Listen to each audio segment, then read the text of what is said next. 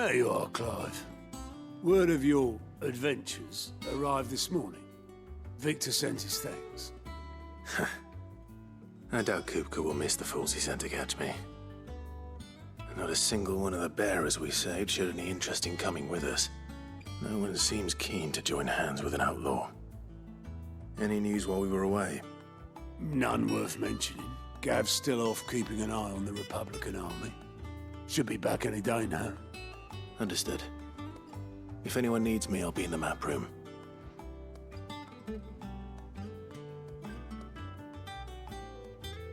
Still can't work that one out. There must be better places than the hull of a gutted airship to bury your nose in a book. Yet this is where she's chosen to be. And I'm sure she has her reasons.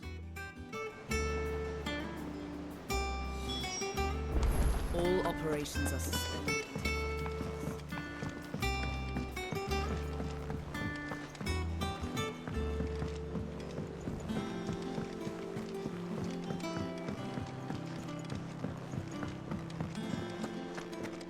Does that one have blood on it? Is it business or pleasure? If you're gonna buy something, be quick about it. Finished, are you? Back, are ya? What's that for you, dear? No scratches, all right?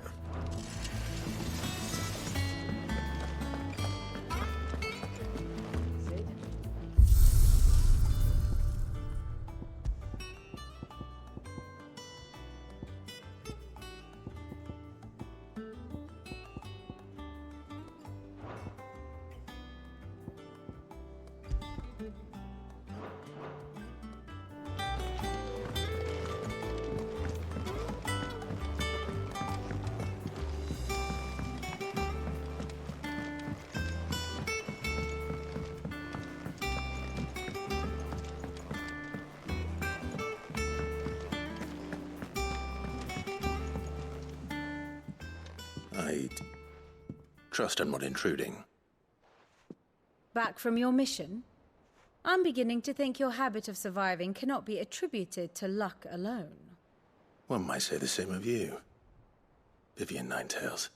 I'll have you know that only 4 attempts have been made on my life, and none was especially memorable. So, to what do I owe the honor? Could it be that you've come for one of my lessons? Is that so hard to believe? Very well then. Shall we start with the state of the realm? To absolutely no one's surprise, she finds herself at the mercy of armies and outlaws. Well, mostly armies. Though that's not for want of trying, is it, Clive? But the real question is, how did we get here?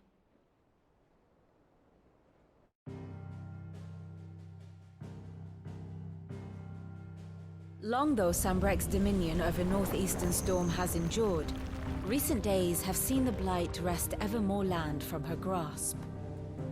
For which reason she has continued to wage war on her rival across the strait, hoping to claim less blackened pastures.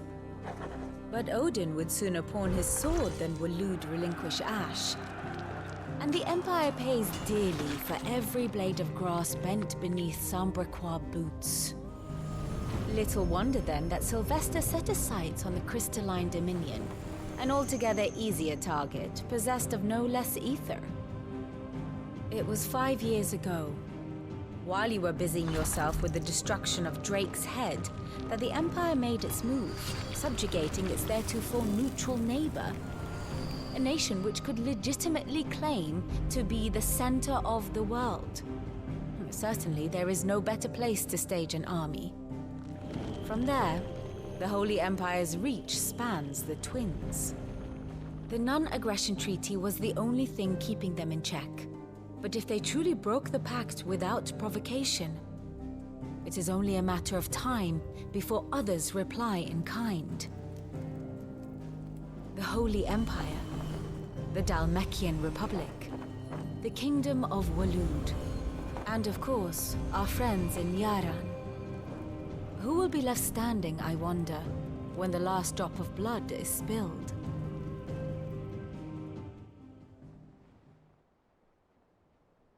You were born in Twinside. Do you not fear for your home? Oh, dark clouds are wont to gather over the Dominion. Yet in spite of it all, she has ever endured. And when the storm has passed, I am confident she will remain. Now, as to the matter of payment for today's lesson, complete a simple errand for me and we shall consider ourselves even. Even? Right. Return this volume to old tomes in the shelves. Tell him it was, adequate. I suppose it wouldn't hurt to visit our resident historian.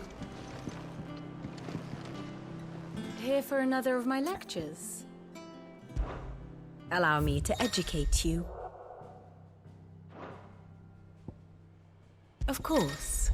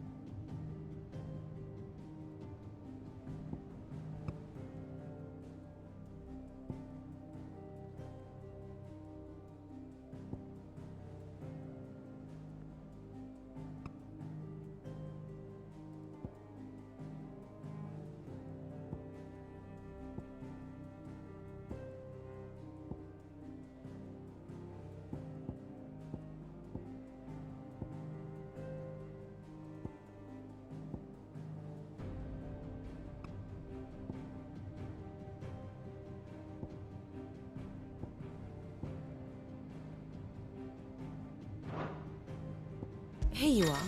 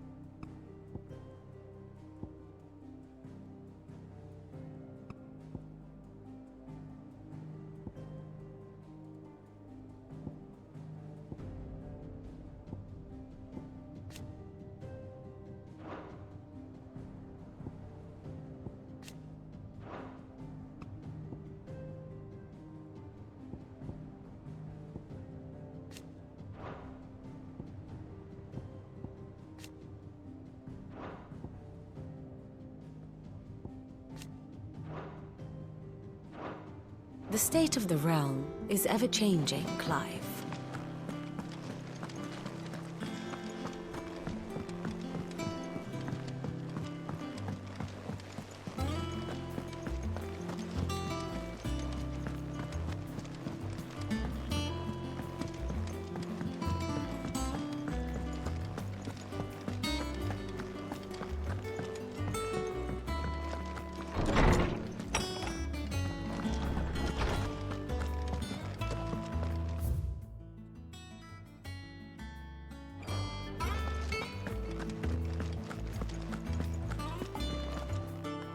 Lawsman Harpocrates.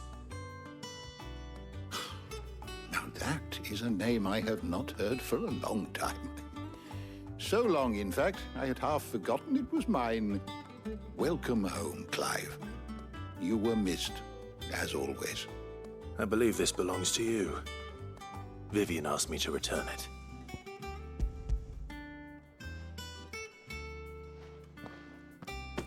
Ready? Our resident scholar devours books faster than young Tet does lemon tarts.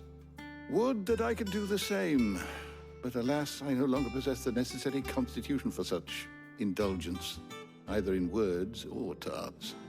That said, I have continued my search for mention of the creature you encountered at Drake's Head. But without access to the great libraries of Oriflamme or the Dominion, I regret that I have been able to find little and less. I am sorry. Please, don't apologize. I'll send word to our associates. See if they can't furnish you with more books. I fear it is not more books that I require, but the right ones. Mayhap we look in the wrong places. There are still libraries to the north. I'll see what I can do. You are too kind. There are not many in this world who would indulge the whims of a tired old historian. Not too tired to go filching Kupo nuts, though. Always got a pocket for him. Nicks him off the Moogle. Hush now. We all know there's no such thing as Moogles.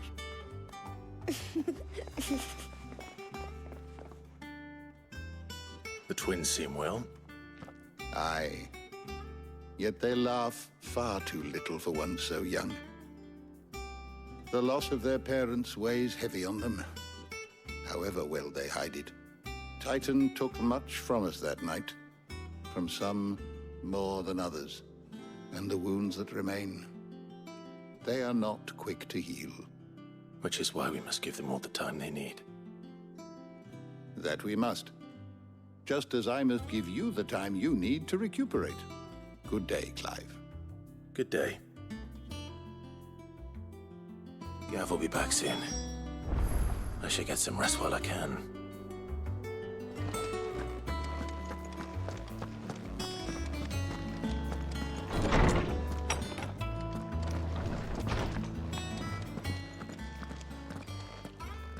Not back a blink and you're already off solving everyone's problems. It looks good, Clive. Goes well with the scowl. I'd had that brand for so long. I'd forgotten what life was like without it. What it was like to be myself. And it's all thanks to you, Talia. The scalpel did most of the work. Ah, before I forget, a rider was here with a letter from Gav. Otto left it on your desk. Not a Stolas. All right, I'll have a look. And then you get some rest.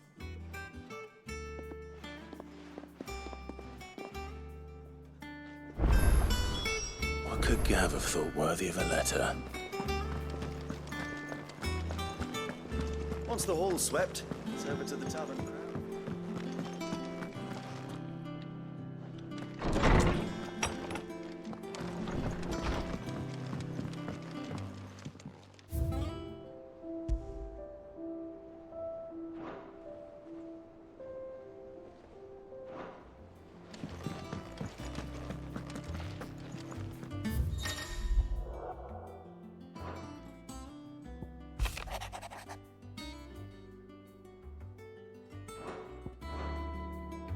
What does Gav have to say?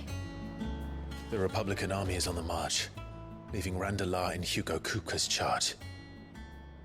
With him and his men occupied with the defense of the capital, they're less likely to trouble us. Good news, then. It's more than that. This is our chance, the one we've been waiting for.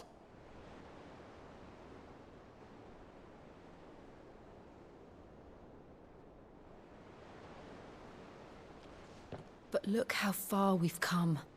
All that we have here, our friends, the hideaway, are they not cause for joy? 5 years. 5 long years. If I could only command this power I've been granted, we might have achieved so much more. But each time I reach for it, it's like something is holding me back. Summoning an Eikon exacts a price not easily paid. Your body knows this only too well. It's merely trying to save you from yourself. And every burden I cannot bear falls to you. This mission of ours has made me question everything I thought I knew. But one thing has become abundantly clear. The crystals take more than they give. In exchange for momentary comfort, we must endure a lifetime of pain, war after war, loss upon loss. And now they rob us of our very homes, leaving naught but dust and ash. But you're trying to change that. We're trying to change that. And to me, that's no burden. I know, but... Try not to forget. We're only here because Joshua gave us a second chance. It would be a pity to waste such a precious gift.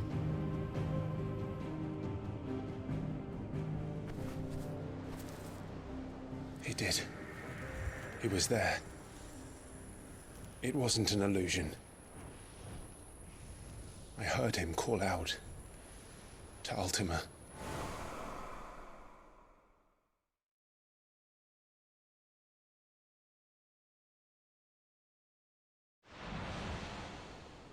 If Joshua is still alive, he'll be looking for that thing. Do you think he will ever come back?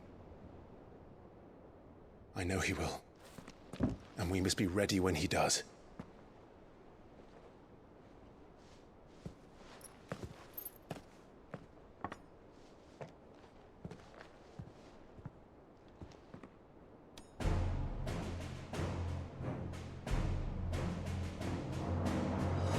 To a world without mother crystals. To Sid.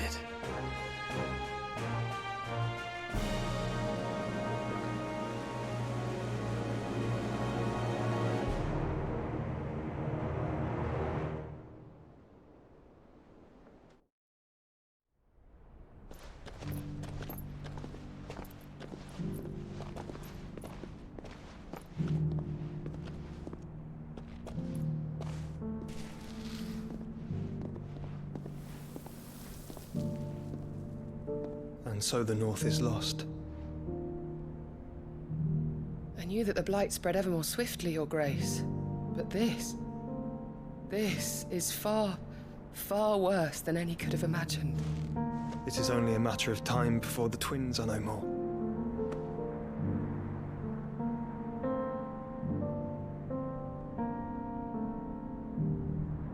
The world marches ever closer to its end, and here we chase shadows. Tell me, brother, are our efforts in vain?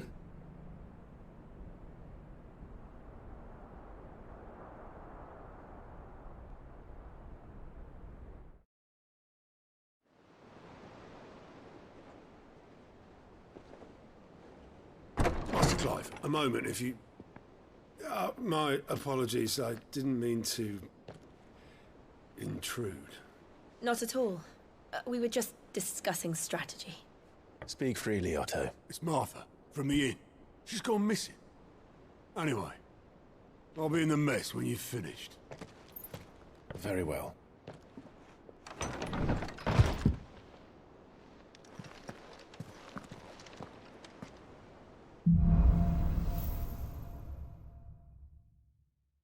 What would make Martha leave the rest?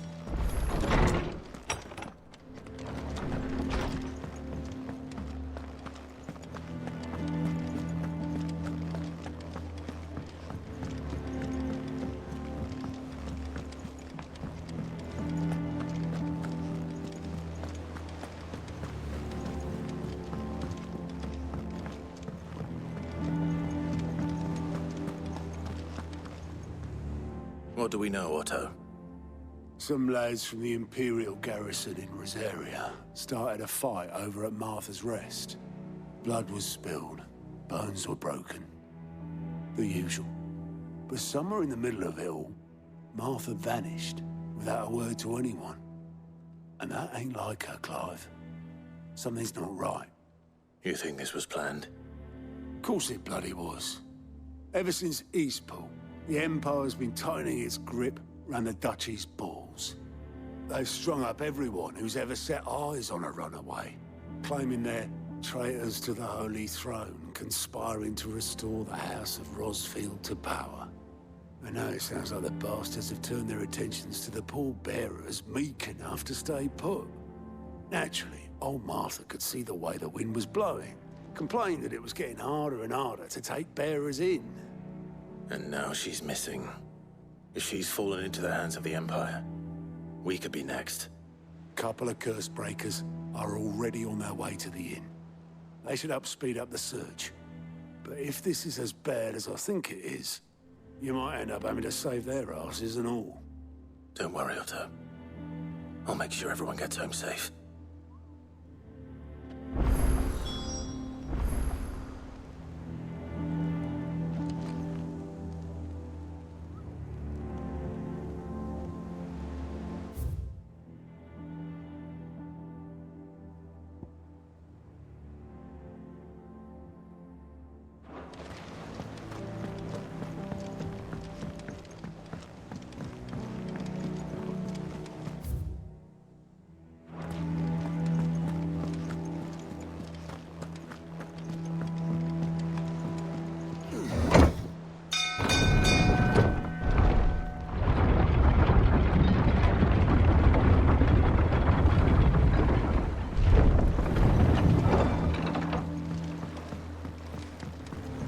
With that long back, Sid.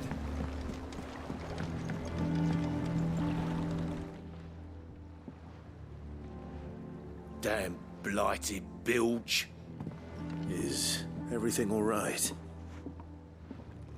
Aside from the holes in my hull, everything's roses.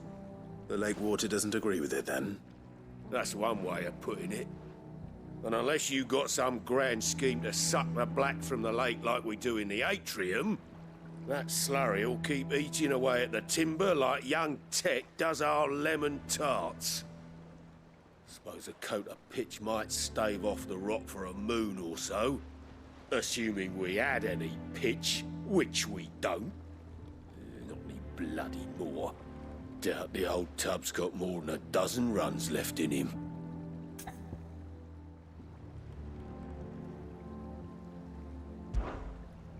Of course, Obolus. Your skiff is our only means of reaching the mainland. Without it, we'd be lost. Well, I'm glad someone round here sees it that way. To make pitch, you need pitch trees.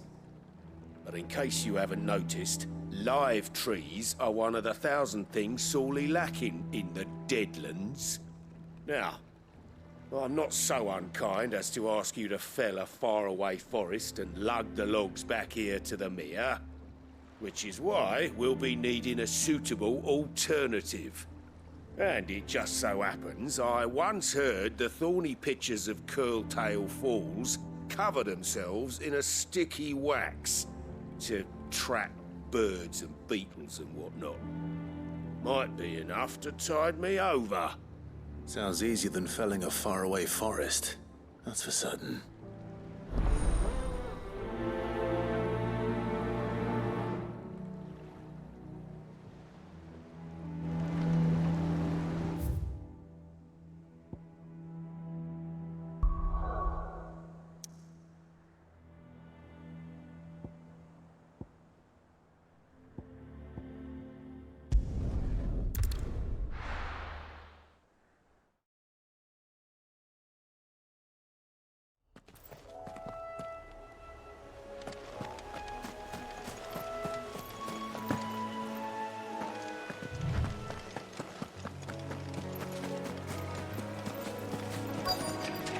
Easier than felling a forest, I said.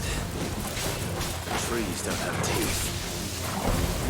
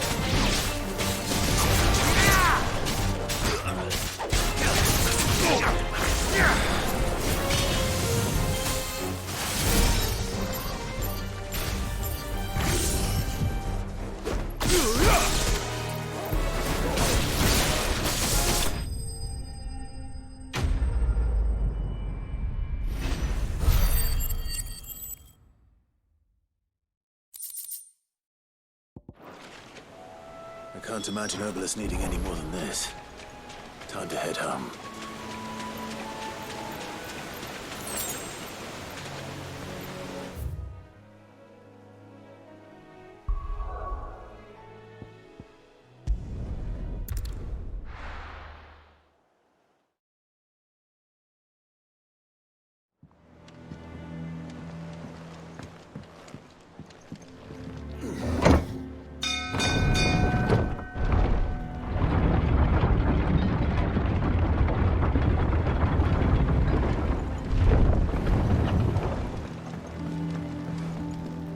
With that lot, sucks it.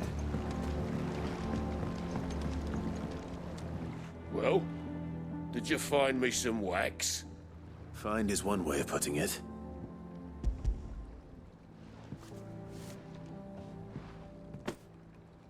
Ugh! Reeks like a Chocobo's arse. I don't suppose the Argo will mind as long as he stays above the waves. Argo? So your boat has a name? I didn't know. Yeah. Same as me old man. He was a ferryman himself back before the Blight came. The boat's all I have left of him. And thanks to you, he'll sail another day.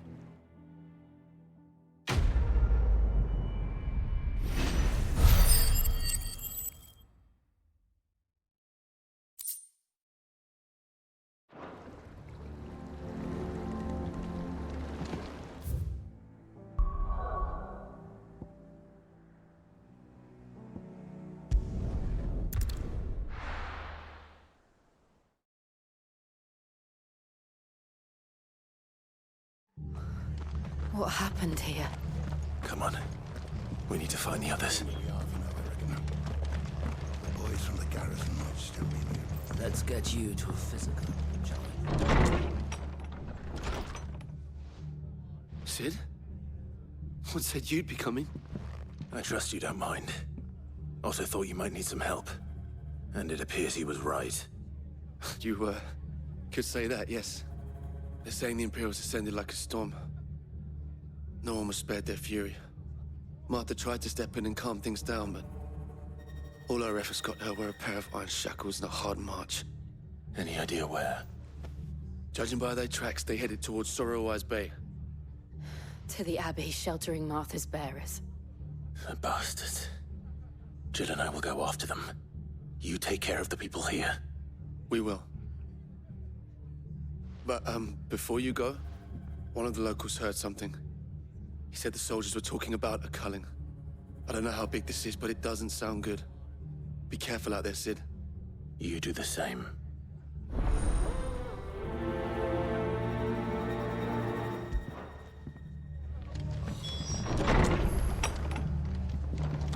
Cole is right. That was no tavern brawl. It was a message. But a culling. Bearers of the...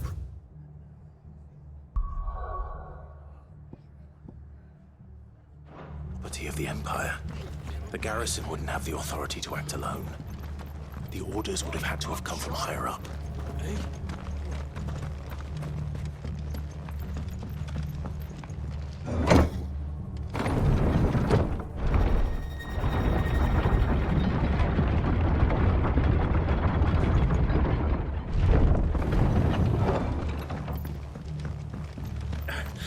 If those horses touch you.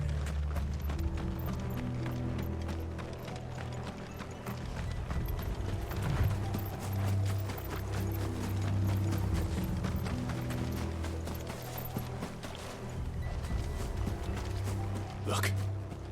Up ahead. Martha, are you hurt? Don't worry about me. It's them at the Abbey who need you. You have to do something. Tell us what happened. What happened? The damn Black Shields, that's what happened. The Black Shields? The bastards caught wind. The abbot and I were helping bearers. They were gonna hang us both. When the sick rose from their beds, poor souls turned on the Imperials. Distracted them long enough for me to get away. Then, they may still be alive. Martha, do you think you can make it back to the inn? Cole is there with the other curse breakers? I think so. Thank you, Clive.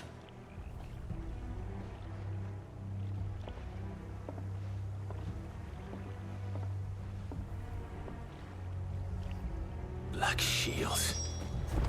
Is this some sort of twisted joke? There has only ever been one Order of Shields in Rosaria, and they fought to defend all her citizens. Seems a step too far, even for the Empire.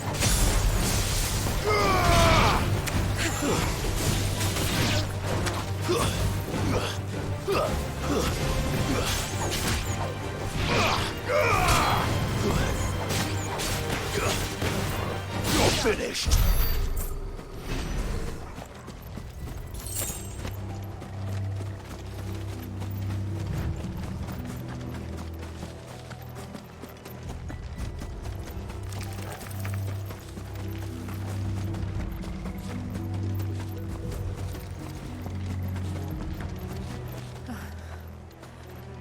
Are we too late? There might still be someone inside.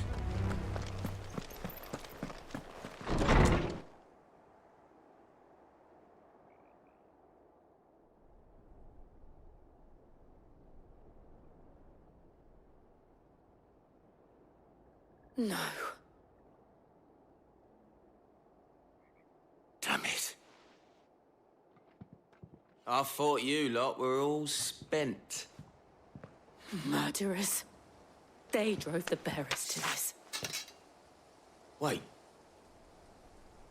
These two aren't turned. That bitch of an innkeeper must have sent them. Colluding with the enemies of the Empire is a serious offence. And for their crimes shall they be punished. Such is the law. To dwell in darkness that we may purge the night and welcome lasting dawn. On these our swords we swear. How dare you speak those words? Have you no honor? Clive. This won't take long.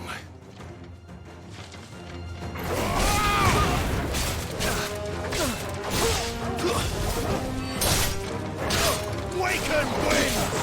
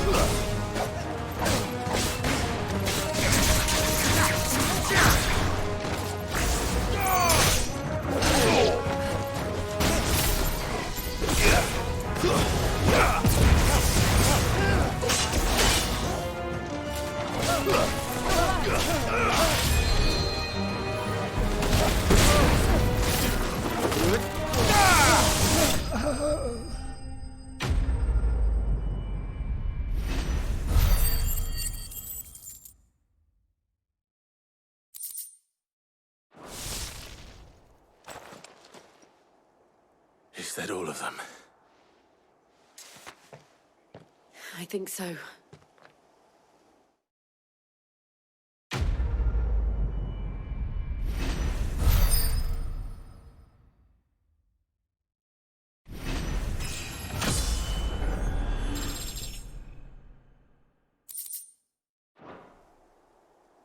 I didn't see the abbot. He may still be alive.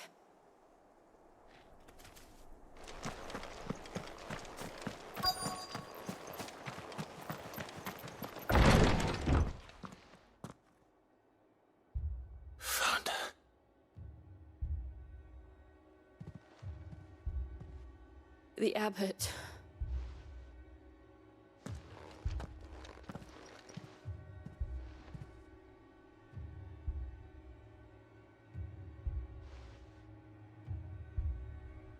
The barrier. bears died protecting him,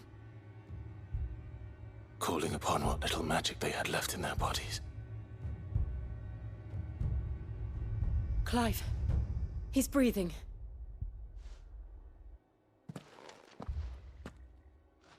We're friends of Martha. We're here to help. Are the Imperials dead? They are. Every last one. If only that were true.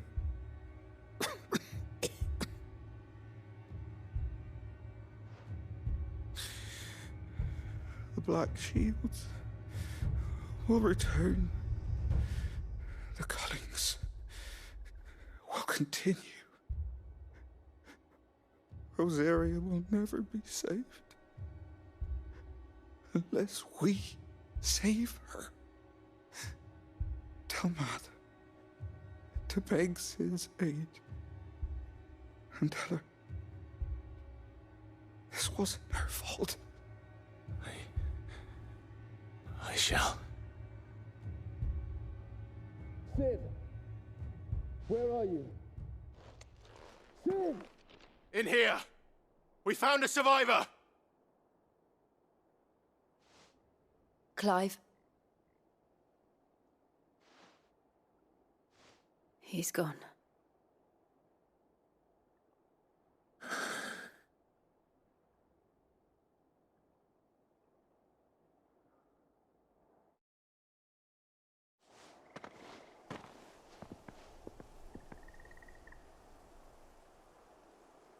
We've laid the abbot to rest. But the bearers... they didn't need to die like this. No, they didn't. But it was their choice. They knew the fate that awaited them and chose to meet it on their terms, fighting for those who fought for them. Martha said they rose from their beds, threw themselves at the Imperials so she and the abbot could escape. I've gathered the bearers' remains. We should consign them to the tide. There's a drawbridge not far from here. Radix Jump. The currents there are swift. If the abbot was still with us, he'd have taken the dust there himself and performed the casting. I'll get someone to... I'll do it. Of course.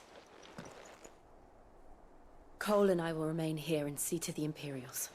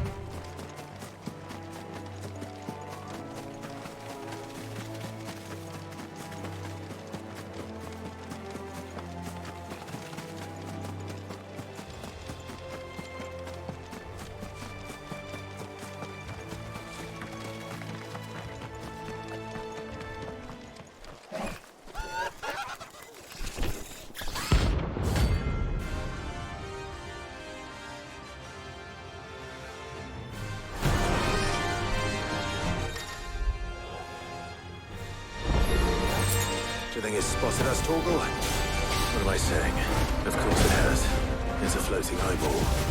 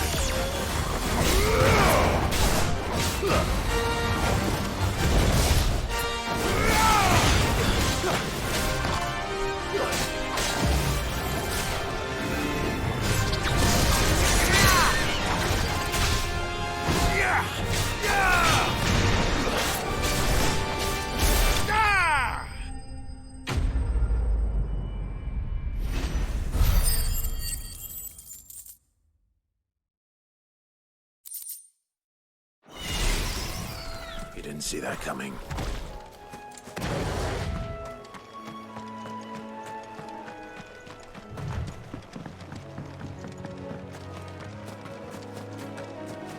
That must be the bridge.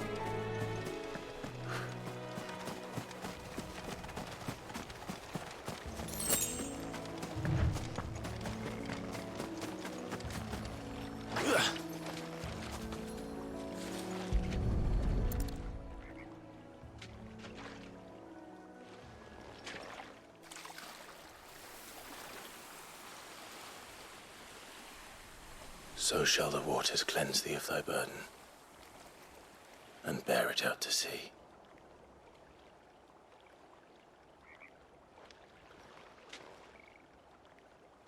And now they are truly free. I hope so. What of the Imperials? A pyre was made. It's more than they deserve. We should go back. Cole is worried about Martha. All right.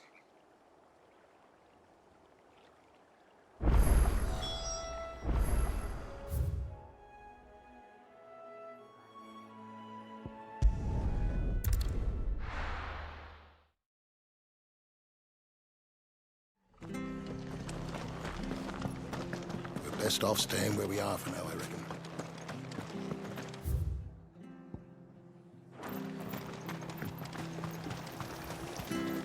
What are you after?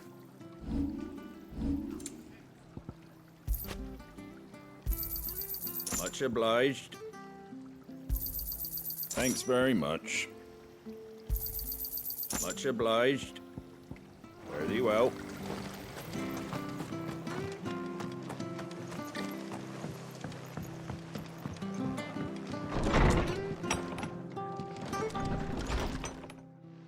No one survived then?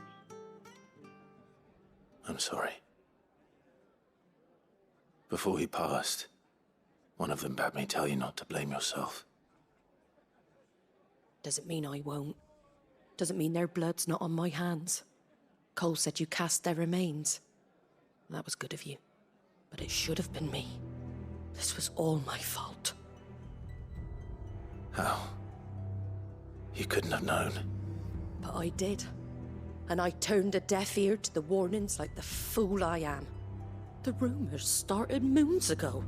Of black-clad devils descending on villages in the dead of night to slit the throats of sleeping bearers.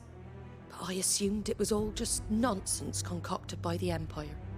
Nothing but a ghost story meant to make folk think twice about lending a hand to a fugitive bearer. And in ordinary times you would have been right. What these Black Shields are doing is unthinkable. Which begs the question, why do it at all? My mother obviously has a hand in this. I cannot make sense of her actions. And picking what goes on in that woman's head is a job for someone with more time on their hands. Right now, I need swords and men to wield them, preferably big ones. If those Imperials think they can come in here again and threaten my people, they're in for a rude awakening. Oh, before I forget, a Stolas from Otto landed just before you arrived. He asked me to tell you that Gav has returned. Then we must as well. Will you be all right here, Martha? We can stay longer if you wish. No need. I'll be ready should the Imperials come calling. Though I wouldn't turn my nose up if you were to lend me a pair of them strapping young curse-breakers.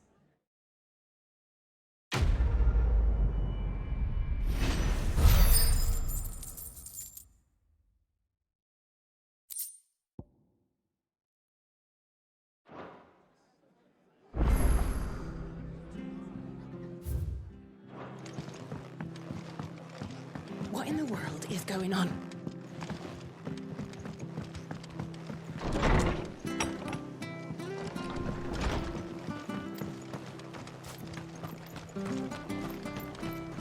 We're not to move.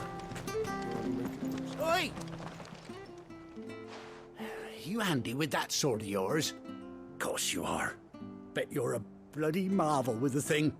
Now, question is, are you willing to use it or not? 'cause a flock of noble chocobos are in need of help. Chocobos? You heard me right. Wild birds? The big ones? And not just any chocobos at that. Whiteheart and her flock are the bravest birds you ever did see. They protect travellers round these parts from bandits and the like. Chocobos? Fighting bandits? It's true. Why, they saved me from a gang of footpads only yesterday. Nasty lot they were too. And now they're back, looking to settle the score. Oh, go on then. Don't just stand there. Go and help them.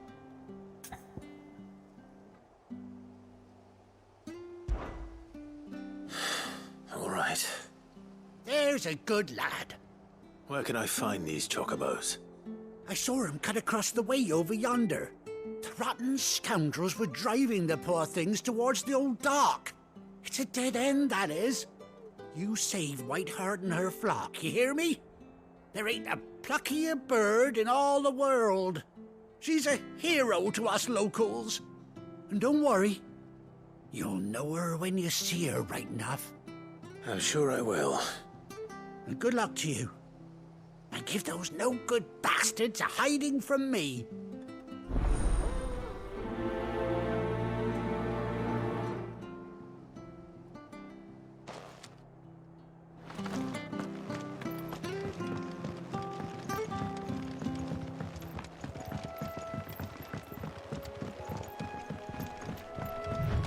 Whiteheart. That's quite a name for a chocobo.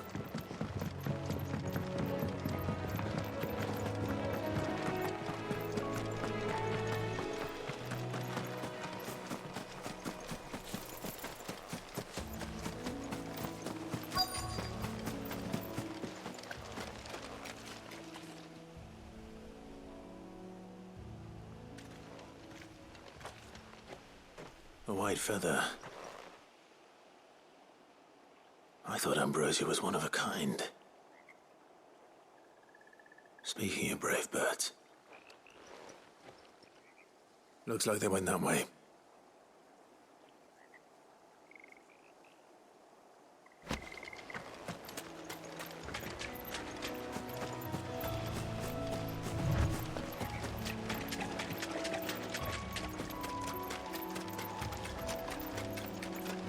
These chocobos aren't going down without a fight.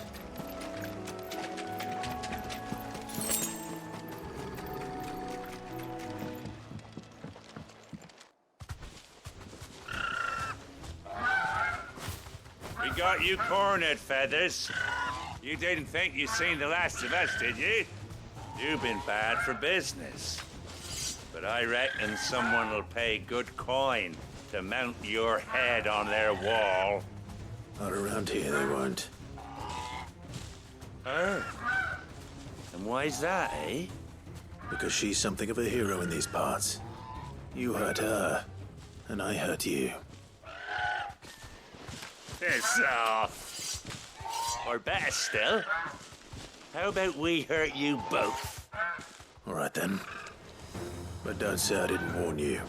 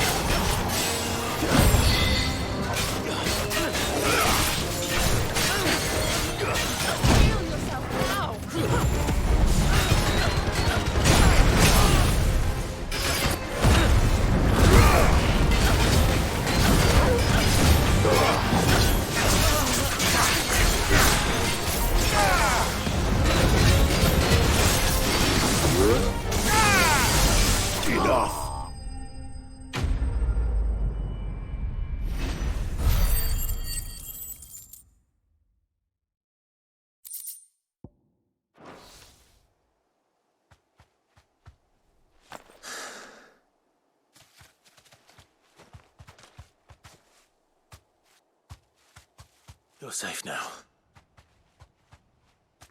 White Heart, I presume. Do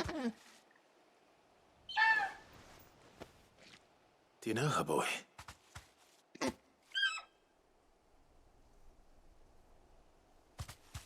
scar. It couldn't be.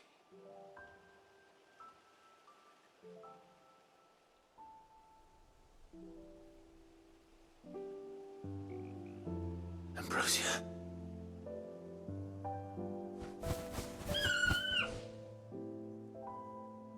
It is you. You survived.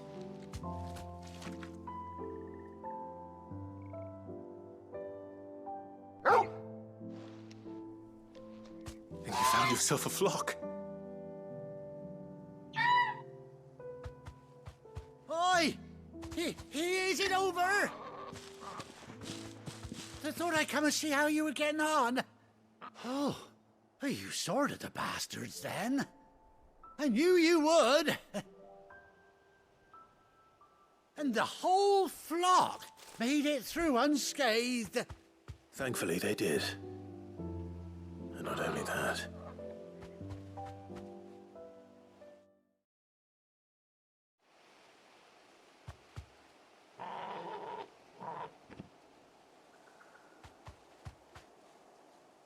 Well, I'll be.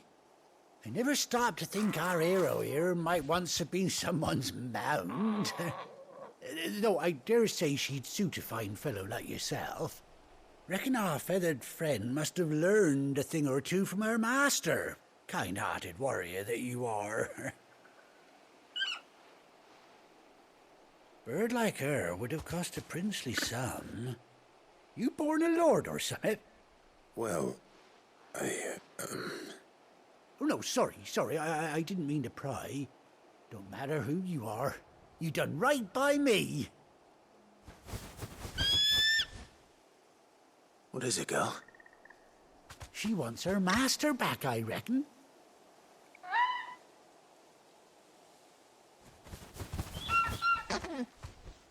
Told you.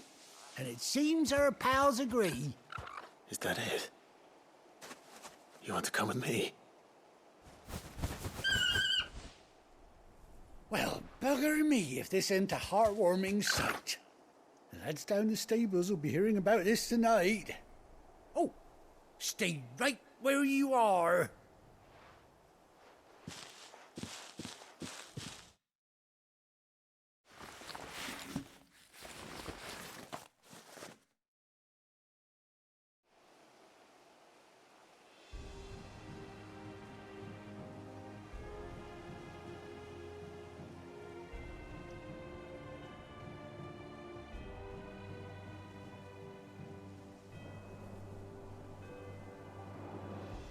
Doesn't she cut an handsome figure, eh?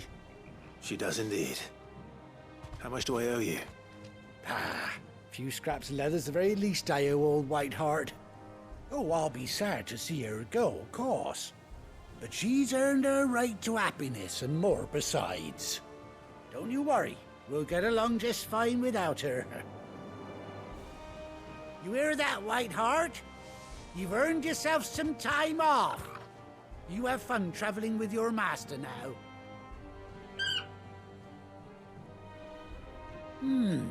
You seem awful familiar now I get a proper look at you. That's it. When those Chocobos swarmed my cart on the road, didn't you? No, that can't be right. That fellow was a bearer. Must have been my double. Oh, must have been, eh? Oh, that'll be the excitement getting to me. Silly sod that I am. Pay me no mind. Anyhow, best be on my way. Good luck to the both of you.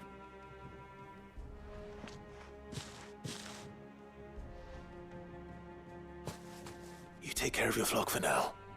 I'll call you when I need you.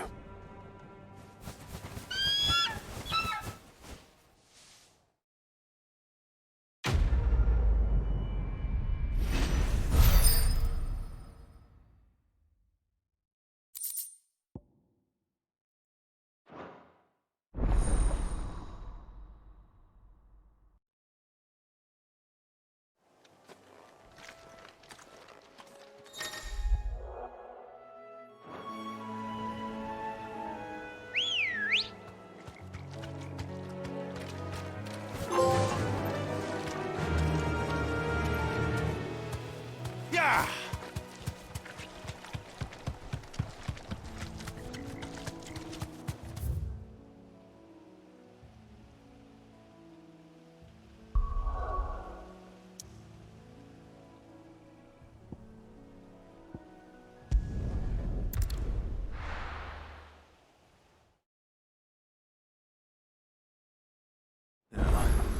Where's Gav? I hear there's trouble.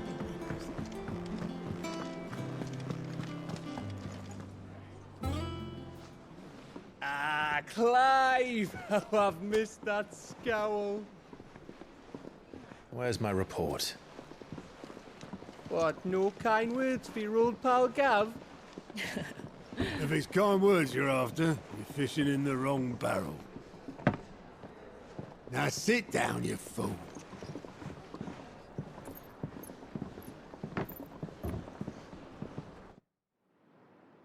So, you remember how quick the Empire was to occupy the Dominion after the fall of Drake's head? And how pissed off all the other nations were that they didn't think to do it first? Half a century of independence gone at the whim of a madman. So much for their bloody treaty. Clearly, the promise of unblighted land and the world's supply of crystals was too much for his radiance to resist. And now the Republic's finally decided to follow suit, using liberation as an excuse to declare war on Sambrek. Lined up right outside the Dominion's gates as we speak, looking to starve the Imperials into submission. And now all eyes are on the Strait of Author. Well, the two nations beat their shields. The rest sharpen their daggers, ready to set upon the war-weary victor. They'll never see us coming. It's time we moved on the Mother Crystals.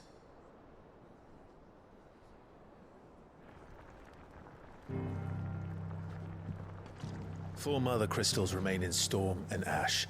Drake's Breath near Ironhome. Drake's Fang in Dhalmekia. Drake's Spine in Waloed. And Drake's Tail here in the Crystalline Dominion. With the bulk of the Republican army marching to Twinside, Drake's Fang will be left exposed. That is exactly the move Kupka would anticipate. And if there is anything these past 5 years have taught us, is that he loves his traps. There is one place, however, where nobody will be expecting us to go.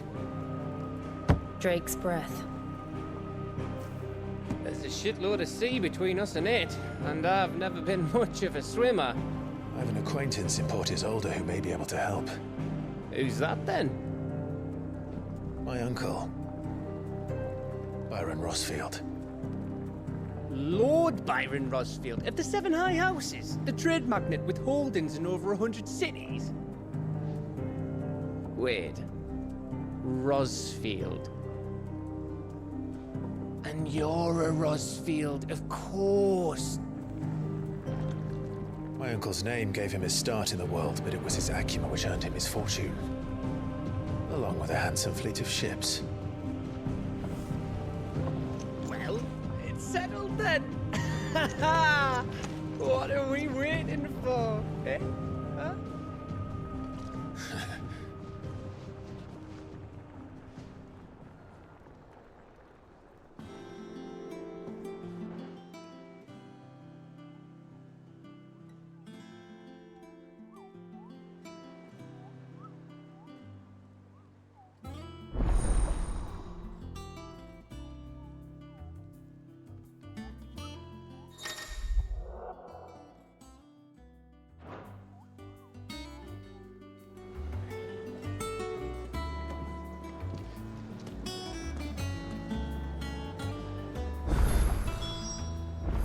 What are we waiting for, indeed?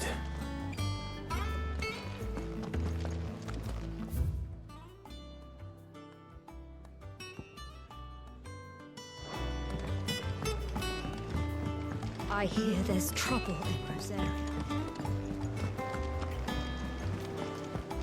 That room's as ragged as a goat. So Martha's all right.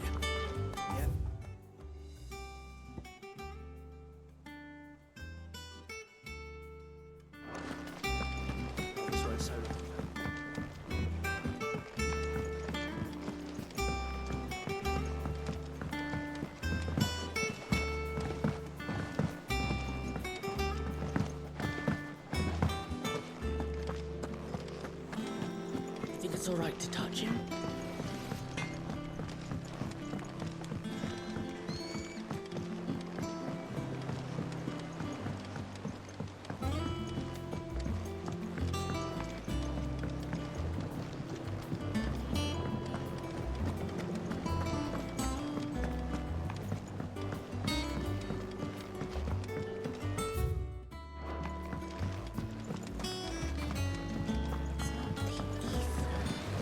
Won't be long now, Martel. Sid, I was hoping to speak to you. Is everything all right? Oh, yeah, it's just, well, as you know, we've been trying to grow fruit down here. It's good to know that something of the old hideaway still lives on. Martel's pride and joy. It was a sapling when she rescued it from the rubble, but look at it now. All our hard work's finally paying off. I took it on, you see, after she died, and now the fruit's finally ready to eat. And not only is it ready, it's actually tasty. Sweet as you like, in fact. She bred the bitter right out of it. Impressive. And welcome news to more than a few, I'd say. I thought this first harvest could go to the curse breakers, on account of all they do for the hideaway. You couldn't take them some, could you? Seems better them coming from you. It'll be nice being the bearer of good news for a change. Thank you. She always had a soft spot for that lot, see? And once they've had their share, I'll see to it that everyone else gets some. Here you go. Martel apples, they're called, in honor of her memory. You hear that, Martel? Today's finally the day.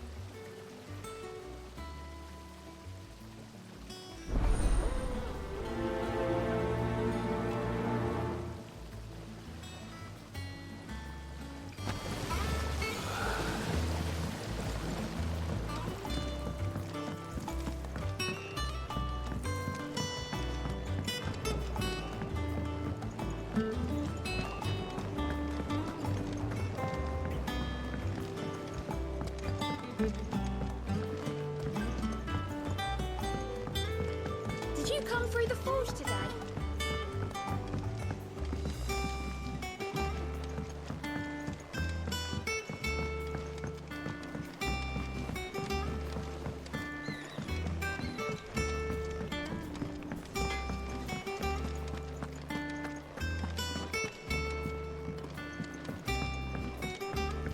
I hear there's trouble in Rosaria.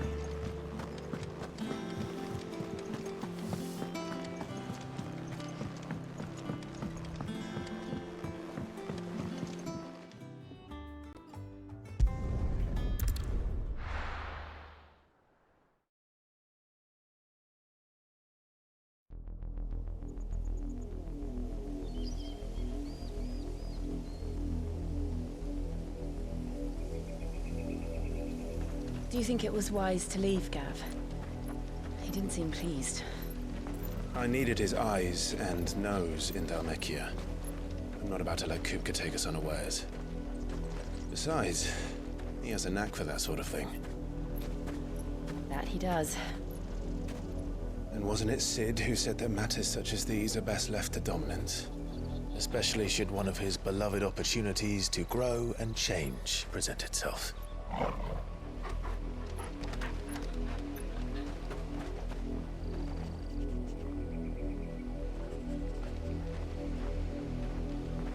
I always knew that I would return one day.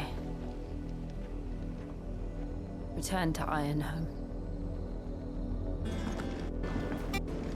For what? After learning the truth, you were given the chance to face your past. If I am to continue at your side, I must do the same.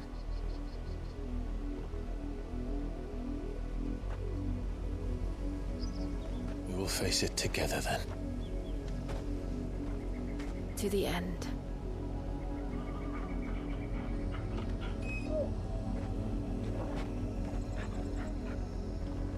Come on.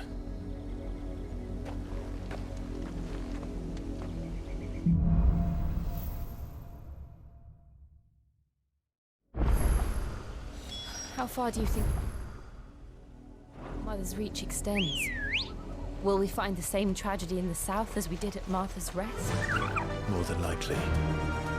Which is why we should hurry. There are still many settlements between here and Port Isolde.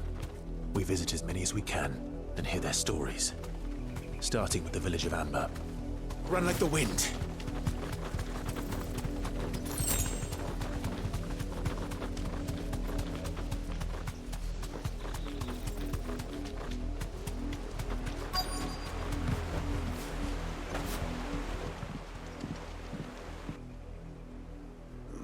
Mockery of justice is what it is.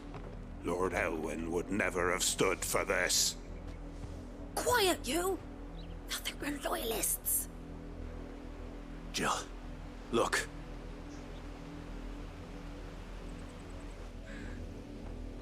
Rosaria must be cleansed of the stain which befouls her, that she might rise once again from the ashes to welcome a new dawn. 'Twould be a pity to make examples of you all, for the transgressions of but a handful. Of course, your lordship. You shall have our full cooperation.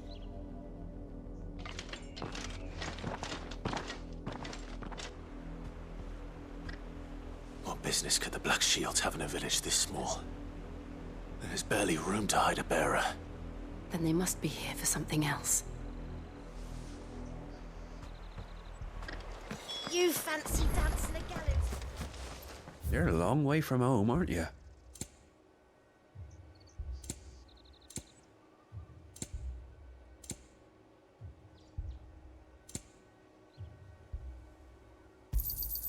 You won't be disappointed. There you are.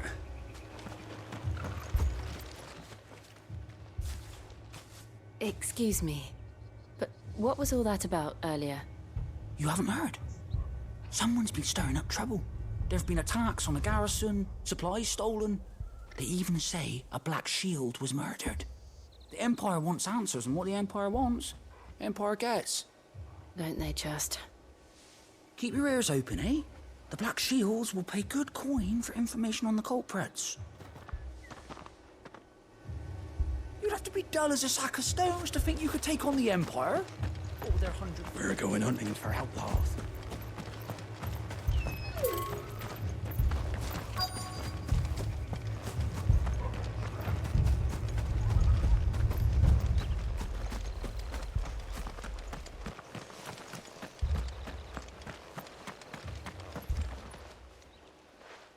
You seen him, didn't you? I'm sorry. The Black Shields. Just now. You seen them, didn't you? At least I think there was a Black Shields. Can't say I ever saw one before. Was this the first time they visited the village? What do you think? Amber's the arse end of nowhere. And they thought we might be harboring firebrands. Huh. If only we were. I might have turned them in and become a Black Shield myself. You don't think these firebrands the Empire is looking for could be us, do you? I don't know. But we need to find out. Greetings, friend. We are travelers. I know that. What do you want? We couldn't help noticing those Imperial soldiers who were here earlier. Don't you go telling these strangers a thing. I speak for the people of this village, and we have nothing more to say to you. You are to leave Amber and never come back. May I at least ask why? I don't know who you are or what brings you here, but your presence puts us all in grave danger. The Empire is a harsh master. Its demands are great, and it's just as swift. But as long as we keep our heads down and pay our tributes, we are left alone. Some might call it submission. But if it will spare my people the Viceroy's wrath, then I will gladly submit. This village will not become another East Pool. Then we shall be on our way.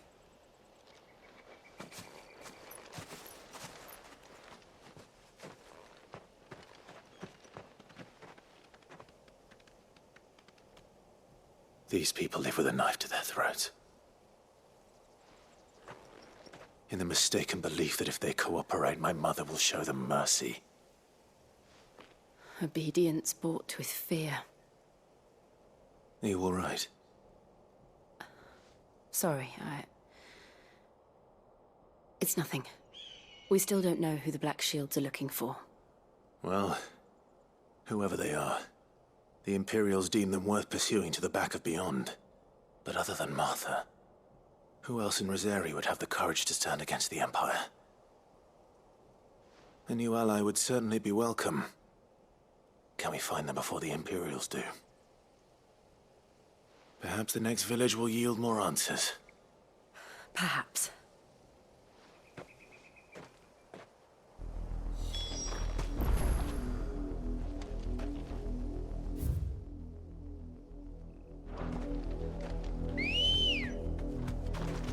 Ready, go? Fly, Ambrosia! This pass will take us through the mountains. And directly into the path of whoever or whatever lurks here.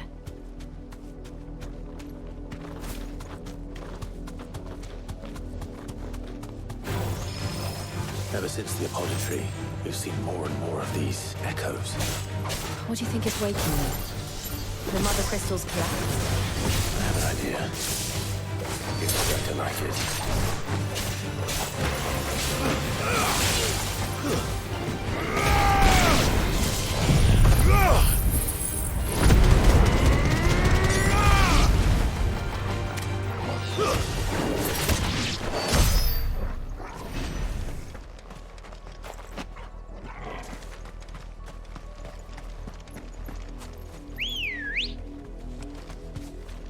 Let's go. Faster!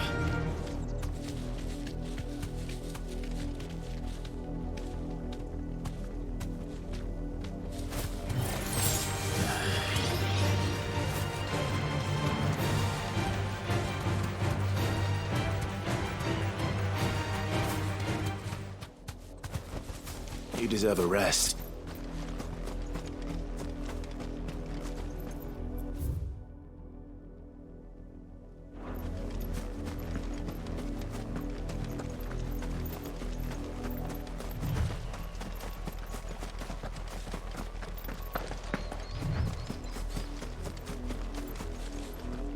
More of my mother's men.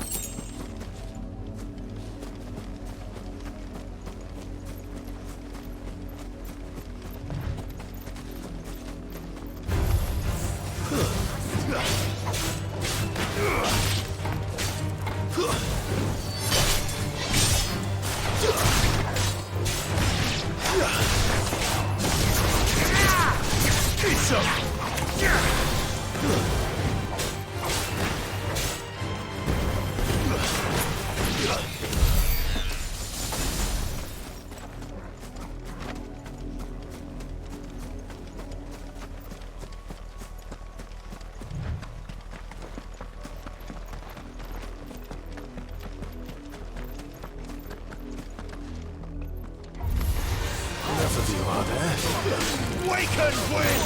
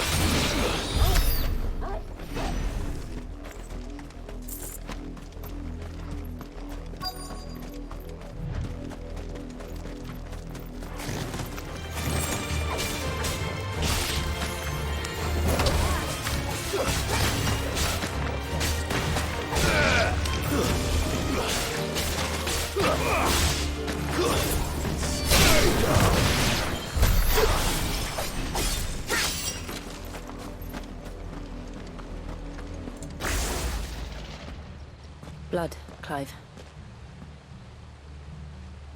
And still wet.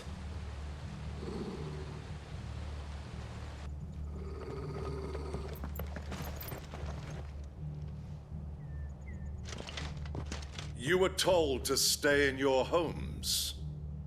The Black Shields. You know who we are. And still, you would bear your steel. Why then? We owe you our thanks. You have saved us the trouble of an interrogation. To dwell in darkness, that we may purge the night and welcome lasting dawn. On these, our swords we swear. Say that again. I'll show you a true shield of Rosaria.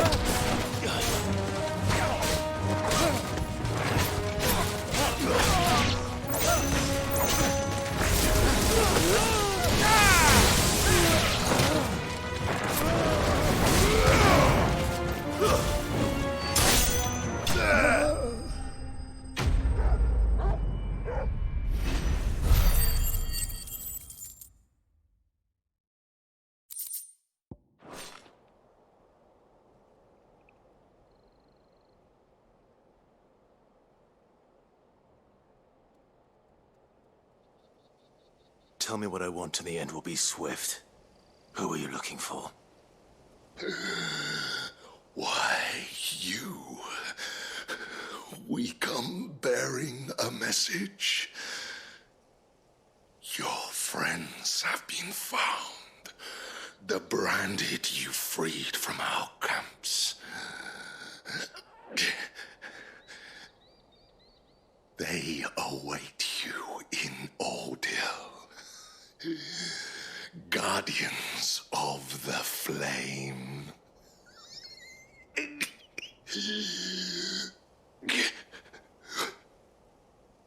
Those are Old Hill's gates. Then we hurry.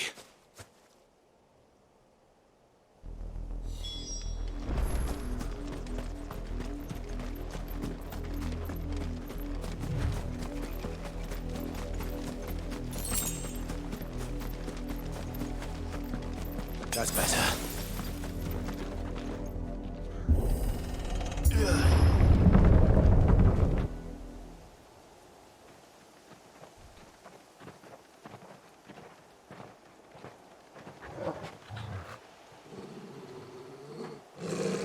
Find something, boy.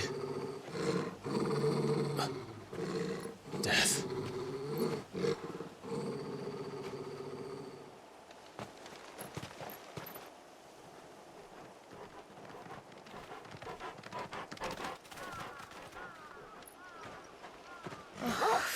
around.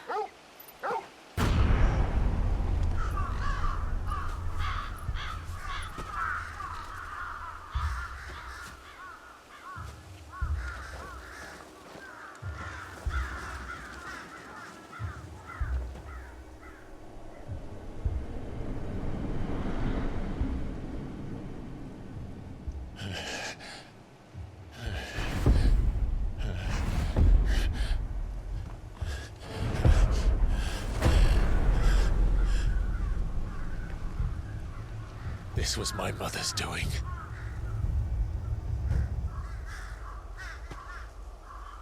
But why? Why would anyone? I don't know. I never truly understood her. But this... Oh, Clive.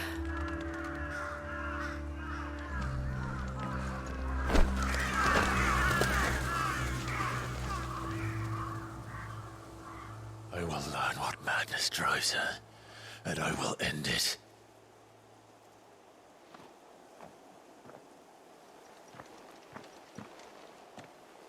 We should go. Yes.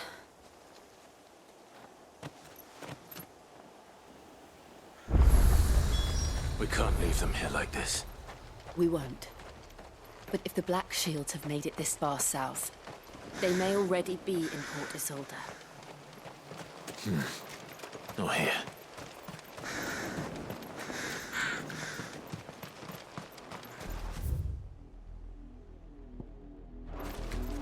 We're approaching Buick Bridge. Though I doubt the Empire would let us cross over to Rosabeth.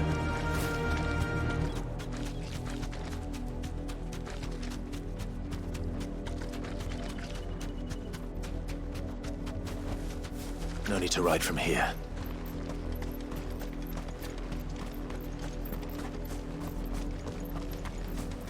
This is no time to ride.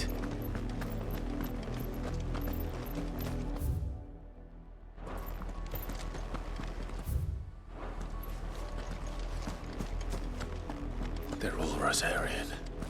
But this is their home.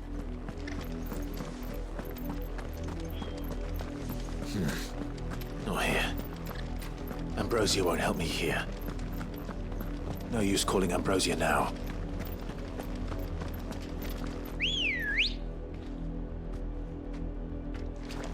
Good girl. Faster!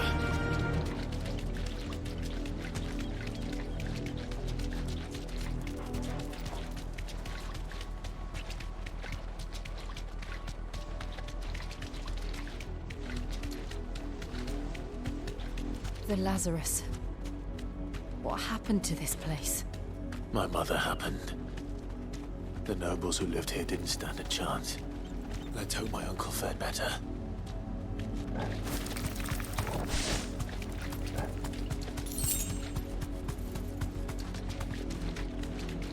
That's the main gate. And it looks like we're not the only ones hoping to get in.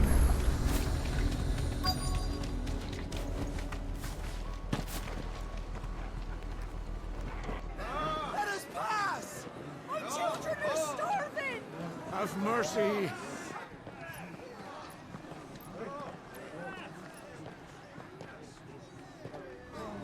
Voice-ripped dogs they are! You can't ignore us forever! Let us in, or we'll die on your doorstep! Better out there than in here! Oh, get enough Fuck off! Find it, chinless bastards! Those crystals belong to us all! I said, where were you, filth? Back to your stalls! Cut you down where you stand! Destroy it! No chance of slipping through unnoticed. We'll need to find another way in.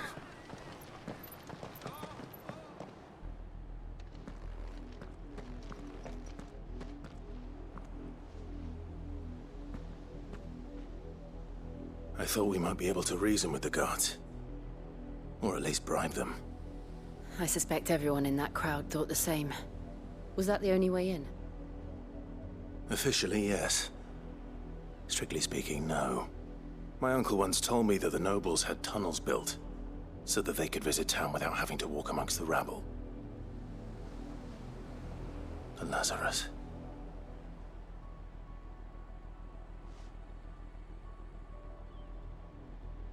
We'll find our way into the city there. If you're sure. The entire place looked abandoned. Do you think it's safe? As long as it is abandoned.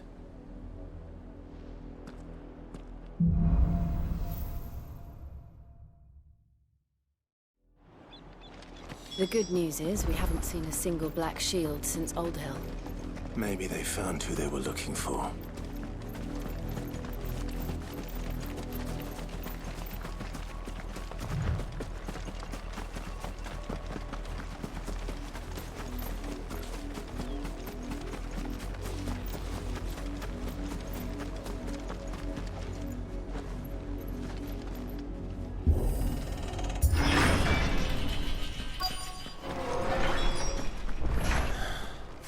This is nothing like I remember it. How quickly a crown can lose its luster.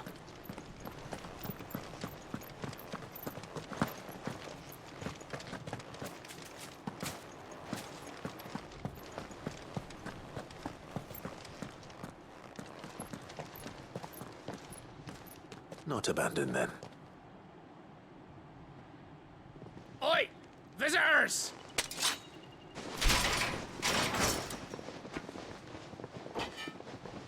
Apologies. We'll show ourselves out.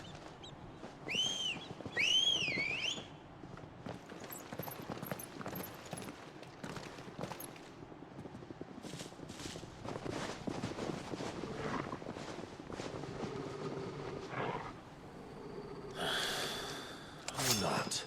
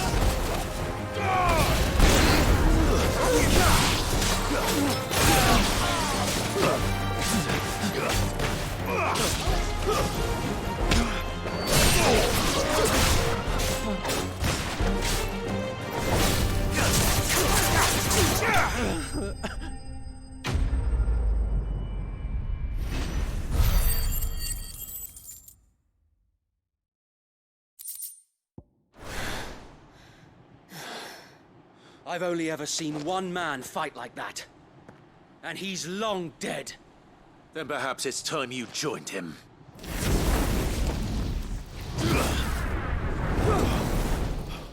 The blessing of the Phoenix. It can't be. I was there when you died. Huh?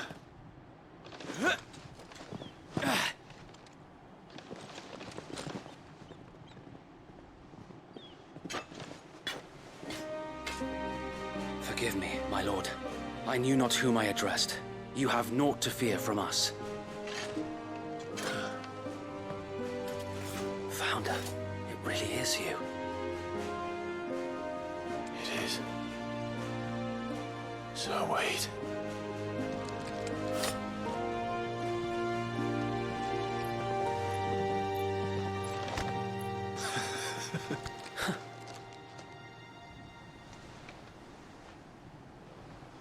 We can speak inside.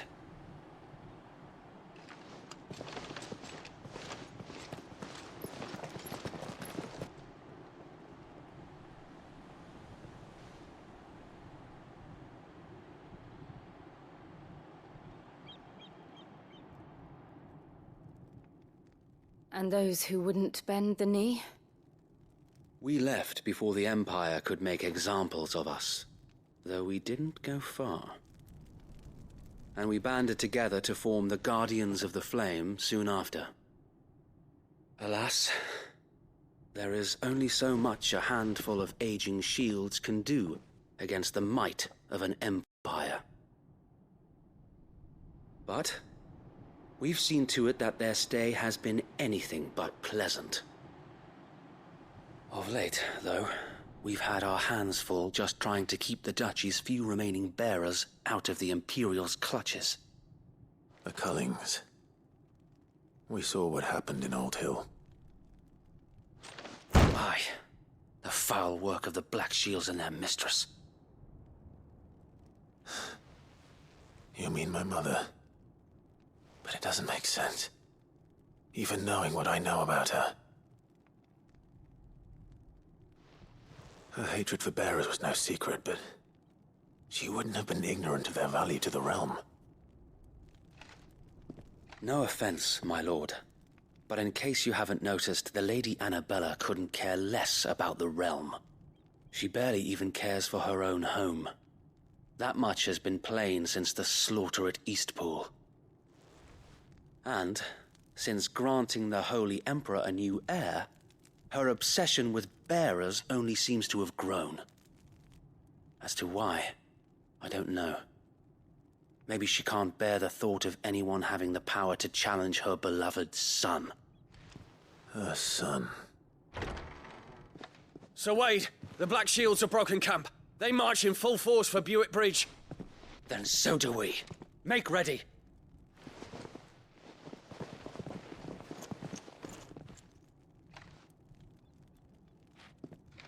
This is their main host. If we remove the head, perhaps we can prevent what happened at the docks from happening somewhere else. If I do nothing, then the blood of their next victims will be on my hands.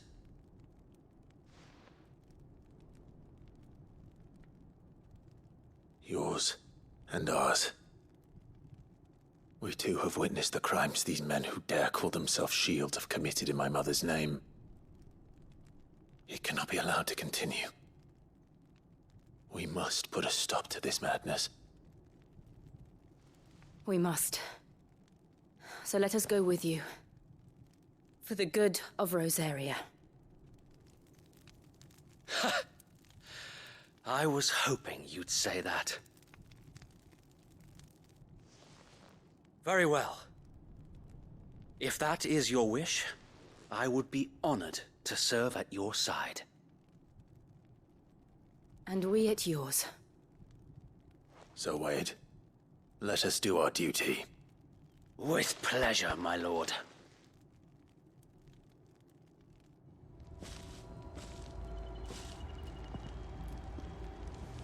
I imagine this endeavor will require more than just our wits. Then let's hope Sir Wade has a good quartermaster. Back up, man.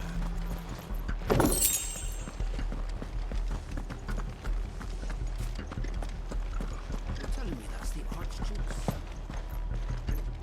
You are welcome to what little we have managed to salvage. As you wish, my lord.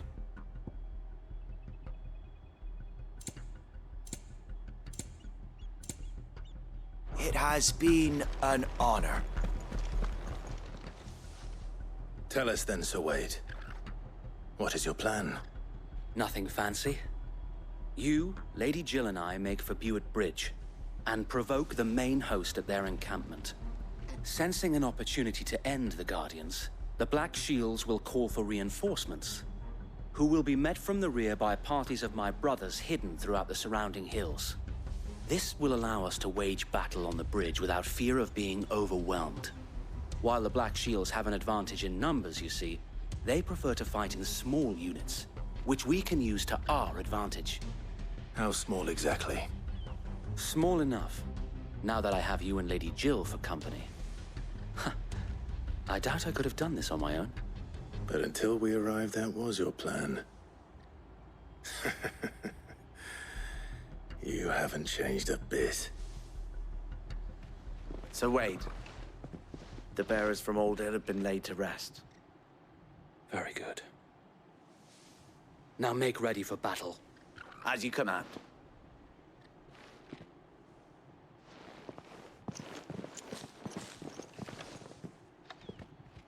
Thank you, Sir Wade. Perhaps now they will find peace. There is but one thing which will grant them peace. Putting an end to the Black Shields. And so we shall.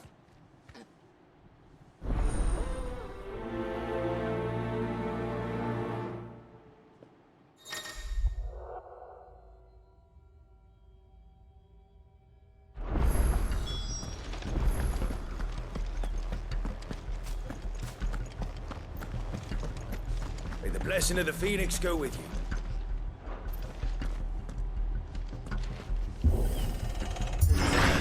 How long have you been pursuing the Black Shields?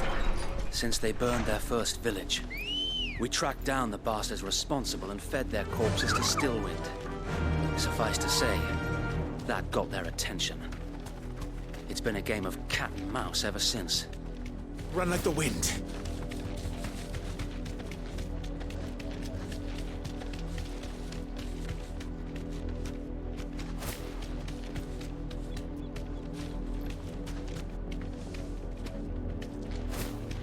Sideways. Come along now. The bastard. There they are. On your command, my lord.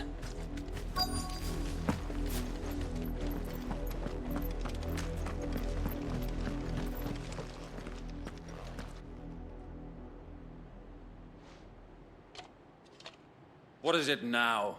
I told you! We bear a message for the Vicereine. From the Guardians of the Flame. Ha! You presume to tell us that a pair of filthy vagabonds, a woman and a dog, could guard aught against the might of the Black Shields? Then come! Die along with your flame! For us area! For us area! Your petty revolution ends here. On these our swords we swear.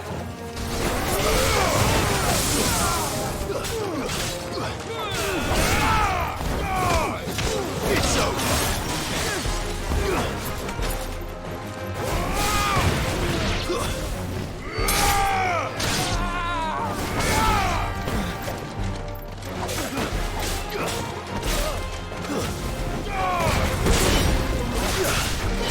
Come on!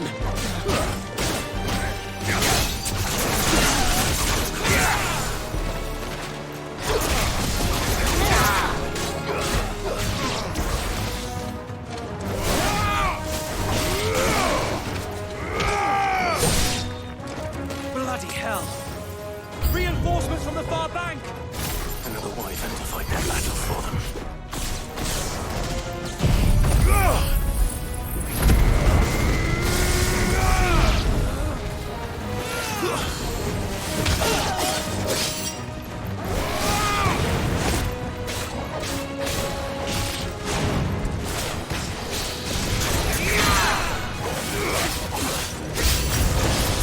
More dragons. Worms. The Imperials aren't taking any chances. I can't say I'm flattered.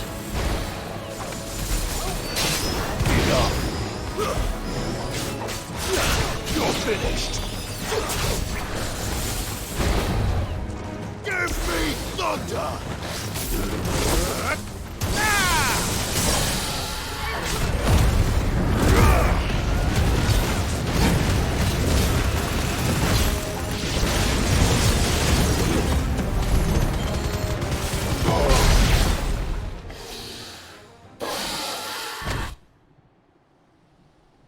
A noble stand, albeit a misguided one.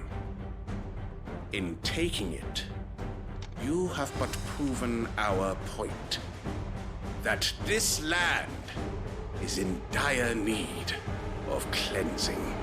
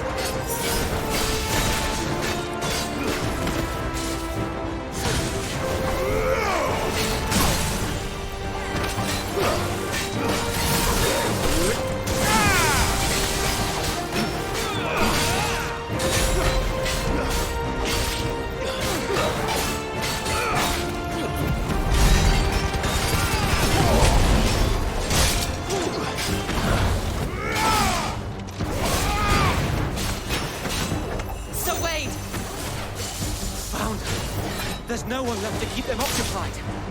We need to finish this. You mean finish him?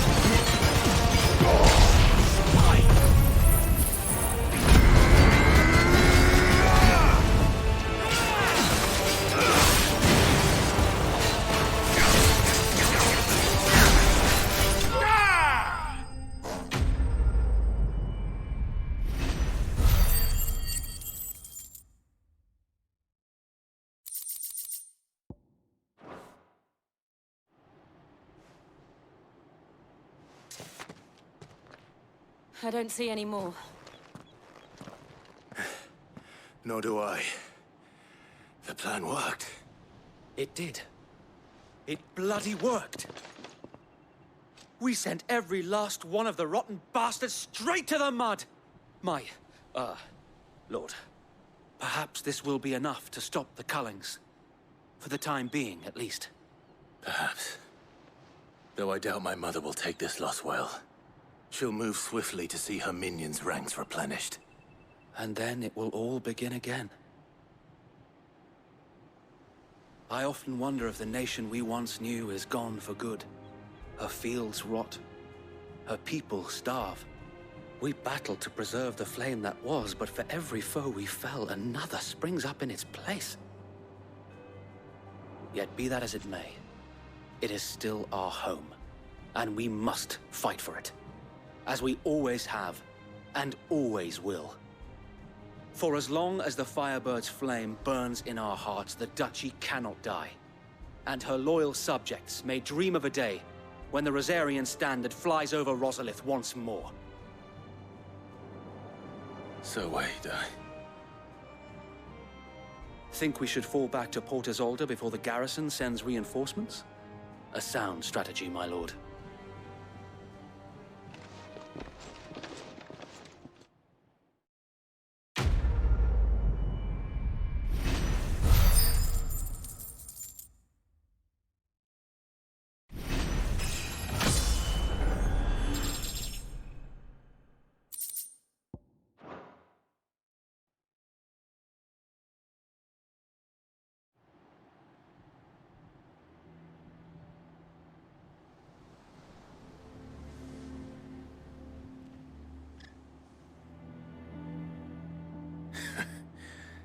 And how long has my uncle been funding you and your comrades' endeavors? Since the beginning. Lord Byron was the first person I turned to after forming the Guardians. And had I known of this tunnel back then, I wouldn't almost have been hanged by the city guard for trying to sneak over the wall. I suppose a formal request for an audience would have appeared suspicious. And appearances must be maintained. Were the Vice-Regency to catch wind of Lord Byron's involvement in our movement, they'd seize his estate and send him to the gallows, where he would be of no use to anyone. And so, though it sickens him to the soul, he plays the part of the loyal lord, knowing that one wrong move might prove his downfall. It is why he remains ever vigilant. Don't be surprised if he refuses you an audience, especially since you're famously dead. Then I will have to think of a way to prove that I am neither wraith nor wrongdoer. I might have something which could help with the latter. It's the mark of the Guardians. Display it, and those who love Rosaria will know where your loyalties lie.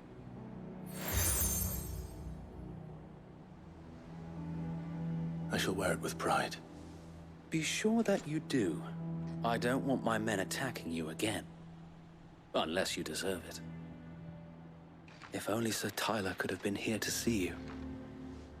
Or the Lord Commander. Thank you, Sir Wade. If there is ever anything you need. I know. Go on now, my lord.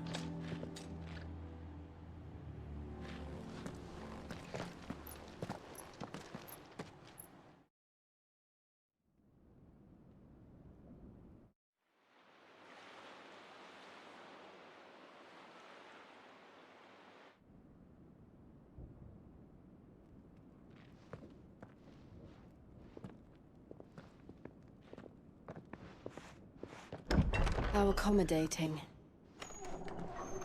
Do you really think they believe we are who we say we are? Not a chance.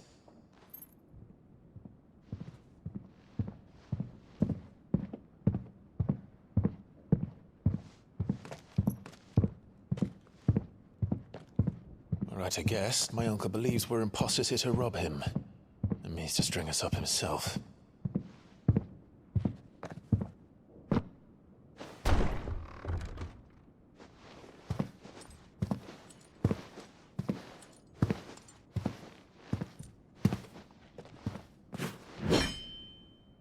Imagine my surprise when I was told my nephew had come to visit.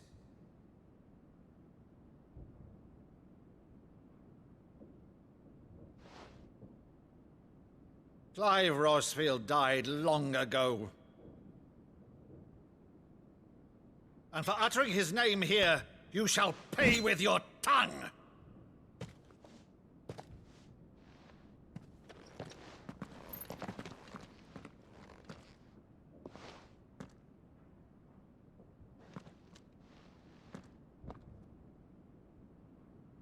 You would mock me as well?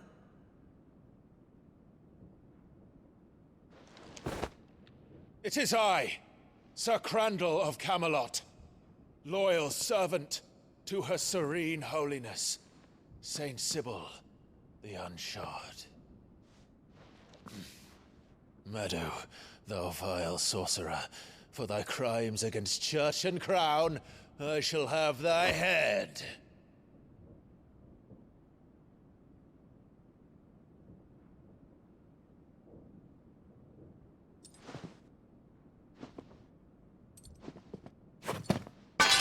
Curse thee, infectious flax wench. Even in death, must thou plague me still? Very well. I shall open the gates of hell, that thou might see thy charge once more.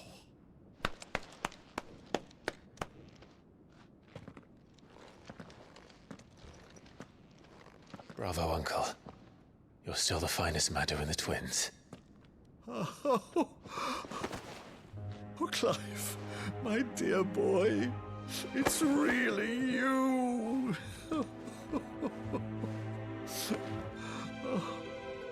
You always were fond of that scene from The Saint of the Sanctuary. Never did let me play Sir Crandall.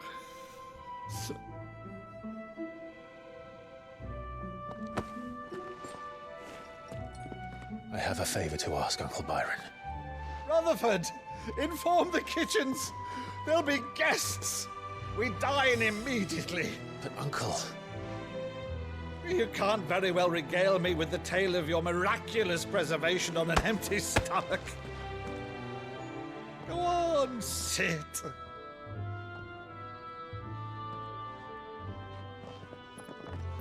See that you use the good plates, Rutherford.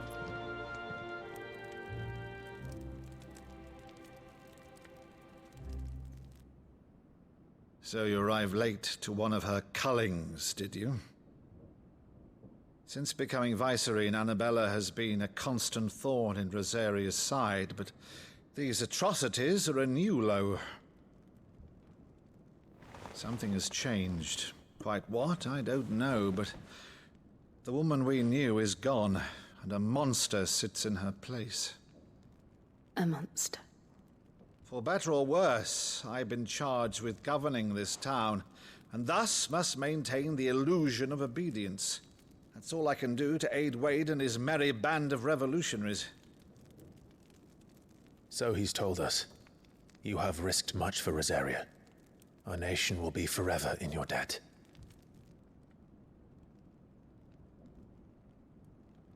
It has been 20 years, Clive.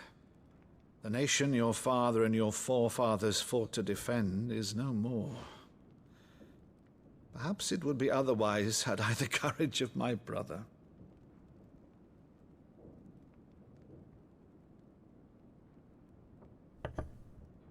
All right, if it's a ship you require, a ship you shall have.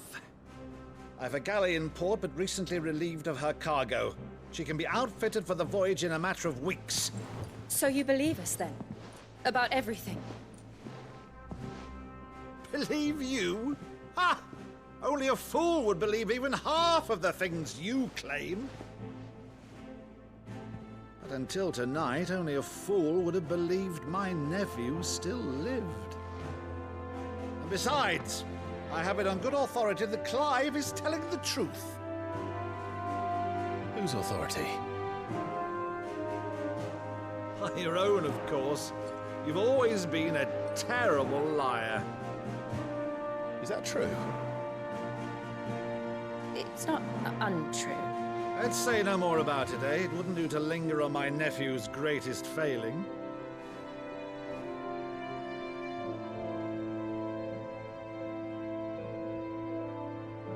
The one thing I cannot believe, though, is all this about you being Sid.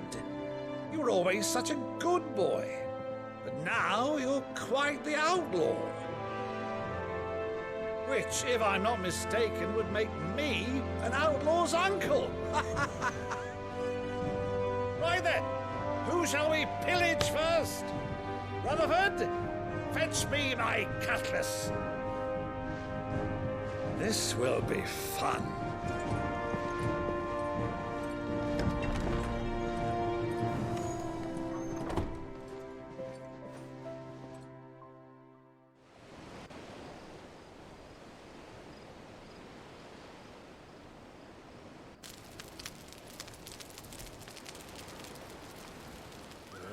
Over there.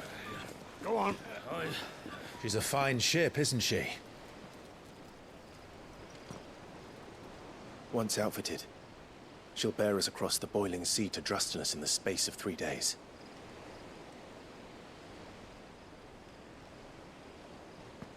Something on your mind?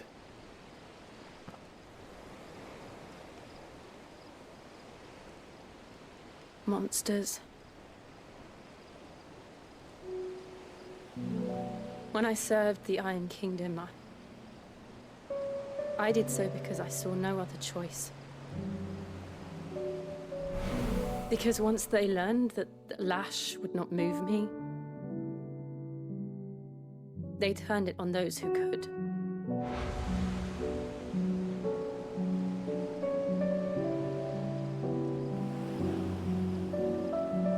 And so I became their puppet.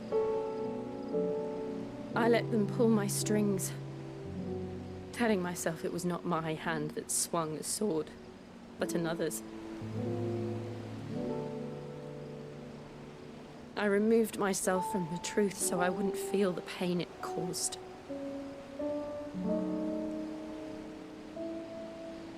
And before I knew it, I no longer felt anything. Anything at all.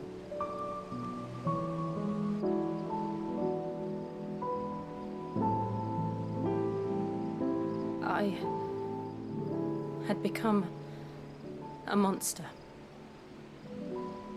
Jill.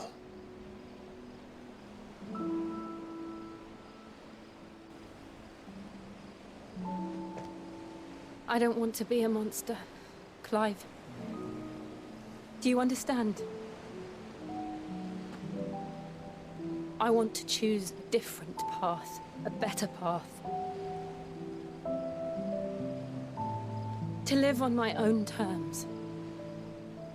But before I can do that, I need to come to terms with my past.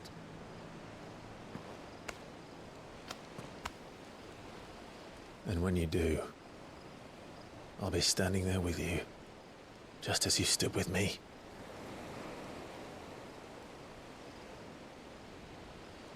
Thank you, Clive. I must atone for my sins. Only then, when it's done, will the monster cease to be. Just promise me that you won't die with it.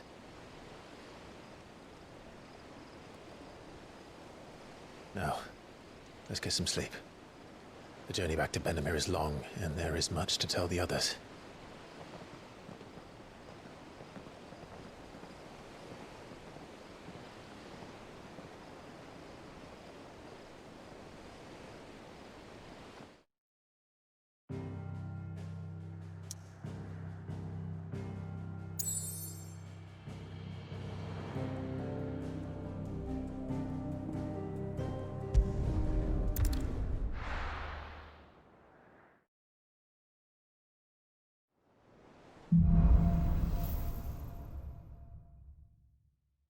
Only the Founder knows what awaits us in the Iron Kingdom. But Vivian could probably make an educated guess.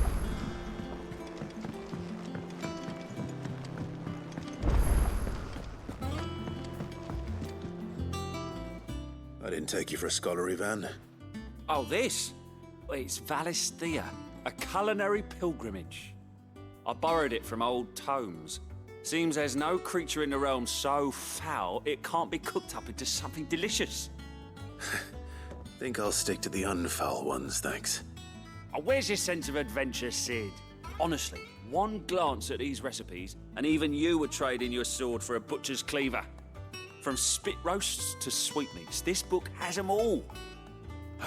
What I wouldn't give to bring these recipes to life.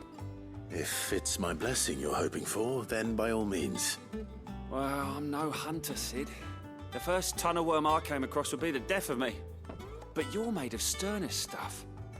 Would you help me resurrect one of these recipes? Something tells me you won't be taking no for an answer. Fine, I'll help. Fantastic! Thank you. So...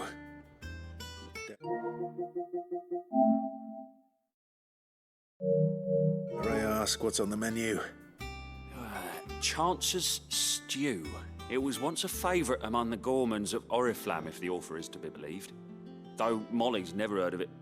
The only problem is that while the recipe is extremely detailed in most respects, it's infuriatingly cryptic as to the main ingredient. A beast, no doubt. Most likely something that would make easy work of a simple cook with more broth than brawn, but unwanted violets. I've no idea what they might be. Does the book say anything else? Well, only that the sweetest violets sprout atop the bed of roses. Roses. Rosaria, perhaps? One of the butchers in Martha's Rest might know something. I'll ask next time I'm there.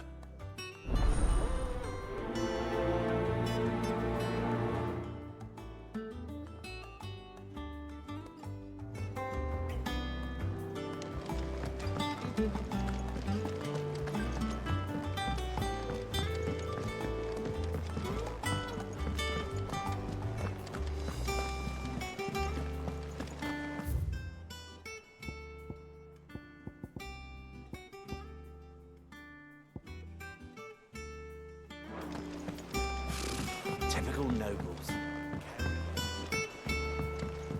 How did we never hear about these Guardians of the Flame? There are new billets being put. Clive! Oh, am I glad to see you? Is something wrong? It's Blackthorn.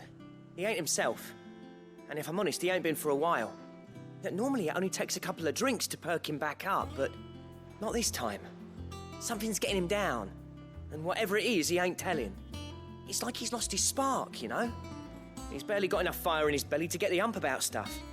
But I'm thinking he might if we both bent his ear, because he respects you, innit? So, what do you say? Fine. If you think it will help. I knew you'd understand. But if he doesn't want to talk, we let him be. He'll open up when he's ready. All right. Now, he'll only smell a rat if we both turn up at once. So, I'll go first, and you can meet us at the forge. Wait a bit, then head over when you're ready.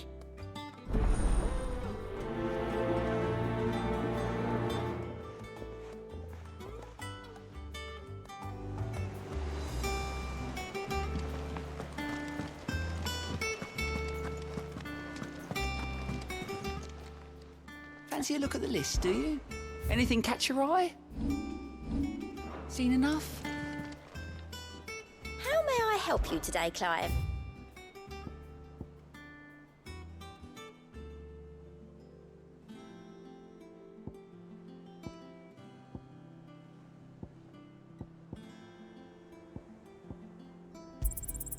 Here you are.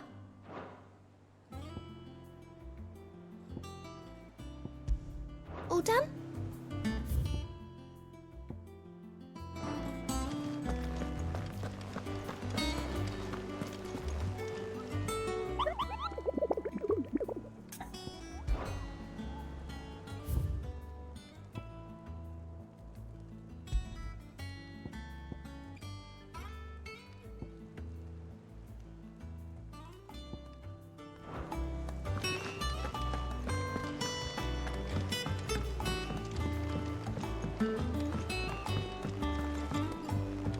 I could have sworn we had a few.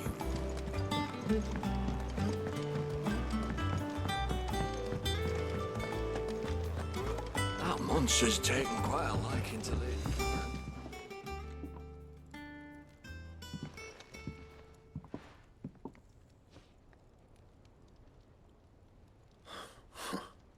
First August, and now you. What are you pair up to? What's it got to do with me? August was worried that something had been weighing on your mind. I thought you might want to talk about it. Did you now?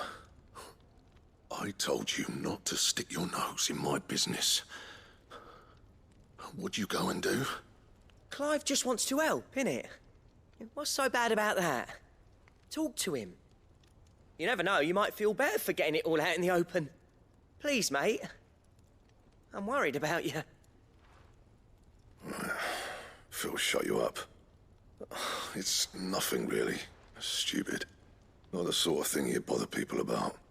Why don't you tell us all the same?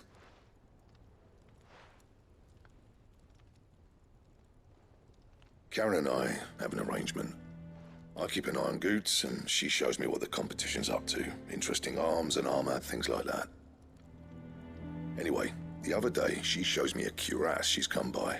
Masterpiece of level work. Light, supple, and tougher than it had any right to be. Made my stuff look like heavy, clumsy shit. I should have brought the bastard thing there and then just to study it, but I was too proud. And now every time I reach for my hammer, I'm reminded that I'm not the craftsman I thought I was. There. You happy? You got what you came for. Now piss off. All right. We're going.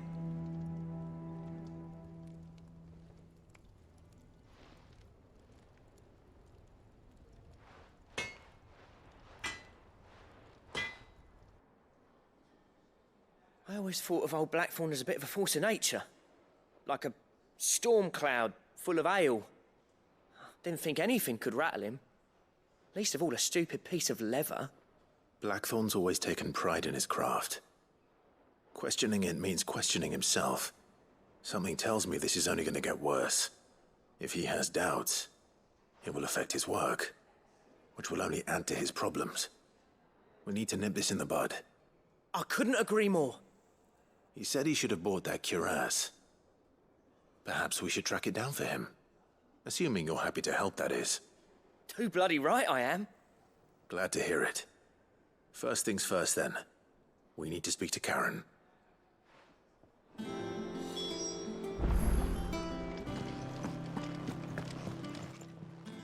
Karen, do you have a moment? Blackthorn mentioned that you'd recently come by a leather cuirass. An exquisite example of the craft, from what he told us. And he ain't been himself since he saw it. So we thought we'd buy it for him. Sorry, sold it already. Didn't think Blackthorn cared for it the way he turned his nose up. But it was nicely put together, that's for certain. Even if the bloke who made it is a bit of an odd one. Happened across him on my travels. Makes all his stuff to order, but the fella who commissioned it refused to pay. He didn't like the colour of summit. So I took it off his hands for a fair price. You don't know where we might find him, do you? Like I said, he's a bit of an odd one. Doesn't even have a workshop. He don't trust hunters neither, which means he spends as much time out tracking beasties as he does working their hides. I see. He did tell me something, though. Apparently, his next commission's for a set of griffin hide greaves. Here, there's a griffin on the hunt board. The curse breakers were placing bets on who'd bag it. Now, where the bleeding hell was it sighted? Somewhere in Sambrec, maybe... Care Northern, that was it. Thank you, Karen. We'd be lost without you. At least you admit it. So, it sounds like going after that griffin might be the best chance we have of finding our roaming leatherworker. I'll leave the hunting to you if you don't mind. While you get on with that, I'll ask around the markets. See if I can't sniff out who he is and where he's hiding. Good idea.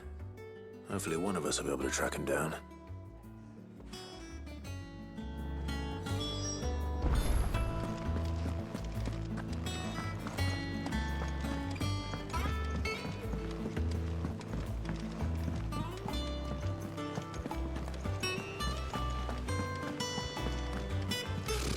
Typical nobles.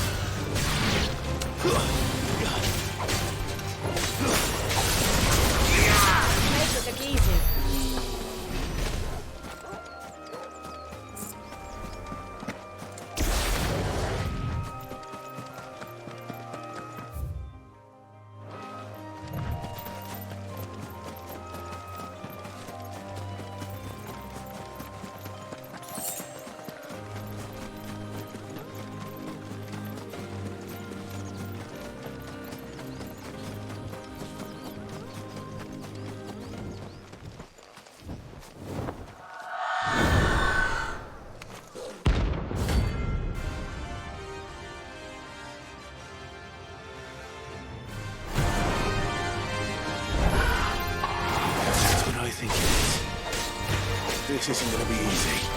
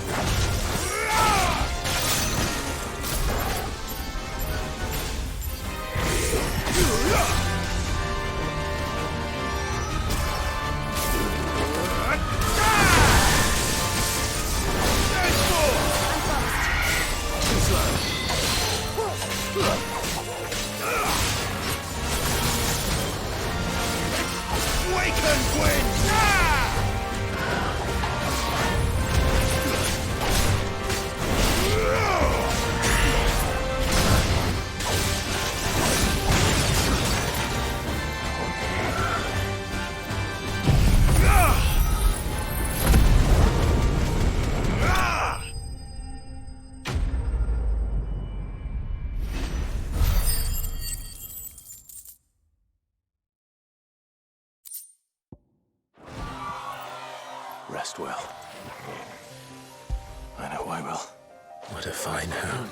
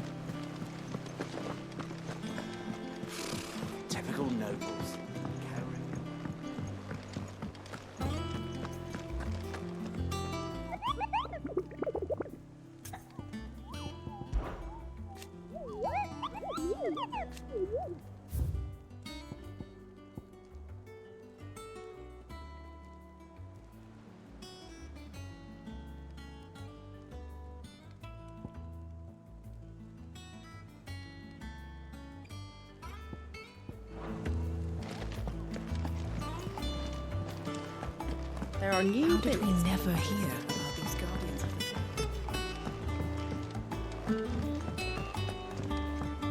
I could have sworn we had a few.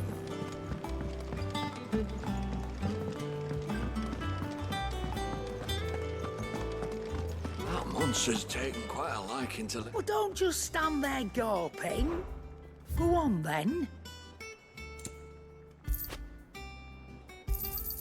It'd better all be here. Is that all?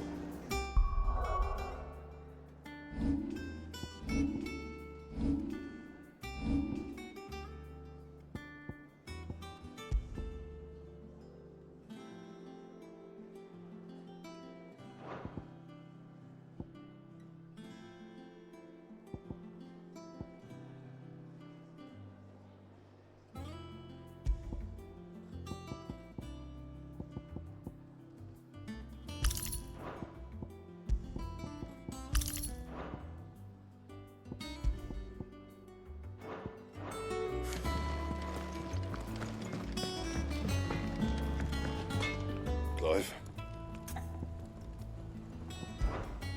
I always thought I could teach the best of them a thing or two about working with leather. But, What's saying for you, dear?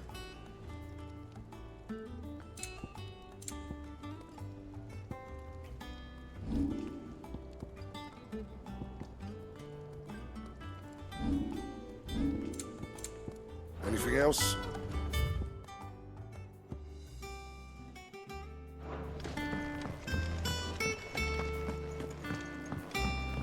Headlands wouldn't be half as bad without all the bloody dust.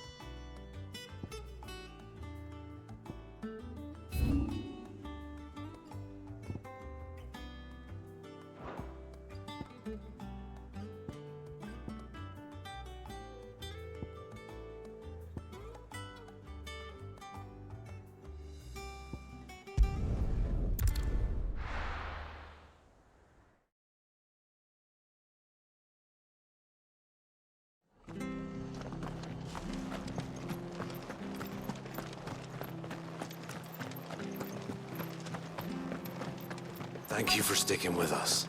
Those of us who are still here have to look after each other, don't we? Ah, welcome. Times may be hard, but if you got the gill, I got the goods. What can I do you for? Unwanted violets, if you have them. Though I'd gladly settle for learning what they are if you don't. Why, I haven't heard folk call them that since I was a lad. You're looking for scorpion tails. Unwanted violets is what folk used to call them back in the day. They turn a wicked purple when you boil them up, hence the name. Used to chuck them in the pot when there weren't nothing else on offer, when there was a war on, that sort of thing. Thankfully, times aren't yet as hard as that. And even if they were, you wouldn't find anyone selling them these days. Do the scorpions still live nearby? I dare say they do. 3 Reeds would be your best bet, if memory serves. Thank you. You've been most helpful.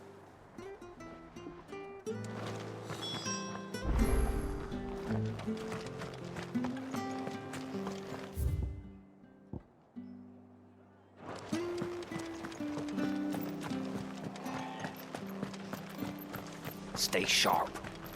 After what the Empire did to Martha. Don't you go causing any trouble.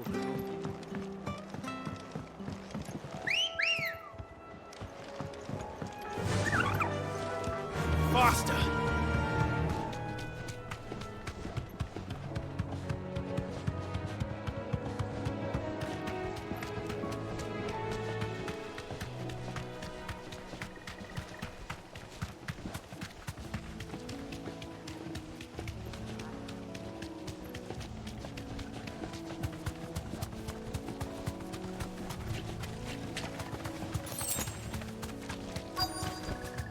Straight home now. Scorpions. At least I know what I'm up against. And another!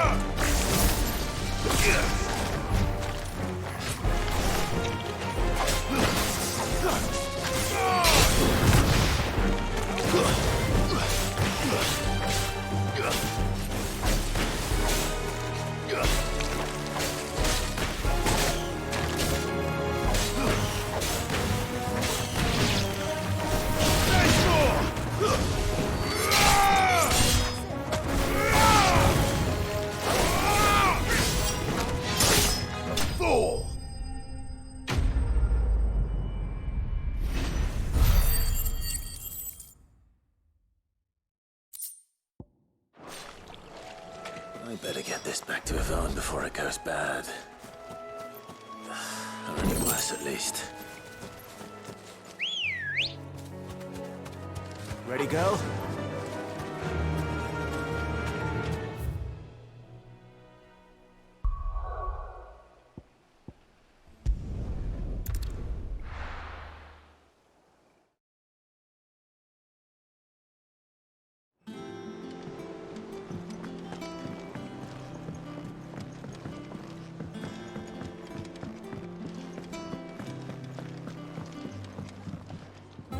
Did you find our mystery ingredient? I did indeed. Marvellous! Let's see. What am I supposed to do with this? It's poisonous, surely. You wouldn't be wrong. But that's your unwanted violet. Into the pot it goes, I suppose. Wait here. I won't be long.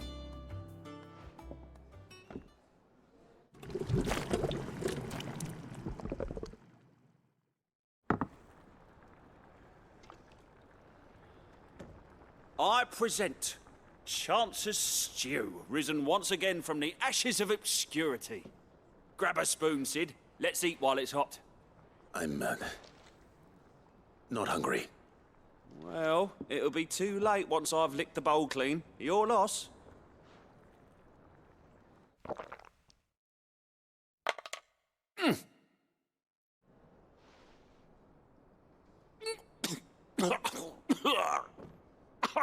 Odin's teeth. What, the salt on the senses. It's like choking on swamp water. And yet, up through the pungency, there rise complex, meaty notes. It takes a moment to recover from such an onslaught of flavours, but never have I tasted anything so fine. Thank you, Sid. Thank you. You're, welcome. I must share this gift. I won't rest until a steaming bowl of Chance's stew sits before everyone in the hideaway. A single mouthful, and Molly will be breeding scorpions of her own. I'm sure she will.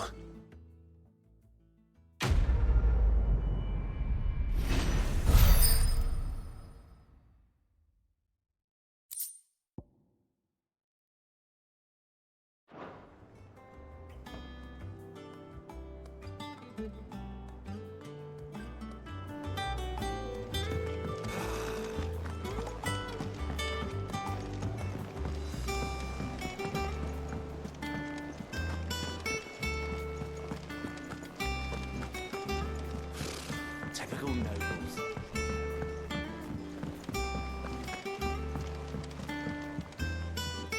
Back again, Lord Rosfield. I'm touched that you should find me such good company. It is not your company, but your counsel that I seek on this occasion. Ever the charmer. What will it be today, then? The Iron Kingdom. I need to know what to expect. You'll soon be setting sail for Drake's Breath, then, I take it. The mother crystal that rises from the boiling sea. There was a time when a true-blooded Rosarian had only to brave the waves to visit it. But then the Ironblood made their move.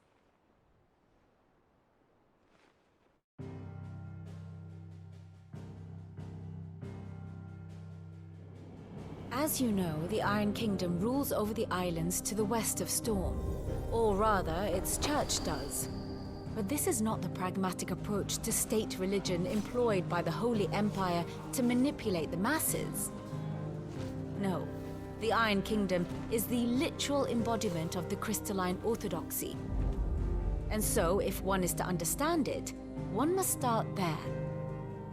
As the name implies, the orthodoxy holds the mother crystals sacred, and they do not take kindly to heathens plundering the objects of their worship for the means to fill washtubs and light lamps with frivolous feats of magic. Indeed, the faithful consider ether a sinful thing, a poison no less. And to them, a dominant is an instrument of evil, albeit one they have proven only too happy to turn against their enemies. Some 80 years ago, in Northern Storm, Drake's eye collapsed.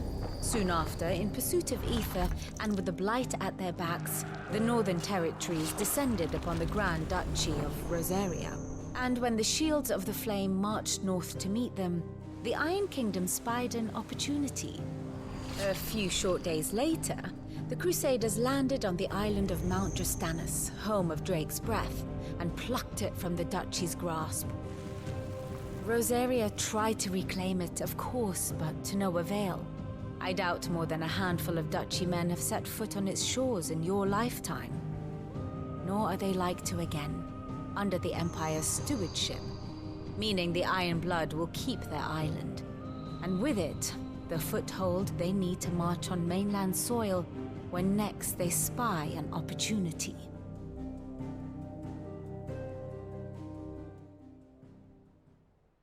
The Mother Crystal is both the object of the Iron Blood's worship and their gateway to the continent, making Drastanus the holiest of holy grounds. from which the Orthodox Crusade shall one day sail forth to claim the remaining Mother Crystals, or die trying. My father and my grandfather both traded blows with the Iron Blood for control of Drek's breath. Had things unfolded differently at Phoenix Gate, we would have sent our entire fleet against them. But instead, they sent their fleet against Rosaria, sacked the capital, killed the men, and captured the women, including Jill. I'd say you'd be forgiven for wanting a little revenge, Clive. My only aim is to destroy the Mother Crystal.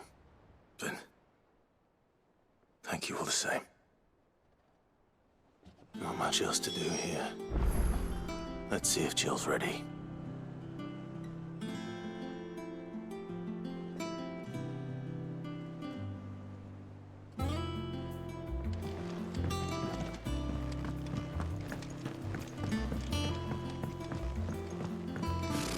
Typical nobles.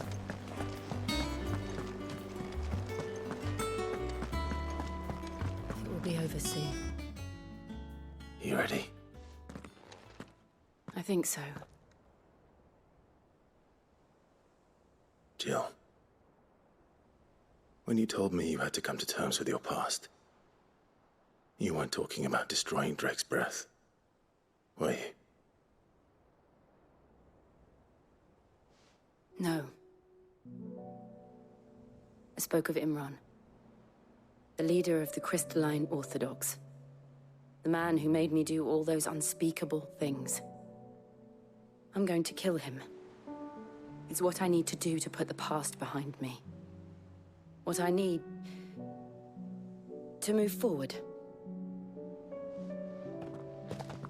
And I know that I can do it. If you're there beside me. Always. And I'll be beside you, too. We'll bring down the Mother Crystal together. All while Sid looks on. We'll make him proud.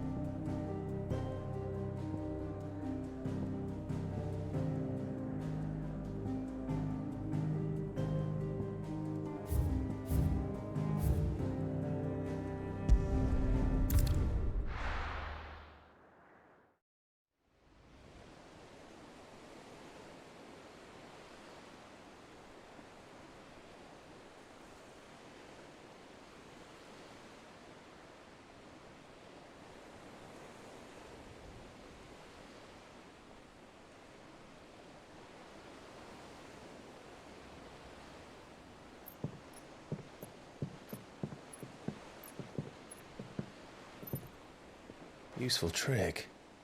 Freezing and thawing the spray to make mist.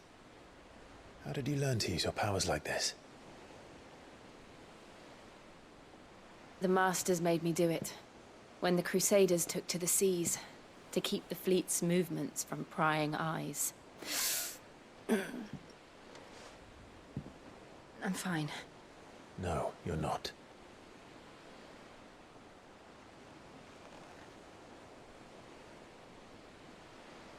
This may be the only chance I get to go back. My only chance to put things right. I have to do this. Whatever the cost. All right.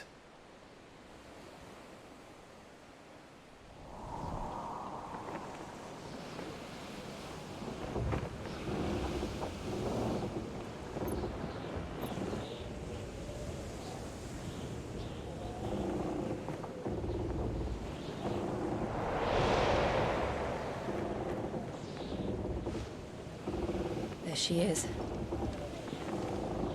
The Iron Kingdom's Mother Crystal.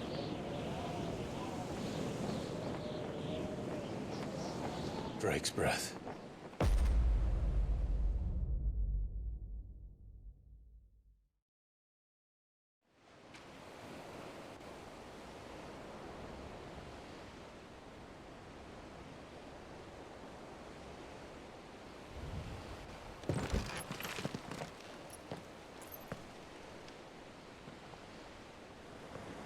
Strong currents, sharp rocks, and ether floods. Let's not forget them.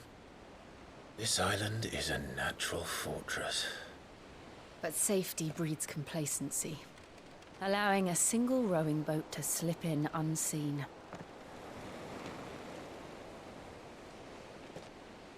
The sanctuary is inside the mountain. If we follow the old trail, we should be able to enter by the back gate. All right. Let's go.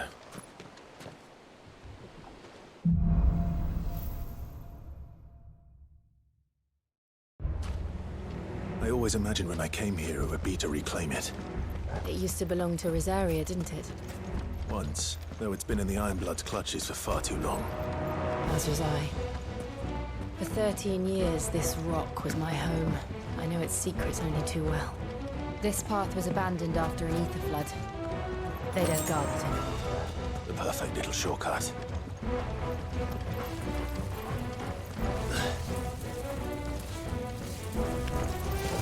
They're all Akashic. The ether flood must have spread. It was never as bad as this was. And the only way past them is through them.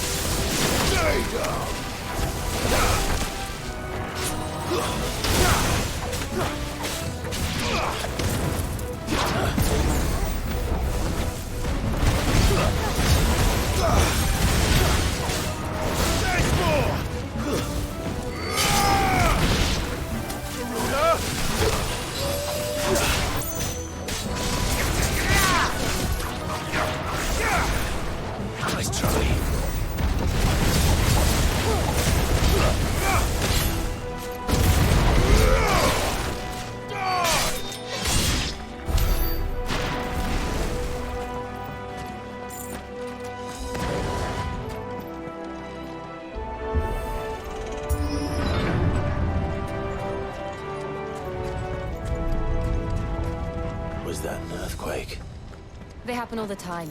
That wasn't even a bad one. It's nothing to worry about.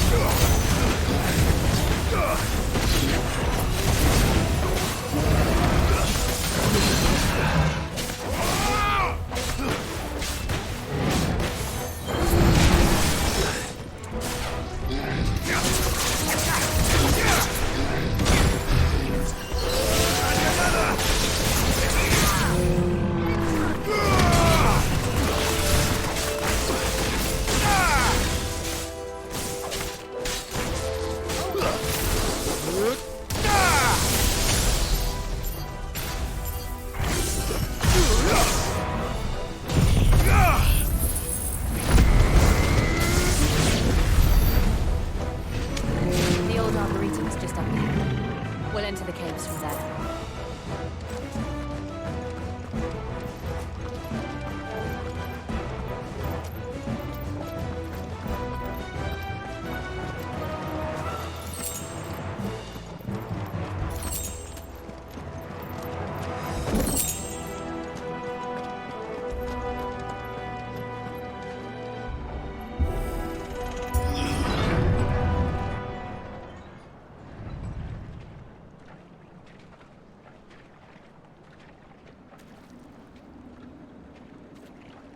Look at this place.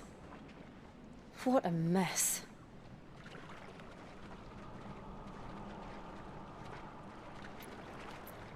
Wait.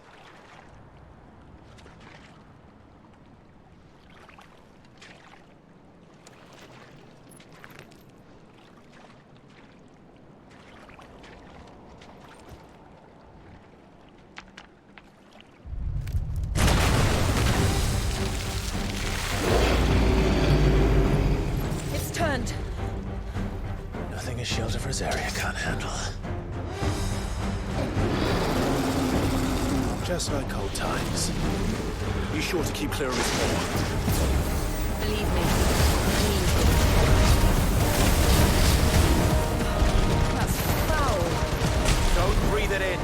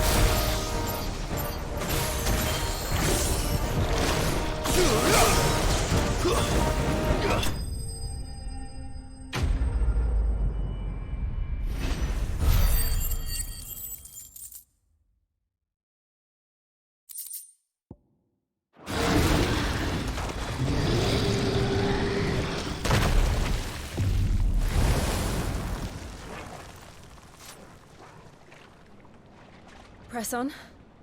Yes.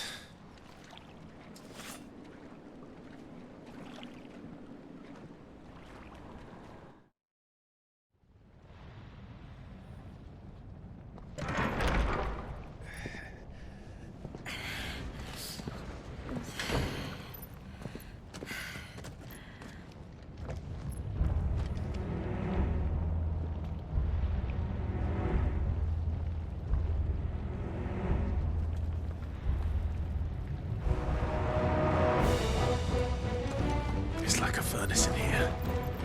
We're inside the volcano.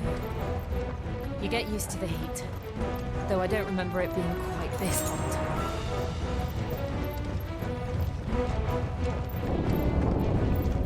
Was that one cause for concern?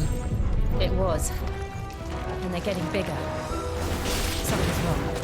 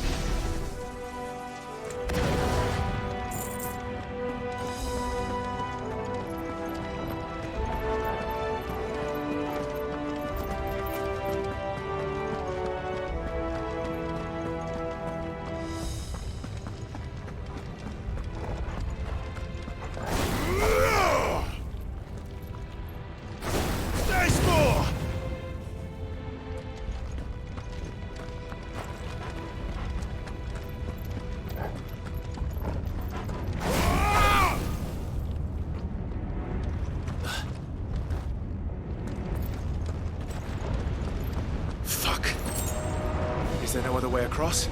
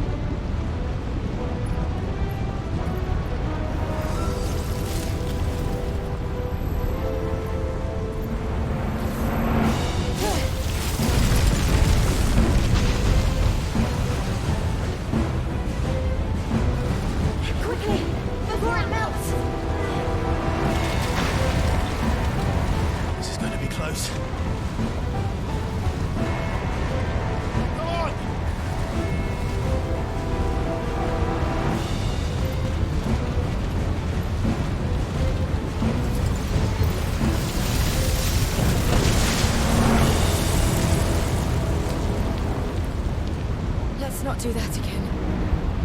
No. Let's not.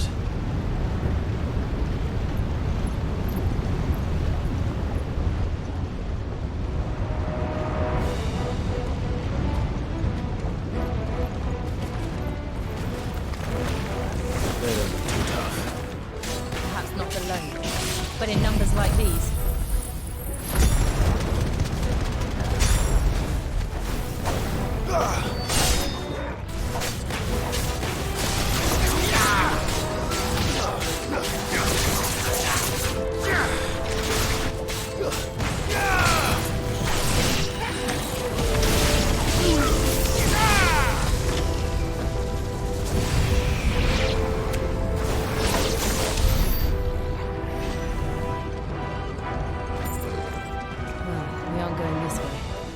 Let's look for another path.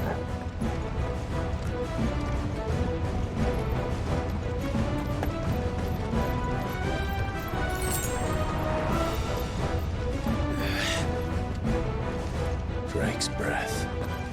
We're nearly at the oratory.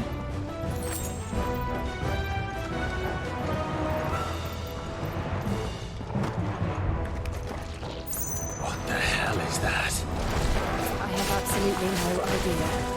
Well, whatever it is, I don't think it's friendly.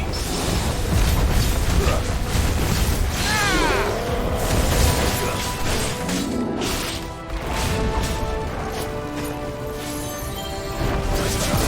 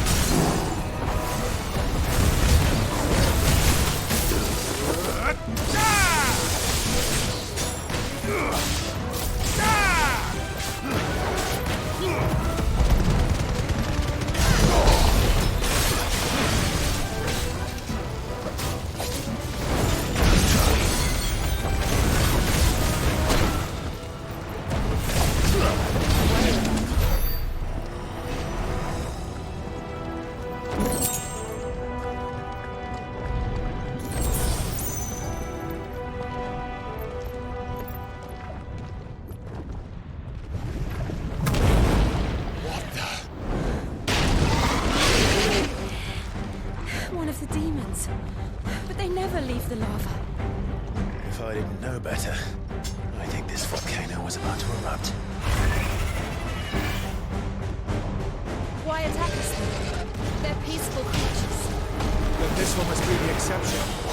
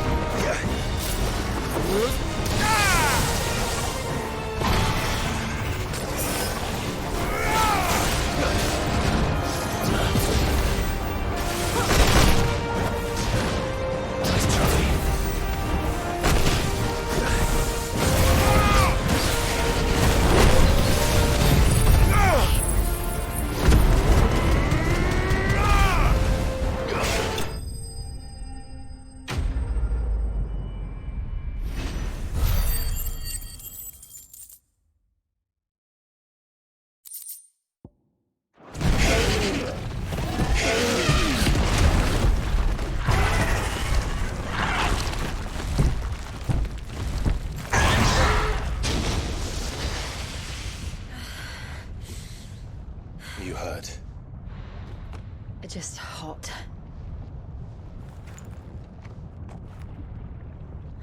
Thank you. Quite a commotion our friend made. Let's hope the guards didn't hear it. The gate to the inner chambers is just up there. Then we make for the sanctuary. I need to finish this. Before the heat finishes me. Hear, hear.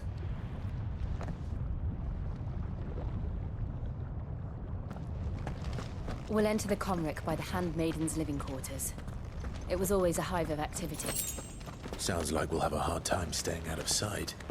We won't have to. There's someone there I should very much like to see.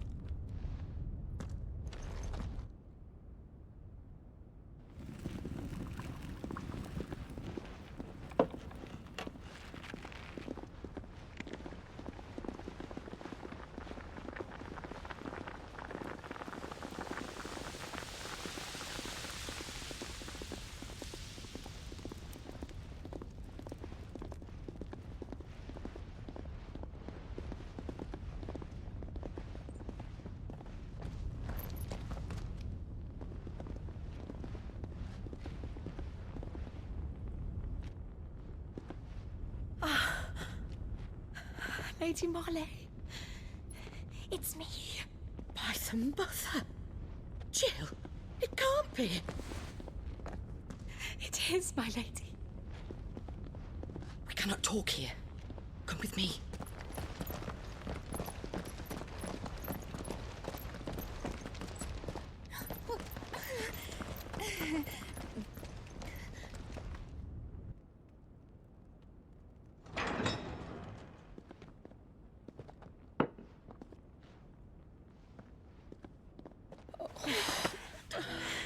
I'm so glad you're safe. And I you. Why ever would you risk coming back? Are you a fool, girl? Or have you grown tired of your freedom already? Forgive me, my lady. But I had to come back. There are things I left undone. Tell me, where is the Patriarch?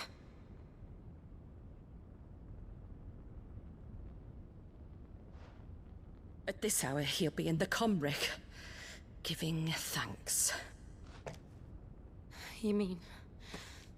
Oh, that fiend! Clive, we have to get to the sanctuary. Now.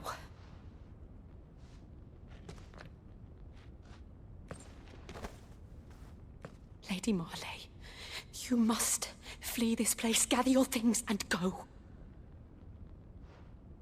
Now listen here, Jill. We have company.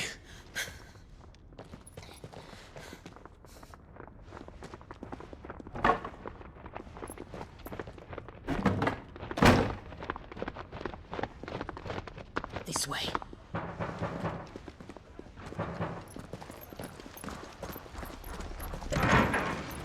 Follow this passage. It leads straight to the Comric.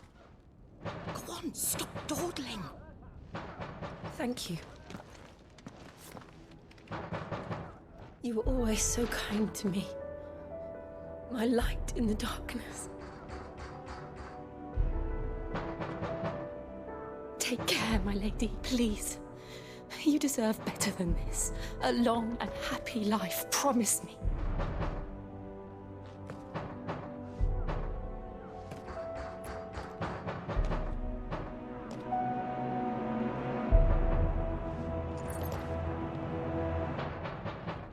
I'll live if you promise to do the same.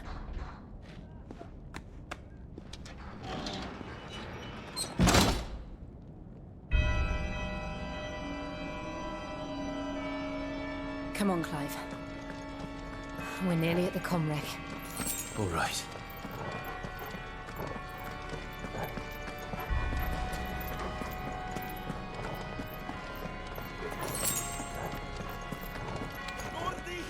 Here's our welcoming party. I've had enough of their hospitality.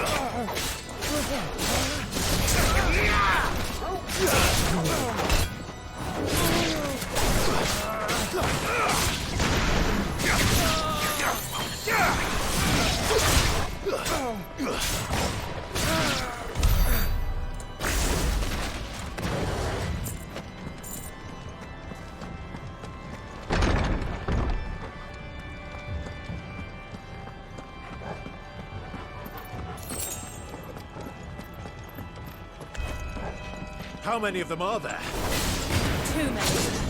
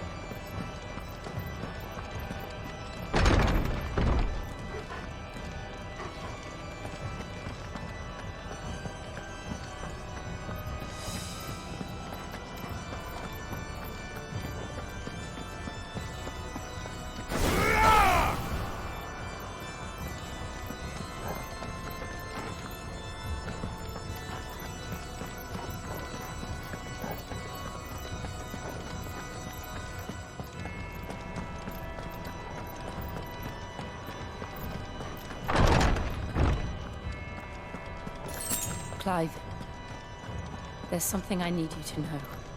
I saw the Patriarch do things no one should have to see. And so I swore that he would die by my hand. I understand. I faced my demons, then you must face yours.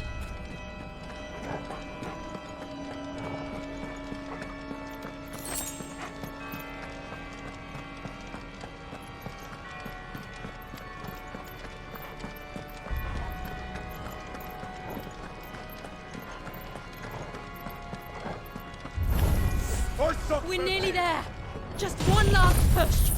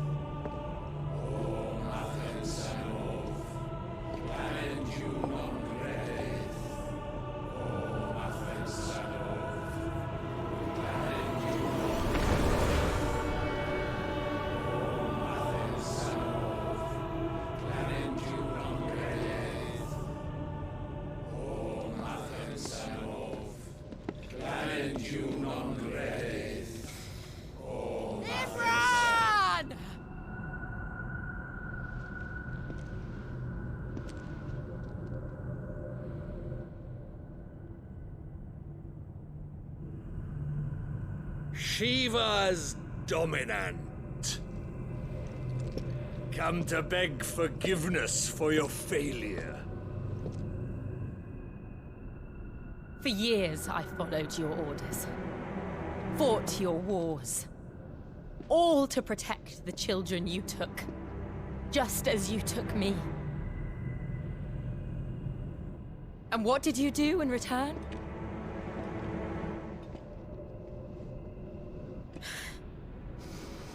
You put them in chains and you slit their throats! Fiend. Their souls were sullied with a stain of ether. I merely cleansed them of their corruption. A penance paid, just as the Holy Mother wills it! Repent, abomination! For a monster like you to set foot in the Holy Cymric is in itself a crime deserving of death. You're right. I am a monster. And my soul is stained black. Though not by ether. But by the evil of men like you, who made me close my heart and drown in darkness when I should have raged against it. This is my penance. I will be your monster no more. Nor will I suffer you to create another.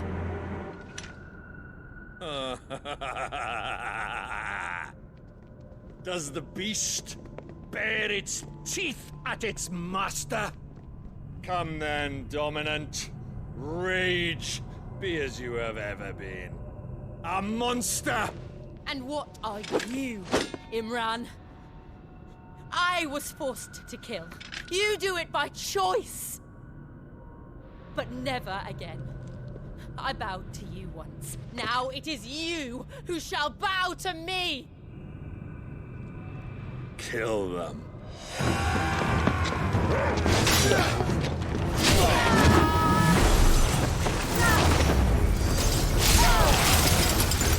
Now! Right!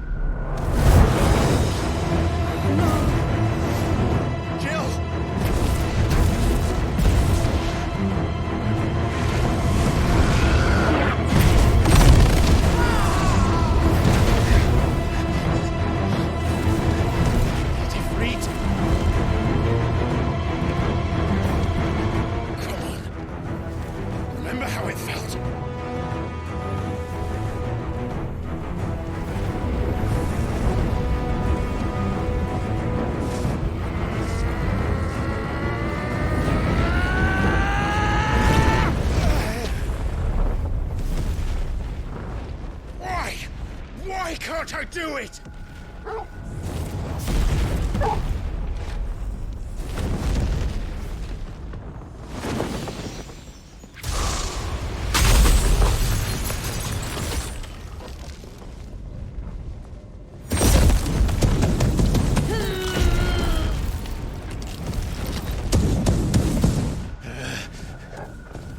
Please, just once.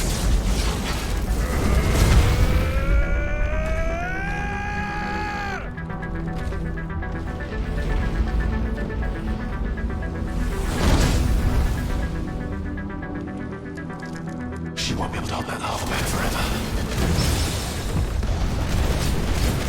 We better make this quick.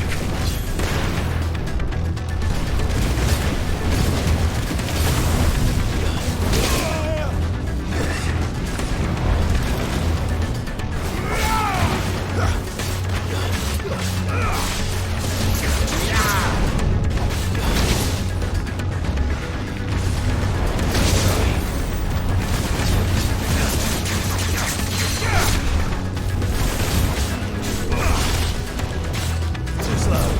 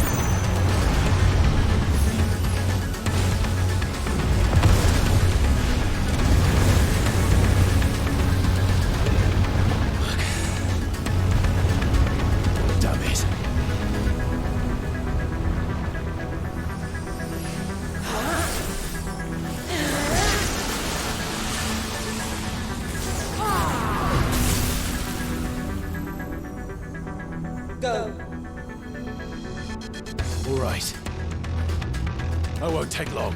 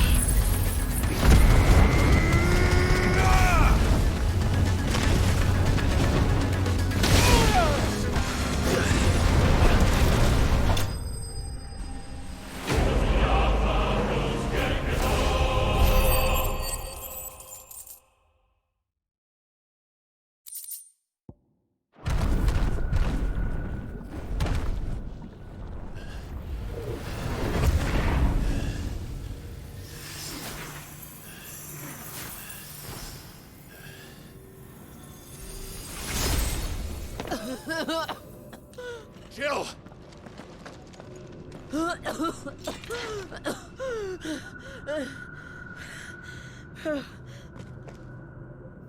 I'm going to finish this, Clive.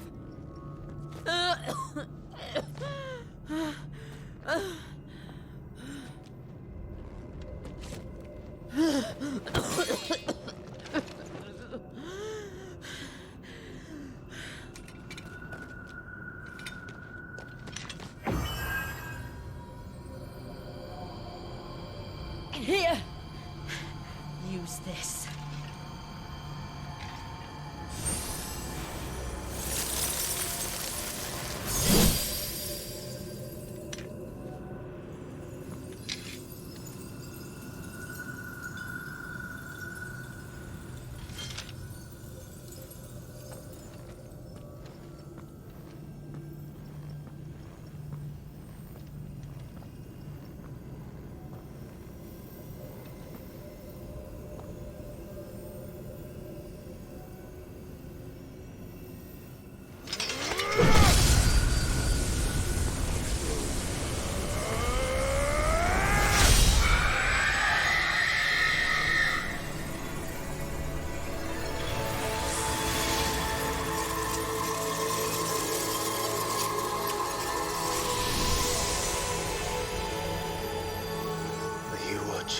Sid.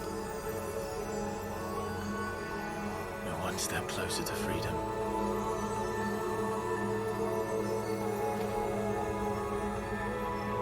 The crystal. What did you do to it? Oh. We destroyed it. What? But... Monster!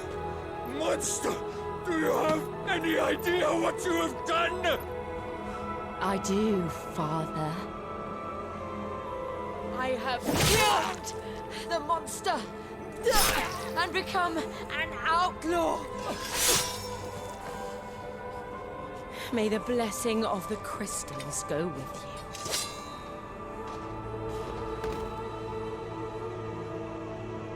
you. It's over. It is. And Shiva exacted her price. She did. Again, the burden fell to you. And I bore it willingly. This was a sin for which I had to atone. Now I can continue at your side with my head held high.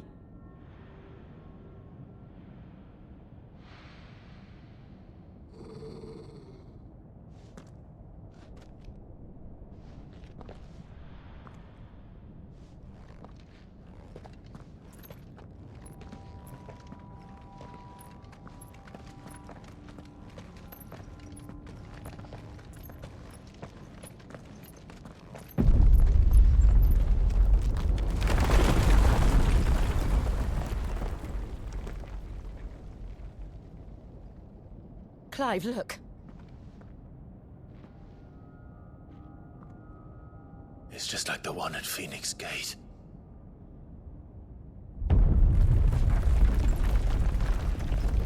Damn it. We need to leave. Agreed.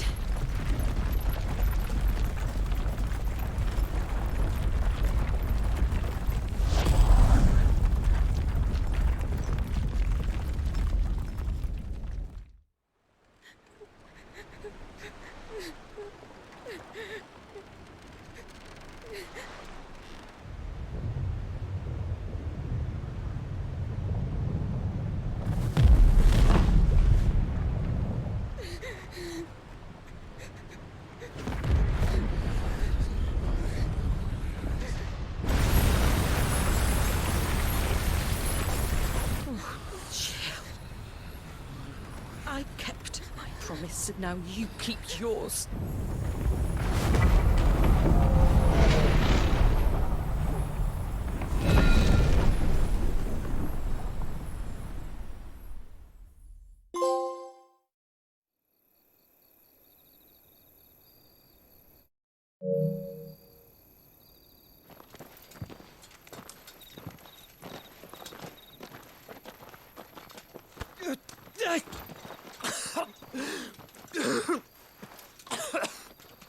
This way, Your Grace.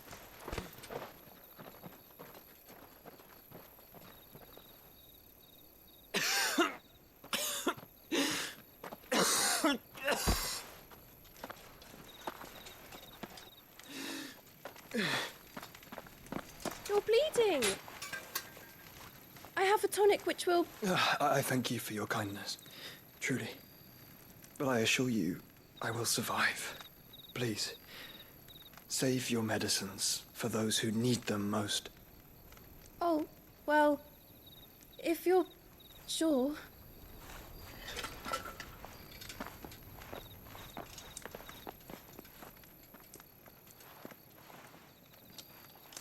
For a moment there, I felt my brother's presence. You did? I fear he is in Ultima's thoughts again. But why now, after 5 years of silence? I cannot keep him sealed away much longer. Your Grace.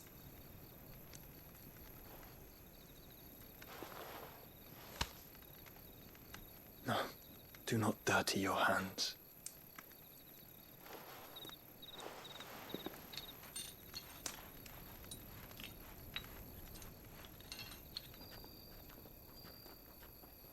Look at them all. Like a river flowing to the sea. Or moths to a flame, perhaps.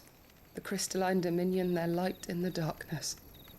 More and more lose their homes to the Blight and set out in search of sanctuary, while others lose their fortunes to the Dhalmekian levies and leave to find new livelihoods. What is it that you seek in the Dominion, Your Grace? Oh, Dion Lesage. You mean the Crown Prince of Sanbreque? He has many titles. Dion the Bold, Prince of Dragoons, Odin's Nemesis, or simply Bahamut. I met him once, when we were children. He was a chivalrous soul even then, and has served his empire indefatigably ever since. And you are confident that he will listen to what you have to say? Our world lurches ever closer to the abyss, and a hidden hand ushers us onward. Ultima's influence extends to every nation, Sanbreque included. If His Highness is the man I believe him to be, and I pray that he is, this truth will not have escaped his notice.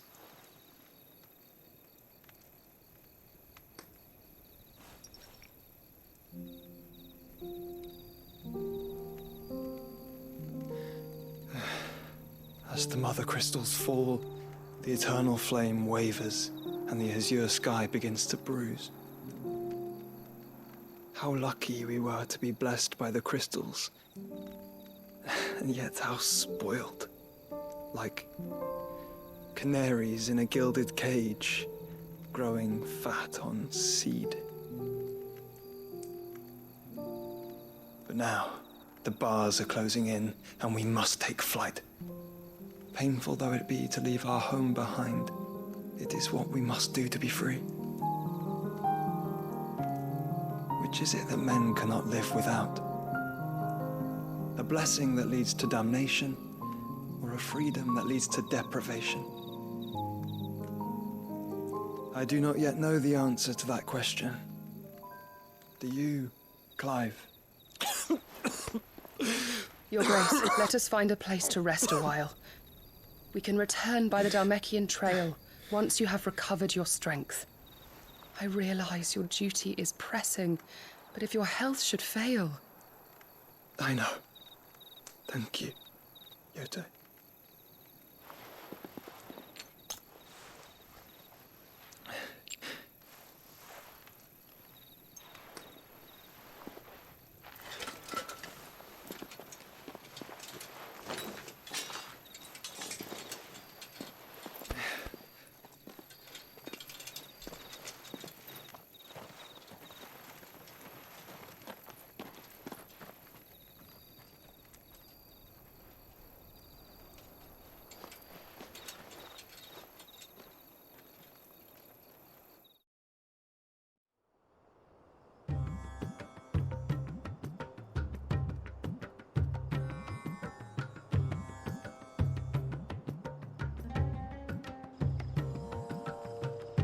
army's attempt to breach the Empire's defenses and gain the Isles of Ark has failed yet again. Only because your fleet has proved as impotent as a eunuch on laying night. Would you rather we simply fell back to the capital? Enough, both of you. All here agree that the Empire cannot be allowed to maintain its illegitimate claim on the Dominion. However, our casualties mount with each passing day.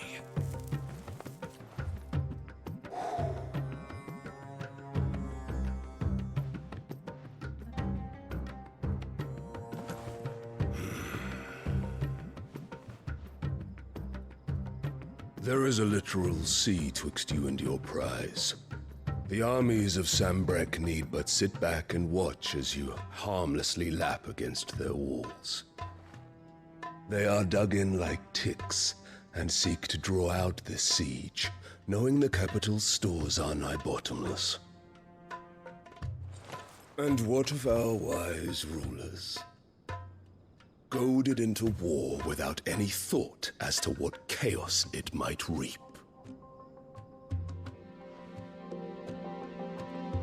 Republican soldiers starve while waiting for orders from Randalar. If you would but take the field, their bellies would be full by nightfall. If I take the field, so too will Bahamut, and our duel will shake the island to its foundations.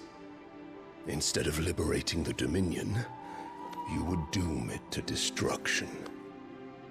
Unless that is what you desire. If our learned advisor has a solution to propose, we should be glad to consider it.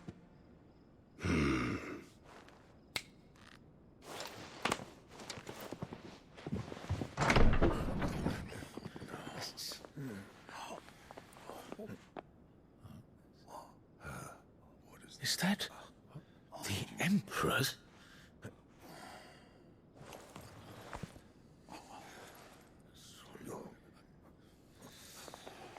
What is the meaning of this, Lord Kupka? What it means is that I am disinclined to advise you any longer.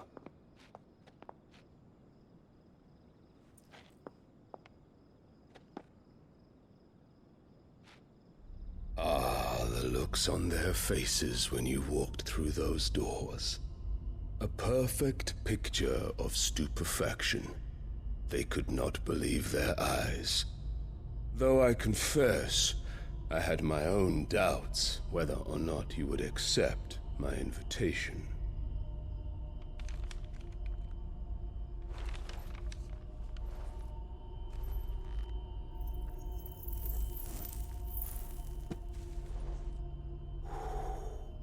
Such shocking news.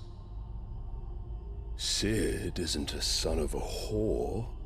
He's the son of an empress. Your own dear Clive. Absurd. Who fed you these lies? I have never spent a moment among criminals, save at the gallows. I came here with my son, not to entertain your baseless accusations, but to put an end to the senseless hostilities between our nations. Very well. You need only agree to the terms I set out. Sid took the life of someone dear to me, a woman by the name of Benedicta. I swore to take his in turn. This would not be disagreeable to you, I take it. You would finally be rid of the stain on your noble name. In return, I will leave Sanbrek in your capable hands. Your Imperial Majesty.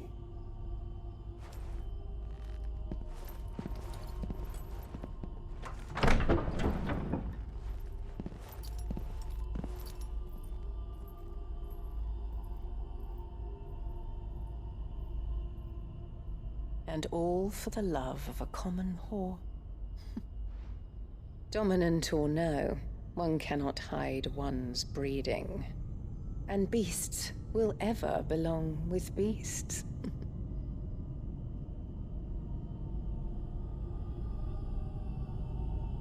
There are greater things in store for you, my darling Olivier.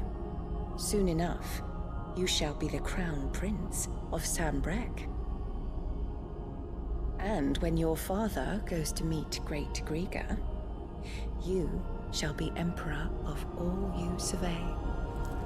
The old order shall come tumbling down, and you will rebuild the world in your glorious image.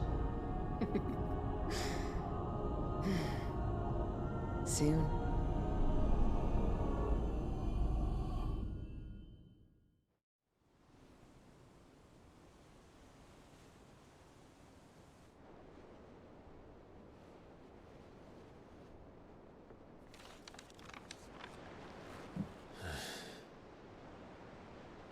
She's been in there for hours. Something must be wrong.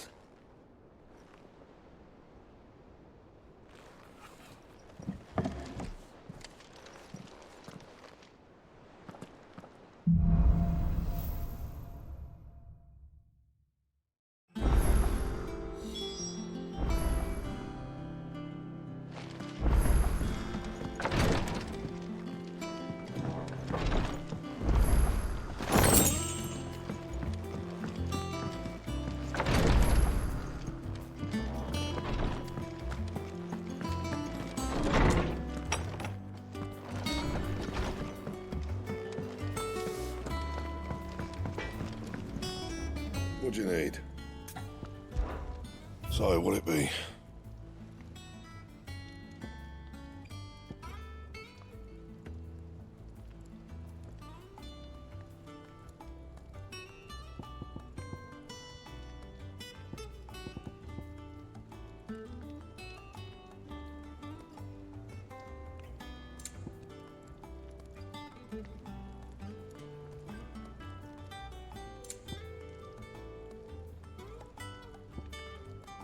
Anything else?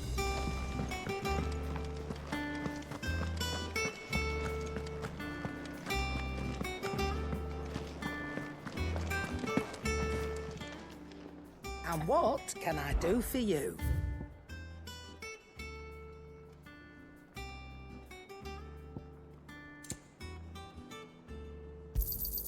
You're rubbing me blind, you know. You'll not find a better price than that. It'd better all be here. Come again. Or don't. I'm not much bothered either way.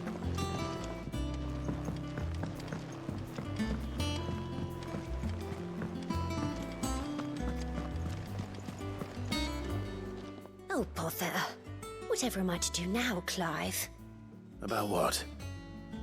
I've 2 dresses that need stitching, but I haven't got a scrap of linen. Those girls' rags are so threadbare. It's a wonder they don't fall to pieces. And we most certainly cannot have that. A certain amount of decorum must be maintained, even here at the hideaway. You wouldn't want the poor things going without decent clothes now, would you? Of course not. What can I do to help? Oh, aren't you a dear? You see, I've paid for 2 bolts of cloth from the drapers in Northreach, blue and red. But they don't deliver, not to places that aren't on the map anyway, so I'll need someone to take this receipt and collect them. And you'd have this someone be me? I would. And don't let them fob you off with anything less than what I paid for. 1 bolt of blue and 1 of red. I expect them both.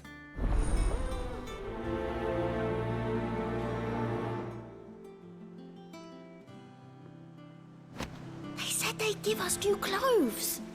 But we've no coin.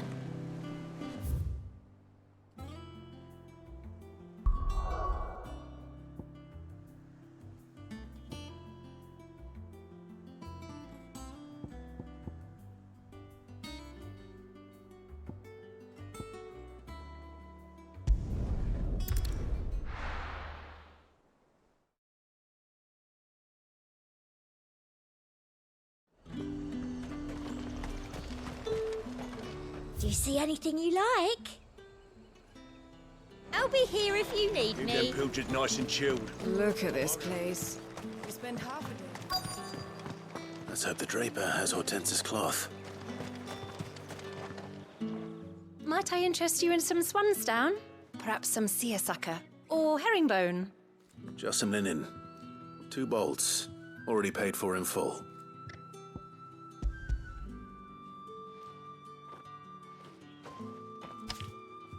Apologies, my lord, but your items aren't here.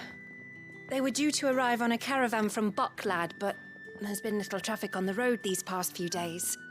My mother thinks it might be bandits, but she always thinks it's bandits. It usually is.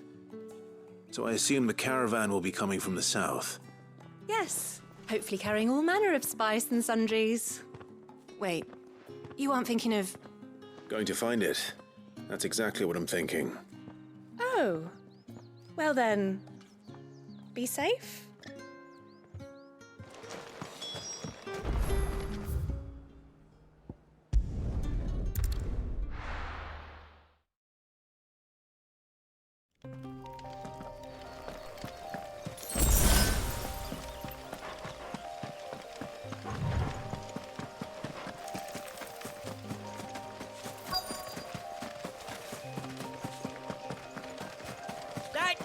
Bird's a menace. She meant... Who's gonna buy my wares now? State your animals left them in. But they hardly damaged us all. Is there something wrong? If you're a bandit come to steal my stuff, you're gonna be sorely disappointed. And all thanks to this fool. But it was you who stepped into my path. Only after that feather-brain trampled me. I demand recompense, be it in coin or the items you carry. Refuse, and I shall report you to the garrison and see you hanged. These goods are expected in Northreach. I mean, they're not mine to give away. You wouldn't happen to be on your way from Bucklad, would you? I am, but did someone from the market send you? Please, you have to help me. I can pay whatever you ask. So the fool has protection. And coin, too. Sorry, friend, but we'll be the ones taking it. Oi! Killer! It's time to collect! I told you not to call me that. And we'd have already collected if you hadn't insisted we'd put on this little act. Bandits! As I told one of your customers, it usually is. Let's get this over with.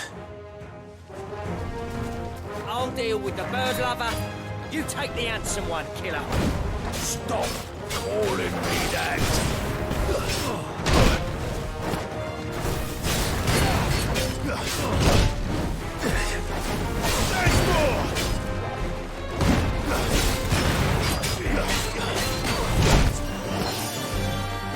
There's more!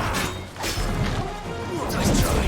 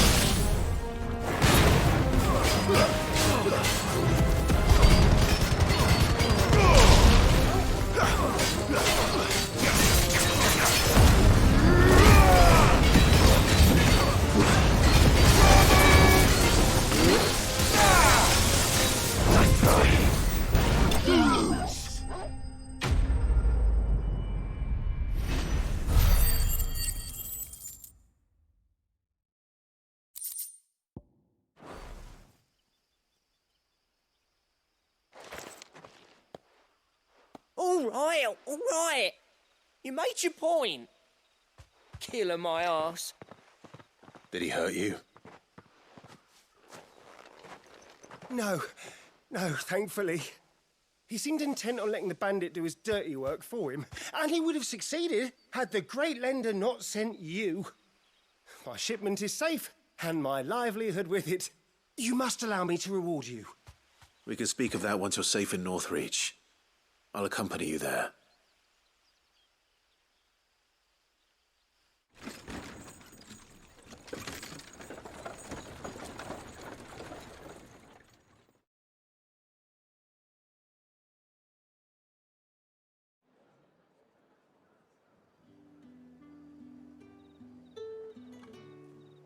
So, you and my mother were right. It is always bandits.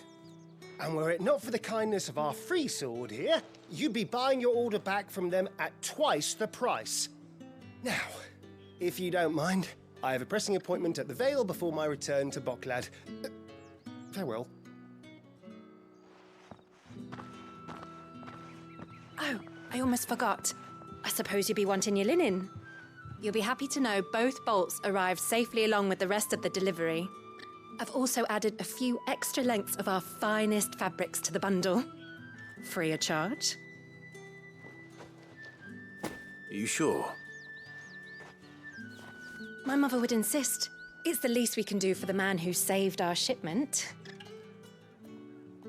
That's that done then. Now it's back to Hortense with her cloth.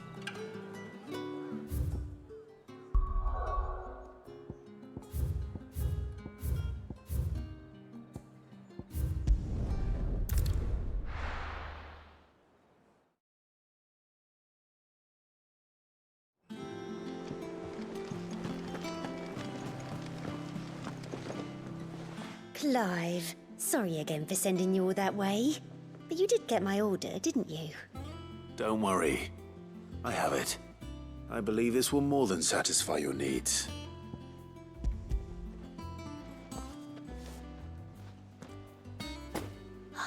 Let's see here. One bolt of red, one bolt of blue. What's this? I don't recall ordering any silk or velvet, or... Is this gold work? Krieger's ghost. If that devilet of a draper expects me to pay for these... You needn't worry on that score, Hortense. They were a gift. For services rendered. I can always return them if you like. Oh, no. Oh, there's no need to be hasty now, Clive. I'm sure I can put all three to good use. Speaking of which one's most to your liking? Hmm? I don't know.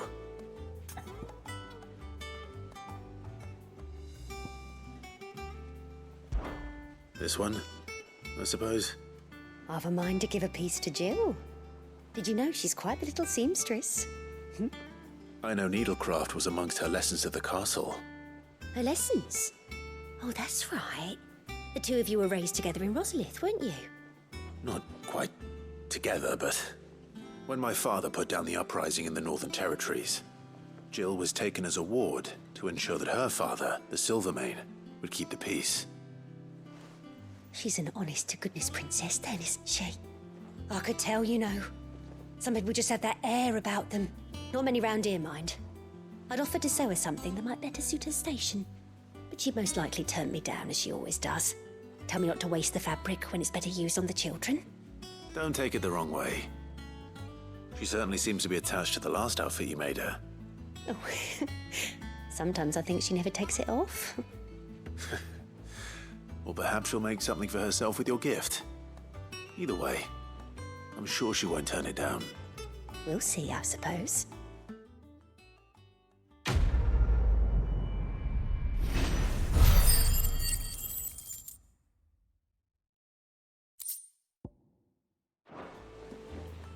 Lady Hortense said she'd give us our dresses soon.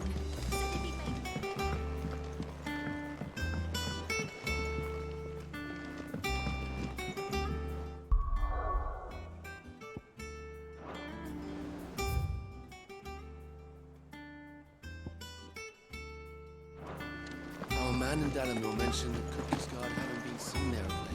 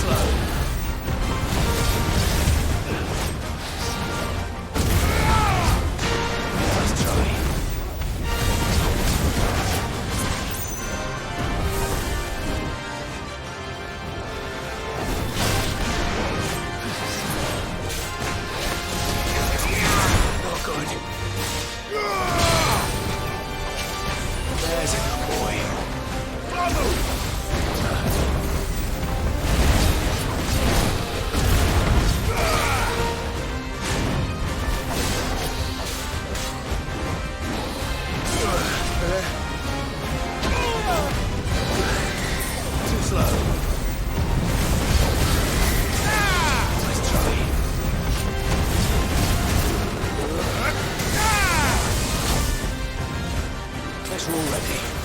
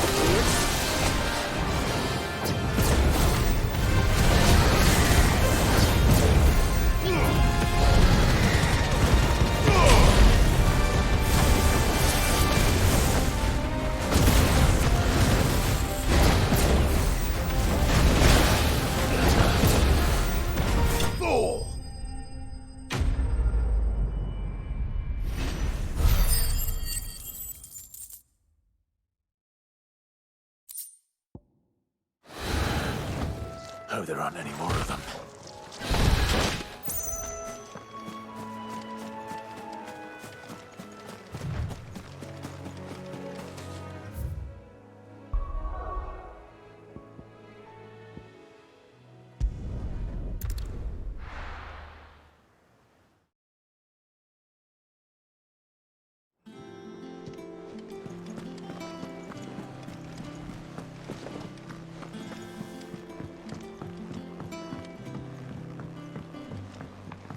Our man in Dalamil mentioned the Kupka's guard hadn't been seen there of late. Oh, I wasn't expecting you back, sir.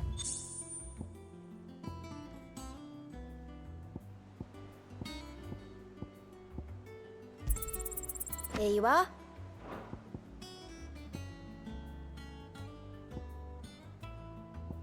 All done?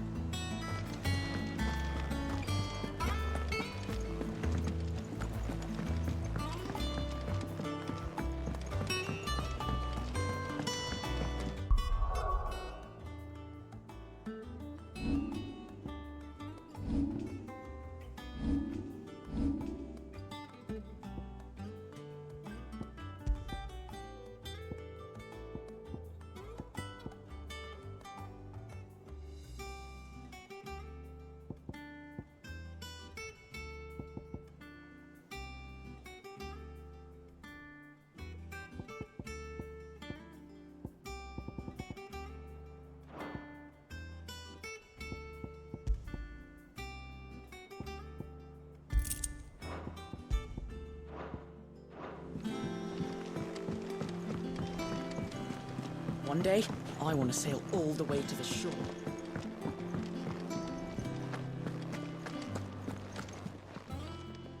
And what can I do for you? It'd better all be here. You're rubbing me blind, you know. Is that all?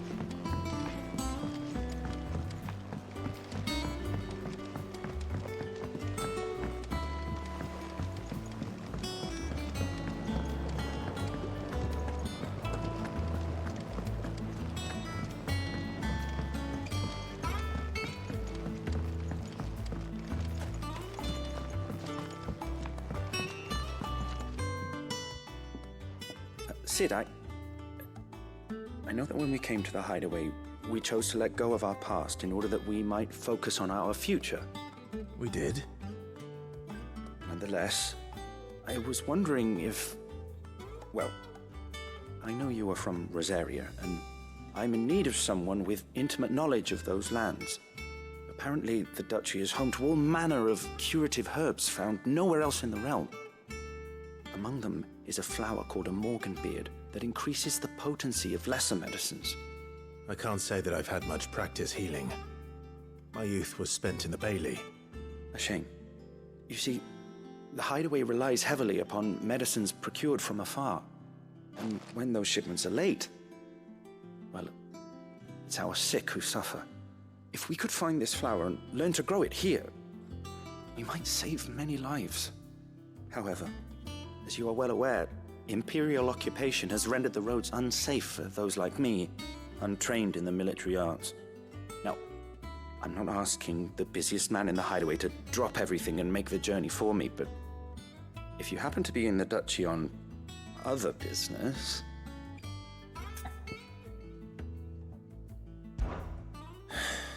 Tell me of these morganbeards, then. But of course. If my old tomes are to be believed, the flowers are bright yellow and as large as goblins' eyes. Oh, and they grow in the marshes of Sorrowwise. If I am to propagate them here in the backyard, I will require several samples, preferably of blooms which have already gone to seed. And before I forget, I do seem to recall learning in the course of my research that their odor has the tendency to attract unsavory creatures. Nothing you cannot handle, though, I'm sure.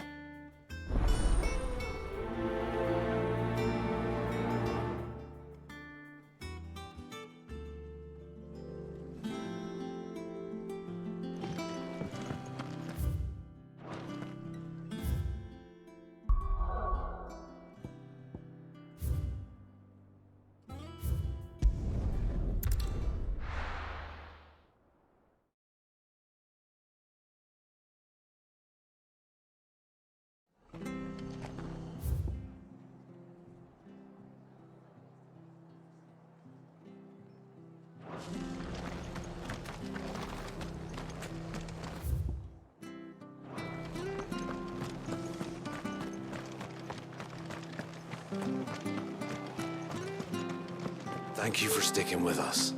Those of us who are still here have to look after each other. It'll take ages to tidy all this stuff up.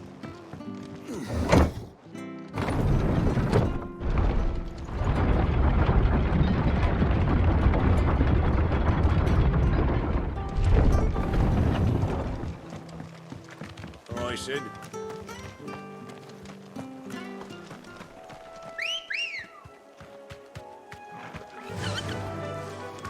Fly, Ambrosia.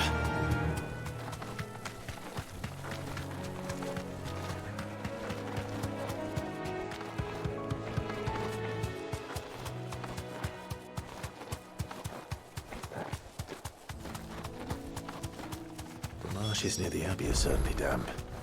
Let's see if they're damp enough for morganbeards. Straight home now.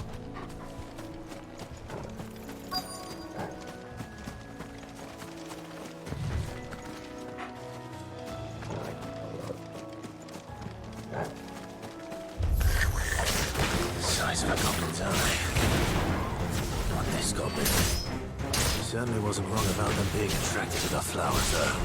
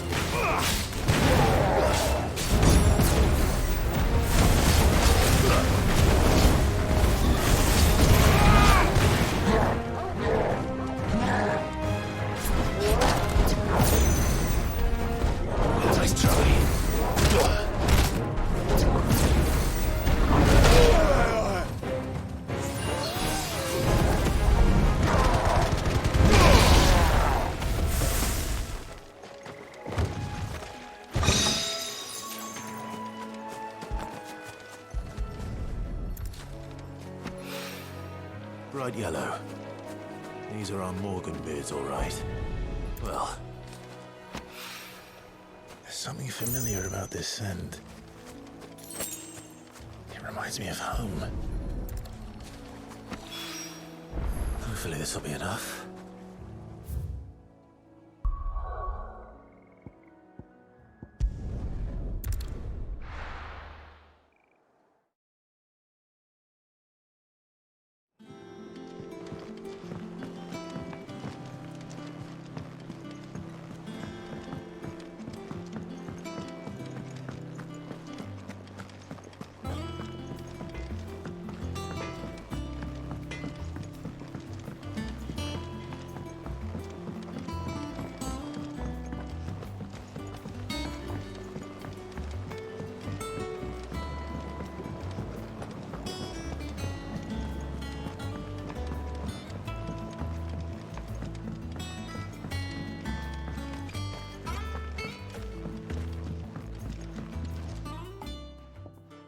It is rare that we see you so often in the backyard, Cid. What brings you to the gardens?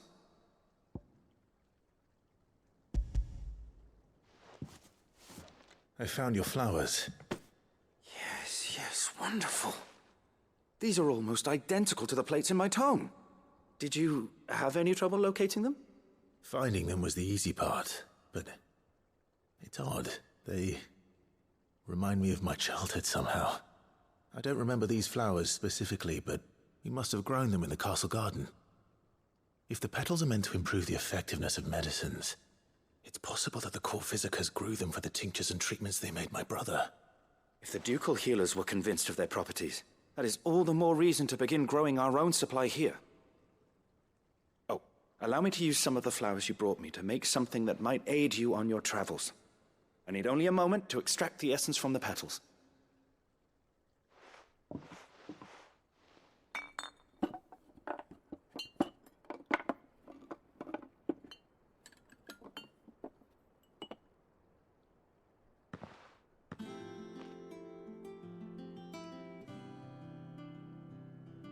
And here we are. A phial of pure Morganbeard extract. A single drop added to any one of your restoratives will increase its potency. At least I hope it will.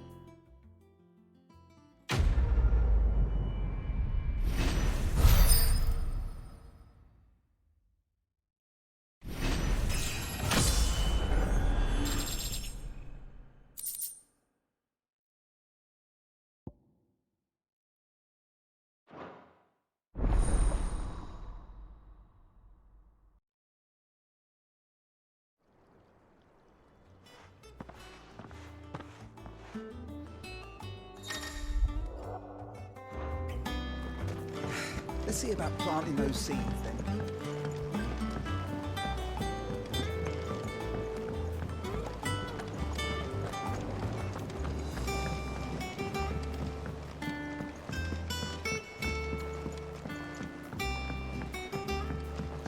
Let us know if you find any.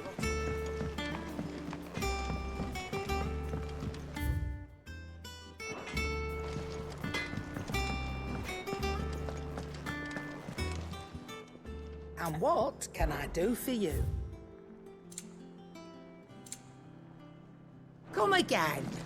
Or don't. I'm not much bothered either way.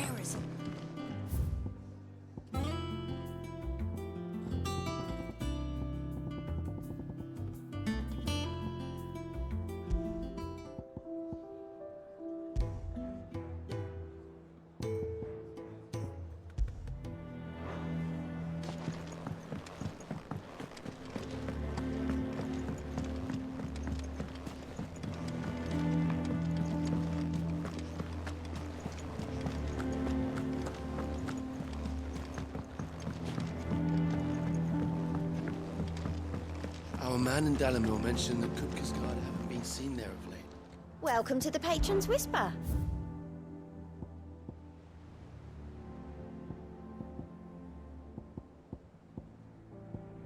All done? Clive! Here you go. Think you can help?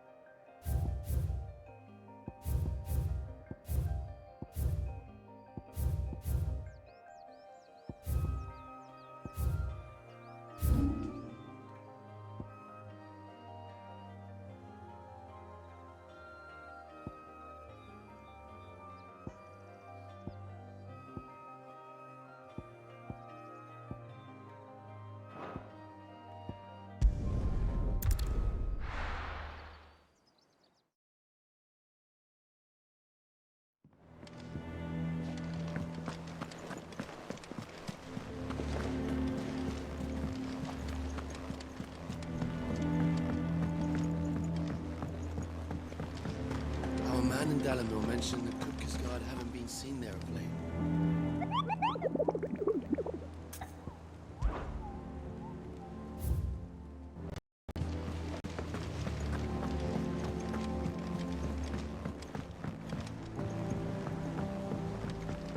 Our man in Dalamil mentioned that Kupka's guard haven't been seen there of late.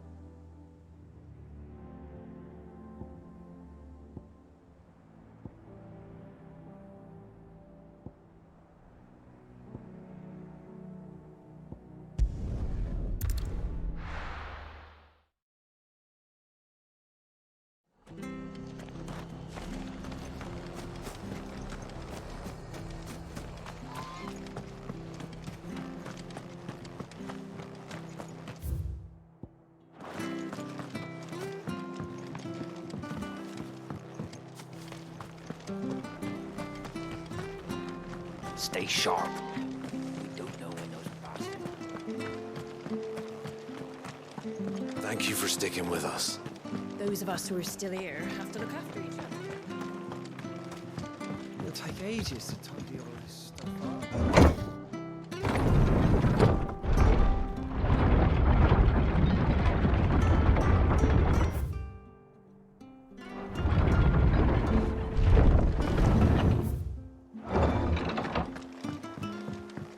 All right, Sid. This is no time to ride. Good girl. Fly, Ambrosia.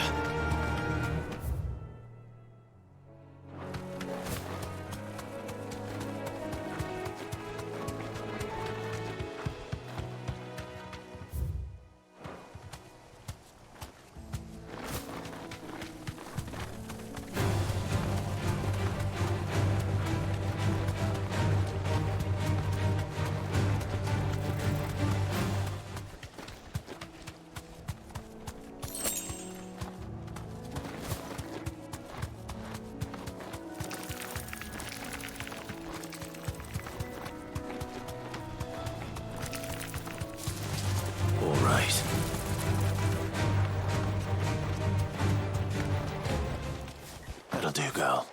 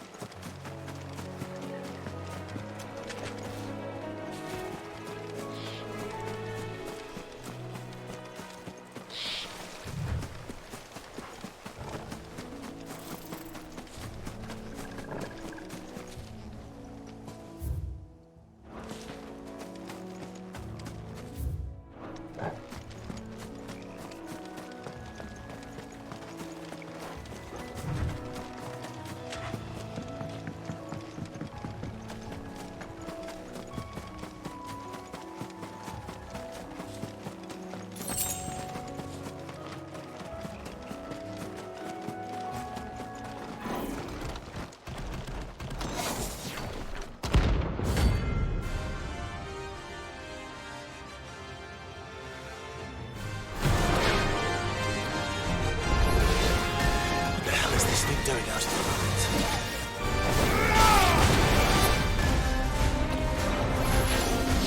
Too slow.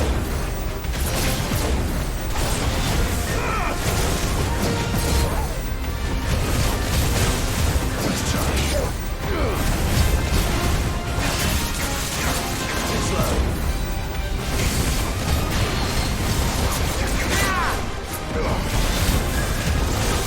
Let's try.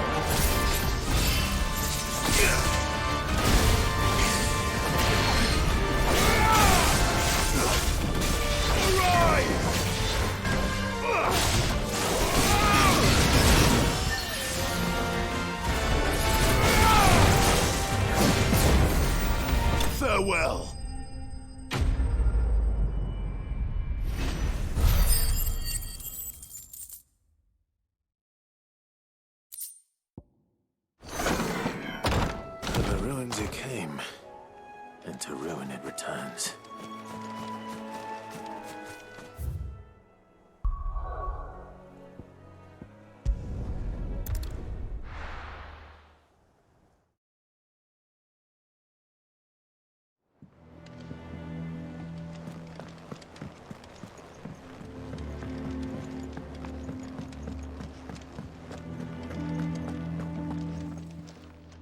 Is it business or pleasure? If you're gonna buy something, be quick about it. You'll not find a better price than that. You're rubbing me blind, you know. Is that all?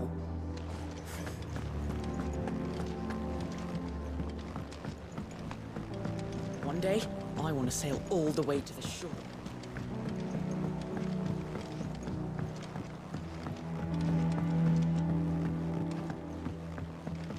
Our man in Dalamo mentioned that Kupka's guard haven't been...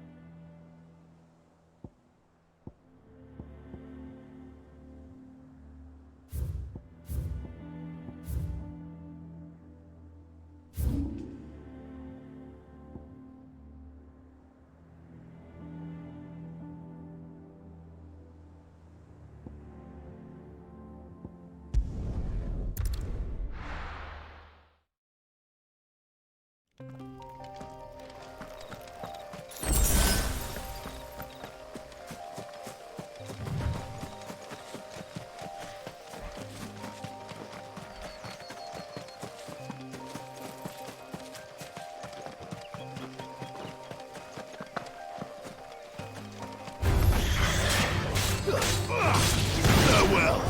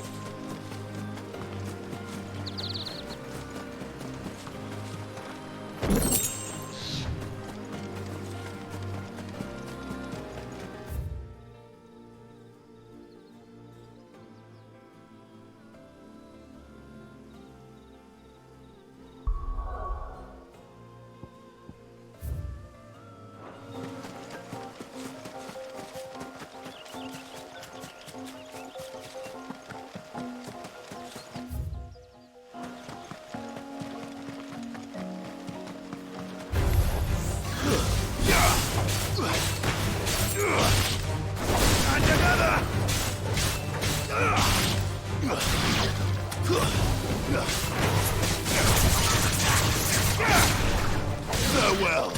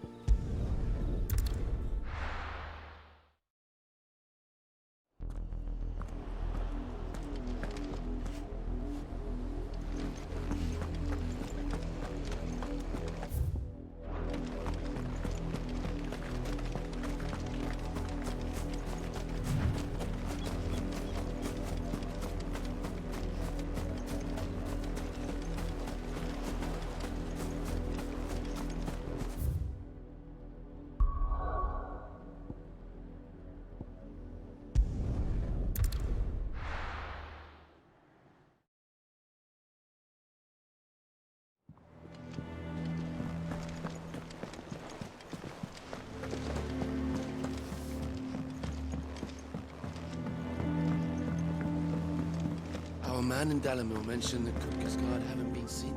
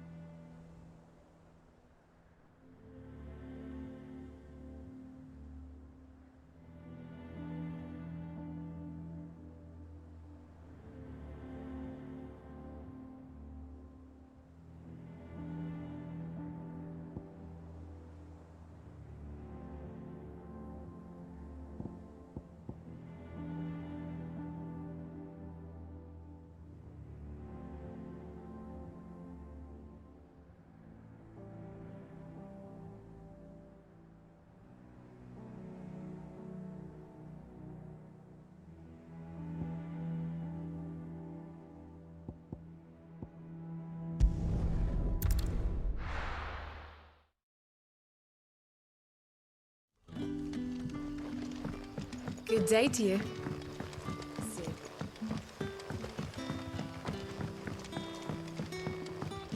The crystals we get from the tailor all but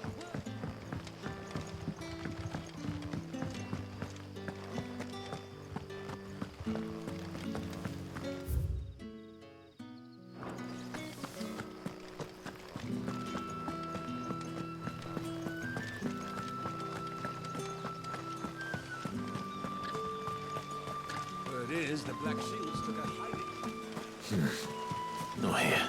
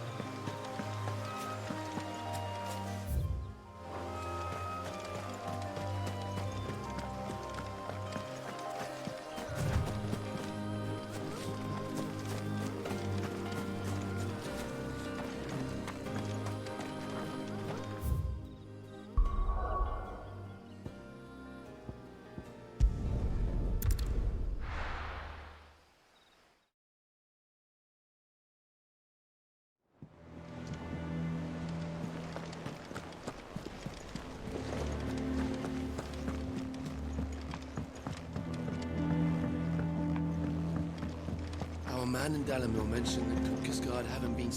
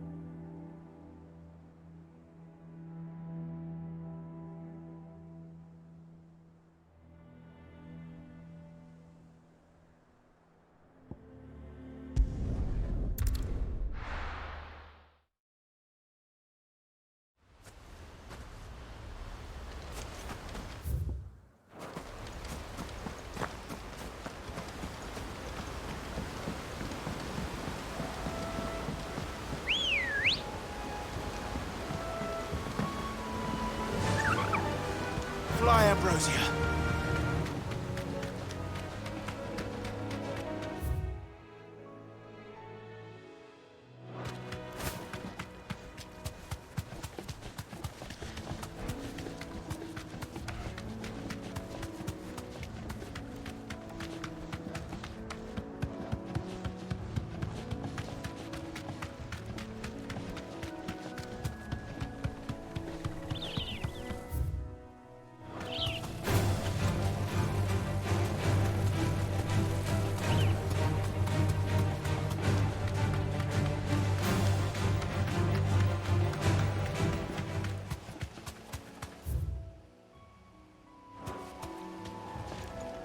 Straight home now.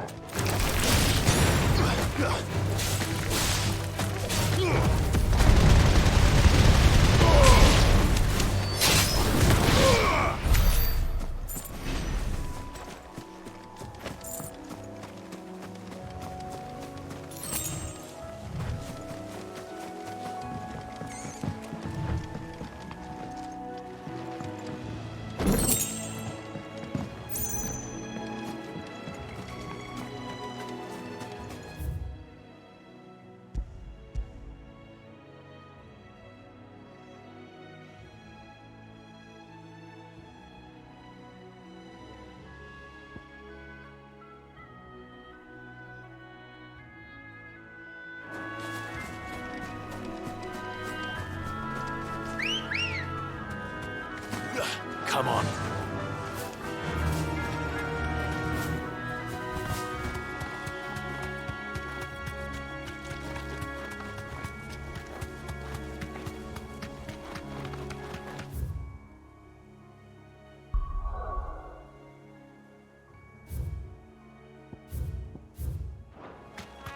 Faster!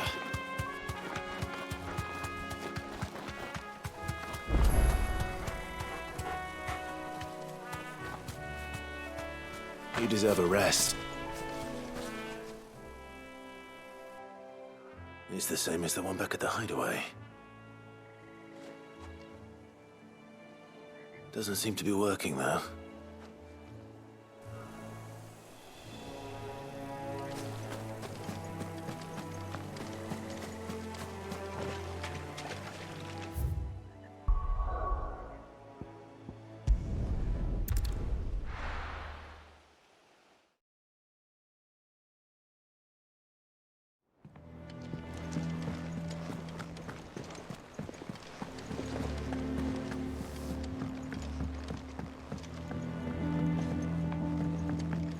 Our man in Dalamil mentioned the Cookies Guard haven't been...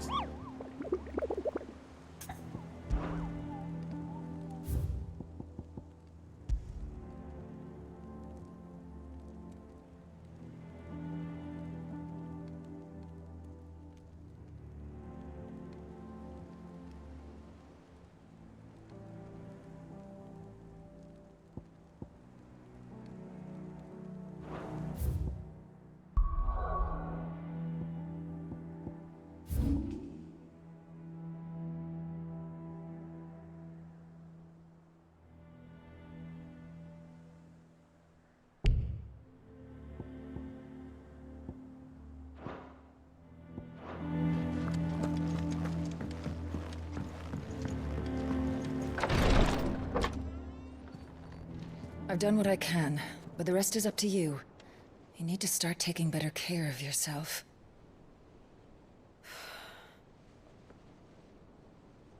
Understood. And thank you.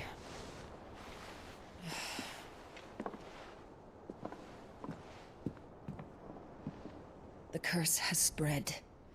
Make sure she rests.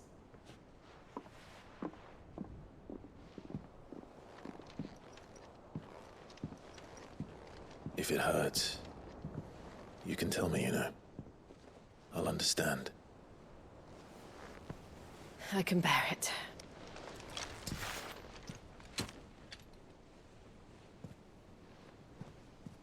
But you shouldn't have to. Not anymore. This isn't just your struggle, Clive. It's ours. And when we see how hard you fight, it inspires us to do the same. Or would you rather we left you to save the world all on your own? No. That's not... Ignore me.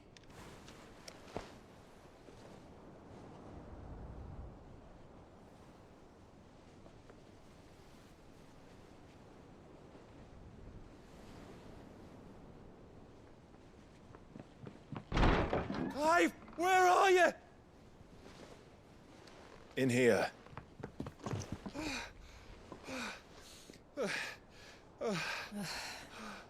What's wrong? Rosaria's under attack. What?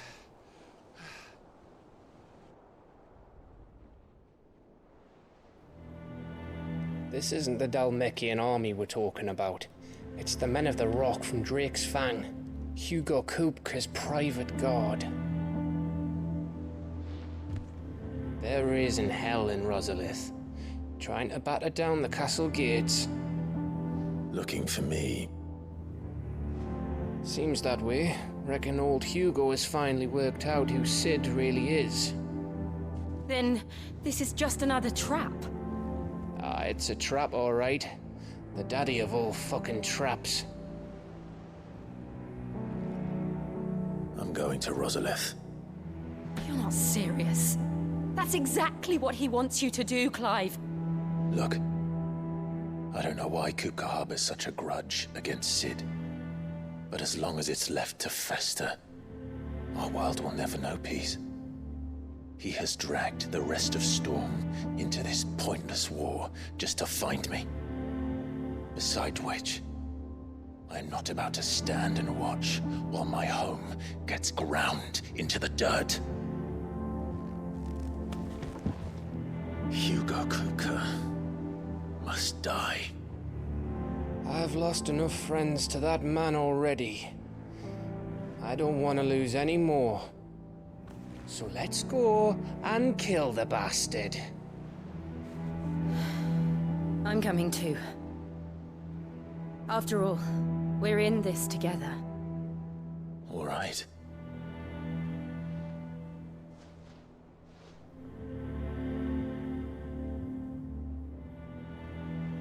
I should probably speak to Otto before leaving. We need to know what we're getting ourselves into.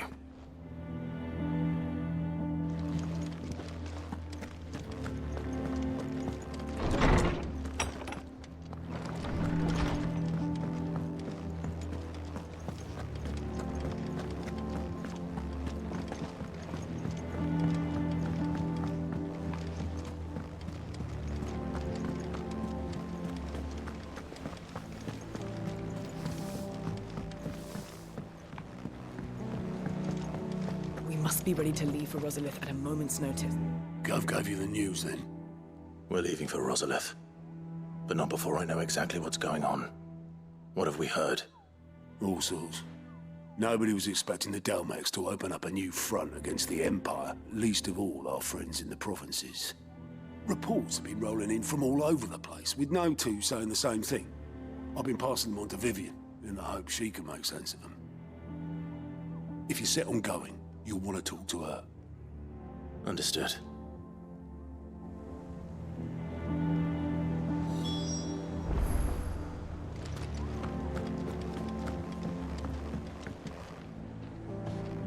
Ah, if it isn't my favorite pupil. Let's see now, where did we leave? Well, this is a surprise. My lectures are rarely so well attended. You know what they say? A little knowledge, can't hurt? We're going to Rosalith to deal with Kupka. What's the situation there? Whoa there, Lord Rosfield. I'm sure you're champing at the bit to return to your roost. But to fully understand the present situation, one must first understand how it came to be.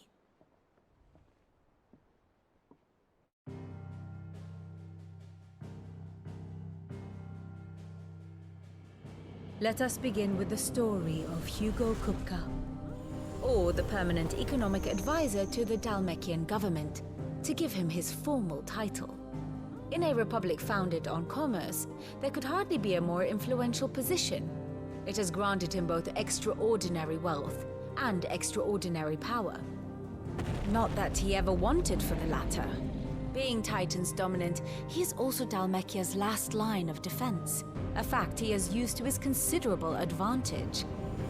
Why, he was even able to pry Drake's Fang, one of the pillars of the Republic, from Parliament's grip. And he was quick to buy the loyalty of the Fang's protectors. Today they are his faithful creatures, a private army in all but name. The self-same army that marches upon Rosarian soil as we speak. By which I mean Imperial soil, not that you need reminding of the fact. Suffice it to say, the Empire's attentions are elsewhere at present, deadlocked as it is with Dalmekia over its occupation of the Crystalline Dominion, where its legions are now gathered. Scarcely a handful of garrisons remain to secure its western provinces, and half of them left after the fall of Drake's Breath. With the threat of the Ironblood thus diminished, they had little cause to fear a maritime invasion.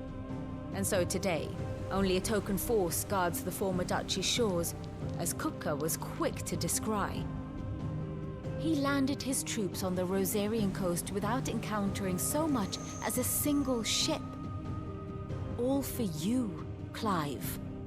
He wants your head. And so he and his men advance upon Rosalith, not to capture the province, but to draw you out.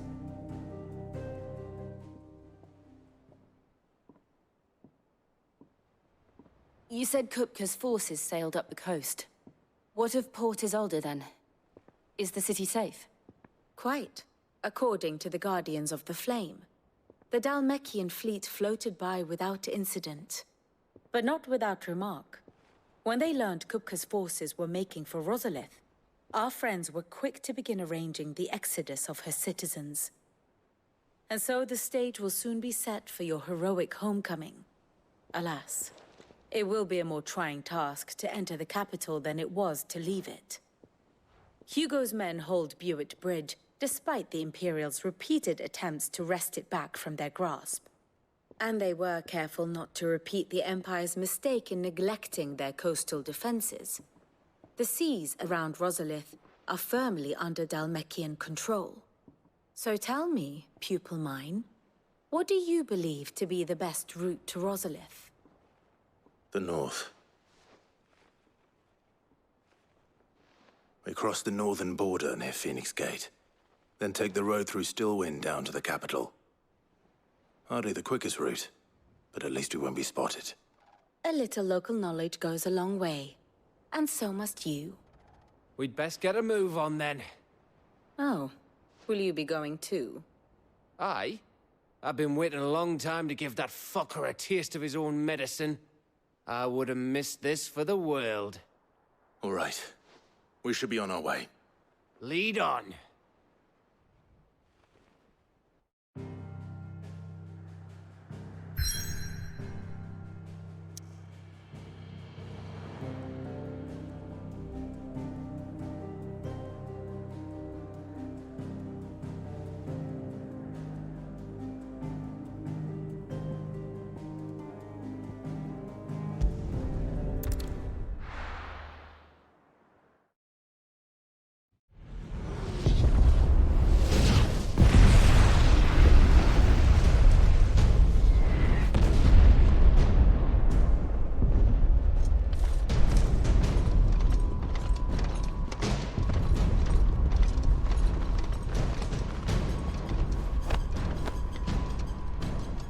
Fortify the castle gates at once.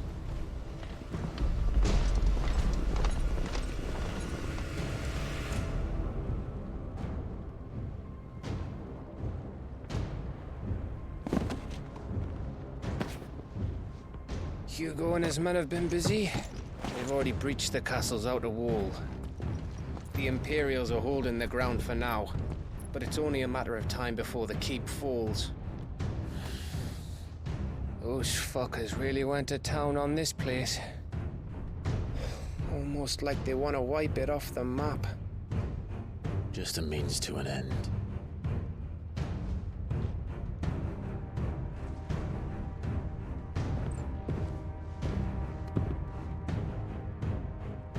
All this for one man? They didn't have to go so far. If you keep your wits about you, I reckon you can make it up to the castle without raising the alarm. I'll sniff out any townsfolk who haven't escaped yet and send them on their way. Be careful. Likewise. Don't do anything I wouldn't do.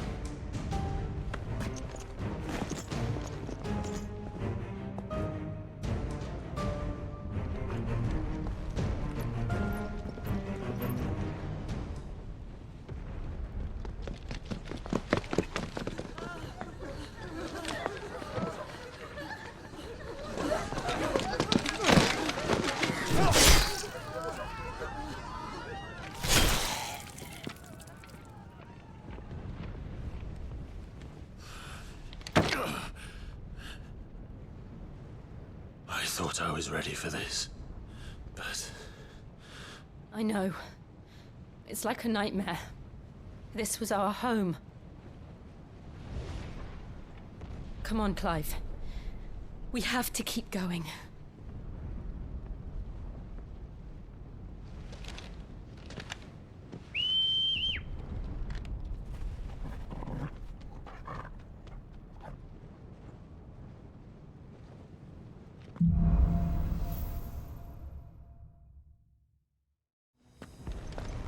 isn't an invasion. It's a massacre. He'll stop at nothing, Clive. Nothing.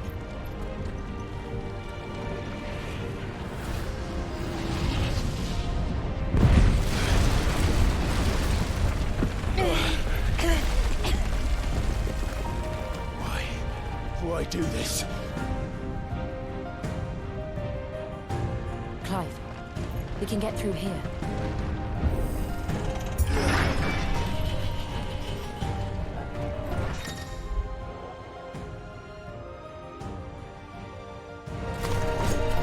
Murderous! And there's only one fitting punishment.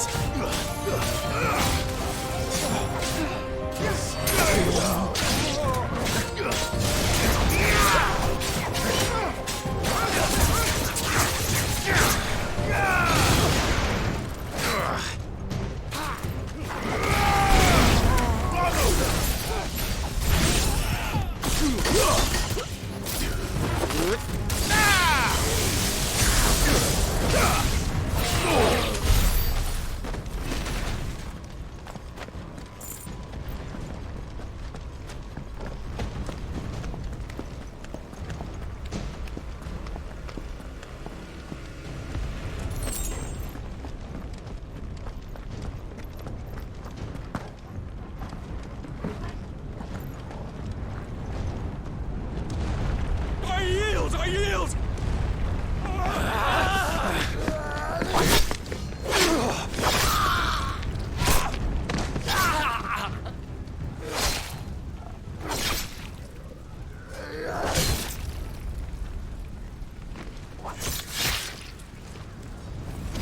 Look what we have here. Gentlemen!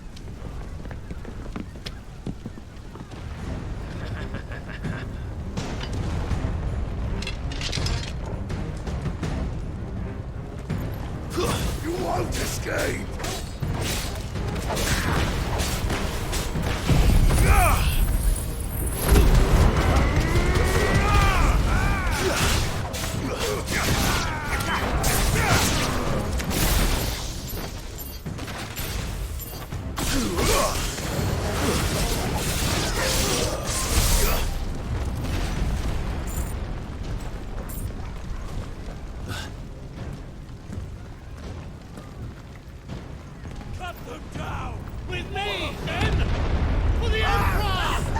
Out of our way!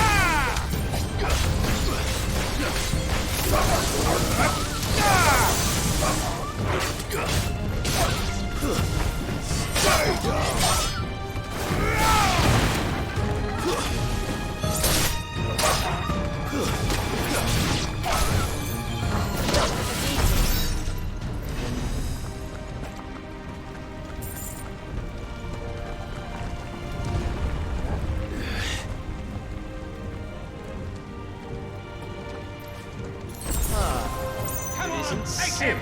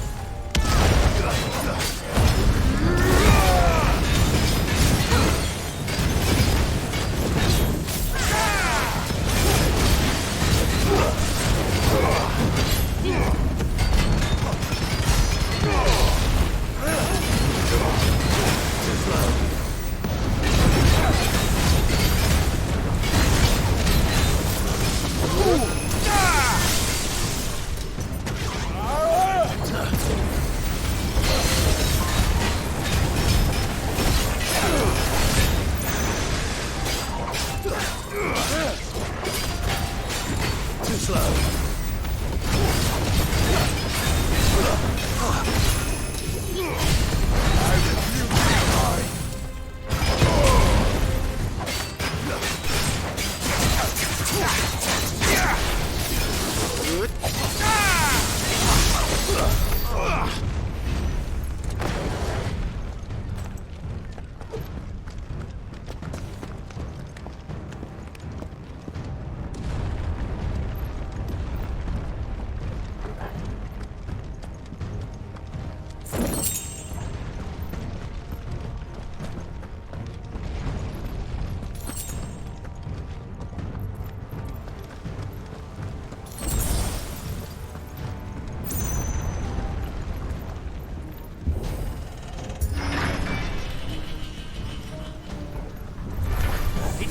Get out of my city or die!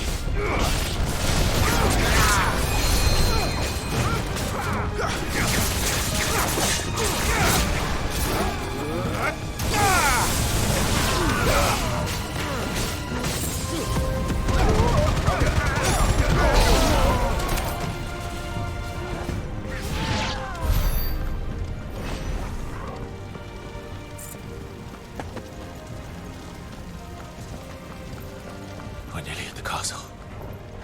It ends there.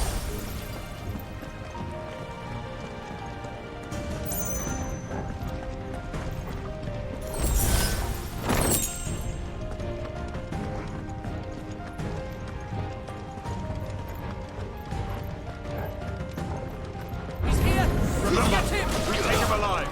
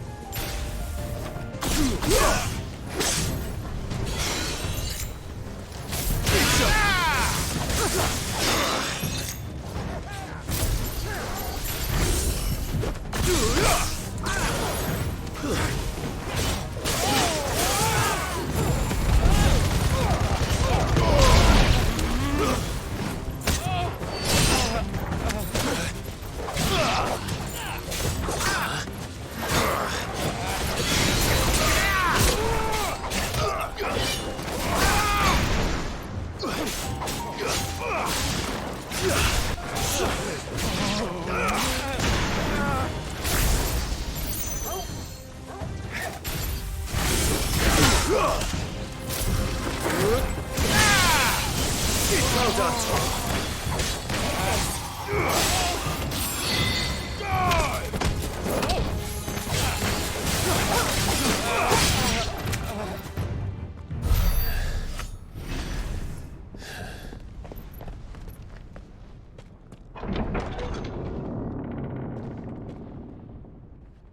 Set her loose!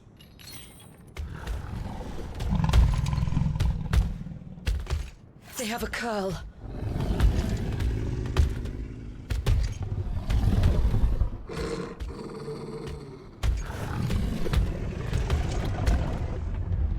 Attack!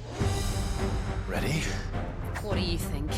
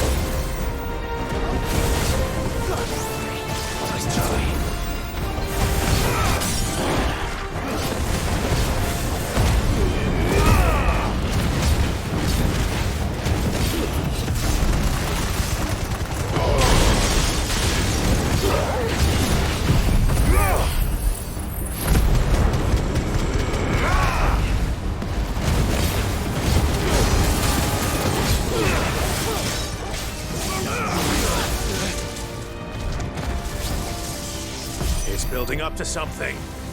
We need to stop it. Whatever it takes.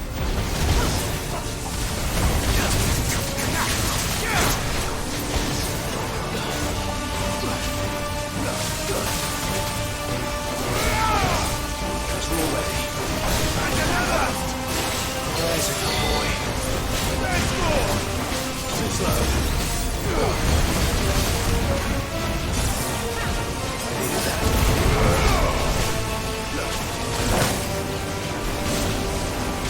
Let's try.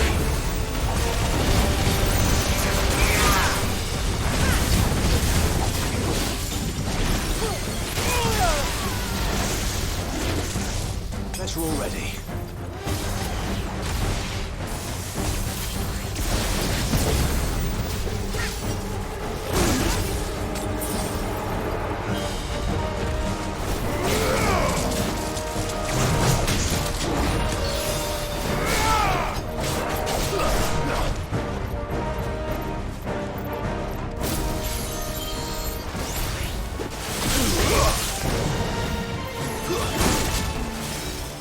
I needed that.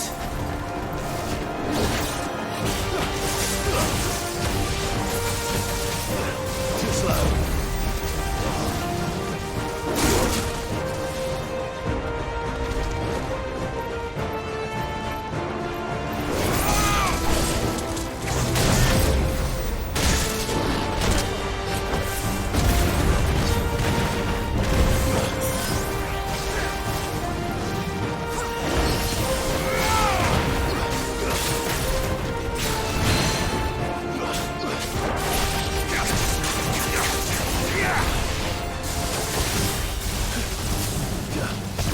Nice try.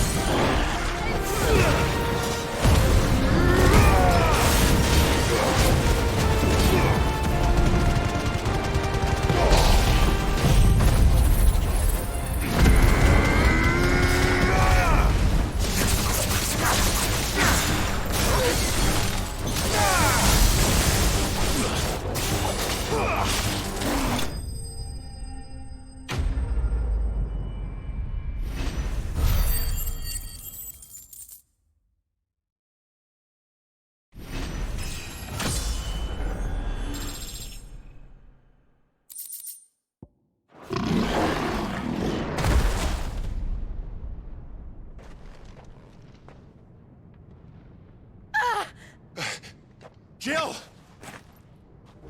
We meet at last, Sid. Or should I say, Lord Rosfield? I've been looking for you for a very long time. Let her go, Kupka. I'm so glad you accepted my invitation. I went to some trouble with the decorations. Do you like what I've done with the place? Bastard. Such a pity your predecessor couldn't join us. But I am sure you will prove compelling company.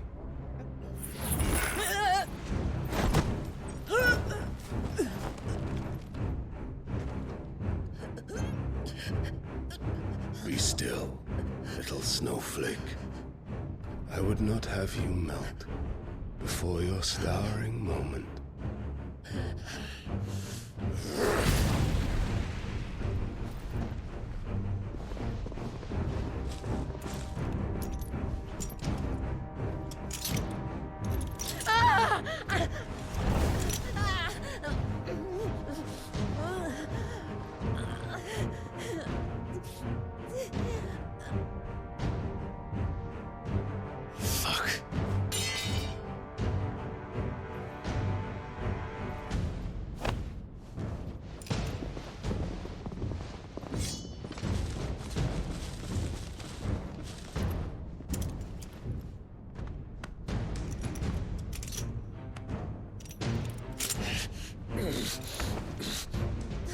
Now, on to the festivities.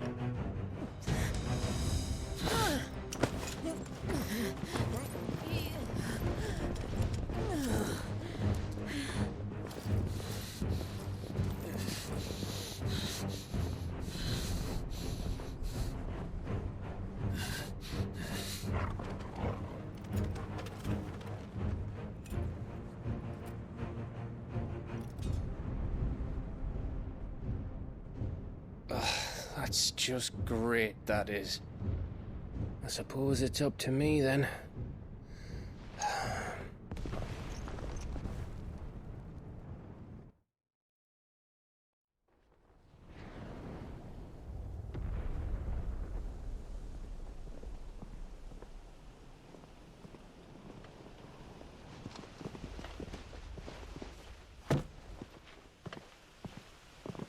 Headsman!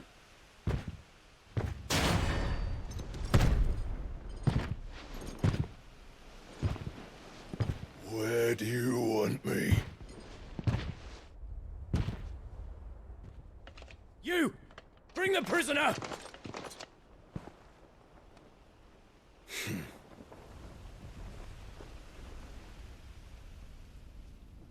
Yes, no more than she deserves for getting into bed with an outlaw. We should get into mine. Lord Kupka commands your presence. You're to bear witness to the girl's execution. Such a waste.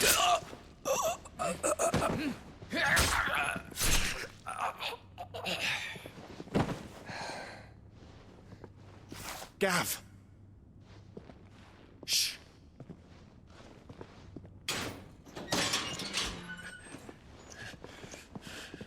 Crystal fetters are a bastard to open, just so you know. Don't worry, I'll have them off before you can blink. Where's Jill? In the courtyard. Shit.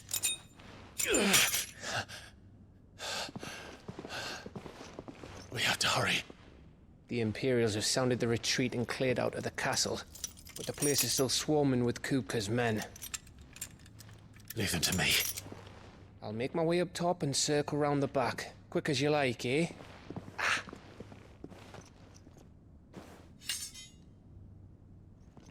Nearly forgot.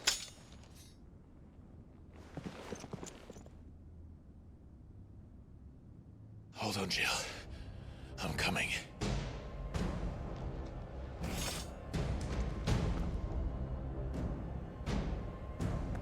I have to get to the courtyard.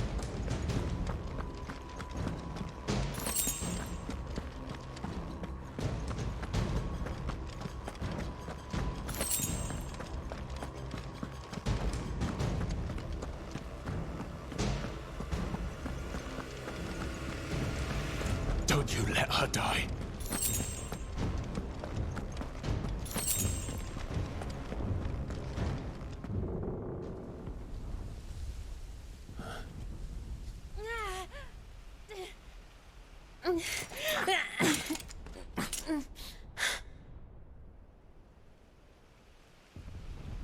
I hope you've got a plan, Clive, because we are fucked if you don't.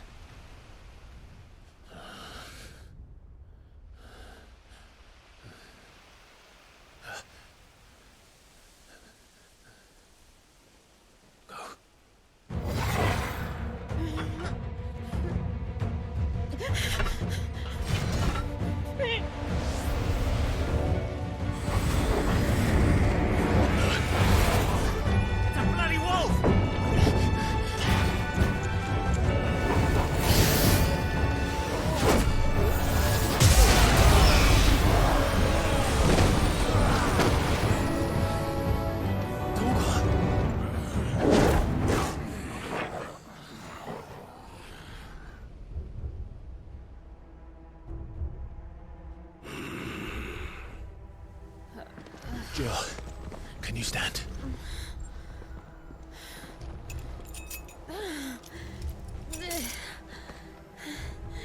Come, Lord Rosfield. Don't tell me you tire of my entertainment. Enough! Yes. Perhaps it is time we served the main repast. I trust you are hungry! Need this? Much obliged. Stay close. We're getting out of here. And Toggle, thank you. Take all of them! Care to explain what the fuck your dog just did? Later, everyone. With me. That includes you, Toggle.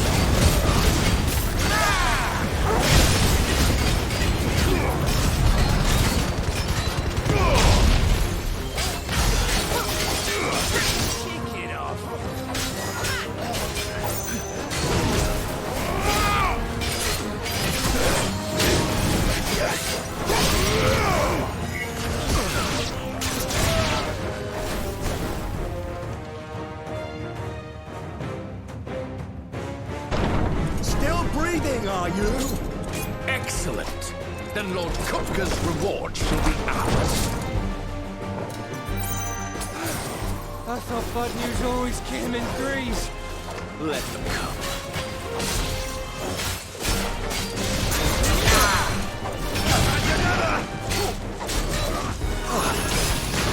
Too slow.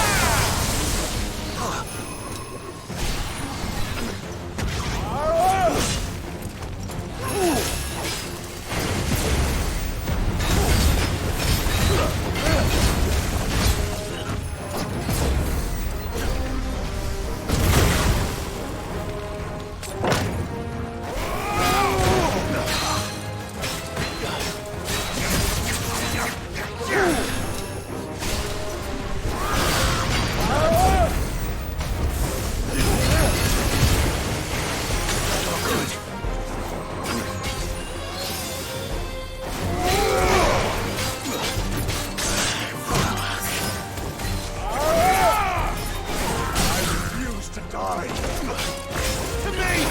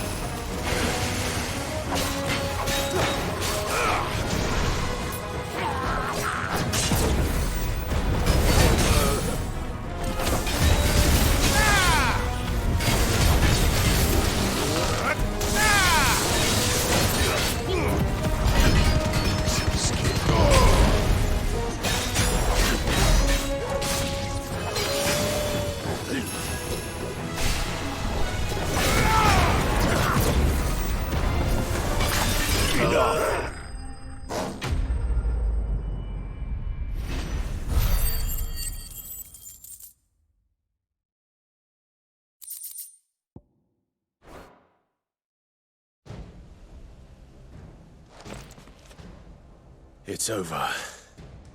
For now. But I bet that wasn't the last of them. And they won't stop hunting us until Kupka's dead. So you get in there and finish the job, eh? Go on. If they come again, we'll hold them back. All right. But be careful.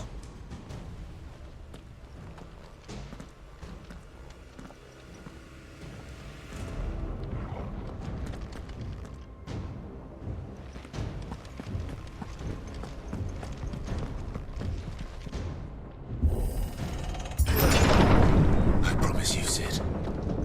He'll die by my hand.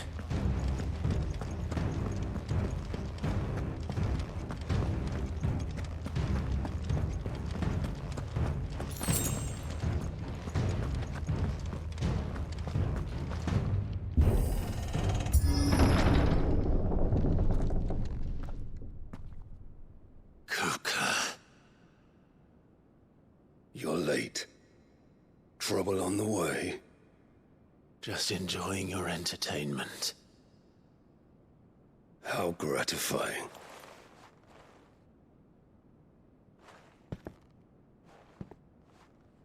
Have you come to defend your father's throne, Lord Rosfield? The Grand Duchy of Rosaria. A realm without a ruler, an army, even a people. A veritable kingdom of dust.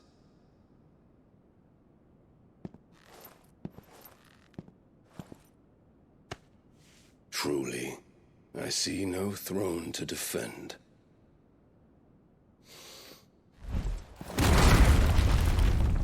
No!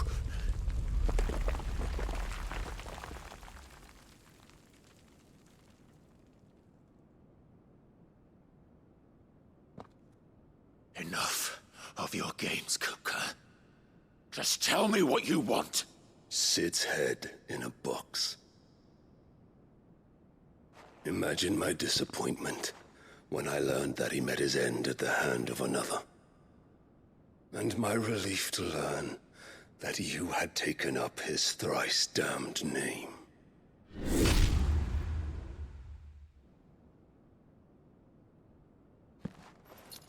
Your master slew Benedicta Harmon and defiled her body. If you choose to bear that murderer's name, then you shall answer for his crimes. The only crimes I shall answer for are my own.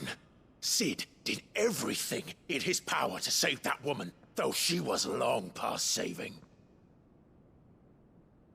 And so I did what he couldn't. It was me all along, Hugo. It was you.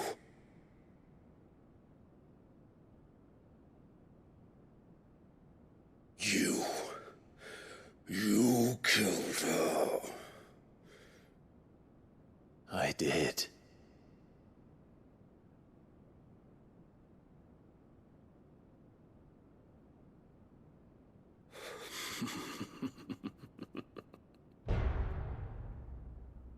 Then I am fortunate indeed. I had thought the most I could wish for was to take the life of one he loved, just as he did to me. But it seems I was wrong. And I shall have my revenge. We shared a dream! I would be the king of the world! She would be my queen! And together, we would rule like the gods we are! But you crushed that dream, ground it into dust! Hear me, Rosfield! You will pay for what you've done. I'll tear you apart with my bare hands! And what of you? How many people have you killed? How many dreams have you crushed? You're not the only one who's seen their world fall apart around them. You'll get no pity from me, Kuka. No pity. And no mercy. Now die!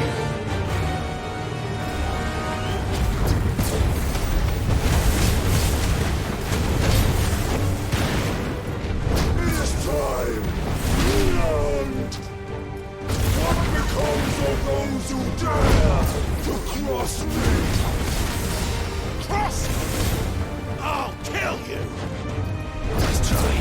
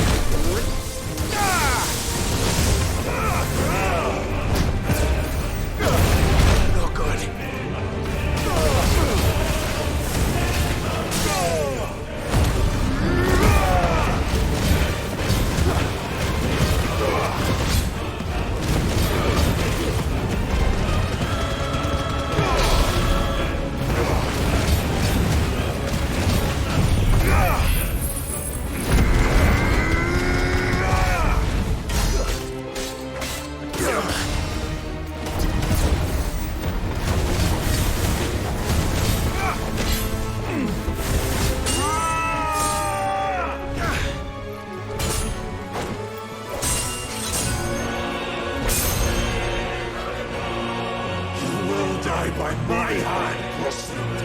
My hatred for you is unending. And yield thing, let this palace be your grave!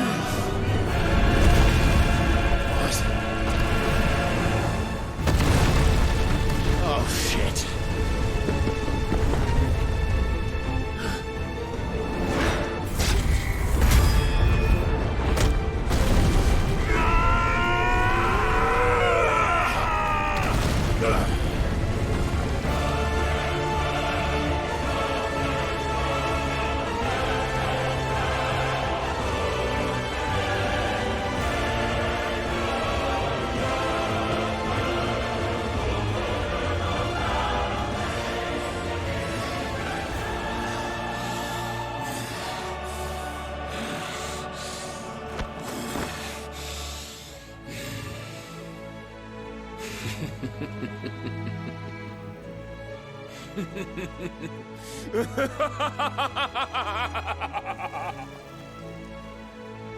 The world has chosen.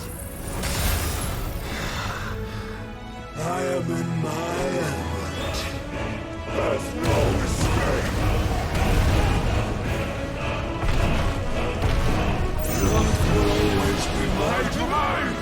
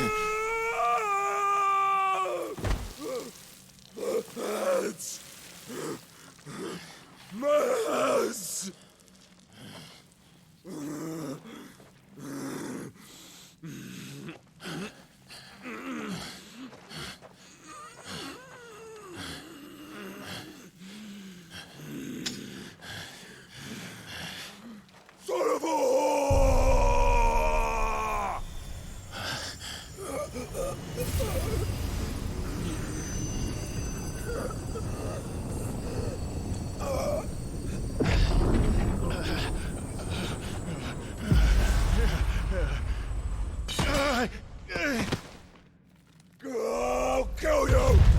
I'll kill you! I'll kill you!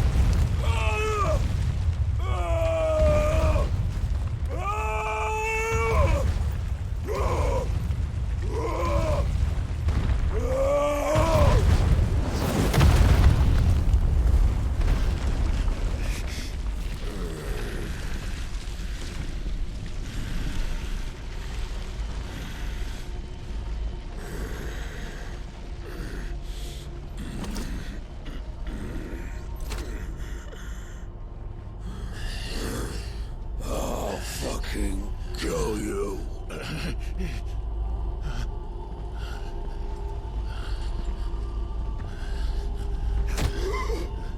There. You mustn't get yourself worked up. Wait!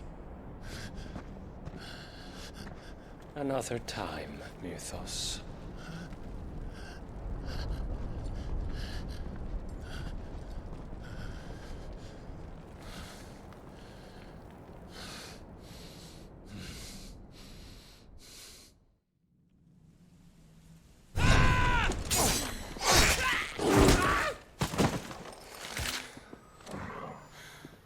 Is that all of them?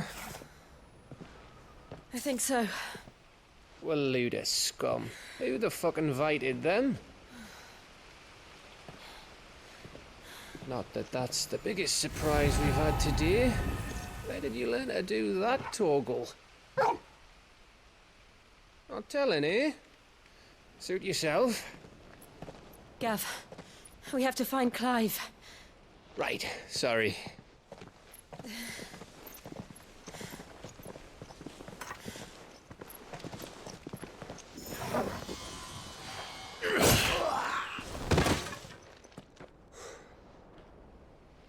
You missed one. We were worried. So was I.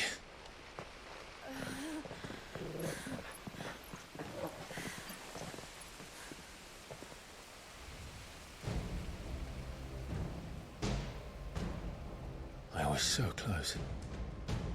If it hadn't been for my gift, I would have finished him.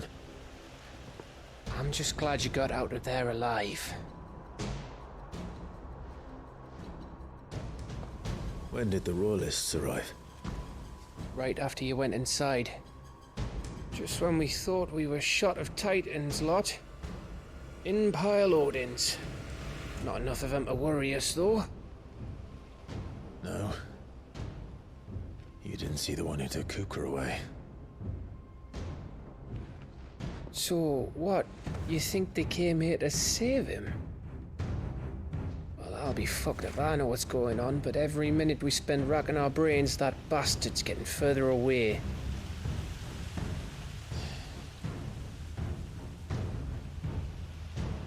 So what do?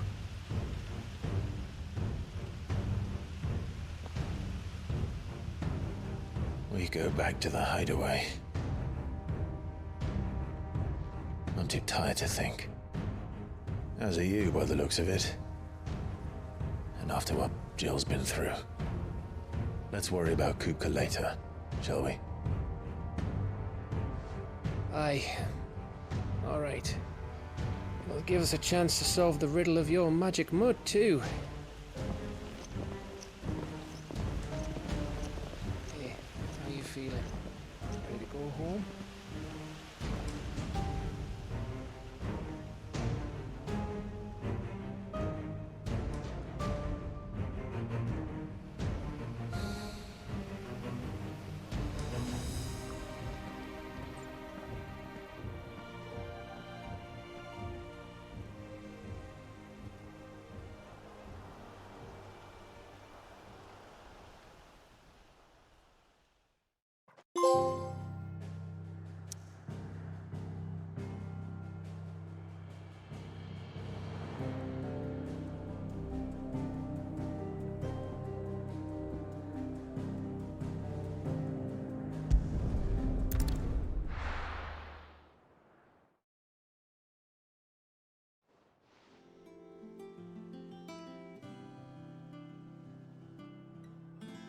Just look at the state of you.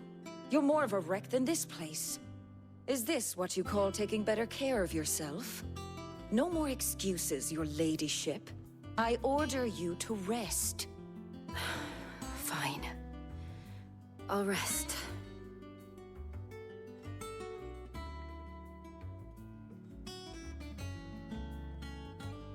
Don't worry, Gav. She's in good hands. But we should have never let her fall into Hugo's. Back when he had some like. The question is, where is he now? And what the hell were those wireless doing there? I was wondering about that all the way home. Otto may have heard something. I'll talk to him. And I'll talk to Tomes. The lawsman? About what? About your faithful hound for a start. If any four-legged friend's ever done that before, I'm betting Tomes will have read about it. But what I want to know is, what happens afterwards? It's all well and good Torgal saving our arses, but if it costs him what it cost Jill... Right. Let me know if you learn anything. Will do. And you do the same, eh?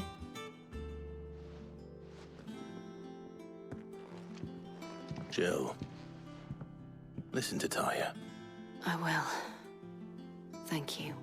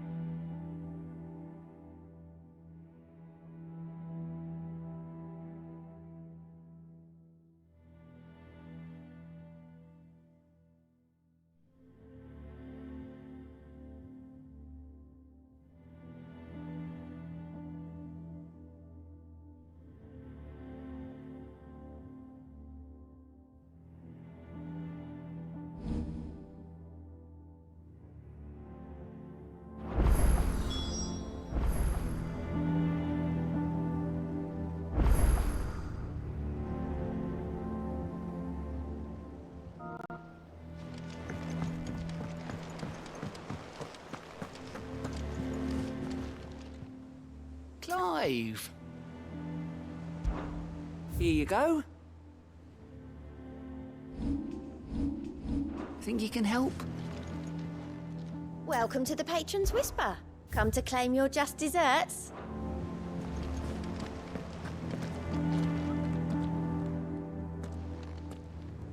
Otto, is now a good time? It's not a bad one. How's Jill doing? Oh, she's been better. Ty is making sure she gets the rest she needs. Good. Any word on Kupka's movements? Vivian's doing what she can to try and track him, but she's feeding on scraps. We've sent ours out to the Cursebreakers and our other friends in the West, asking them to keep their eyes peeled for anything unusual.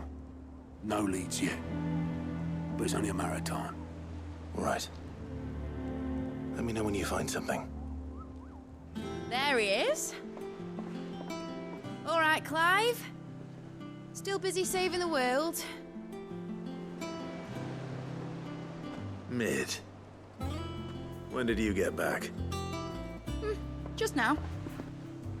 What about your studies? Adjourned.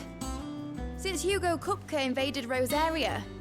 All the canvas in uproar about it. He's gone mad. He's turned rogue. It'll be us next.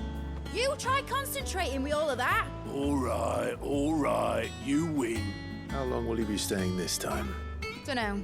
A while, most likely. Any road, while I'm here, I was hoping you could do us a favour. Mid. You can't just expect me to... Please, oblige her.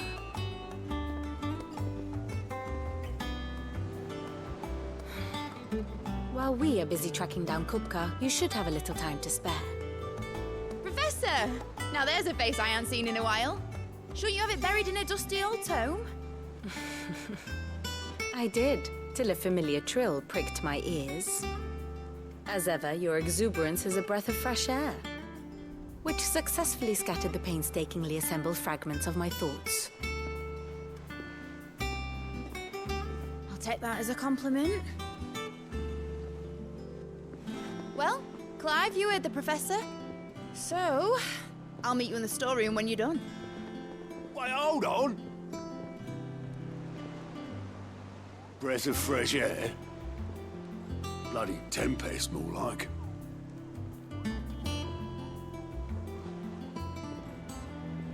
Oi, Otto, you got my gill?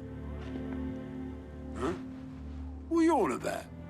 My fee for bringing Mid across. She said you were paying. That little... The storeroom, was it? I wonder what Mid's plotting.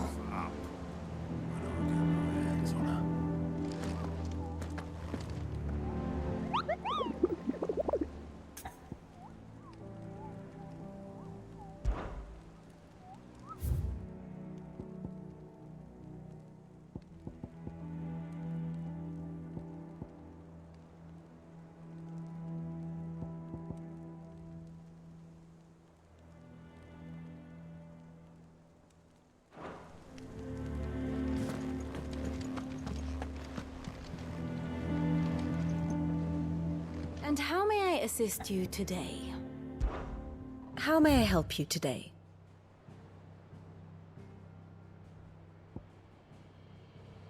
I have the details here.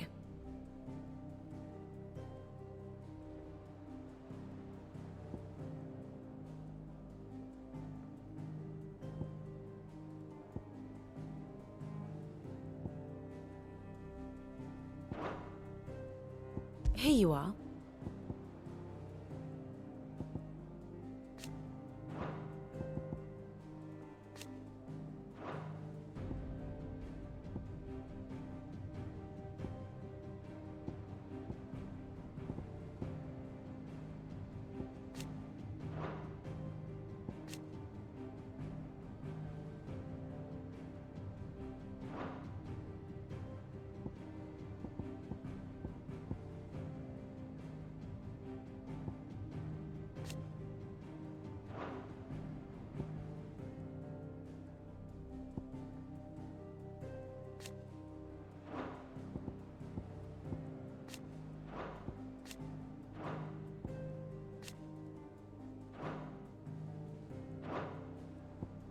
Of course.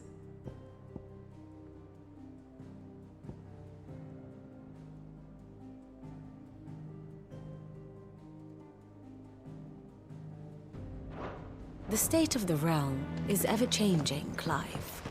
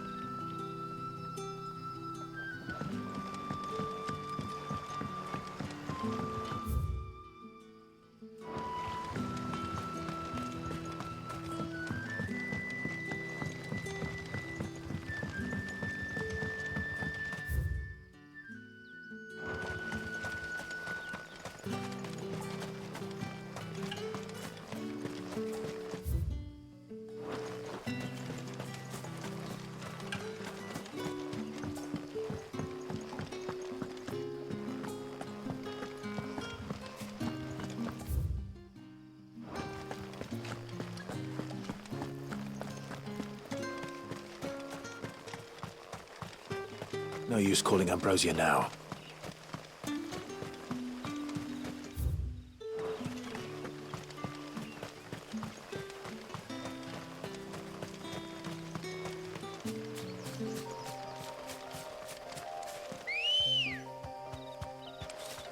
Let's go. Run like the wind.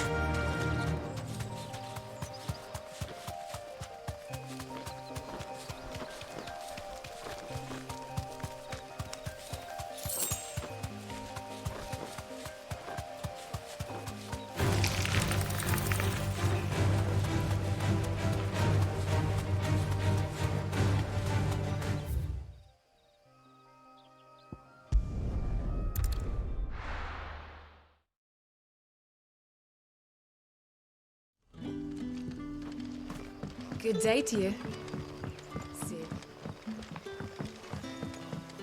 It's all but spent. The crystals we get from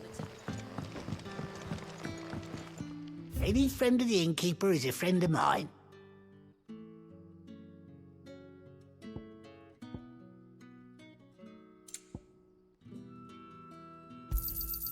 I trust it's all here. Ah, yes. I trust it's all here. Ah, yes. I trust it's all here. Ah, yes.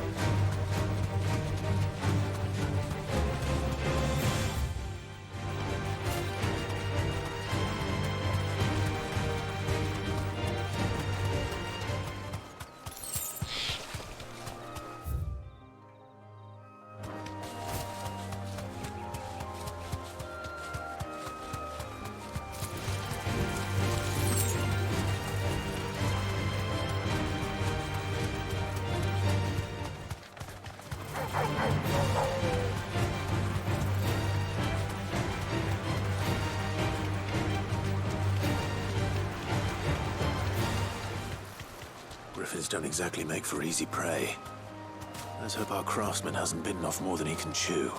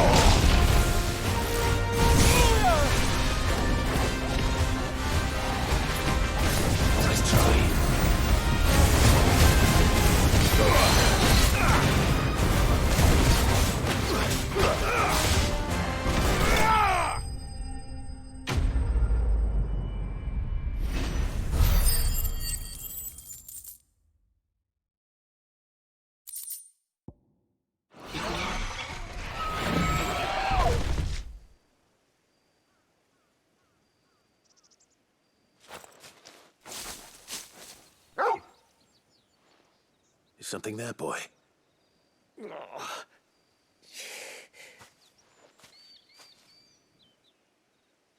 Could that be our man? Are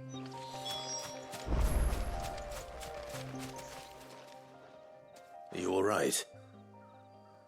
Dare say I'll survive. That griffin caught me before I could get an arrow off. Must have lost sight of me in the grass, though. I'd be dead if it hadn't. More likely than not. The name's Camille. I'm a lowly leather worker, if you couldn't tell by the smell of me. Not so lowly from what I hear. Do you remember selling to a merchant by the name of Karen? She's not an easy woman to forget. Bought a cuirass from me after I lost my buyer. Quite taken with my work, as far as I recall. Didn't stop her bartering me down to a pittance, though. She sent you for a refund? It's not her who sent me.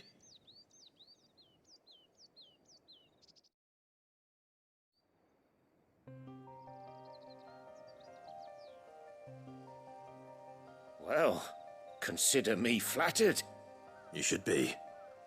He's a master of his art, and not an easy man to impress. Blacksmiths are proud folk. It's a rare thing indeed for one to praise a glorified tanner. And I don't imagine an impressive swordsman like yourself would be getting your steel from any but the best. I'd dearly love to help a fellow craftsman, but... well, actually, I suppose you could give him this. What is it? Treated leather. Same stuff I used to make that cuirass. If your man's as skilled as he sounds, he'll know what he's looking at. You sure? Well, you did save my life. And thanks to you, I'll be going home with all the griffin hide I can carry. I'd say it's the least I can do. Short of showing him how to make the thing myself, that is. But there are rules against it. Secrets of the trade and whatnot. In that case, I'll see that he gets it. I'd be much obliged if you would. Right. I've got some greaves to make. You send your blacksmith my regards. Will do. And thank you.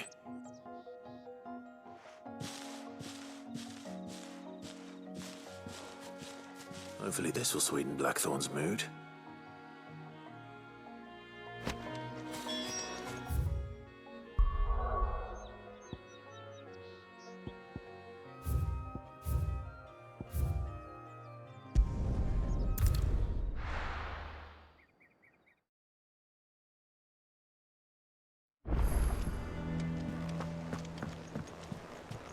Jill looked white as a sheet.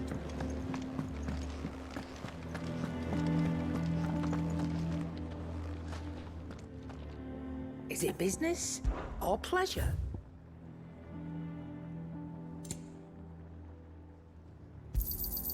You're rubbing me blind, you know. You'll not find a better price than that. And with a bit of luck. How'd it go, Clive? Did you find him, or does the hunt continue? I found him.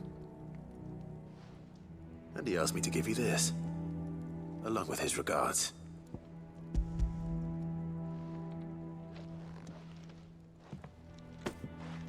You're joking.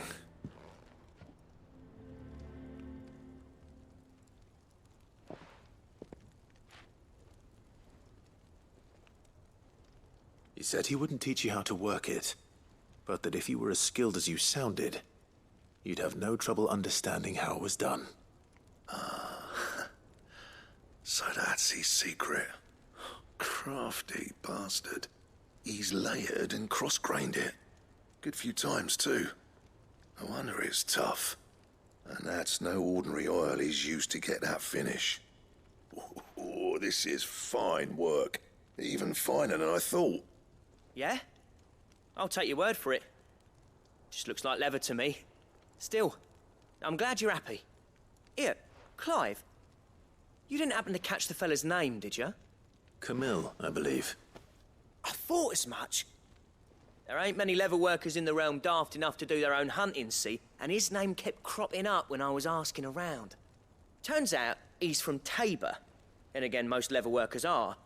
But our friend Camille guards a long-held family secret, the details of which are the subject of some debate in the leather-working community. Then we better keep this close to our chests. Listen, sorry for putting the both of you to all that trouble. Should have kept my moaning to myself. Still, I'm glad you found him. This has cheered me right up. That was the idea. Clive's idea, anyway. He did most of the work. It's good to have you back, Blackthorn. Just don't expect me to go turning out work like this. There's a reason he does his own hunting. He knows exactly what hides to look for. And that's how he gets them to layer up so nicely. And don't get me started on how much oiling this leather would need. But I reckon I can make something about as good. Something a Cursebreaker will have no trouble caring for. Anyway, enough narrowing. I've got work to be getting on with.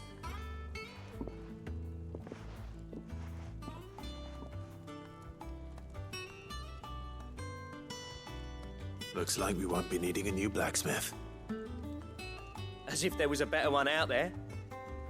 It wouldn't have been the same anyway. No one spins a yarn like old Blackthorn in his cups. Right, now that's sorted, I've got duties to attend to. Thanks, Clive. You've given me my mate back.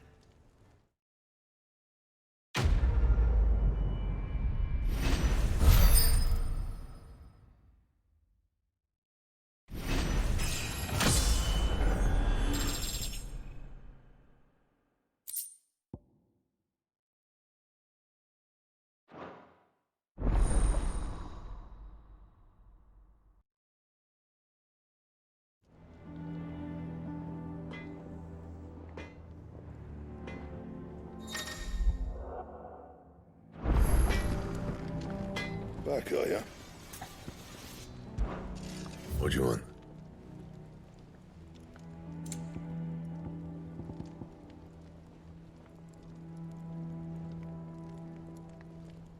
Don't waste my time. You ain't got the stuff.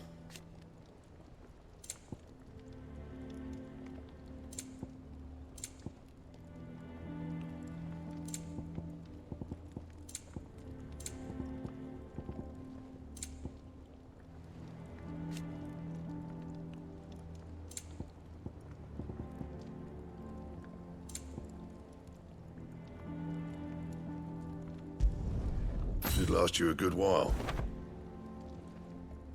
And?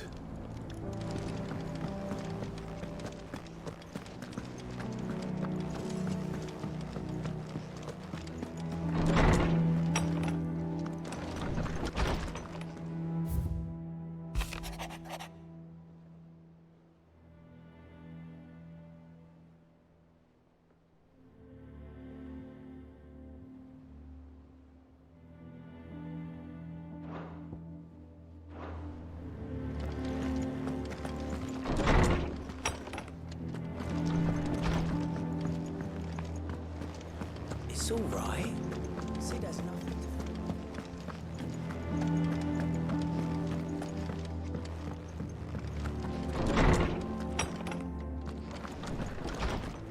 Tone says he's looking for books about Torwall. I know. My knowledge is yours. I don't believe you've read this particular chapter before.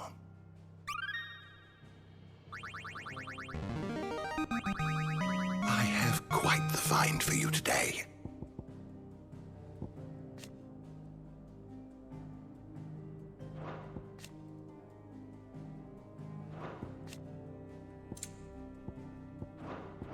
What subject shall we consider today?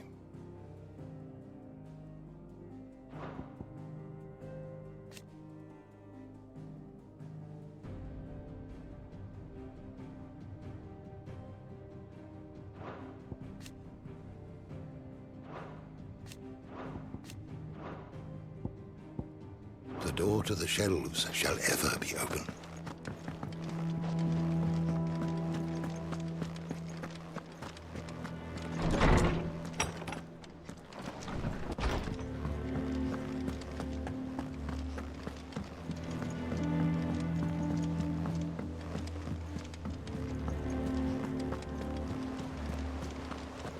The little uns have been up to their old tricks again.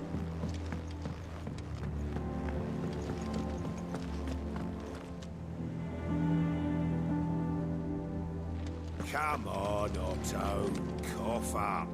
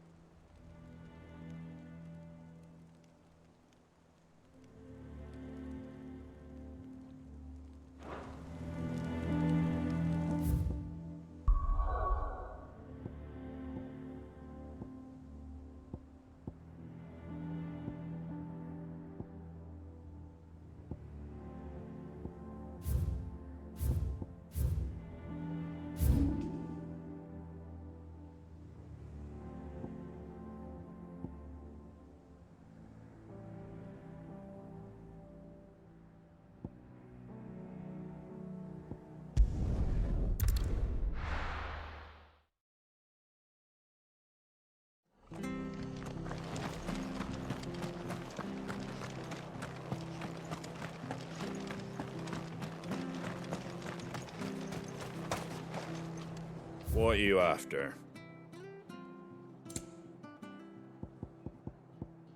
Take care out there, eh? Thank you for sticking with us. Those of us who are still here have to look after each other, don't we? It'll take ages to tidy all this stuff up.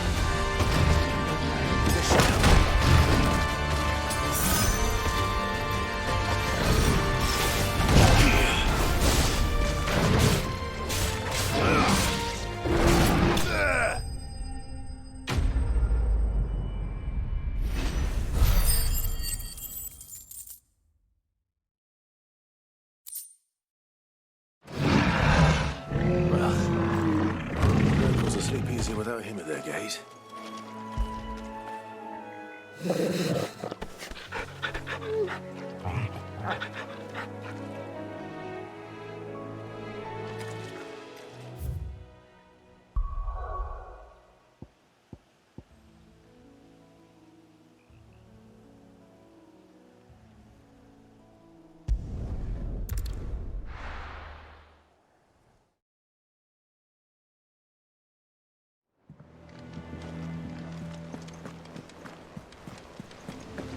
The little uns have been up to their old tricks again.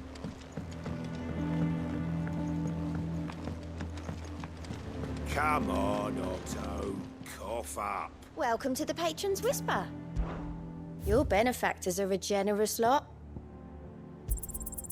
All yours.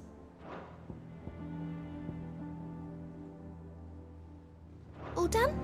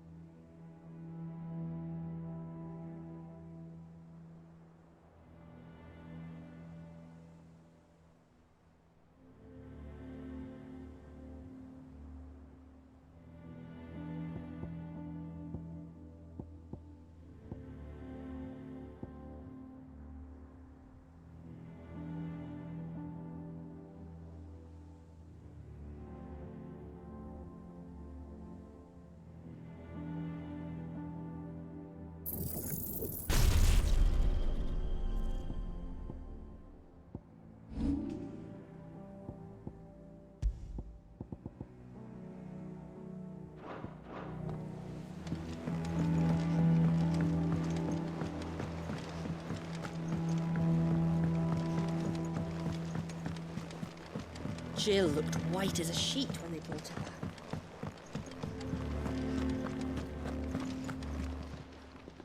Is it business or pleasure?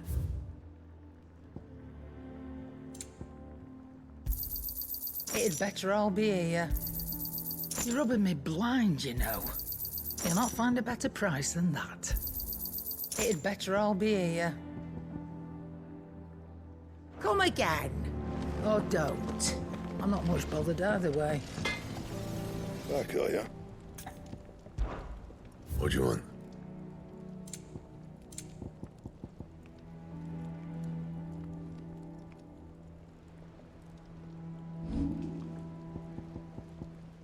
And?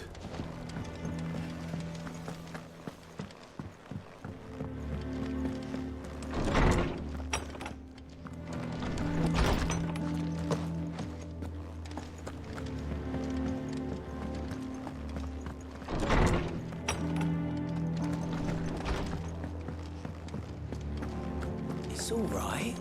Sid has nothing to fear.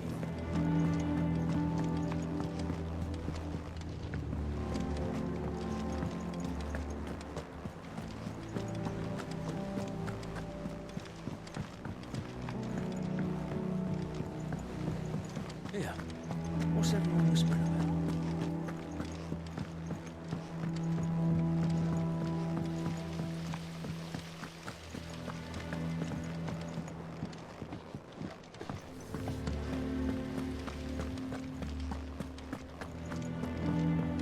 Shouldn't you be getting some rest soon?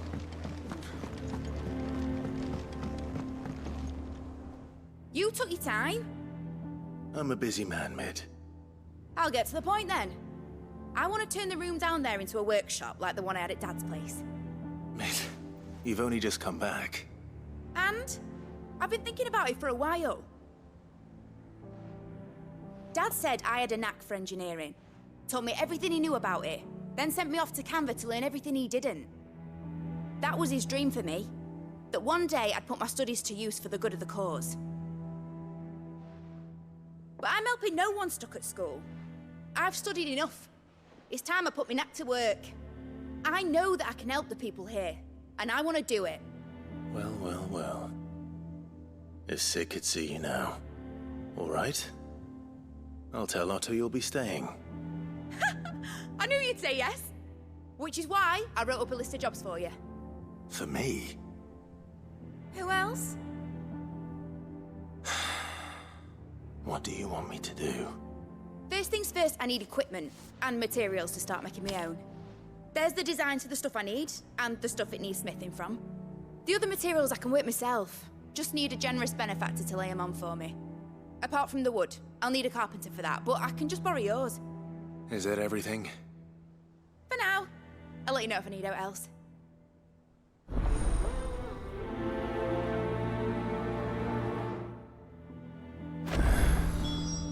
Where to start? Materials and tools. That means Karen and Blackthorn.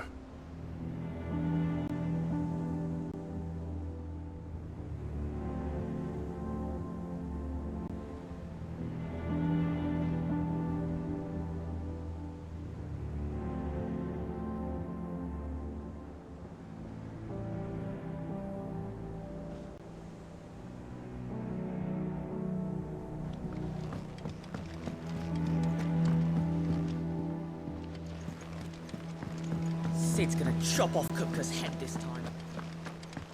You were born in Valisthea, weren't you? Must be hard. How's it coming along? Nearly there.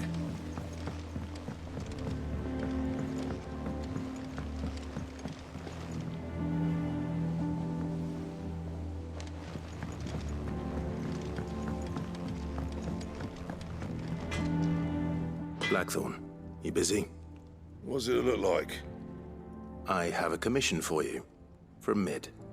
She requires certain tools.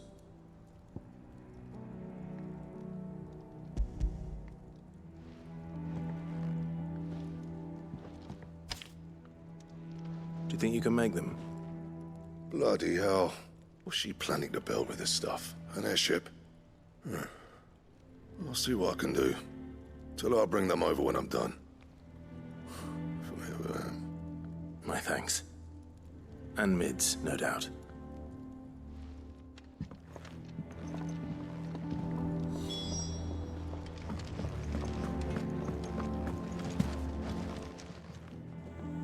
Was wondering where you'd got to.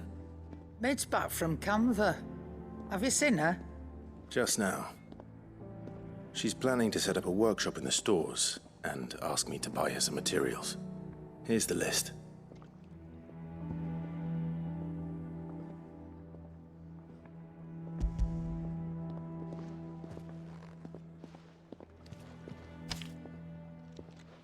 Think you can find everything on there?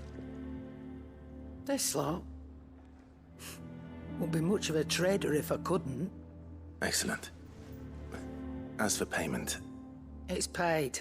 100 times over by what that girl's done for us. If it weren't for her filters, we'd have naught to drink but Blight water, and that would have drained the life out of us long ago. Indeed it would. I'll send the stuff on to Mid when it comes in. Thank you, Karen. That just leaves the carpenter. Let's see if Bardolph's available.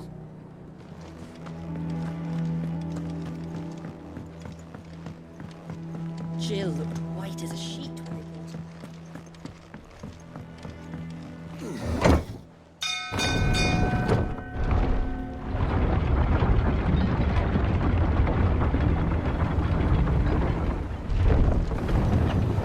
Do with a good oil in this, could? Should be enough to... How do, Master Sid? Bardolph. Mid's looking to build a workshop in the storeroom, and she needs the aid of a skilled carpenter. So naturally I thought of you. Well, I'd love to help the young miss however I can. But I'm afraid I got my hands full just keeping this place afloat. There's holes need patching, and if I don't patch them, we'll all of us sink into the mere. I'd gladly spare Mid all the time I have, but the sad truth is, I ain't got none. I see. It don't have to be me, though, does it? What about that other fella? You know, the one over at Martha's Rest. Bernard, was it? That's right. And he is a friend of the cause. I'll ask Martha if she can spare him. Thank you, Bardolph. Least I could do.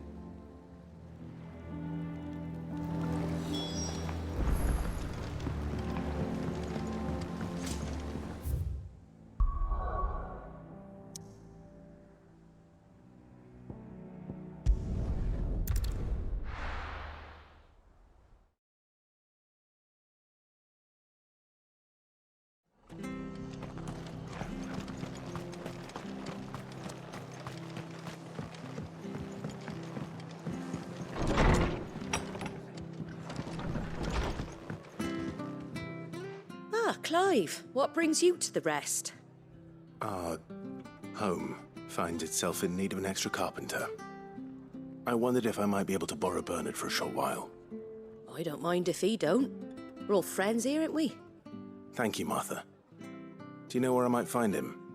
He went up to Cressida on business. No idea what, mind. Place is a ruin. Far as I know, he's still there. I'll look for him there then.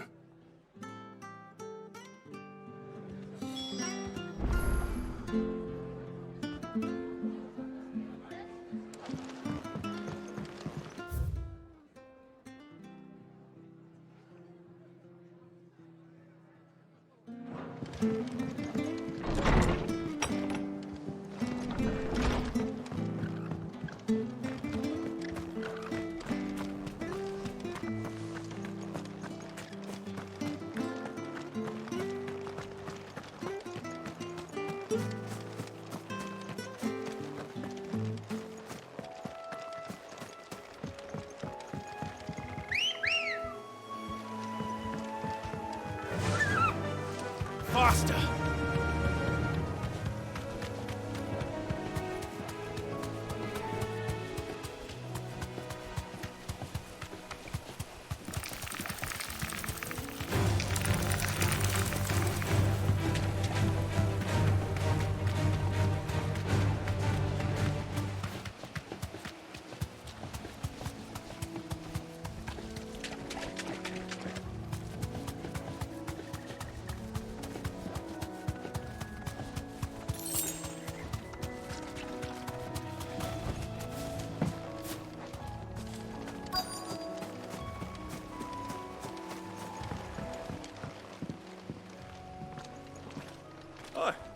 If it ain't the lad who saved my life.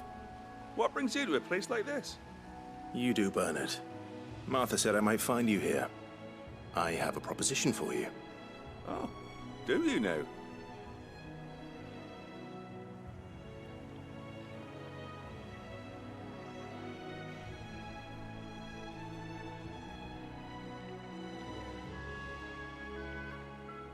Building a workshop, you say? Well, that beats sacking boards to bridges, sure enough. And if Martha didn't mind me being gone a while, then neither do I.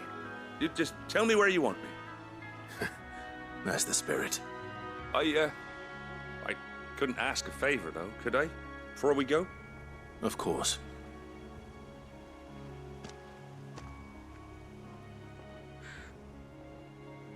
Well, that there is Cressida, where I grew up. Ain't much left of it now, though. Except my parents' graves. But I came up here hoping to visit. I even patched up the bridge to get across. Only to find the place crawling with fiends. But you're a dab hand when it comes to dealing with beasts and bogles, ain't you? Any chance you could, It's the least I can do. Well, thank you kindly. And take care.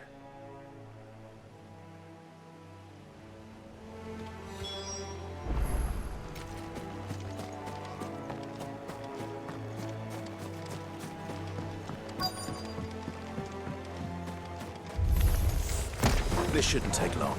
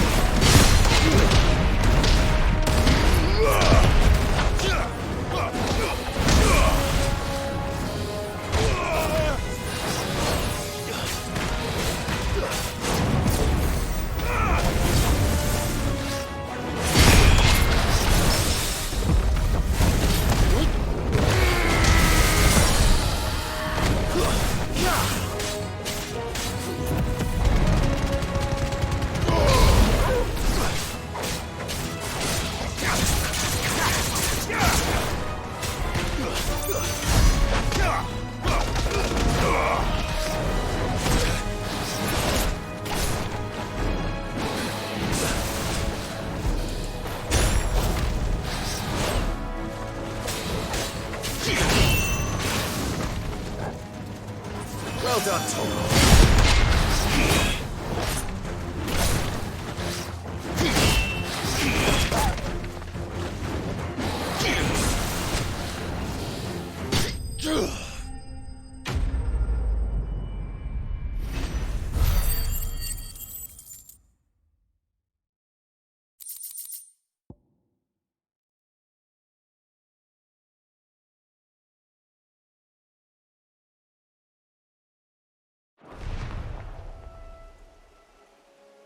That should do it.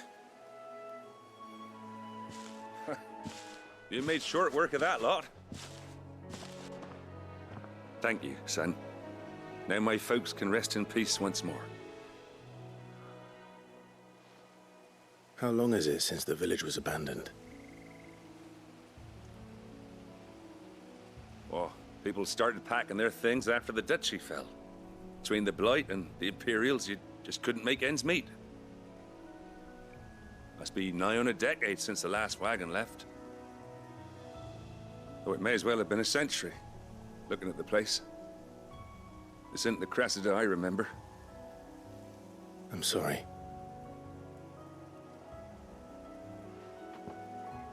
Ah, don't be. Can't live in the past, no matter how nice it might have been. Soon as I'm done saying a prayer for those that raised me, it's on to your hideaway. I'll meet you there.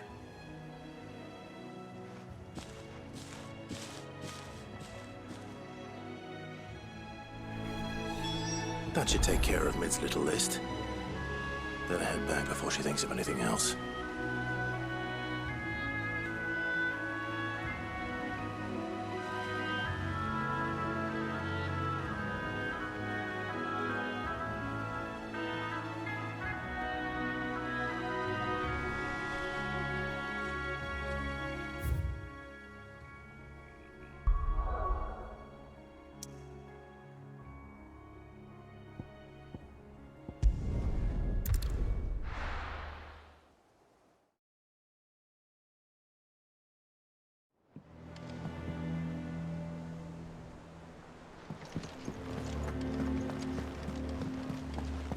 The little uns have been up to their old tricks again.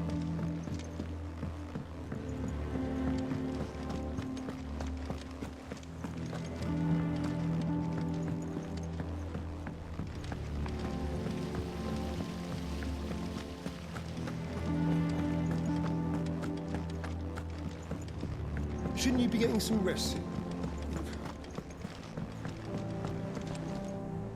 All right, Clive? You've all done then? I am. I've placed your various orders, and a carpenter by the name of Bernard is on his way from Martha's Rest. That's brilliant. Thanks, Clive. Is there anything else you need? Nope. Blackthorn and Lady Karen have already sent over everything I asked for, and I've got all my plans drawn up. So as soon as Bernard gets here, we can get to work. I can't wait.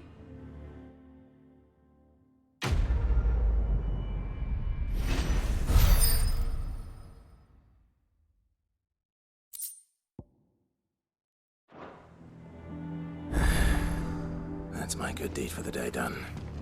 Let's see how Jill's faring.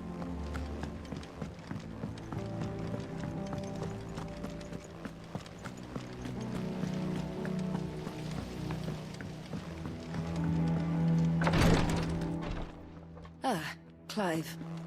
Talia. How's Jill? Recovering, but she still needs her rest. Of course. Take good care of her, won't you? I'll do my best. Oh, Gav was looking for you. He said he had something to show you in the shelves. The shelves? Oh, that's right. He went to ask Hippocrates about Torgor. He must have found something.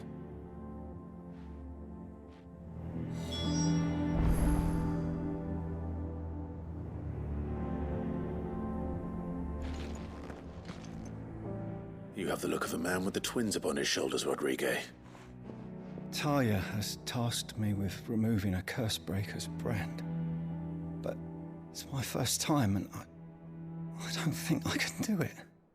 I'm afraid of what happens if I fail. You survived, I know, but there as many die as recover. Is it really worth the risk? You don't need me to answer that. You know full well what we're fighting for. I hope as much as you that one day bearers can walk among others as equals. But until that day, a brand is a burden, and we must lift that burden in order to go undetected. The operation may be dangerous, but it's also essential, and we undergo it willingly. I know. I still wish there was some other way. But griping about my lot helps no one, I suppose.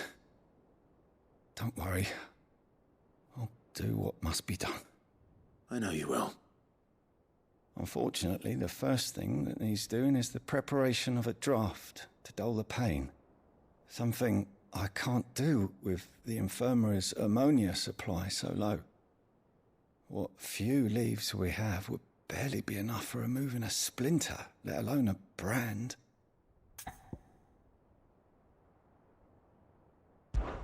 Just tell me what you need. You'll go? Oh, thank you. No one knows herb lore like Taya, and she swears by ammonia for easing pain. It's simple enough to find, if you know where to look. And fortunately for you, I do. Along the river near the village of Amber over in Rosaria. Just search for the bright blue blossoms.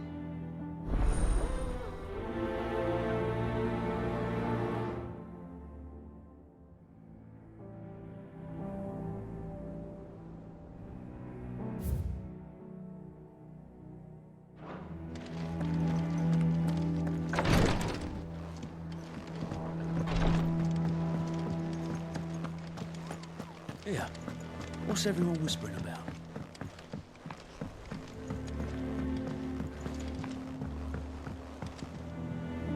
Do you have a moment, Sid? A team of curse breakers has gone missing near Northreach. Which team? Coles. They were sent to liberate a carriage of bearers before they could be smuggled to market. They were moving in for their assault when the carriage was attacked by goblins. A cursebreaker managed to release a Stolas amid the confusion, but... this was days ago. They should be back by now, but I've heard nothing from any of them. I can't help but worry that...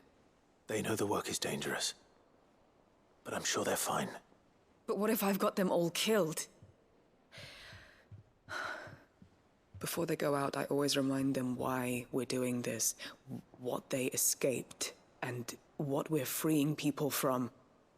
But I never really thought how my words might affect them. What risks they might take because of the things I've said.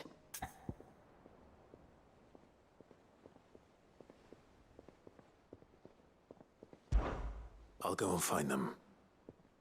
We'll both rest easier knowing they're safe. Thank you, Sid. And I'm sorry to trouble you with this.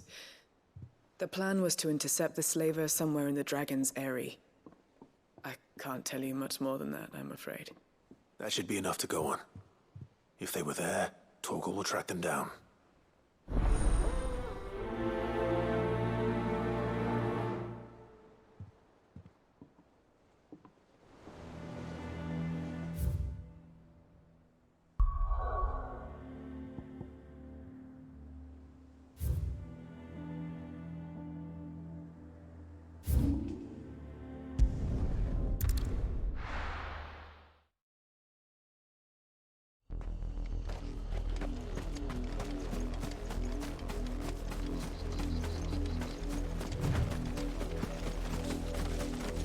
The river was easy enough to find.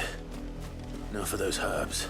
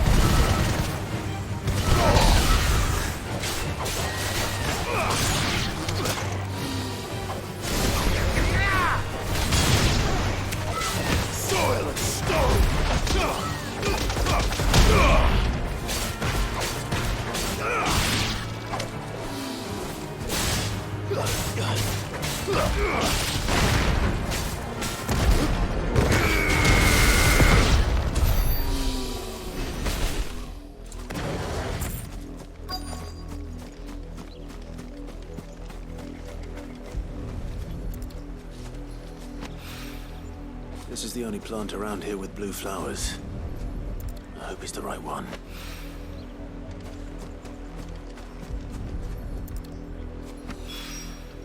Should be enough to keep the infirmary stocked for a while.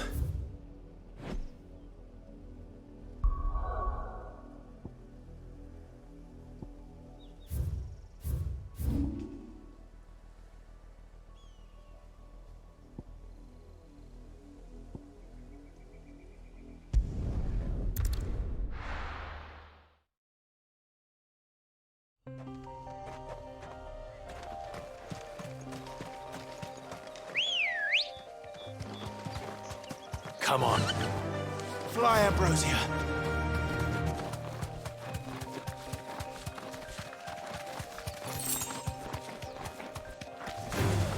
Time to fight.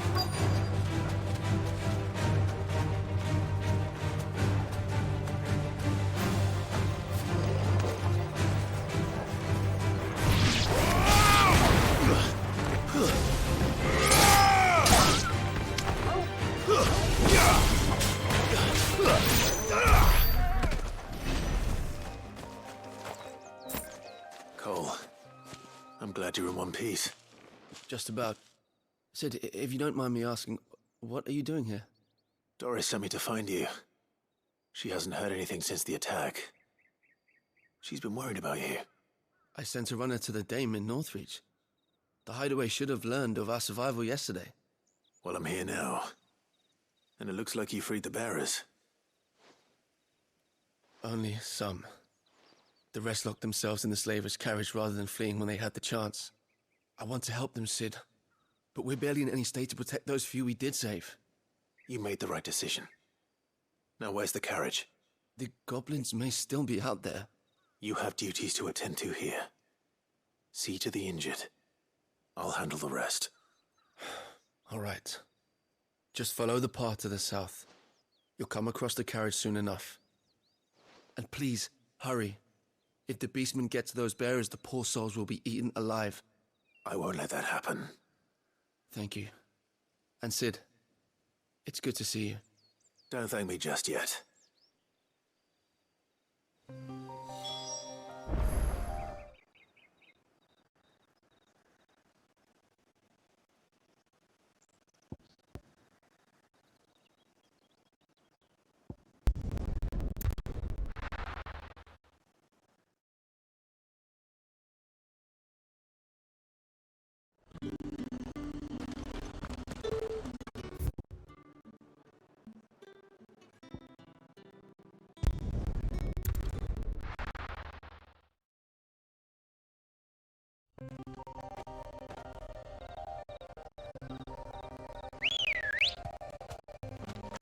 Come on. Run of the wind.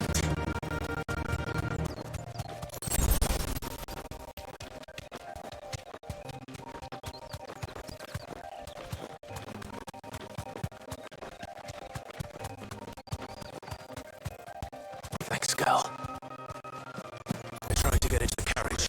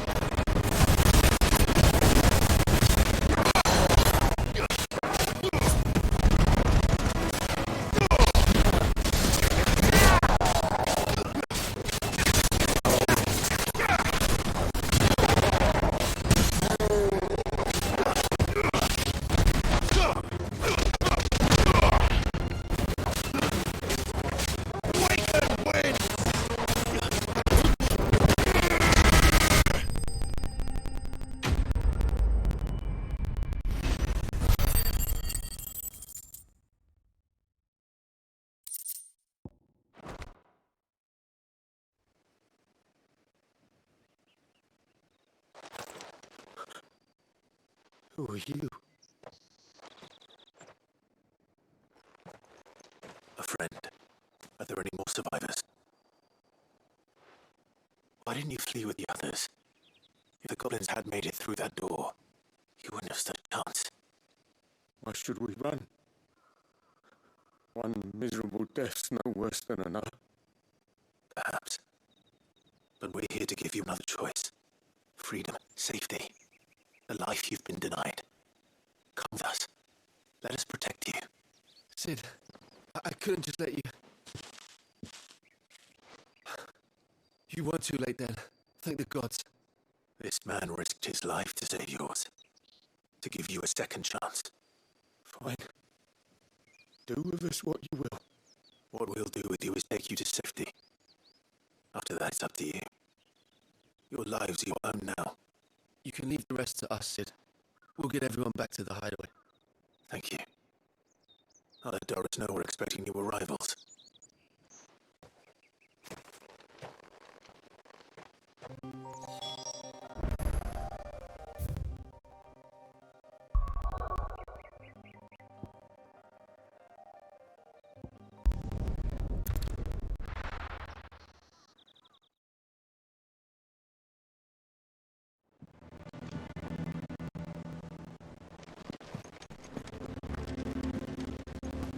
The Lillens have been up to their old tricks again.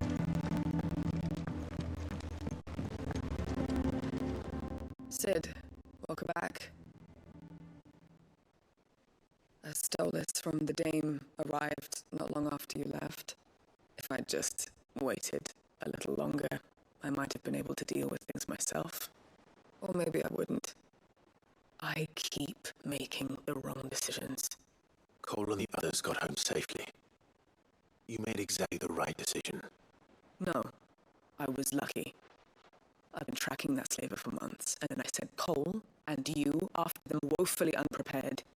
What kind of leader sends people into danger without considering all the risks? I should have urged greater caution, told Cole to be wary, to pull back the first sign of trouble. We swore the same oath as you, Doris. It's good to see you safe and well, Cole. I'm sorry. With all due respect, we Cursebreakers don't risk our lives because you commanded of us. We risk them because we believe in our cause. No one with doubts ever joins our ranks. The agony of removing the brand more than sees to that. We all know how much bravery that takes. Cole, I never doubted your courage. Only my ability to see it put to good use. Thank you for your faith in me. I'm not sure I deserve it. I sometimes wonder if I might prefer to risk death alongside the others than ask it of them. But I'm a Cursebreaker. I swore an oath too. I have a role to play, and I must trust that I'm the right one to play it. You will. In time.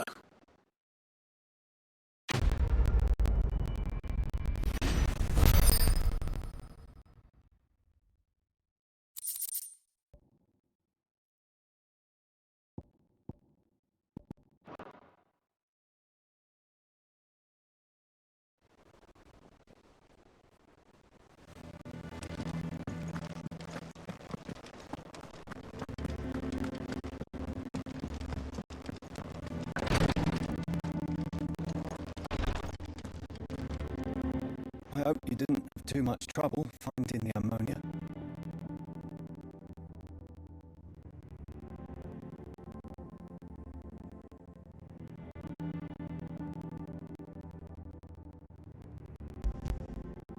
Only the usual. Oh, yes. This is it. And more than I was expecting. I dare say the patient won't feel a thing. That is, unless I... You'll do fine. Talia trusts you, which means I trust you. The hideaway would be lost without skilled physicists like yourself. Thank you for kind words. Truly. But I'm sorry. I'm still terrified. The brand is more than just ink on flesh. It's of the wyvern tail lurking just below the surface of the skin. One ill-conceived incision, a single slip, and the poison fouls the patient's blood. Failure means death, and even success means tremendous pain. Days of agony as the wound heals. I became a physica to help people, not to kill them. I don't want to kill anyone. Curse breakers lead hard lives, and the operation is only the beginning. They toil in the shadows, risking life and limb, knowing their efforts will win them neither glory nor acclaim. And yet we never went for volunteers. Why do you think that is? Conviction? They're willing to die? They're willing to fight. To give their lives to create a world where people like us can be more than mere possessions. I know your work isn't easy, but neither is going to the knife. Be a shoulder for your patients to lean on. Stay strong for them. You sound like Tyre. Do you know what she once told me? It's natural for a patient to feel like they're suffering in solitude. And it's a physica's duty to see that they don't. Thank you for helping me remember that. I won't falter. Again.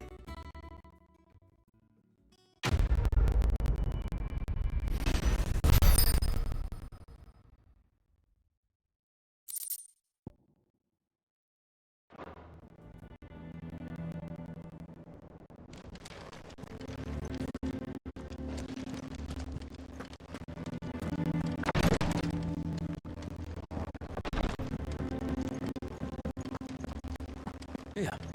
What's everyone whispering about? The little ones have been up to their old tricks again. Jill looked white as a sheet when they walked in.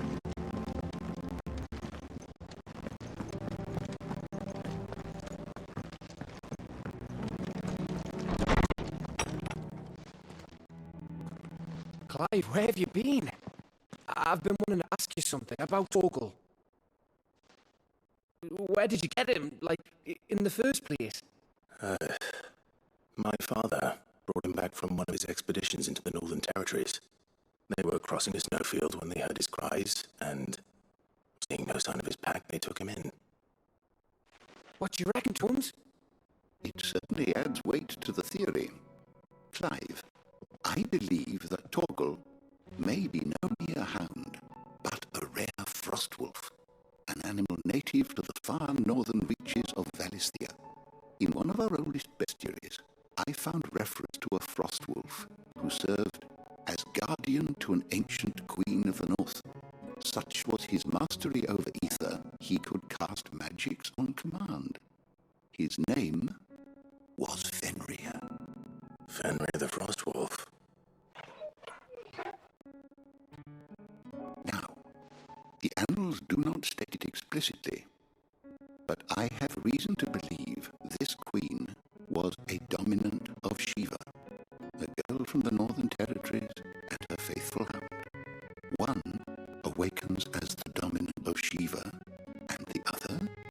You're saying that Jill granted Torgal his powers? What? Just like Fenrir.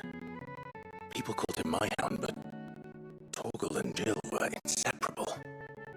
He grew up as a faithful companion to the dominant of Shiva, and years later, his powers awakened, just when his master needed him the most.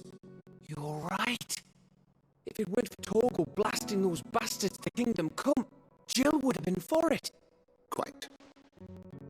Though Torgal's power is his own, his latent birthright as a frostwolf, it had only to be unlocked. Oh, get you, Torgal! You're an even finer hound than we thought.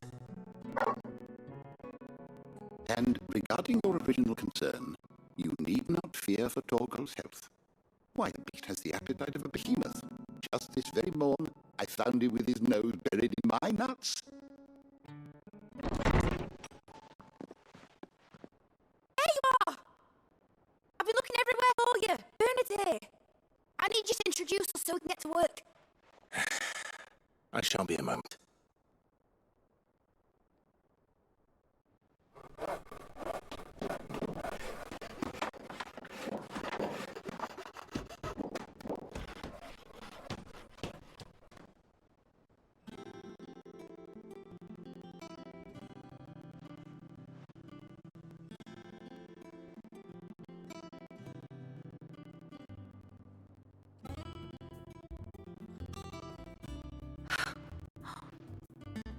Brilliant. It is. Well, I couldn't have done it without you. You and everyone else. I promise I'll pay you back. I'm gonna work my fingers to the bone for you lot, starting right now. Just you wait. I'll make wonders like this world's never seen. Then I look forward to seeing them.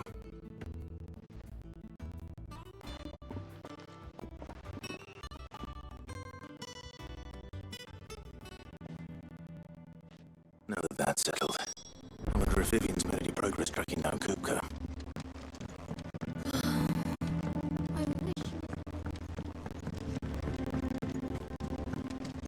I think I'll wait. It's always taking too long.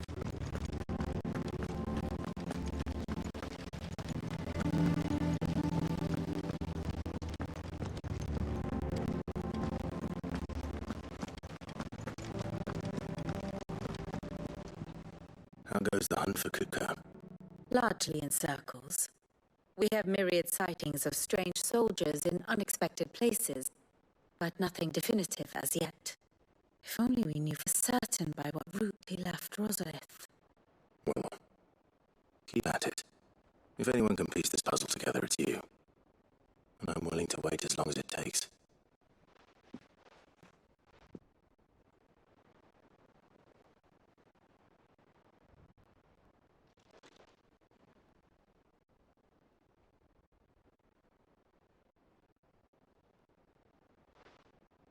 What? Here? Would that be a problem? Do you know, Clive, I believe it a mercy that you didn't inherit your father's throne. Your poor people would surely live in fear of you. You have nothing to worry about on that front. I won't be claiming his crown. That is a relief. Clive, have you got a minute? We, have a guest. A guest?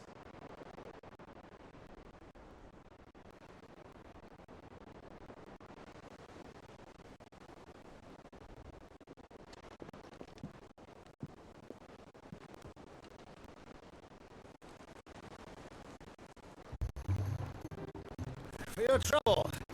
It was a pleasure, in hindsight. Uncle Byron? Clive, my boy! Tap the cask and stir the ovens for your favourite uncle is here!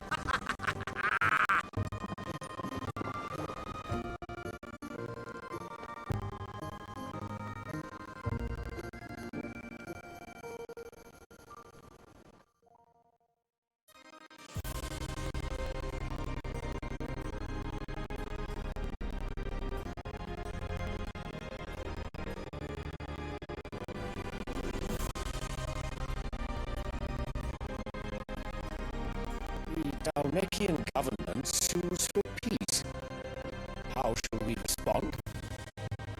If they're willing to accept their fault in the matter, I see no reason to refuse them. Still, we must insist on substantial reparations. The Twinside stores are not as bottomless as reported. Aye, and we have many more mouths to feed. We shall just have to have the Dalmecs empty their treasuries for us.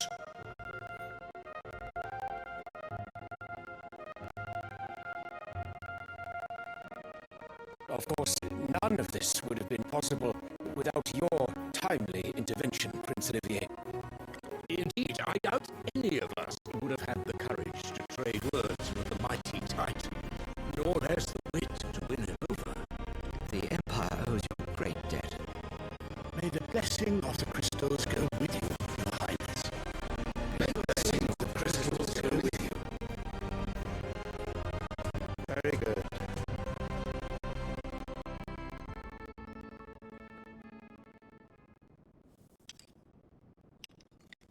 Now, let us come to the question of precisely when the Dalmex will withdraw their troops. Dion's fire could rid us of them in mere moments. The men of the Fist will not withdraw until a peace treaty is concluded. So let us keep the negotiations open, give them time to gather what gold and trinkets they can, and once they deliver that which we demand, more worth is a piece of parchment. Your Radiance, were Prince Dion to take the field, the enemy would surely send their own dominant to meet him, and while His Highness would of course prevail, there would be heavy losses on both. You need not fear Hugo Kupka. He is engaged on the Western Front. Even were the Dalmex to send for him, he would not arrive in time.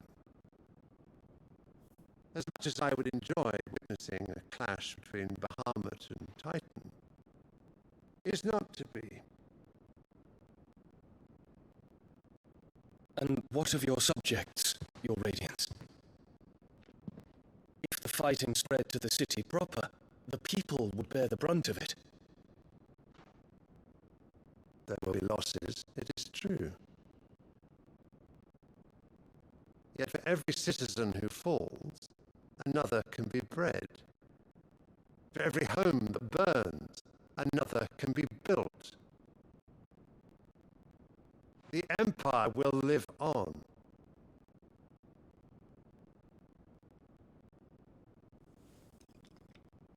Dion? Yes, sire.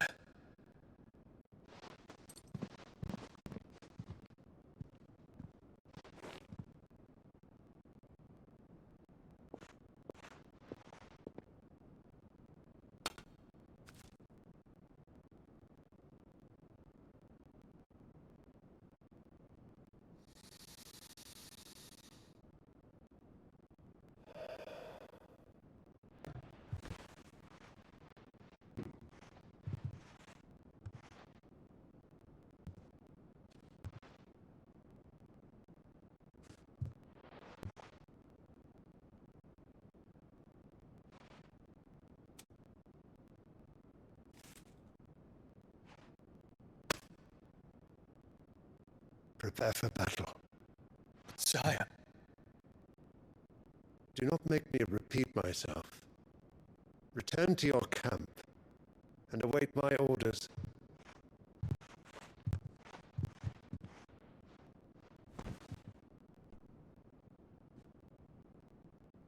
If that is your wish, your Radiance, I shall depart at once.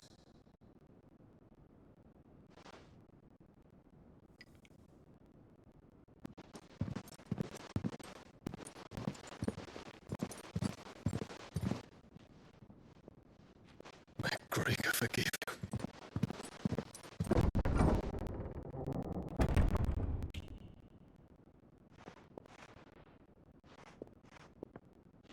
What do the astrologers augur?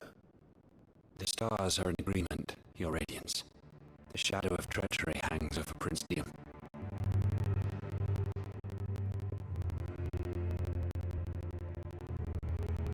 So Annabelle's tales were true. You disappoint me, Dion.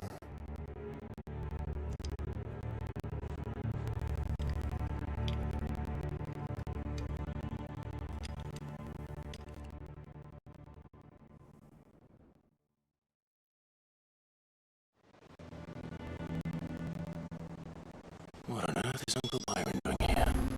Only one way to find out. The little ones have been up to their old. Just one thing after another around here.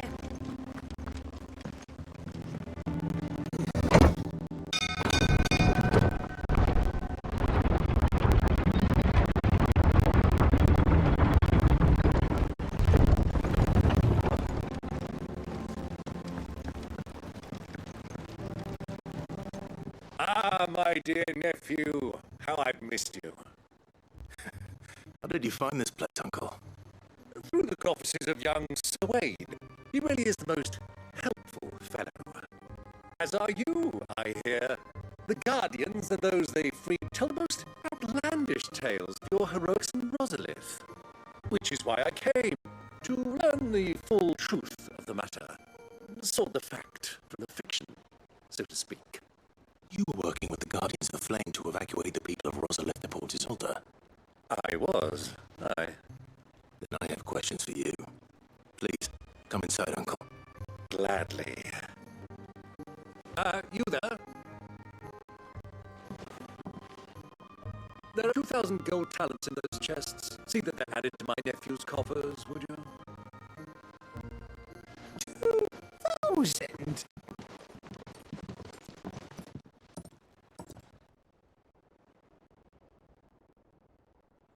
And I'm afraid that is all I know. A fleet sailing south past Port Isolde. Most intriguing. Forgive me for not being able to tell you more. I hadn't the faintest idea Coco withdrew wounded from Rosalith.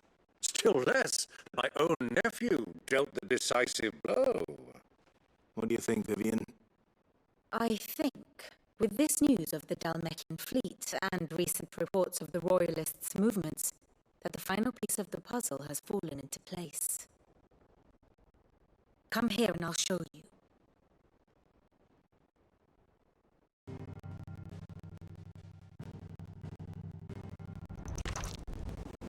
It is known that Kupka's forces entered Rosaria via its unguarded coast. So can the same be said of your visitors from Waloed? Certainly her royal navy is famed for the efficiency with which it bears her knights from one battlefield to the next. And in the Einherjar, or Black Galleon, she boasts a vessel nigh as swift, and every bit as feared as the kingdom's legendary cavalry. A fitting flagship for a land apart, her naval presence being crucial to her ambition beyond Ash. Yes, it seems safe to assume that the Royalists did indeed enter Rosaria from the sea. So then, had you a vested interest in Titan's survival? Whither would you take him? Why home to Drake's Fang, a place rich enough in ether to conjure the magics needed to mend his hurts? Or would that not entail an arduous voyage around the southern cape? Let us say that the Royalists did put ashore with a mind to spirit Kupka away from under your very nose. Could that truly have been the plan for him? To load him aboard one of the ships flying Republican colours sighted off the coast near Port Isolde? To spend weeks at sea, being tossed hither and yon by unforgiving waves, his life hanging in the balance? No. The journey would mean Titan's death, and Kupka's faithful creatures would not allow it. So what then was the plan of our Waluda friends? Reports suggest they made not for the coast, but for the desert. And by cutting through the Velcroy, a party travelling light would have Titan back in his bed, days before a galley could lurch into port. To wit, it was the Royalists, not the Republicans, who effected Hugo Kupka's safe retreat. I would stake your life on it.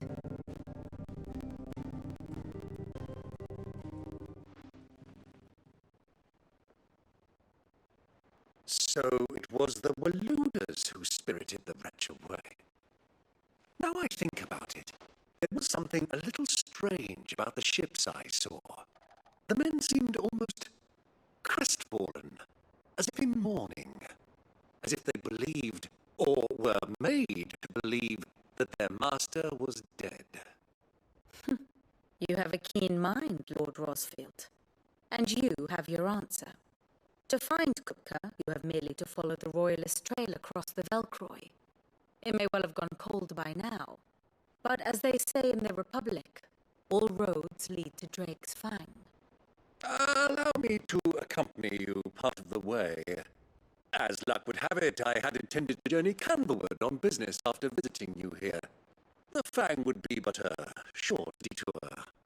I'd be glad of the company. Give me a moment to make ready.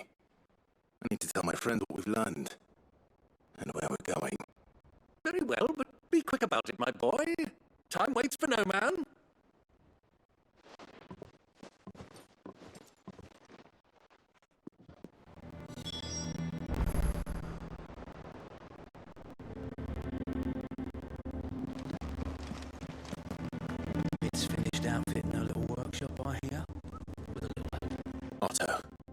Kupka's at Drake Fang. I'll be leaving before sunset. You're not going in there alone, are you? Don't worry. I'm not going there to destroy the Mother Crystal. All I'm after is Kupka's head. I won't risk any more than I have to. I promise. The lands in the Fang are all Kupka's personal fiefdom.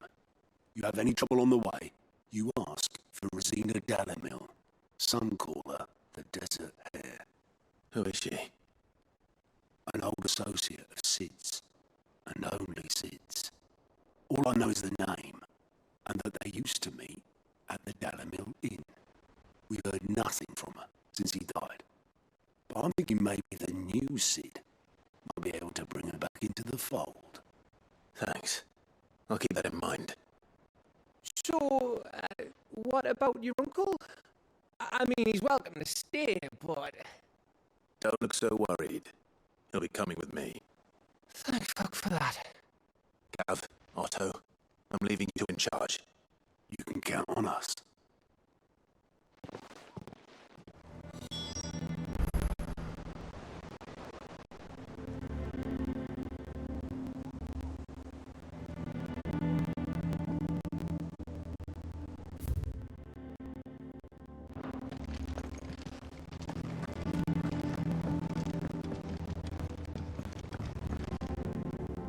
All right, Uncle. I'm ready to depart. Shall we? We shall. Come, let us away to adventure.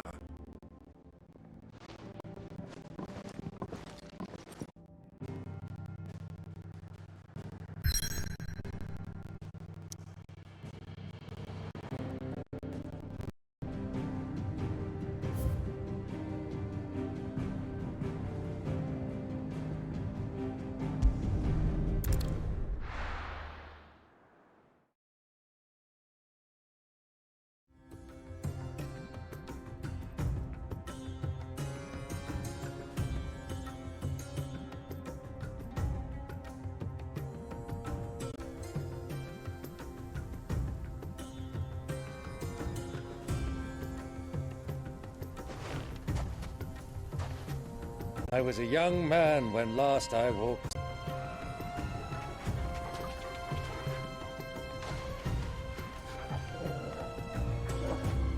There's an old trading post not far from here. The road to Drake's Fang leads through it. The trading post it is.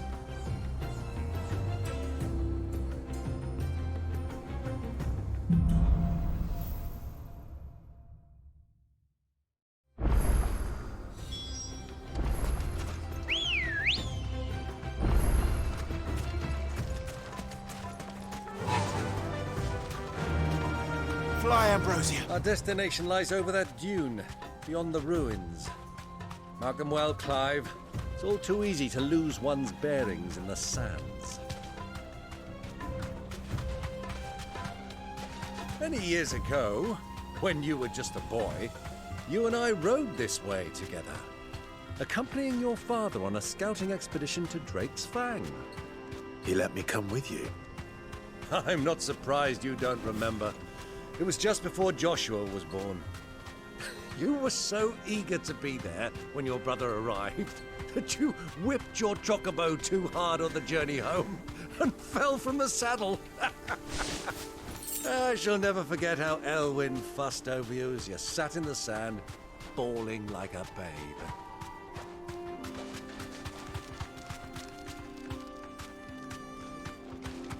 Who do you think those soldiers were in the end?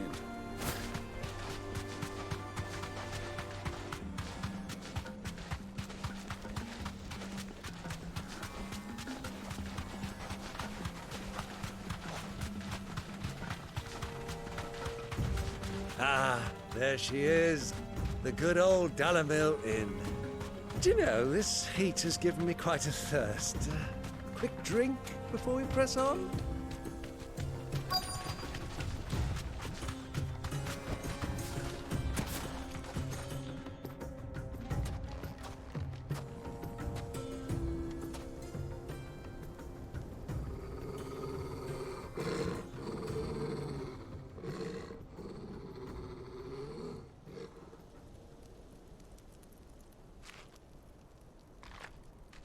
Look, there. Those are ashen steeds. No doubt about it. And such a long ride from Stone here. Our Waluda friends must be soothing their saddle sores in the inn. Shall we join them?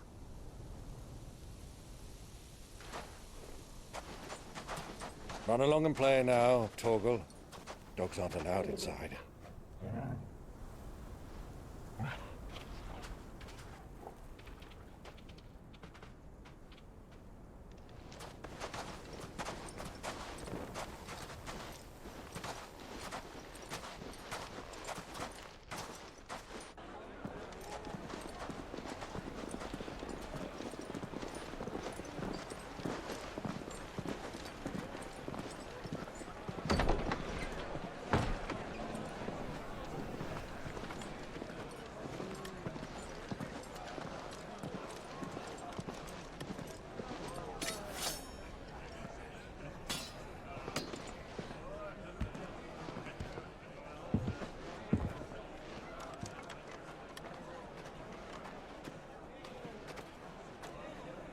Good day to you. Eating? Sorry about my pal. He only talks when his mouth's full. What do you recommend?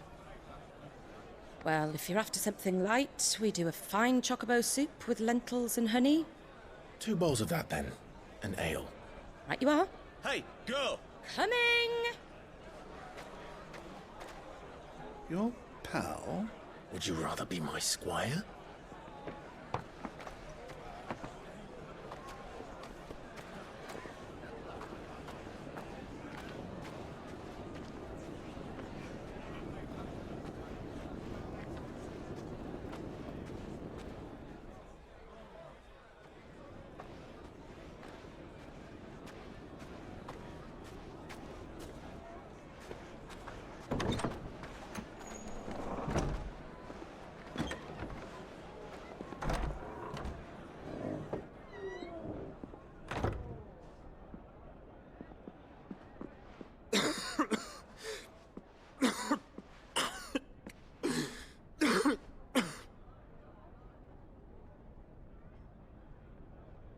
Your Grace, it is plain you are not yet well enough to travel. If you would only let me take you to someone who can better attend to your ills. No, we must press on. Prince Theon has returned to his camp and will soon depart for the front. I must speak with him at all costs. Miss this chance and I may never get another. You do understand that? Yes, Your Grace. But you must at least agree to take your medicine. I'll fetch you some water.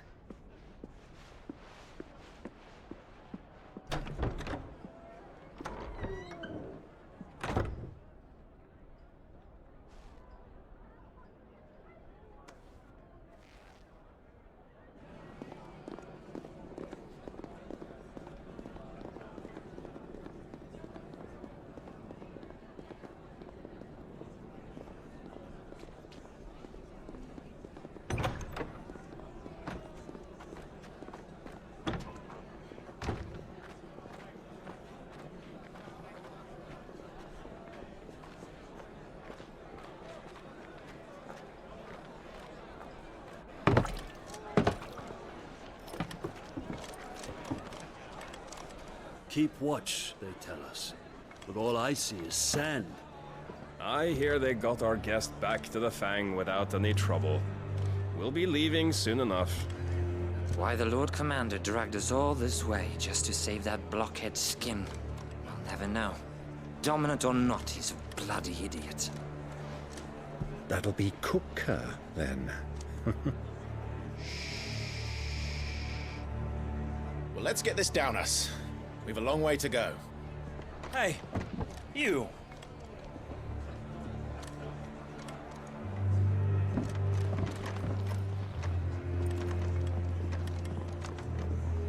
Uncle? Sorry.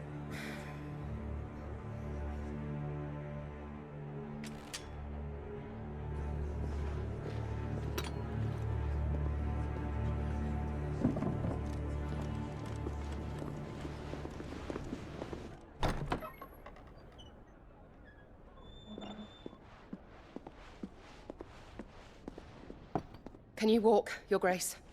What's wrong? I fear trouble may be brewing downstairs.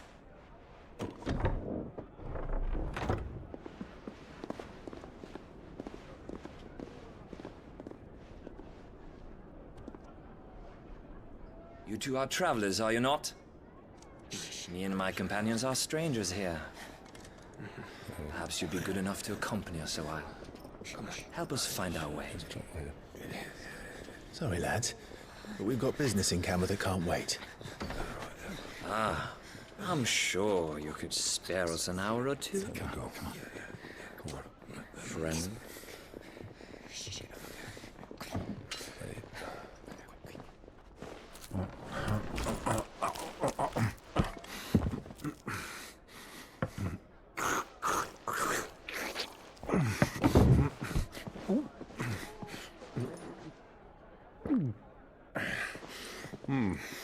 I'm afraid we don't have a moment to lose. Stay back, Uncle. Gladly.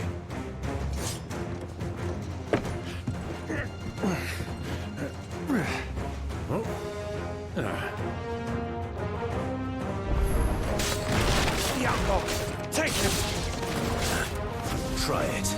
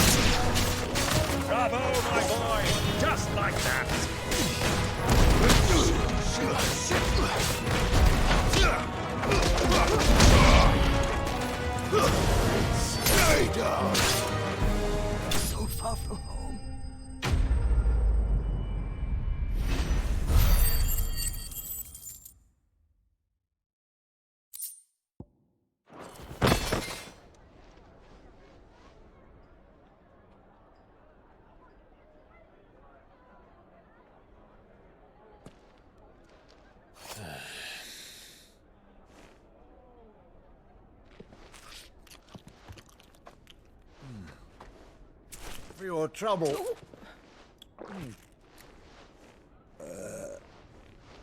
Word of advice, miss. That soup could do with a touch more salt.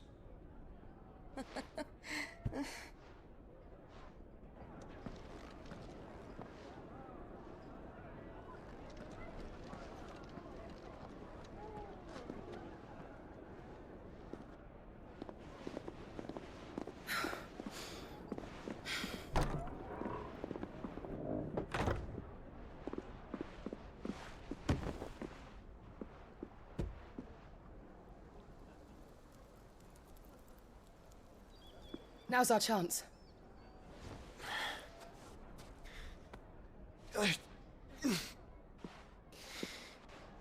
Your Grace? I'm fine.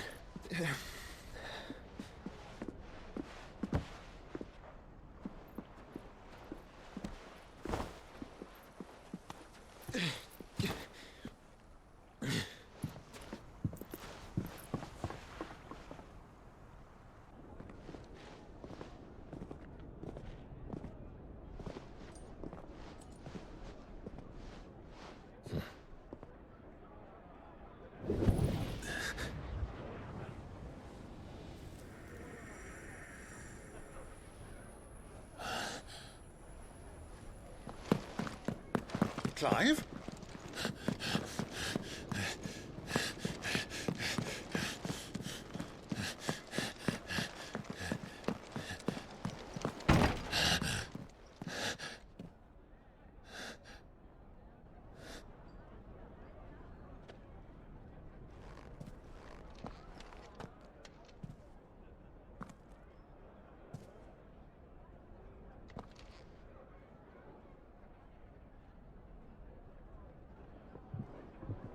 What is it now?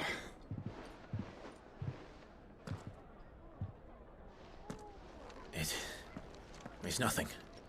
Let's go.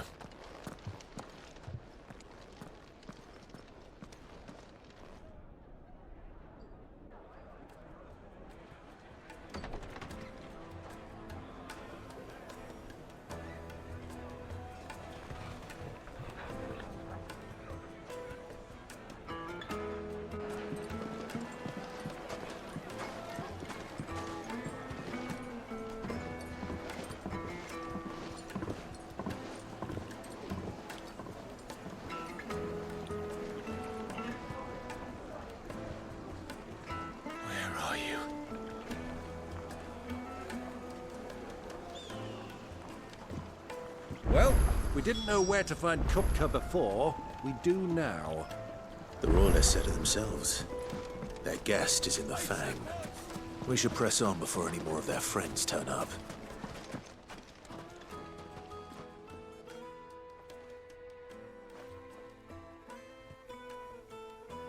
Ah, they've closed the road.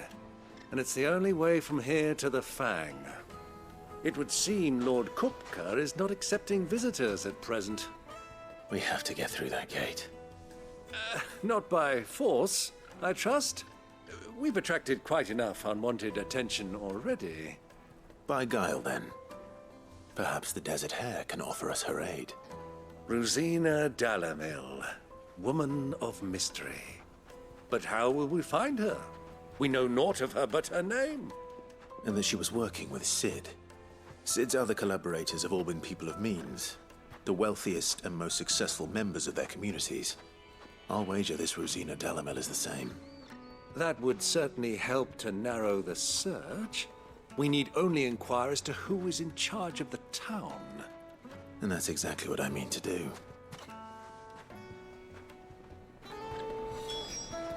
Looks like we won't be getting back to Drake's Fang anytime soon. Are you looking for something in particular?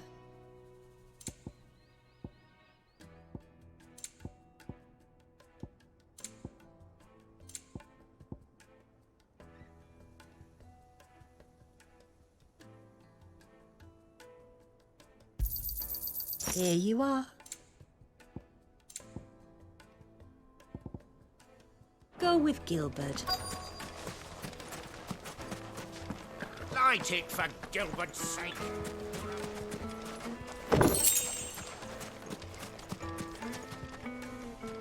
Anything I can help you with, travelers?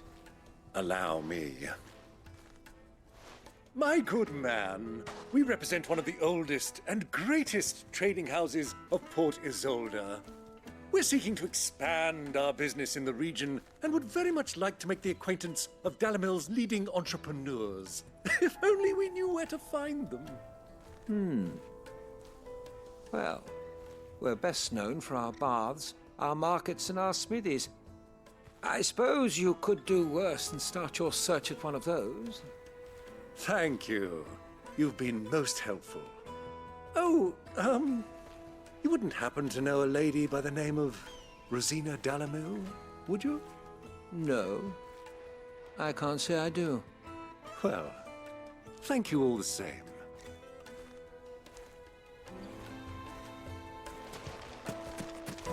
$1,000 for a meal. Won't you come and play, handsome? Your arms are like iron.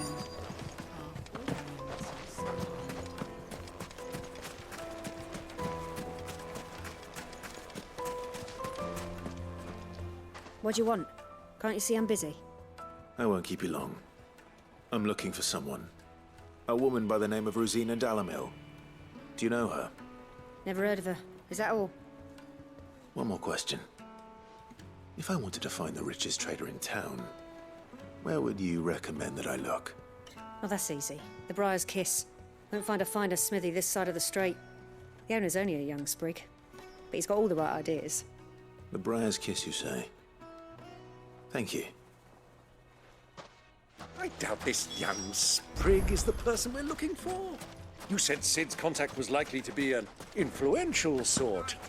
Influence comes with age and experience, believe you me. Mummy, I want to play with the crystal. How many times do I have to tell you? Can I help you? Yes, I'm looking for a woman by the name of Rosina Dalamil. A long-standing pillar of your community, I believe, from old trading stock. Then you should ask further. He's been here for years. Knows the place and its people like the back of his hand. And he's in with all the old merchant families. Try the baths. That's where you'll usually find him. Thank you kindly.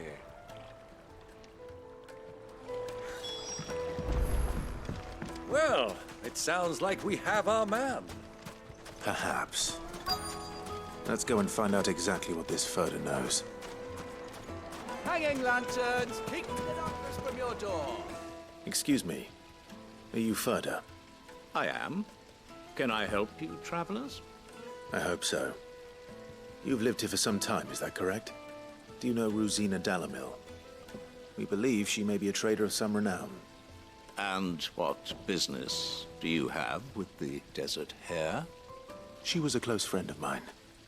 I was hoping she might be able to help me. Very well. Go to the bordello. I'll arrange an introduction.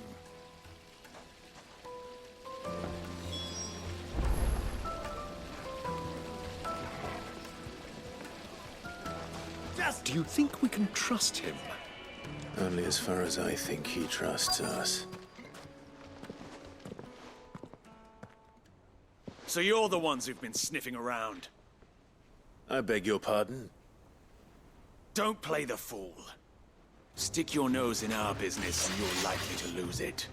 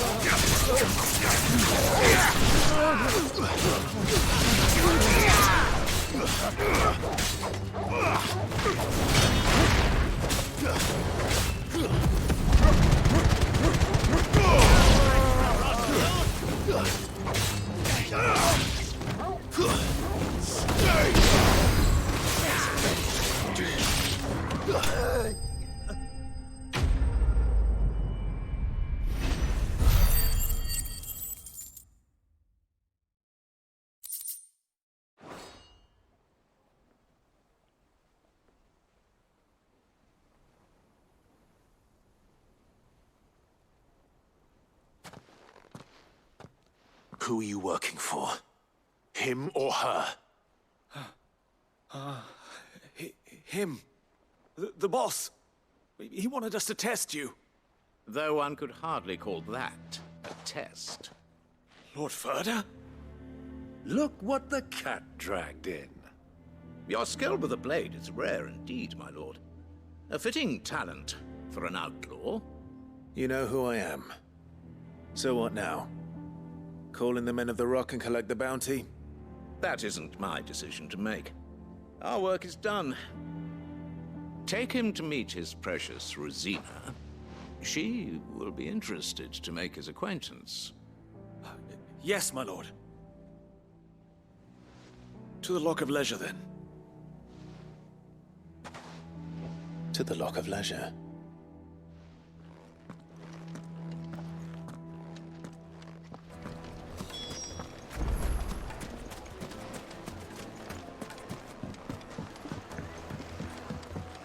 Kneaded to a silken softness, like eating a cloud with a crust. The most fragrant herbs and the finest fabric.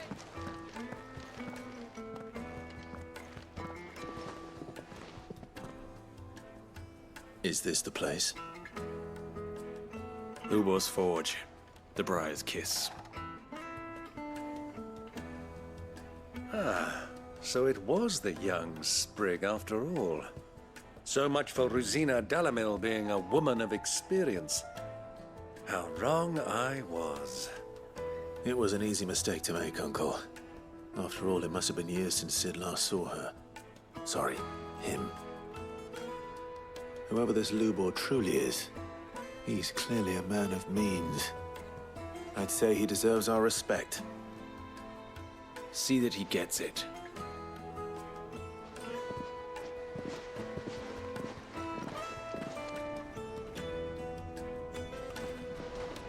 Lubor, Lord Ferda told me to bring them to you.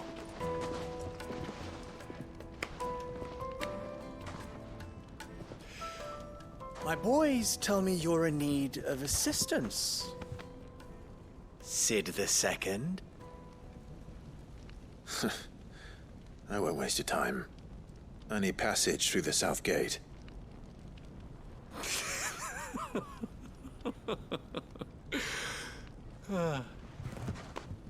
Tell me, what do you think is a merchant's most important commodity? Why, trust. Everyone knows that. Without it, you have nothing. And nothing is exactly what you have. And so, for you, I, too, have nothing. I'm not in the business of helping every lost puppy that wanders in off the street. I'm a busy man, as you can see. Let's leave this mummer to his farce. By all means. Find someone else to help you on your way. Just be sure to tell them you're not the two travelers from the inn the guards are looking for. Don't want them jumping to conclusions, do we? Why, you... So, what do we need to do to earn your trust?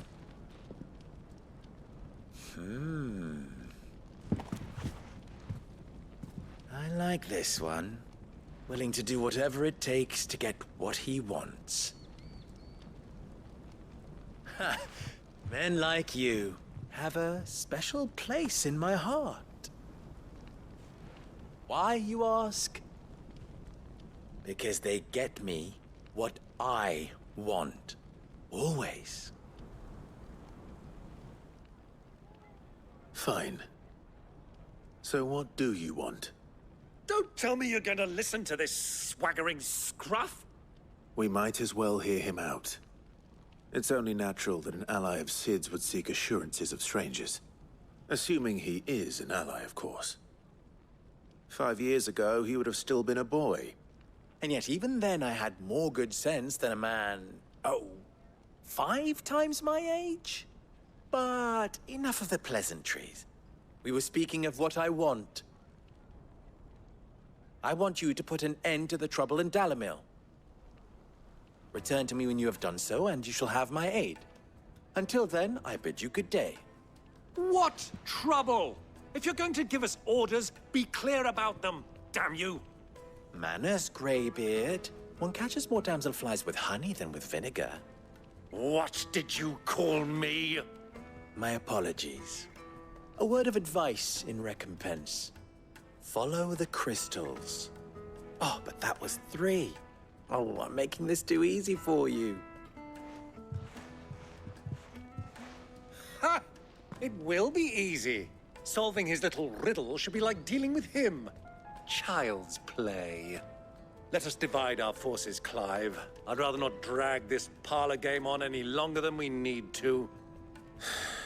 All right. Good luck, Uncle.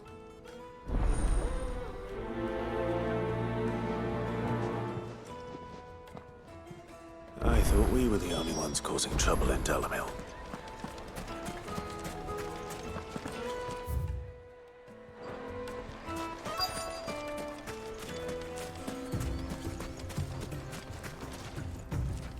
Excuse me.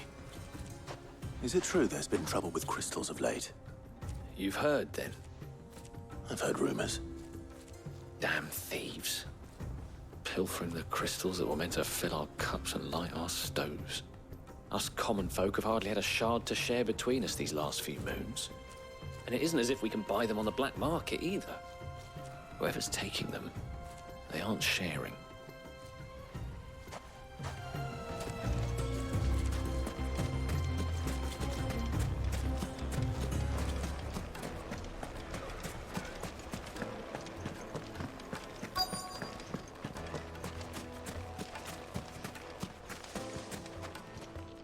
Do you have a moment?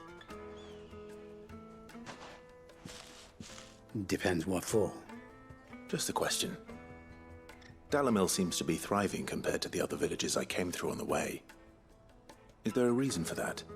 Well, we're a stone's throw from Drake's Fang for one. The soldiers guarding the Mother Crystal and the shipments need a place to spend their hard-earned gil. The men of the Rock throw their money about like there's no tomorrow. Is that so? Well, thank you. Don't let me keep you from your work any longer.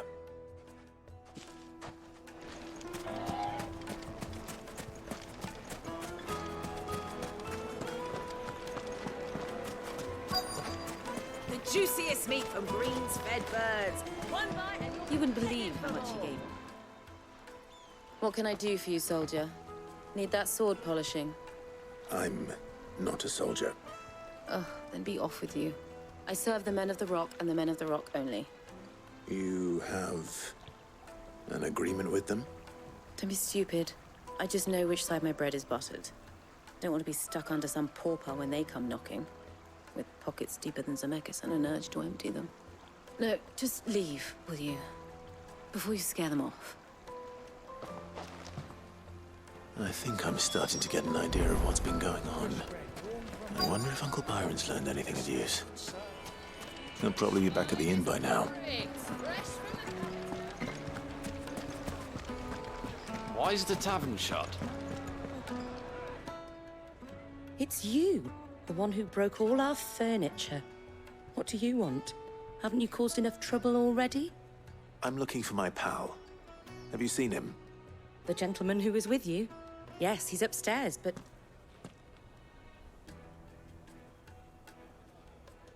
Thank you. I'll go and fetch him.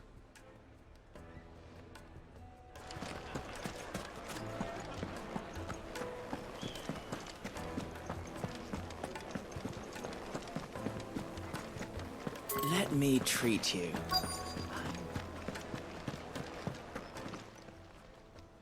Huh?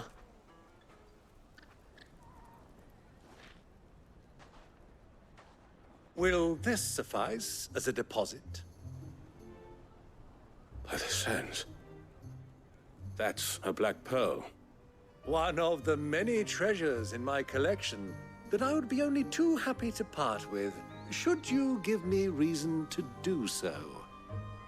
All right. I'm sure that we can come to an agreement, but not here. What are you doing, Uncle?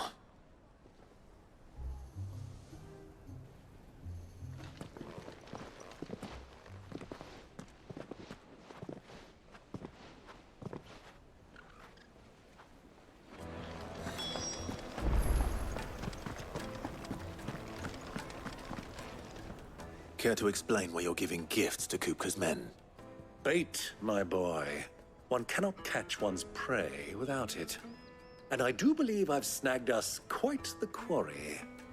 I started by asking around the markets as to where I might purchase crystals.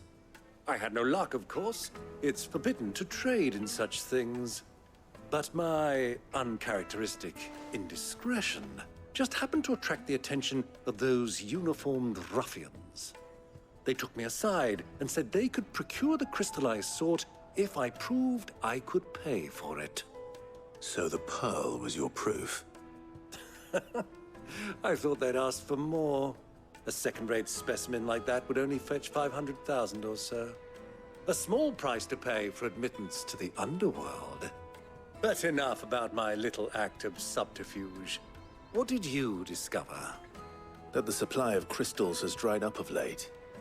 And some people seem to think they're being stolen. Meanwhile, members of Kupka's private guard have been spending money all over town.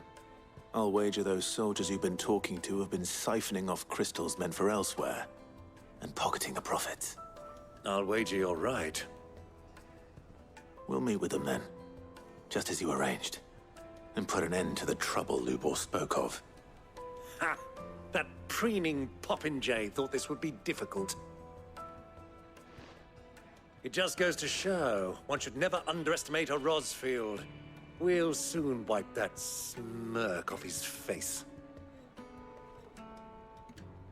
I arranged to meet with the soldiers in a secluded corner of the Velcroy, far from prying eyes. The perfect place for a spot of double dealing. I trust I can count on your support, if things turn sour. Of course.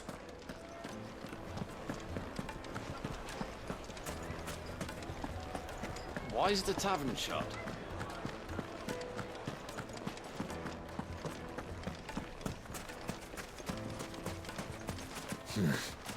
Not here.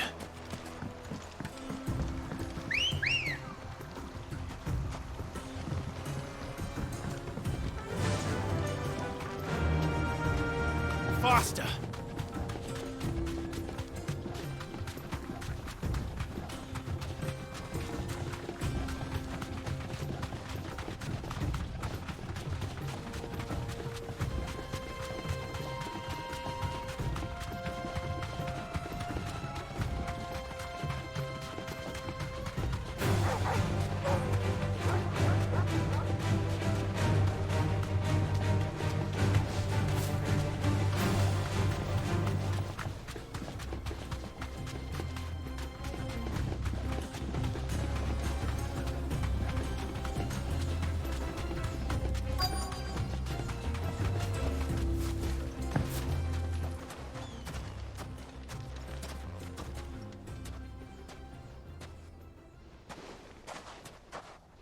I'll take it from here.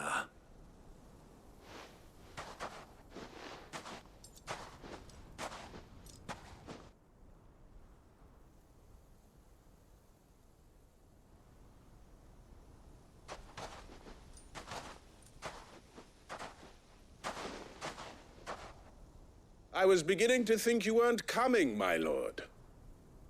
You've brought your contribution? All the silver and stones I could scrape together at such short notice? You brought the whole 500 talents. That was the price we agreed upon, yes? If you've no objections, I'd like to see the crystal. Of course. Right this way, my lord.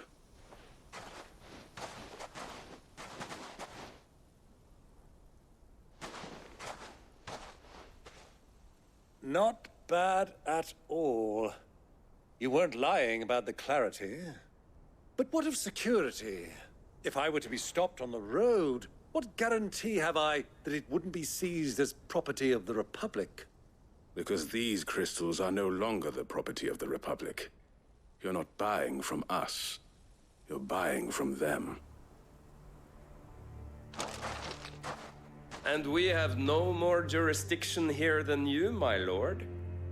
But we have ships, and will gladly deliver to a port of your choosing, now that our price has been met. Royalists, eh? What brings you here? Why, to collect their share of Drake's Fang's blessing, of course. Our nations are allies, and so they are entitled to a portion of the Mother Crystal's bounty. And being such good friends, we elected to increase that portion and share the benefits. And now that these crystals are officially property of the Kingdom of Waloed, we are duty-bound not to interfere, no matter where they might happen to end up next. Did you get all that? They're in cahoots! So it would seem. My lord, what is the meaning of this? Double-crossing dogs. They're not here to do business. Kill them. Kill them both!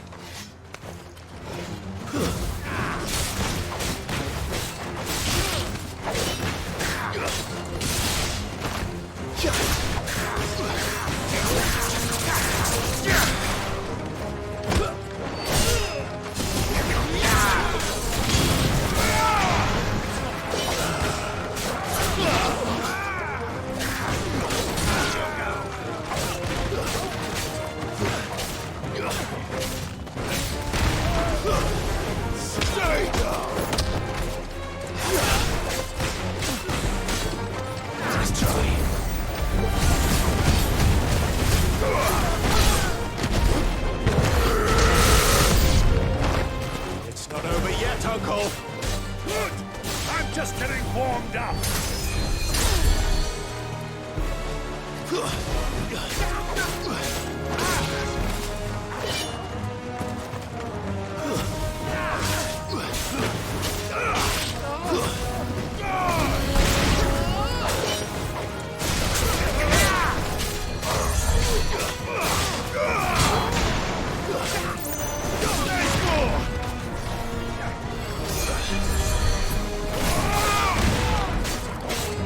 Finished!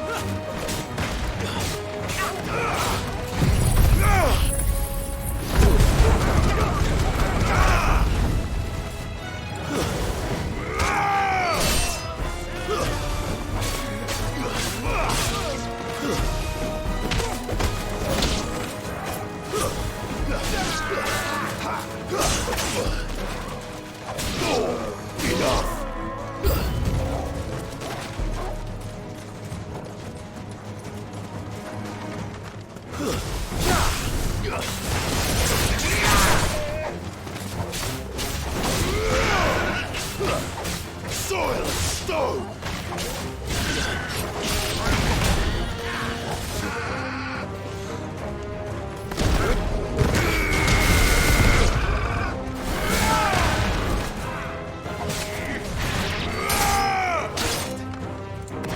It's over!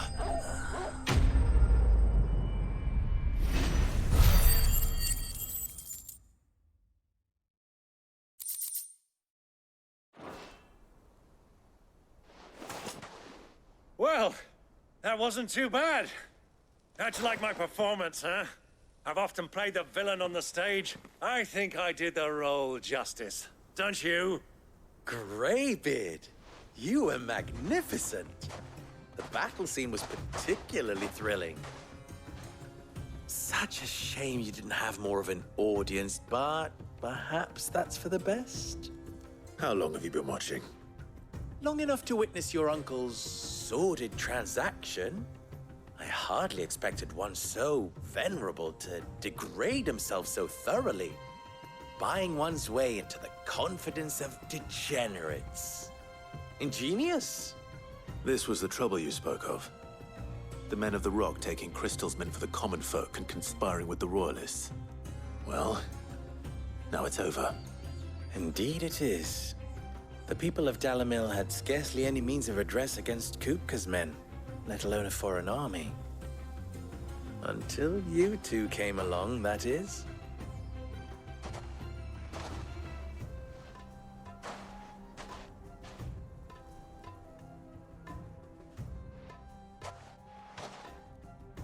Well, we'd better get these crystals back to town. You won't mind waiting with them while I fetch a wagon.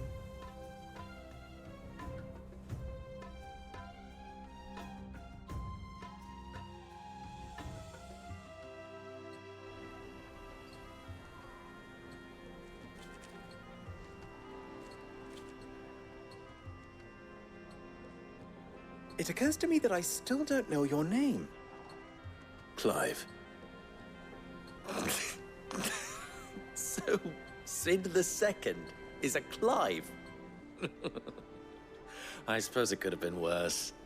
Well, Clive, you held up your end of the bargain, so I must do the same. Passage through the South Gate, was it not? To tell the truth, you've helped a little there too. Many of the guards have already been redeployed to deal with the issue of their missing comrades. And those left behind have been encouraged to look the other way should you attempt to pass through. Thank you. And please allow me to cover your costs. You still have the purse I gave to the soldiers, I trust? I saw you pluck it from one of the bodies. Oh, dear. Was I really so obvious? And my name is not Greybeard. It is Lord Byron Rosfield, thank you very much. No, thank you very much, Greybeard. Double the... Here, wear this.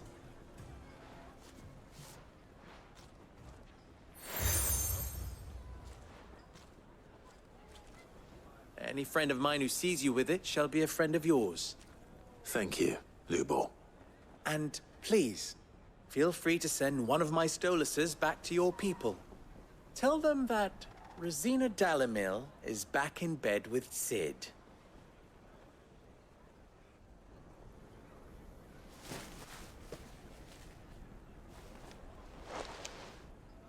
Omia lostelan.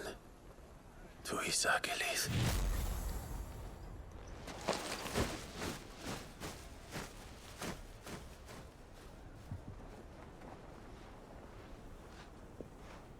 I'm trusting you, Sid.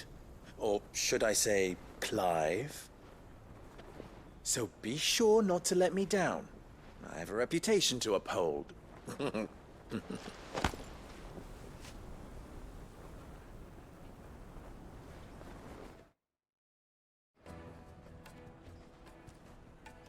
Well then, I wish you a safe journey south. Thank you. Not at all. It was my pleasure. Come on, Uncle. Let's go.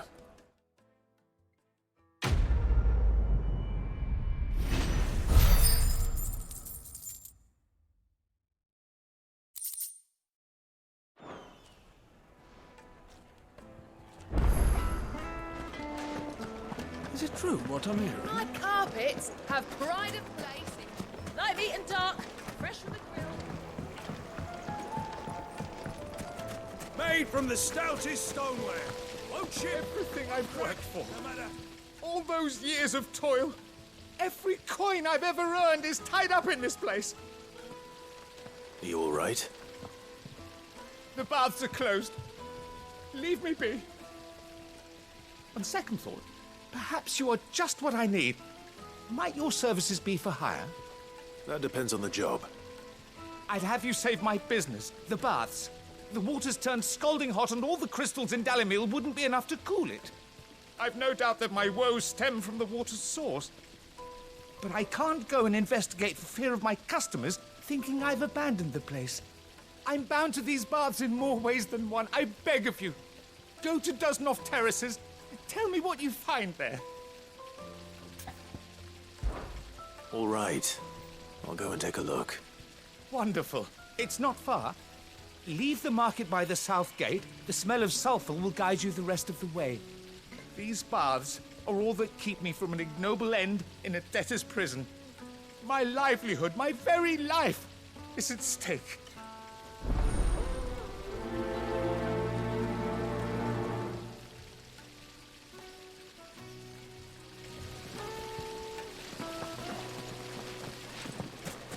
Silver platters. Ah, they've opened the gate. Luke.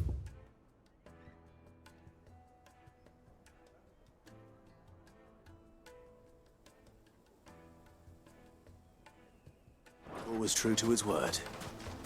Oh, we can make our way back. We should get going soon. Do you have water? Ah, I'm not too late. What is it, Lubo? A question that I neglected to ask earlier. Where is it that you're bound? To Drake's Fang. To finish Hugo Kupka. Just as I thought. Then allow me to share a secret. Drake's Fang is currently riddled with royalists. Talmeki and Waloed are allies, and as you've seen, their soldiers work hand in glove. But no nation has ever before allowed a foreign army to make a barracks of its holiest of holies. Not by choice, at least. And there's more. A man on the inside of the Fang has failed to report for several days. I fear there may be more trouble lying in wait for you on the road ahead. Isn't there always? If you're determined to beard the lion's den, then promise me one thing. That you will enter via the mines, where the guard is lightest. I've lost one Sid already. If I lose another, people will start to think me careless. I don't plan on dying. Not before Kupka does, anyway. Well, so long as you have a plan.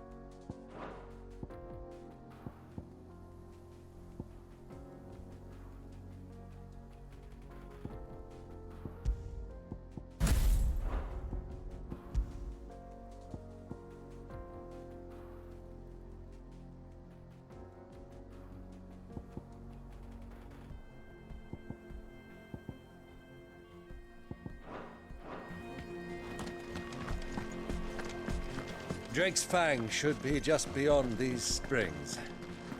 Shall we press on? Run like the wind.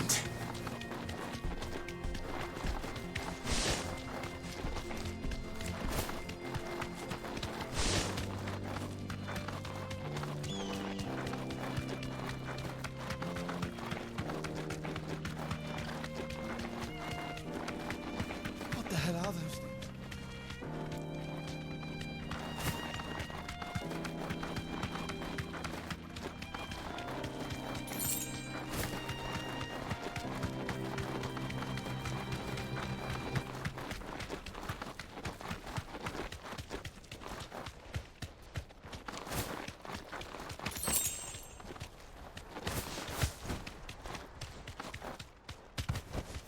You deserve a rest.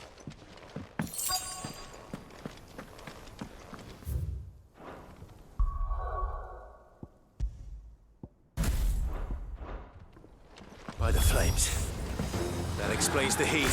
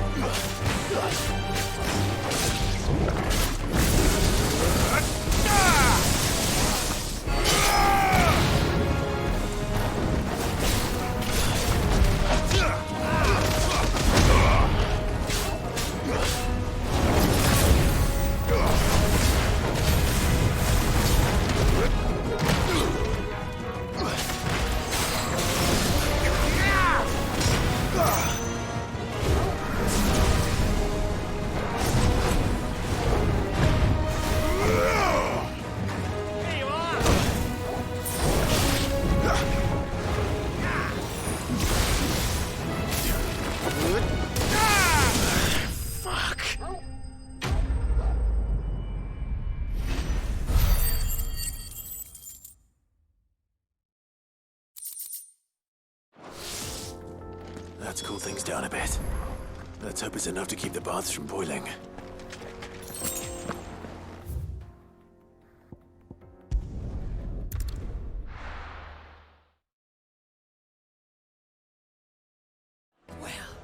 This is no good.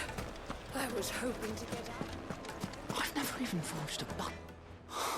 Perhaps Forge Master Luber's having fun at my expense. I wouldn't put it past him. Neither would I. Oh, wait. Are you Clive? Sorry, my mind was elsewhere. I'm Sava, Master Luber's least accomplished apprentice. Soon to be former apprentice if I don't pass this test. Maybe I'm just not the resourceful type. People are buying up weapons faster than the Briar's Kiss can forge them, and here I am, unable to make a decent bit of kitchenware. He wants me to make a carving knife, one that embodies the spirit of Dalamil. Whatever that's supposed to mean. I don't suppose you have any idea what he's on about, do you? I'm afraid not. Never mind. Thought I'd ask. It was that or pack my bags. I could give you a hand if you like. I know how busy the Briar's Kiss has been, and that Lubor needs all the capable hands he can find. I'd be a fool to refuse. So, where do we start? Good question. If I'm honest, I've never made any kind of knife before. And then there's this little riddle to keep in mind. The spirit of Dalamil. Nothing is ever simple with that man. The way I see it, there's only one way we'll be solving Lubor's puzzle. We need information. The more the better. You're right. There's no point fumbling in the dark, I suppose. Now, who to speak to first? There's plenty of folk in Dalamil who use knives for a living. There's the butcher, of course, and any number of cooks. They're bound to have an opinion or two about the tools of their trade. All right. I think we have a plan. Let's get to it, shall we? I'll talk to every cook I can find. You speak to the butcher, and anyone else you can think of. All right. Good luck. Let's hope that someone says something useful.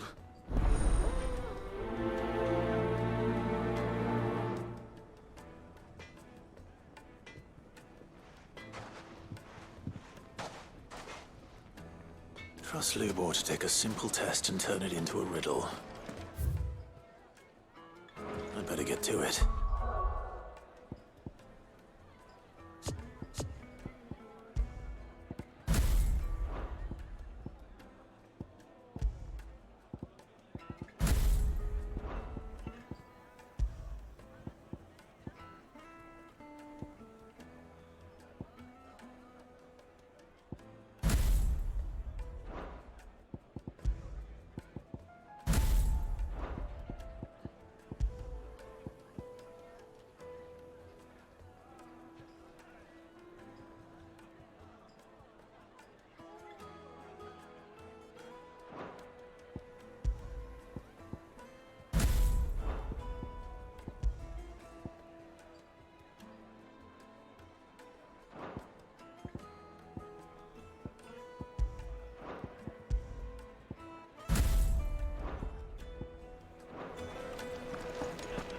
Carpets have Take a sniff, good sir. You'll be transported. Welcome, sir. What can I do you for? A question, if you don't mind. I need to know what makes a good carving knife. You a blacksmith or something? Something, I suppose. Fair enough. Knives, is it? First and foremost, it's got to hold an edge. Most knives will make it through fat, no problem, but sinew dulls cheap steel in no time. Give me a blade which can slice through anything that crosses my chopping block, and I'm a happy woman. So a knife that stays sharp. Makes sense.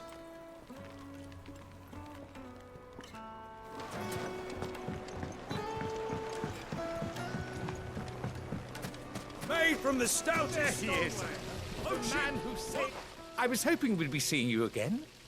The baths grow more bearable by the moment. It won't be long now before we are back to business as usual. I'm glad to hear it. Now, tell me this. What did you find at the terraces? What threatened to make me a pauper? Not what I expected, that's for certain.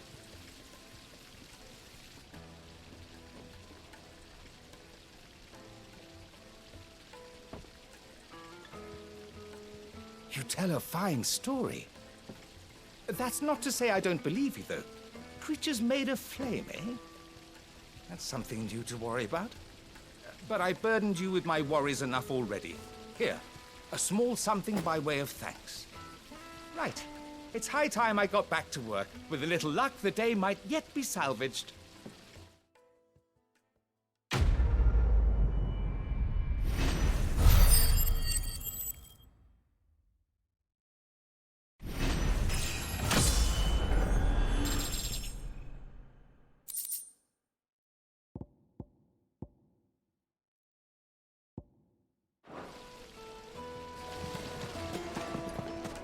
Sweet incense!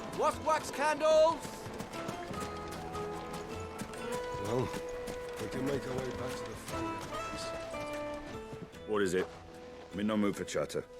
Sorry. Do you mind if I ask your trade? Hunter, why?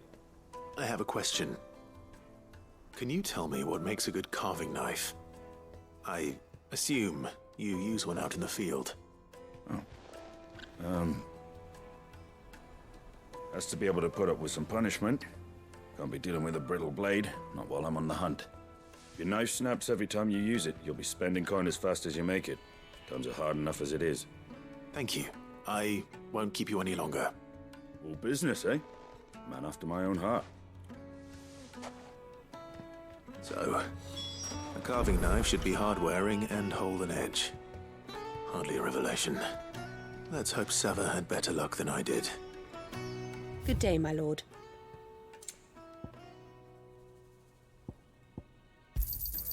An excellent choice. Thank you for your custom.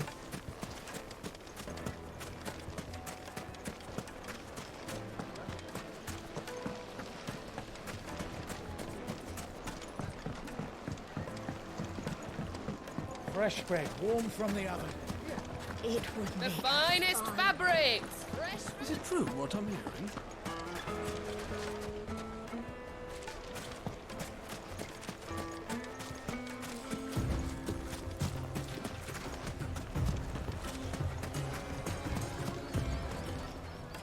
So, how'd it go? You learn anything useful, or should I be looking for a new trade? Only that a blade should be durable and stay sharp. But I don't see how that relates to the spirit of Dalamil. I didn't have much luck either. All the cook said was that he needs his knives to be light. Too heavy and they do his shoulder in. So we're no better off than when we started. Perhaps Lubor didn't mean anything with his Dalamil remark. But that can't be right. I've bandied enough words with the man to know that he chooses them carefully. No. He must be missing something. Something right in front of our noses, most likely. No doubt you're right, but I have to make a start soon.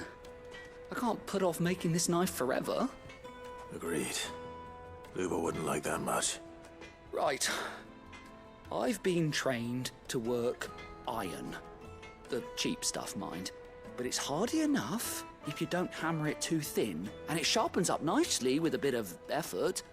Trouble is, it's either durable or it's light. Meaning someone is going to be disappointed. Forge Master Lubor, probably. Is there no one else you can turn to? Someone who knows their metals, perhaps? The other apprentices know better than to help me with my test. But maybe there is someone I could turn to. A merchant, a favourite of Forge Master Lubor's, who sells metals to tradesmen passing through the Valcroy. I bet she'd know a thing or two.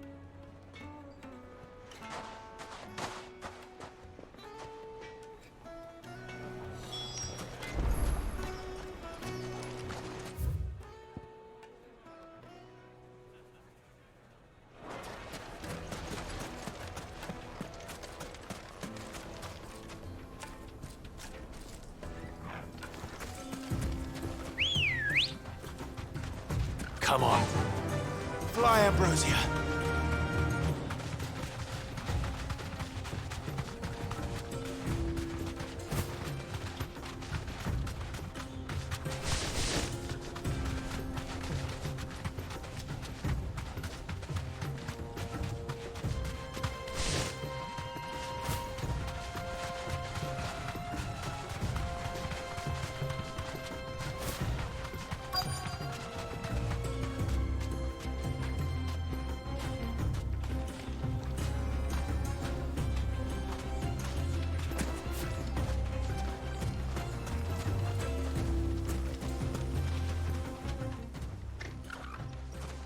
Any luck? Or will you be needing help with your bags? Well, I asked her, but... you tell him. If you're looking to make a knife that will impress a master like Lubor, there are options. They're just not that viable. Featherlight adamantite knives will get passed from generation to generation, never needing so much as a lick of the whetstone. But adamantite ore is unique to ash, so it doesn't come cheap. And it's beyond my skill to handle. Unique to ash. Are there any materials unique to Dalamil? Something which could be mixed with iron to refine it. Make it lighter. What are you getting at? You said that Lubor trained you to work iron. Then that's what he'll expect you to use. But he would have known that it would either be too heavy or too brittle for a carving knife. Perhaps his Dalamil remark wasn't a riddle, but a hint. If it's cheap metal you're using, then there's always limestone, I suppose. Folk first settled Dalamil to get at her mineral deposits. And, if you know the trick, it can be melted down in the furnace to drive out impurities from low-quality iron. Bloody hell! That must be it! I don't suppose you know the trick, do you? It's hardly my speciality, but I've been around enough blacksmiths to know how it works. Looks like I've got some learning to do. Clive, I hate to ask after all that you've done for me, but... The limestone? Fine. I can hardly abandon you now. Besides, I want to know if this is the answer to Lubor's little riddle. I can't thank you enough, Clive. You'll have no trouble finding limestone over in the terraces. The place is bloody made of it. Then I suppose I'll meet you back at the forge. Right you are. I'll see you shortly. So, do you crush it up, or just throw it in the furnace? Ready, go?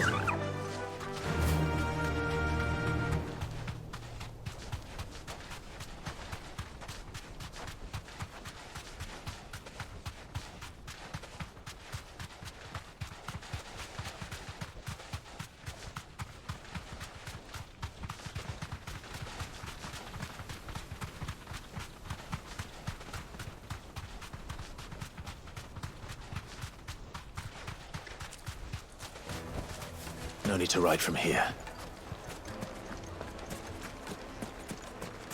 Is it true what I'm hearing? My carpets? Yes. The most They're fragrant quite herbs and spices. Plates and pots! Silver platters! Hanging lanterns!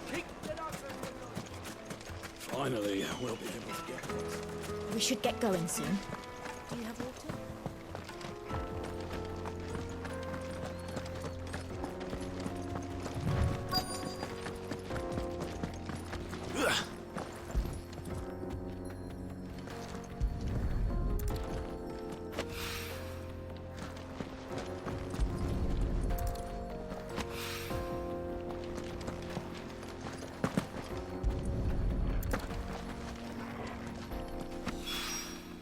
One rock looks a lot like another.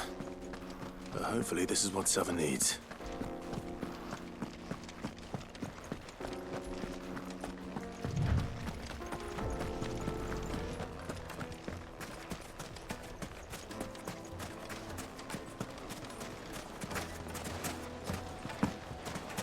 Just look at the detail! Made from the stoutest stoneware!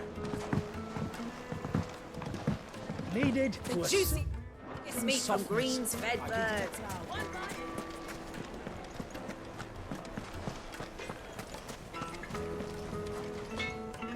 I wasn't sure how much you'd need, but I hope this is enough.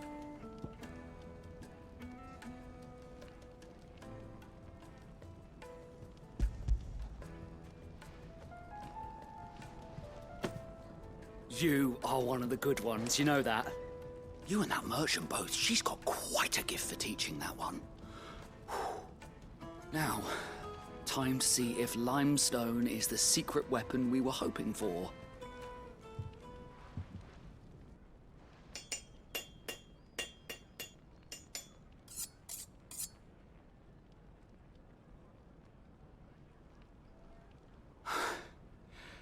That'll do, I reckon. A knife forged from the very rocks of Dalimil. Her spirit, if you will. It's a fine-looking blade.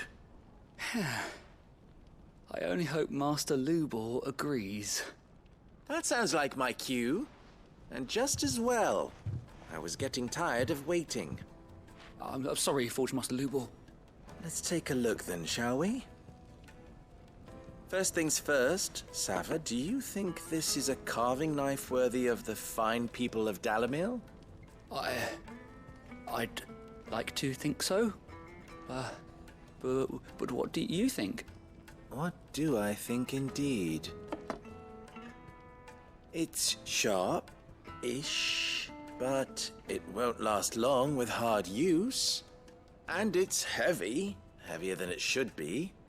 You might not think it just to hold it for a moment, but sell that to a cook and you'll never hear the end of it. It looks like someone paid a visit to the terraces. The limestone was a step in the right direction, granted, but one that still leaves you short of the mark. And I was so certain I had it all worked out. I don't know who you found to teach you that little trick, but it certainly shows initiative. Next question. How much do you think I would charge if I'd made this? Well, if it took you even a fraction of the time it took me, I would say you could demand a heavy purse. And who would be able to pay that? The butcher? The hunter? The cooks over at the inn? Dalimil is home to humble traders, not wealthy lords and ladies. Rule number 1 in any business, Sava, know your customers. Yes, Forge Master. This is just about passable, but only just. I'd say you're worth keeping around a little longer. Starting tomorrow, you'll have an anvil of your own. I will. Thank you. I was wondering, what would you do if you were asked to forge a carving knife? I'd do what I always do. Ask who it's for. If it was for the butcher, I'd make sure it holds an edge. For the hunter, I'd make it as tough as Titan. For the cook, light as a feather. And for the nobleman, I'd make it cost an absolute fortune. There goes a master, all right.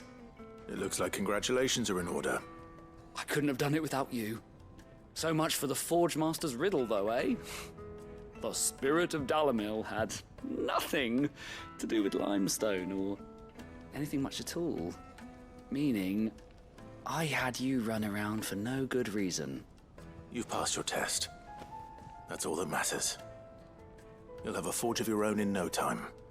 And when I do, I'll craft you the finest carving knife you have ever seen.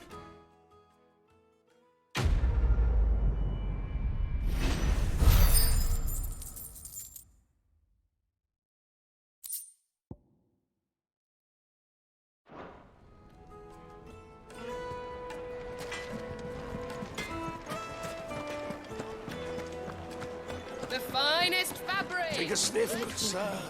Fresh bread, warm from the oven.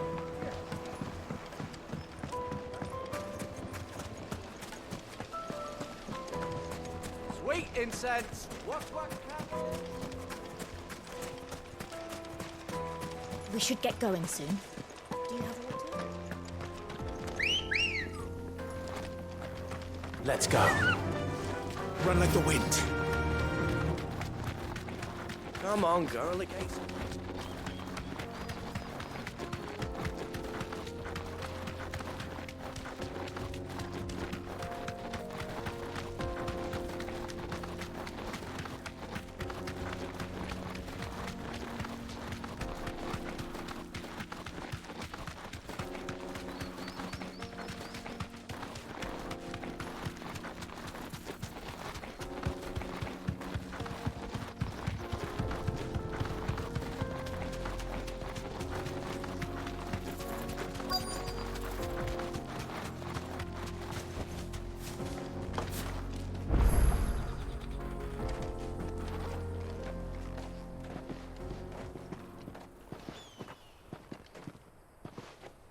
There it is.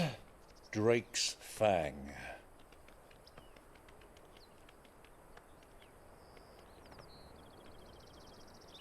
Kupka will be hiding inside. Along with goodness knows how many guards, all on highest alert. You'll need to keep your wits about you if you're to reach him. So be careful. I will, Uncle.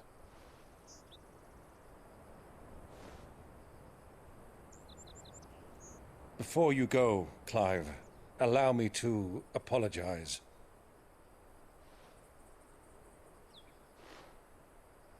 After what befell at Phoenix Gate and the crisis that followed in its wake, I fled.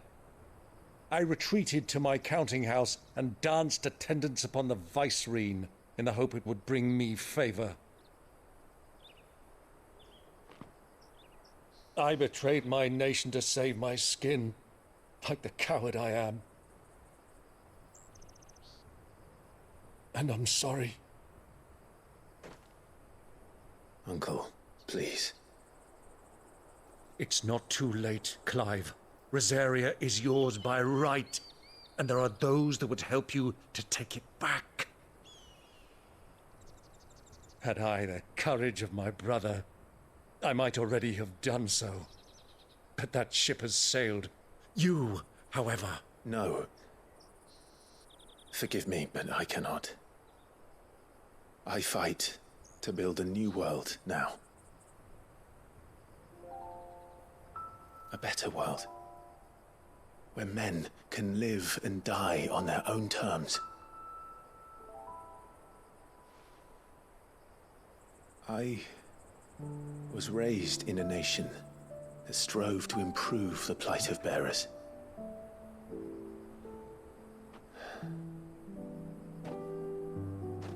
Only later did I realize that spark of freedom did not arise by chance, but was kindled by my father. You would see me follow in his footsteps. And that is exactly what I mean to do. Not by ruling Rosaria, but by extending his ideals to the whole of the twins. Though every soul in the realm may judge my actions heresy, I am certain my cause is just. You really are just like him, you know?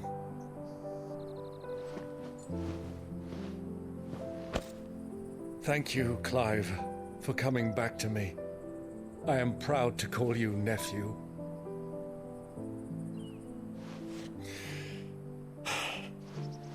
Well then, this is where we must part ways. Wish me luck in convincing my Canvarian friend to share his considerable talents. I mean to plunder his coffers and prove myself worthy of a place in your merry band. Till then, my boy. Till then, go safely, Uncle. And you, nephew. We have much to catch up on, you and I. I shall expect you to regale me with the tales of all your adventures when next we meet. You can regale me too, Torgal.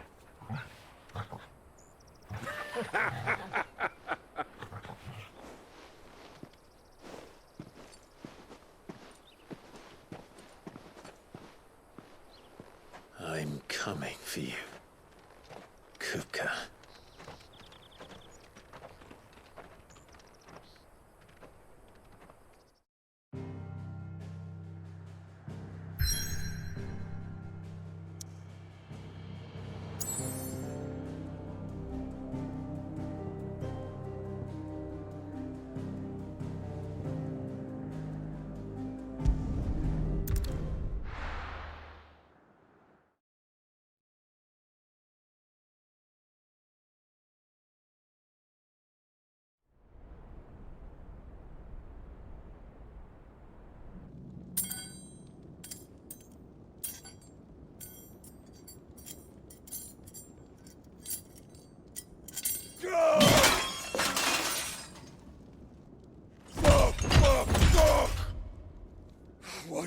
Lord!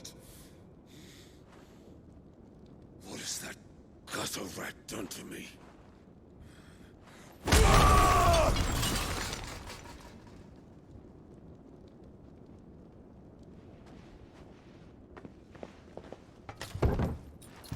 Out of my sight, witch! I'll kill you, Rosfield! I'll rip out your heart! I'll tear you limb from limb! Peace, Hugo. The table shan't hurt you any longer. He sought to humiliate me. Me! If you hadn't interfered, he would be dead! You truly believe you would have triumphed had the battle continued? Titan would have ground him into dust!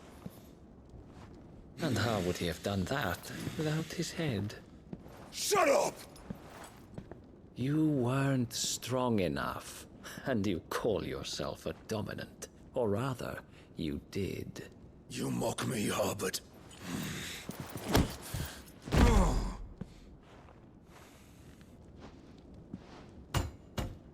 Do you see, Hugo? You are weak. Fuck!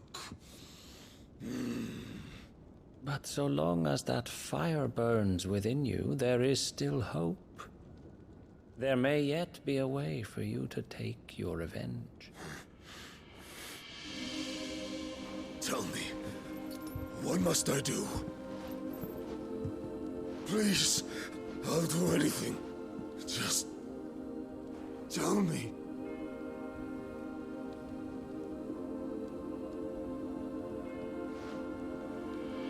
The heart. What of it? A Mother Crystal's heart is the most concentrated source of ether in all creation. Perhaps you could take advantage of that. Of course, the crystal would not yield her blessing to any ordinary man. But then, you are no ordinary man, are you, Hugo? Clive Rosfield stole your power, but others have suffered a similar fate, and still managed to find the strength to conjure their Eikon. Like Benedicta Harmon. She too drank of the ether and gained a power beyond human understanding. She did.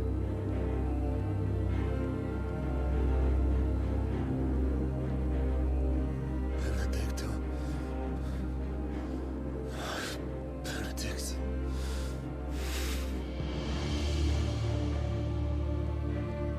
I'll do it.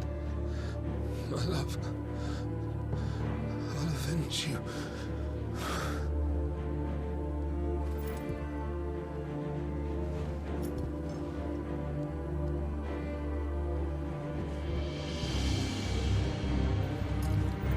Run along now, Hugo. You need only follow the light.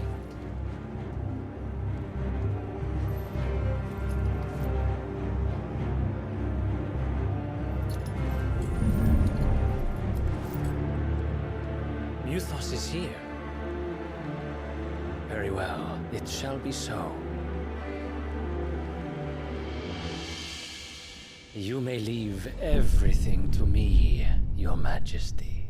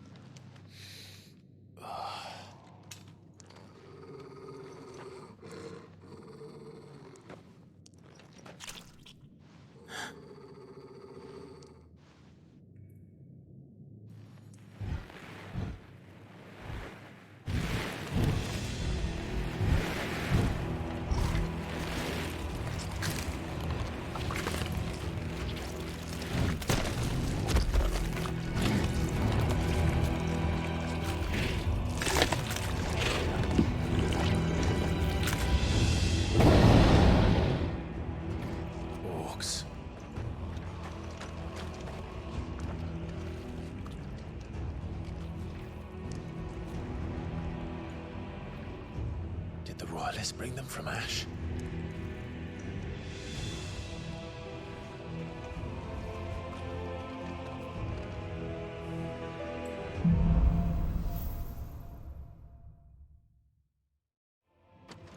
Are the beastmen part of the Waluda army now? How the hell did that happen?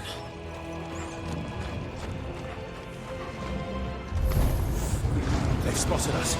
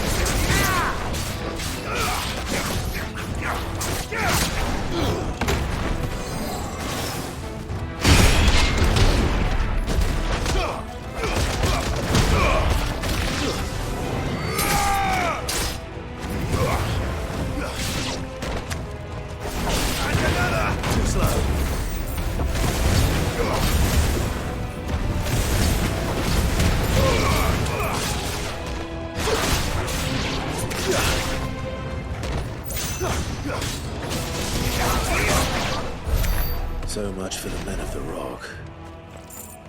Dalmekia's finest.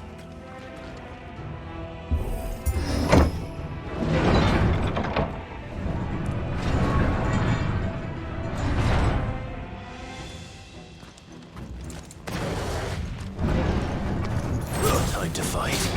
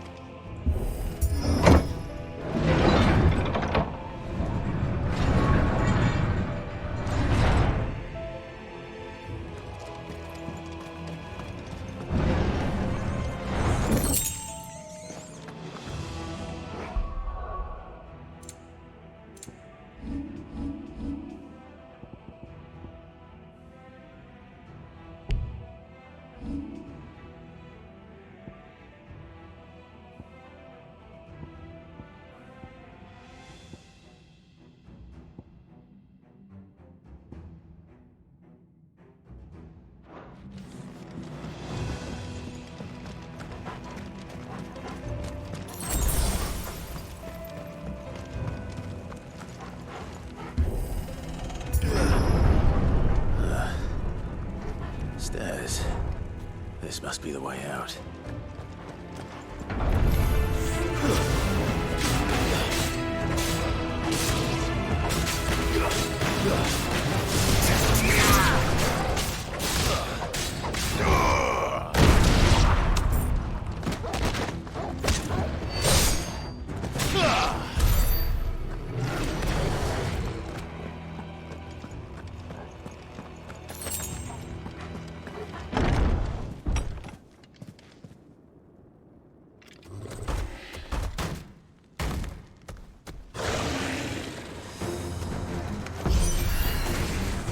Sneaking past this one.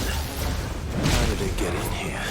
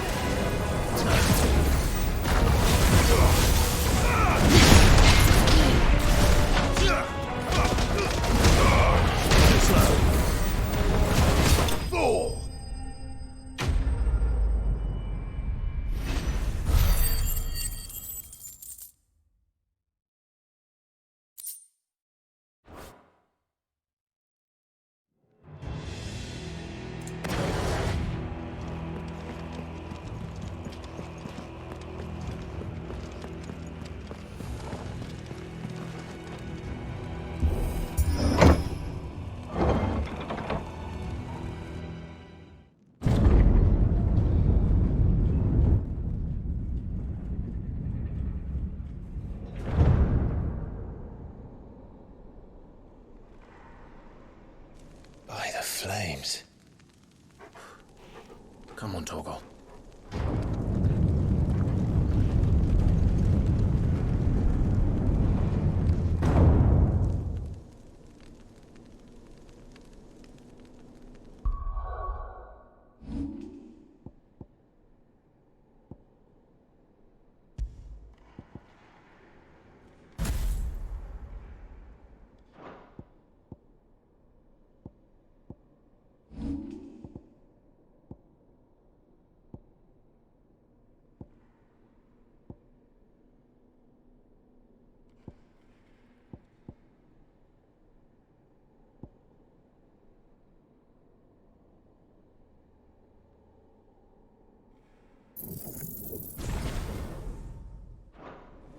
Kuka never did do things by halves.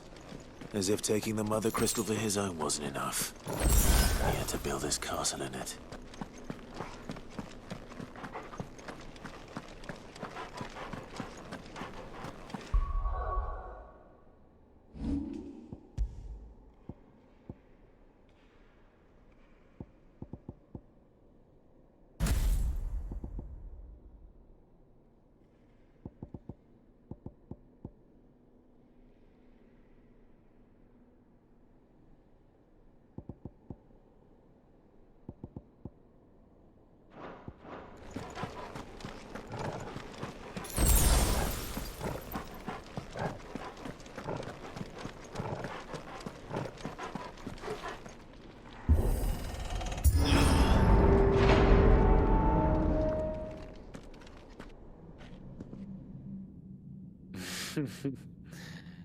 Let the trial begin.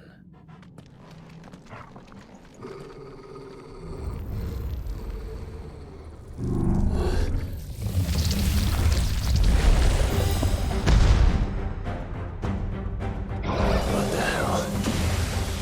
With me,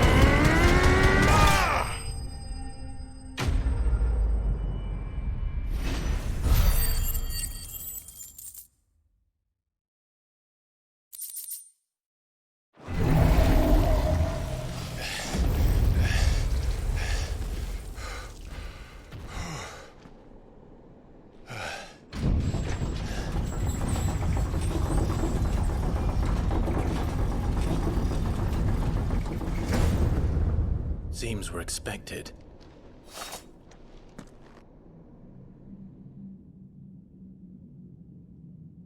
So this is the power of Mythos.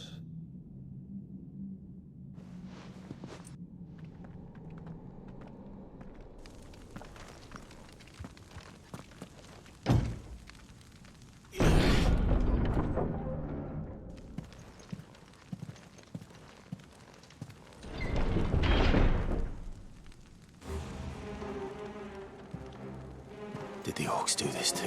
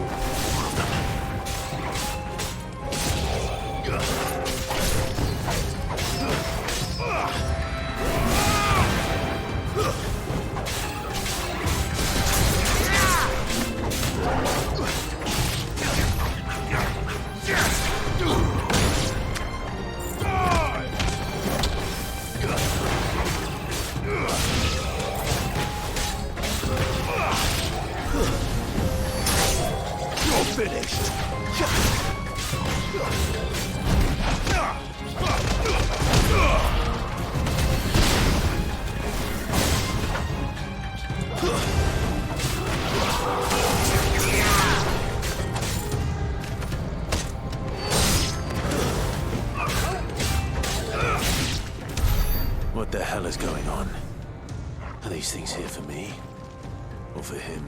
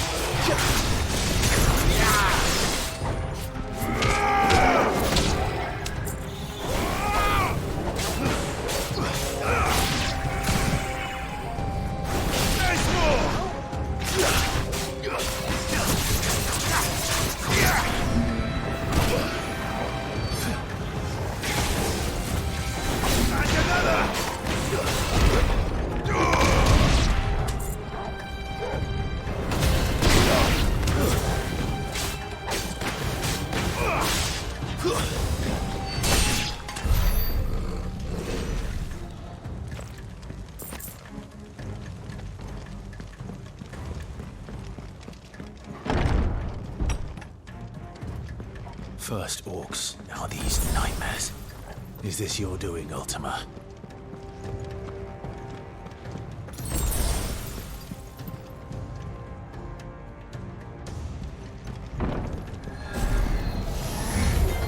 No mistakes.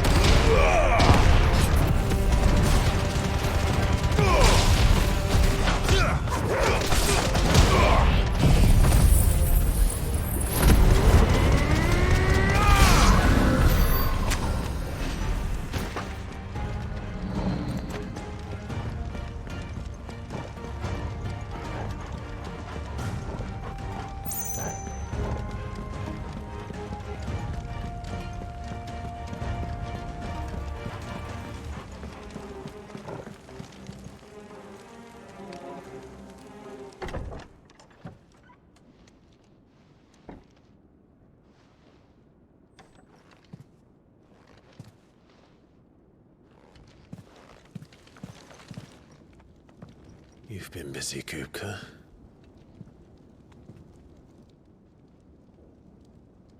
But where did you go?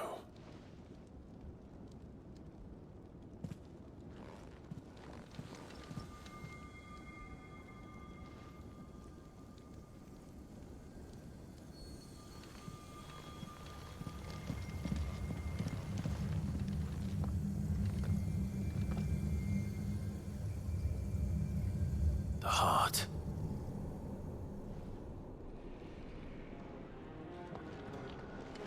He's in the sanctuary. I can feel it. Come on, Torgal.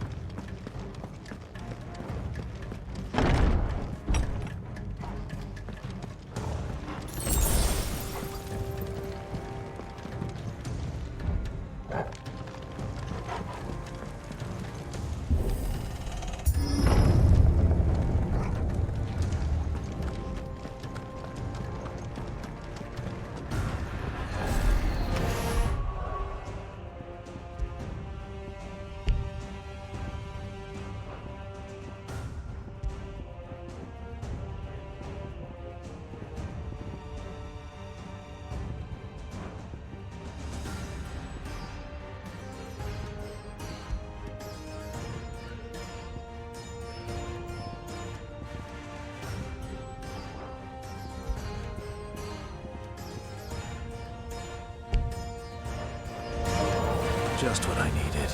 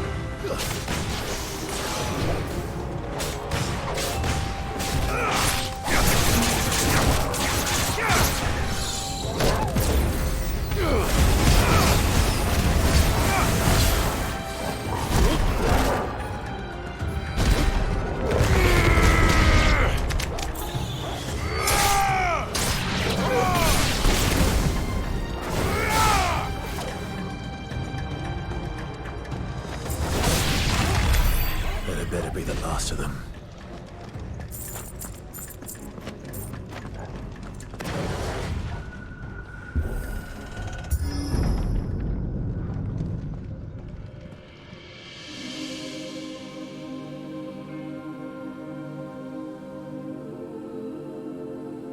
Benedicta, my everything.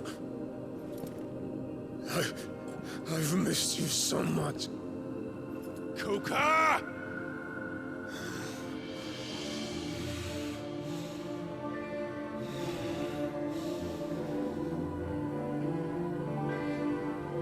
I swear to you, my love, we will never be parted again. What's wrong with him?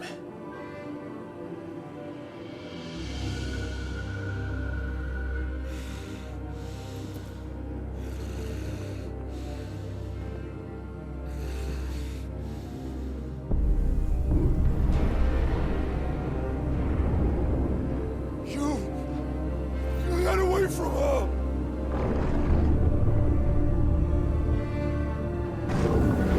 Benedicta!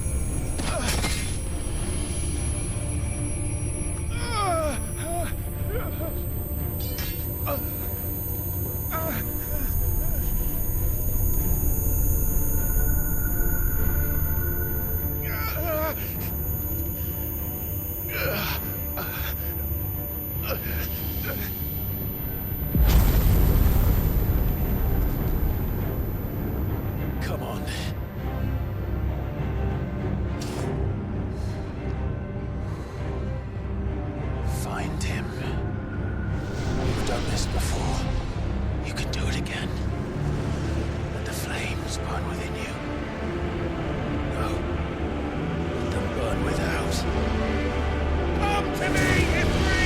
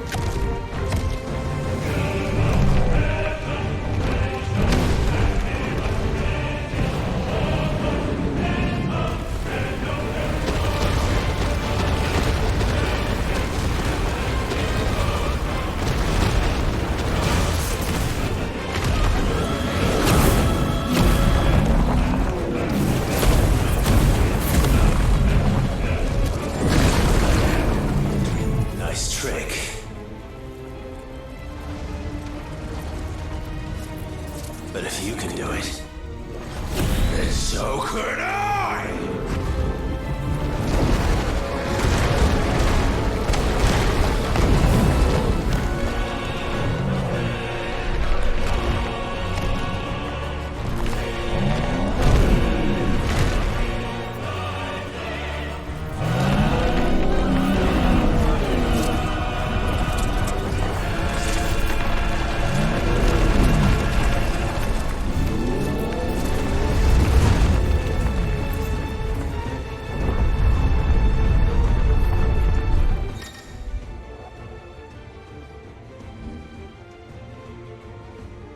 Let's give this a try. Not bad.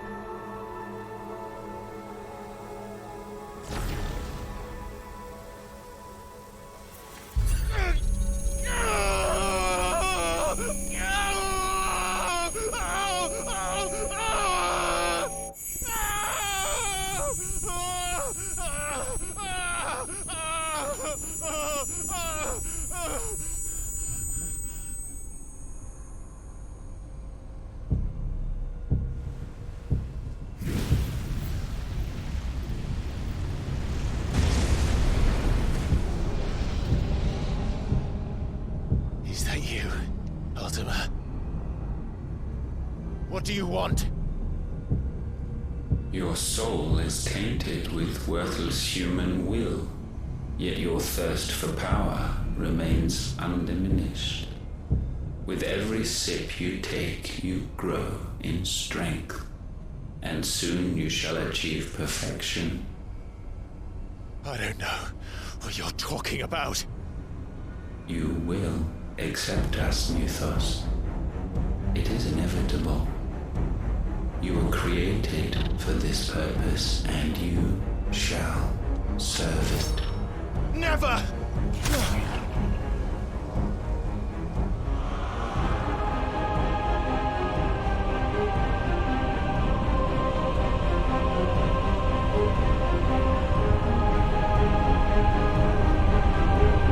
Fight it, Clive!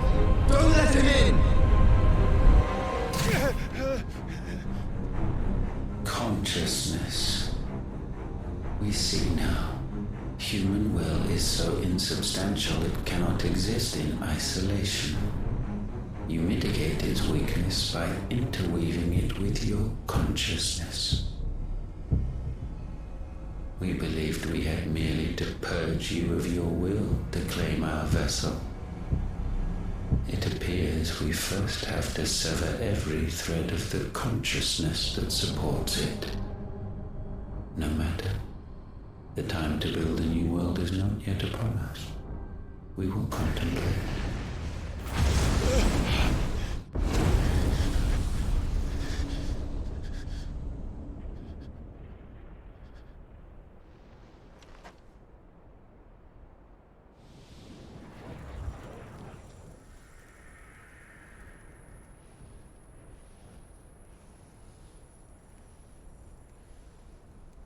Thank you, Joshua.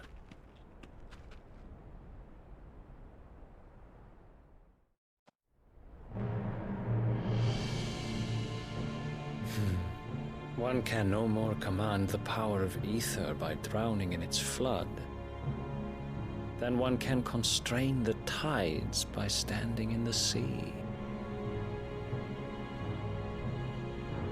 I had thought Hugo wiser than this, but it seems his head was full of rocks after all. Titan was strong. Your Majesty. But Mythos is stronger. For 5 years, that man lived only for revenge. Clinging fast to a fiction, even as it swept him into the abyss.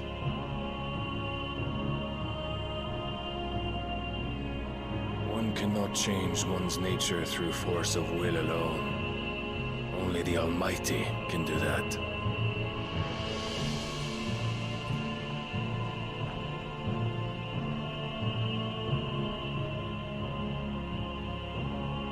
Hugo Kupka, the man who gave his life for a woman's head. A fool like all the rest.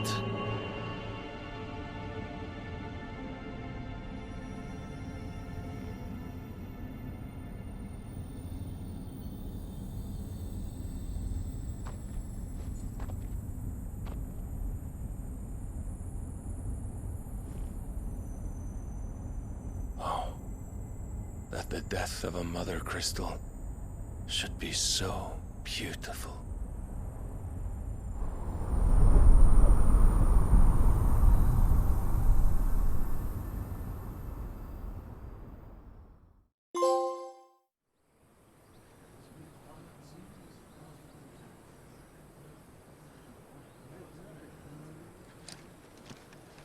Some medicine, my lord?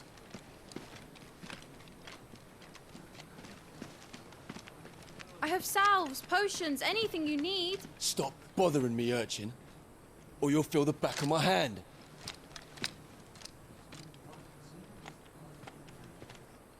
You must consider your health, my prince. If a show of force is needed to keep the Dalmex at bay, you may trust in your dragoons. I beg you to call on Bahamut only as a last resort. His strength comes at too great a cost. The Empire agreed to an armistice with the Republic, and yet the Emperor still plots its ruin.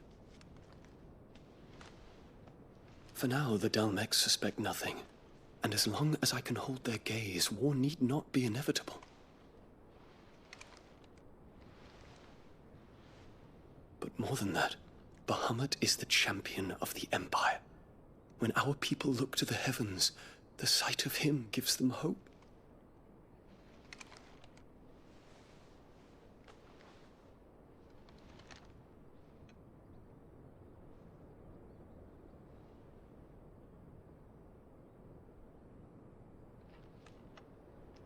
Forgive me, Terence. Would that you were my master. But alas. I will always be your loyal servant.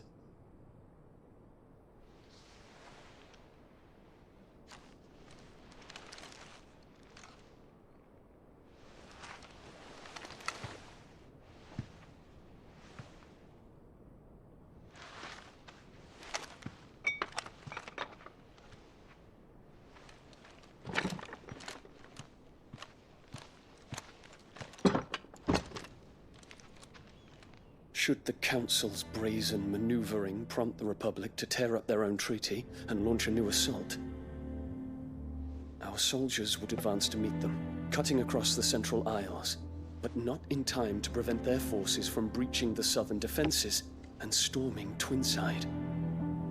And so the capital would become a battlefield. Thousands of innocents would die. I cannot allow that to happen. There is one small mercy, at least. You will not be forced to do battle with Titan.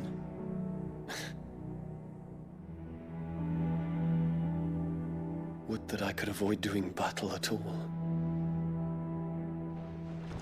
1,000 pardons, Your Highness. What is it?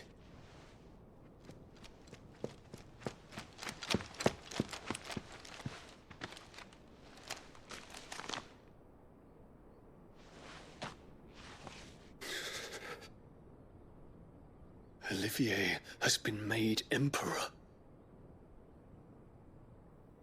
What is the meaning of this? My father's orders. What were they? Quickly! Yes, Your Highness. His Radiance requests that Your Highness maintain position here and... Ah!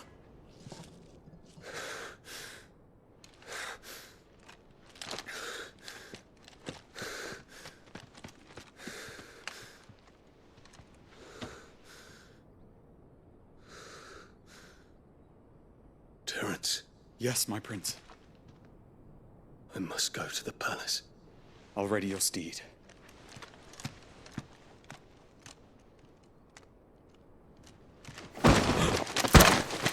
What is it now?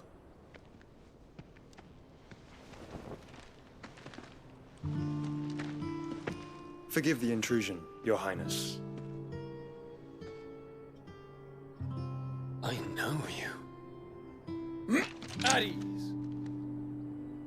We stand in the presence of the Phoenix. You wouldn't want to get your fingers burned. I hope I'm not interrupting. Not at all. Though I admit, I did not expect such a distinguished guest. How many years has it been since the Remembrance ceremony? 20? I thought you long dead. Do I address a ghost? Many have told me that I look like one. But no. I'm alive. Just. Prince Dion of the House Lesage, I have a tale to tell you.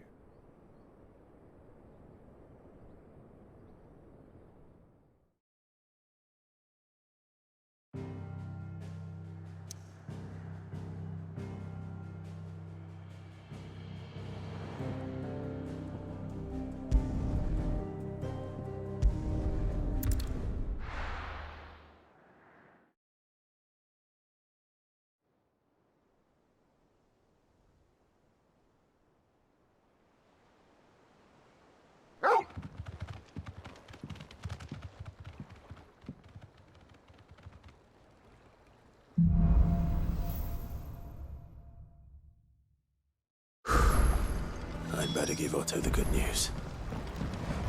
What ways Cleopatra?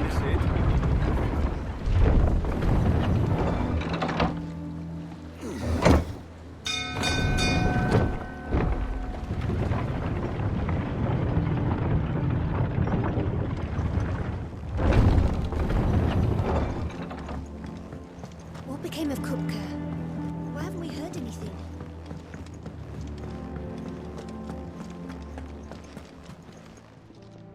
Well, don't just stand there gawping. Finished, are you? What do you need? What do you want? No scratches, all right?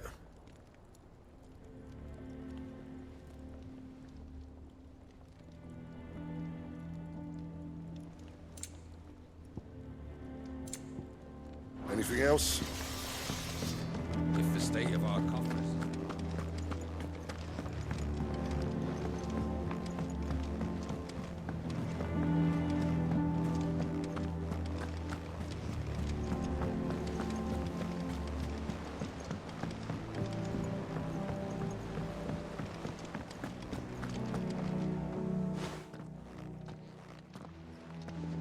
Clive, you're back. I am.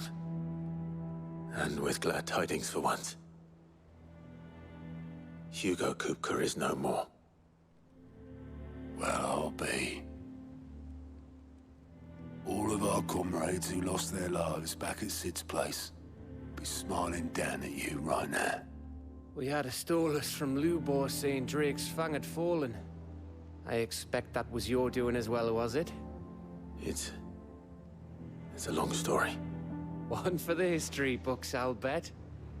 Welcome home, Clive. It's good to be back. You look better. I feel it. Which means I'm coming on your next little adventure. You're not leaving me behind again. Wouldn't dream of it. Otto. Any word on the Royalist movements since I've been away? Shouldn't you be putting your feet up? If you really want to know, go and have a word with Vivian. Thank you. I will.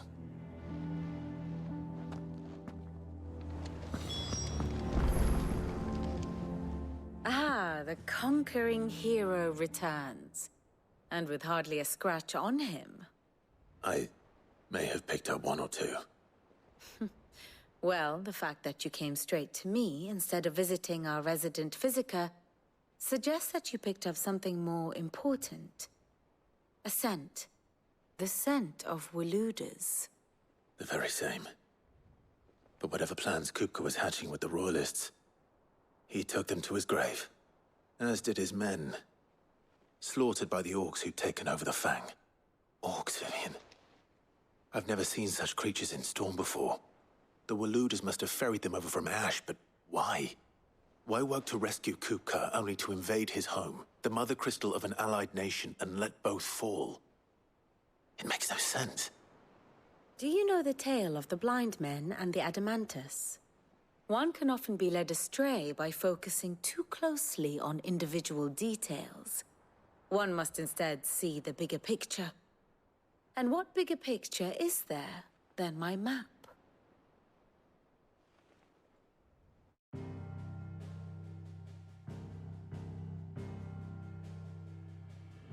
The Kingdom of Waloed claims dominion over all of Ash. It is a nation forged by the bloody conquest of Barnabas Tharm, the dominant of Odin. The Canvarian War of Independence in 849. The Battle of the Twin Realms in 865. The Battle of Belinus Tor in 873. Wheresoever his armies fought, Odin was found where the fighting was fiercest. But of late, the warrior king appears to have laid his sword to rest. Battle rages for control of the crystalline dominion. Yet Tharm sends not a single ship in support of his Dhalmekian allies. Meanwhile, the Blight ravages great swathes of Ash. Yet warlike Waloed shows not the faintest interest in laying claim to untouched lands. So why go to the trouble of sending an army of orcs into the heart of Drake's Fang, only to make no attempt to claim the Mother Crystal for Waloed? It can hardly be for lack of men. Tharm's armies rival any in the Twins. No. We have not seen the last of the Waloed standard. Odin will ride again. It is but a question of when. And on that day, who will be trampled underfoot?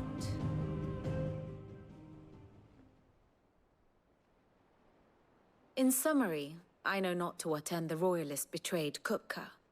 I know only that it is part of some broader scheme. A scheme tied to the ambitions of one man. King Barnabas. But there is no need to wallow in confusion.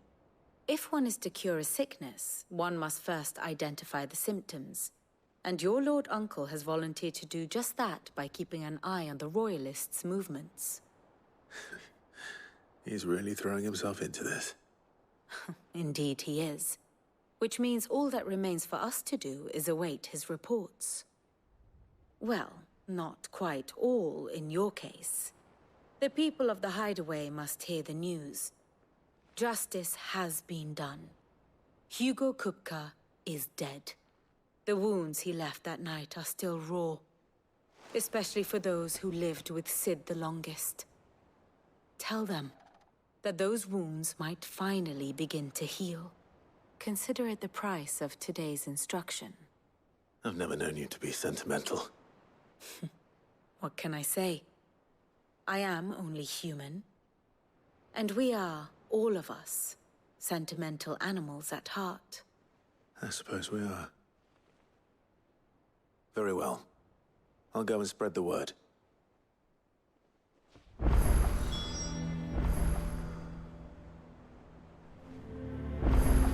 And how may I assist you today?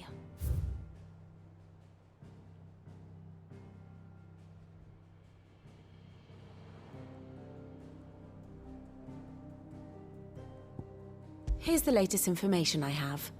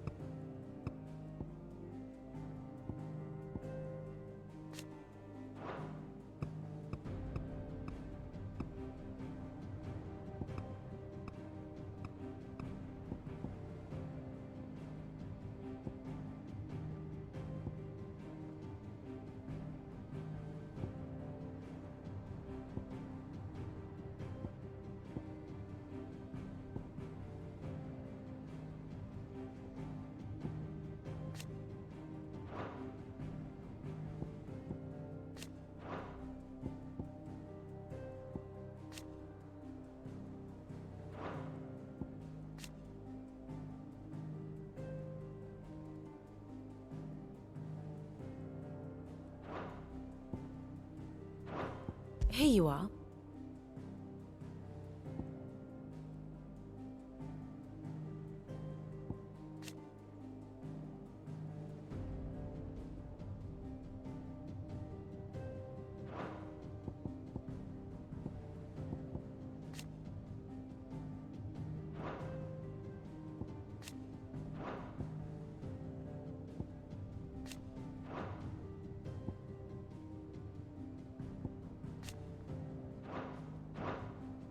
Very good.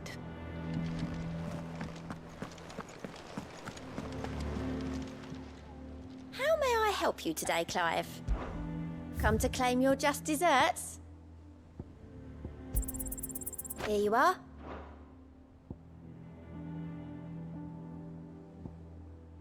All done?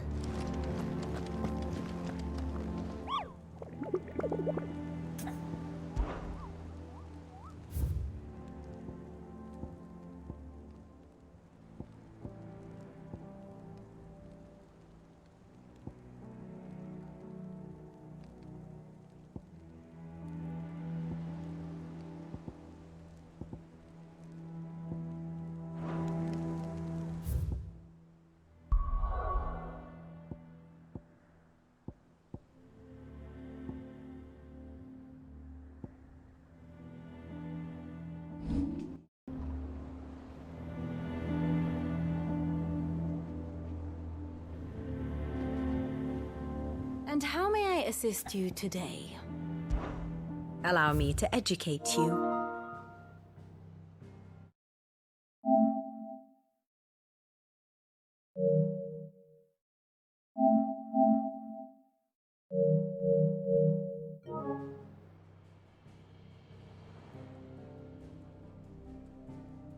I have the details here.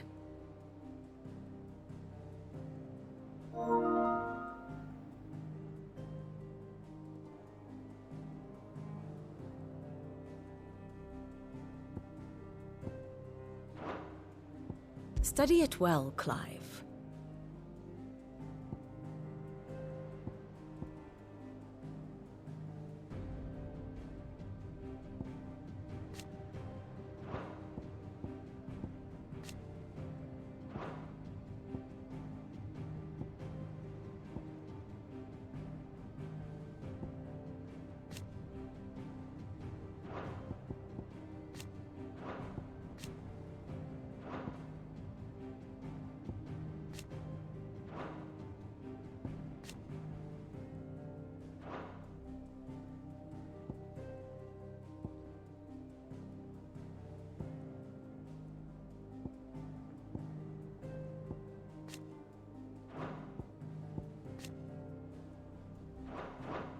Very good.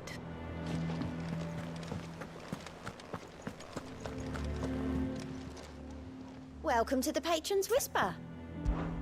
Is everything we've received and everything promised? All yours. All done? Fancy a look at the list, do you? Here you go. Always something in there.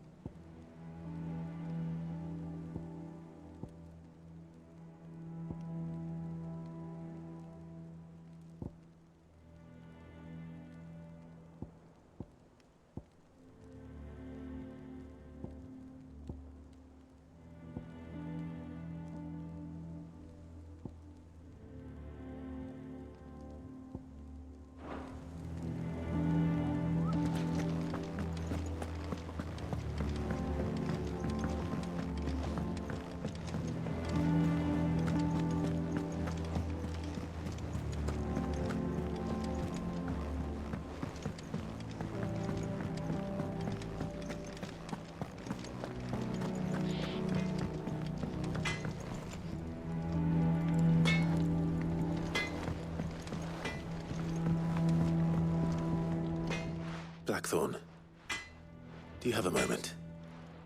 What is it? I'm busy. I wanted to tell you that Hugo Kupka is dead.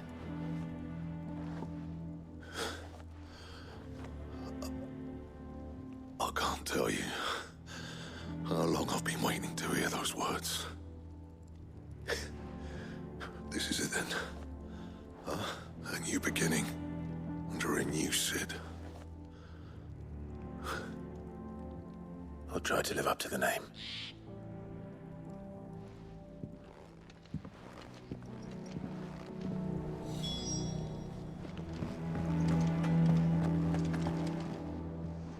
Well, someone looks pleased with himself. It's true what I'm hearing, then. Nothing escapes you, Lady Karen. It's true. Kupka is dead. No more looking over our shoulders, then. Good. I'm starting to get a crick in my neck. Don't let it go to your head, though.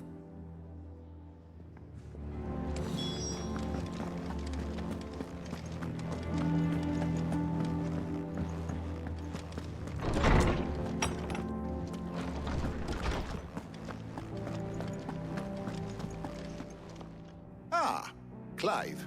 Have you come seeking the gift of knowledge? No. To share mine, actually. Hugo Kupka is dead. Oh my. Can it really be true? Look, he's crying. He baby. And with good reason, children. These are tears of joy. We must offer up a prayer to your parents that the heavens might weep with us. There shall be no lessons today, only thanksgiving and merrymaking. Go, put away your things. All right. Brilliant.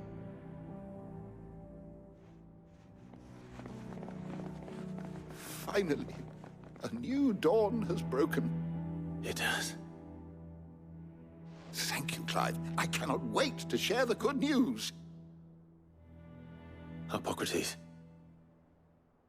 After Kuka fell, Ultima came to me. I need to know what he is. Have you learned anything? Alas, no. And not for want of trying. I have scoured nigh every historical tome in our collection and found nothing. Not even the sort of conspicuous absence that might suggest a concealment of fact. One is almost tempted to conclude that such a creature never existed. But I saw him. With my own eyes. I don't doubt that you did. Alas, it seems you are the only one who has. To others, he reveals naught. We see only that which he leaves in his wake, like some terrible force of nature beyond the ken of mortal man. A bringer of death. Whether the Ultima you met with was the being itself, or merely another projection of its power, I know not. But until I do, my investigations shall continue. Thank you. It means a lot. Right. Let's see if Otto has anything else for me.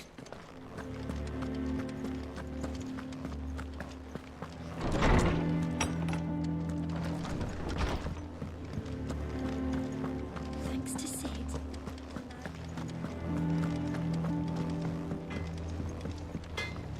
What do you need? What's Sancfordian, dear?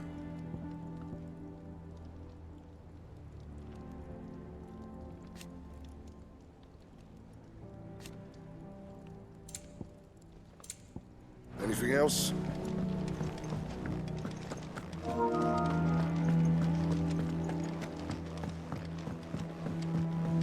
I'm telling you, it's true. I heard it from Otto's own lips.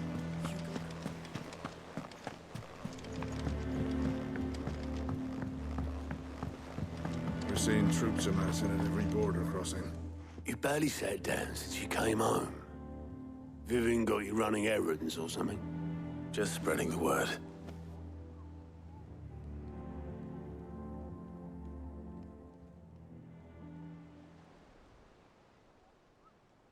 So, the Professor's got a soft side, has she? I'd never have guessed. No. She was right, though.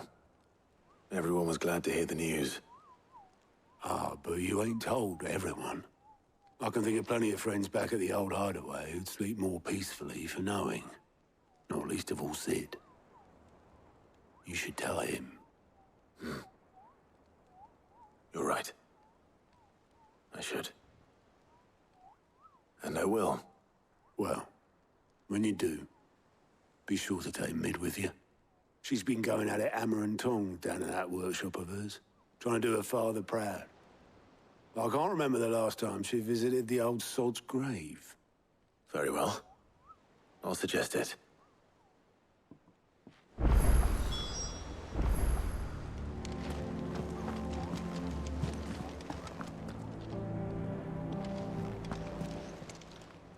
Clive! Quick look.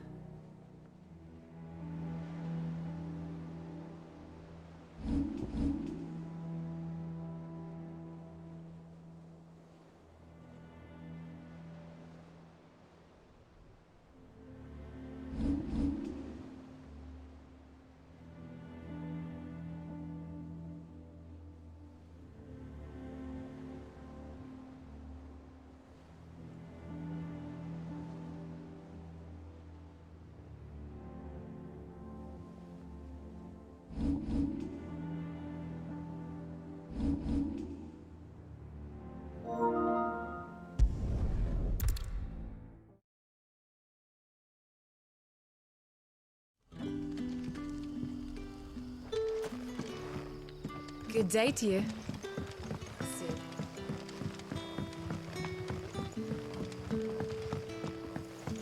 The crystals we get. What can I interest you in today?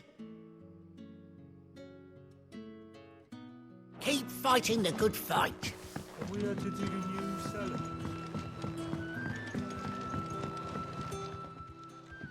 Ah, Clive. Your timing is exquisite, as always. I have a concern which you may be able to assist me with. Go on. There are whisperings afoot of shadowy figures having been sighted outside the village. Rustlings in the undergrowth, suspicious noises. My people fear that they are being watched. It may be no more than a surfeit of nerves, understandable in the current climate, or it may be the prelude to something altogether more dangerous. Given what I hope you'll forgive me calling your nose for trouble, I wondered if you might investigate. Of course. Excellent.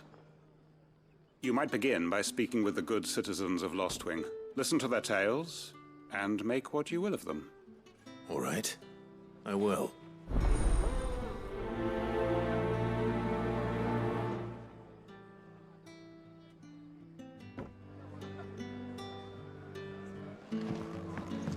Right. Let's see what the people of the village have to say.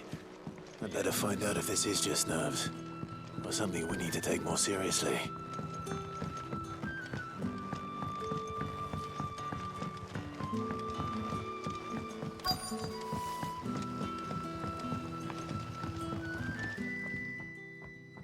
You alright, Sid? Something on your mind? There is, actually. Can I ask you something? Quentin tells me people have mentioned shadowy figures out in the woods. Have you noticed anything unusual? Oh, that. No, sorry, can't help you. I heard the rumours, mind, from the lads working over at the vineyard, but none of them has seen anything either. All right. Thanks anyway.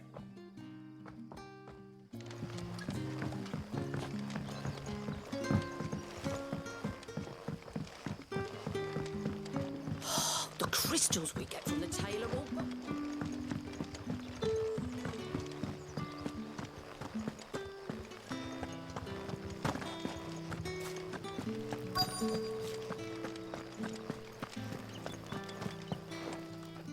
Do you have a moment? There's talk of suspicious figures in the woods. Have you seen anything out of the ordinary? No, but I've heard something. Sound of scraping metal, like someone sharpening a sword. Where was this? In Lorbert's Pass. Was out foraging for herbs when I heard it, screeching out from between the trees. Ran back here as quick as my legs would carry me, and I ain't been back since. I see. I'll look into it. Thank you.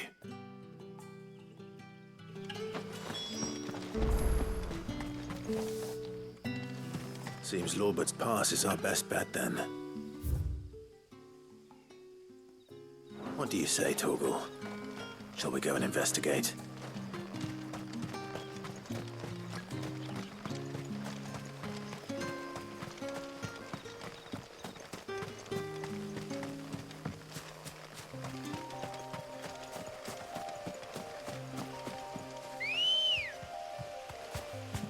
Good girl. Faster!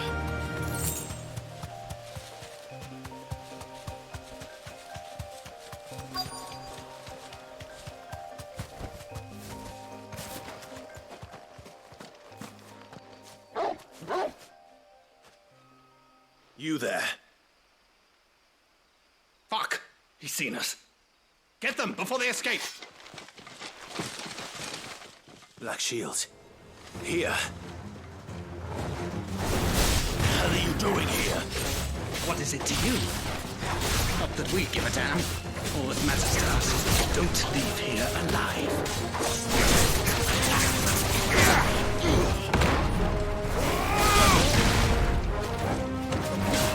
Fire and flame!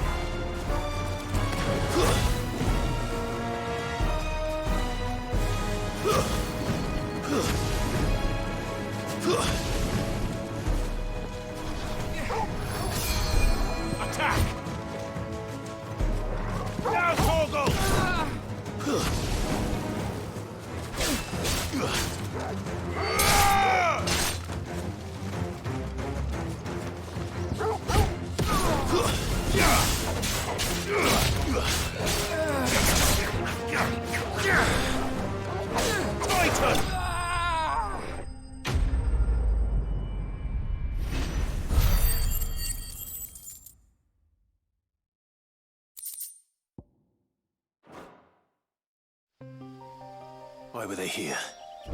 Are they planning an attack on Lostwing? I need to warn Quentin.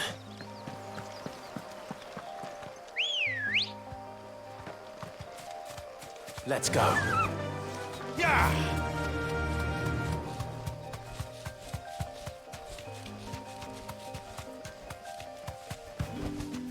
No need to ride from here.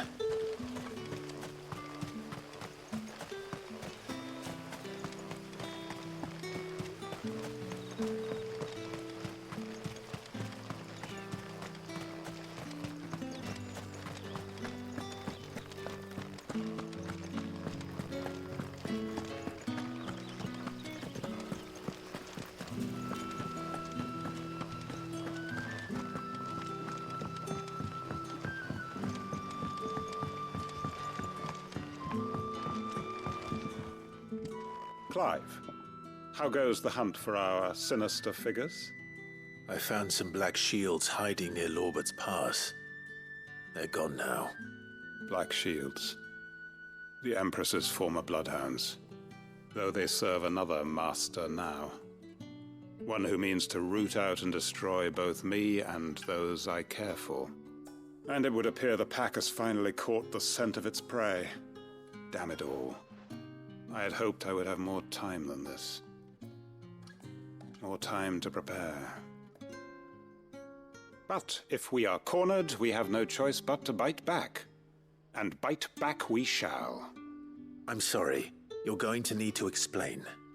Who did the Black Shield serve now? And why would that person want you dead? Because I want him dead. Who? The former Lord Chief Justice of Sanbreque. All that I have built here is for him. I don't understand. Why him? Why Lostwing? I suppose it is better that you know the truth. I was a member of the judiciary once. So sickened was I by the injustice of this world, I swore to fight it. And fight it I did in my own small way. I saw more than a few corrupt officials condemned to the very cells into which they had thrown blameless innocents. Men to whom the law was but a scourge to turn against the powerless. And throughout, it was the Lord Chief Justice who backed me, who was my one true ally in the quest to see justice done. So what changed? I discovered that he hunted bearers for sport. I was a fool to think he shared my hatred of venality and vice. His support for me was no more than a facade, a means of ridding himself of his rivals, a mask to hide the rot beneath. I filed suit against him immediately. His response, however, was rather more visceral. He had my entire family slaughtered. And he faced no punishment whatsoever. I lost everything. My loved ones, my livelihood, my position, the faith I had once held that any modicum of justice might be achieved through the courts. So I set about enacting my own. I tracked down every soul who served him and slit their throats myself. But the man himself proved an altogether more difficult target.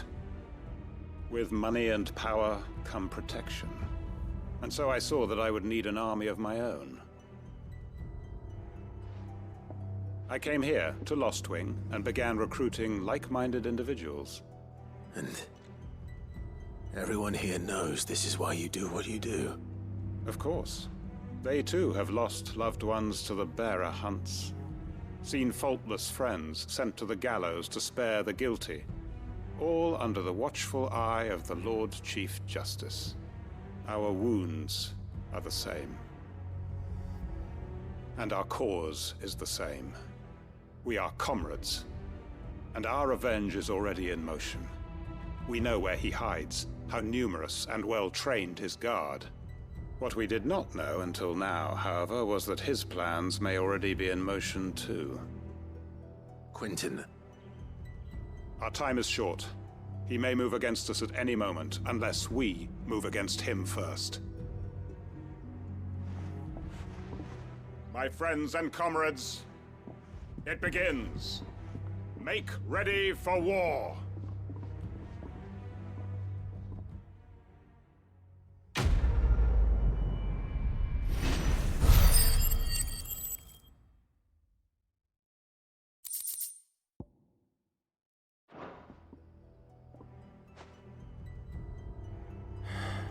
I'm not going to change his mind.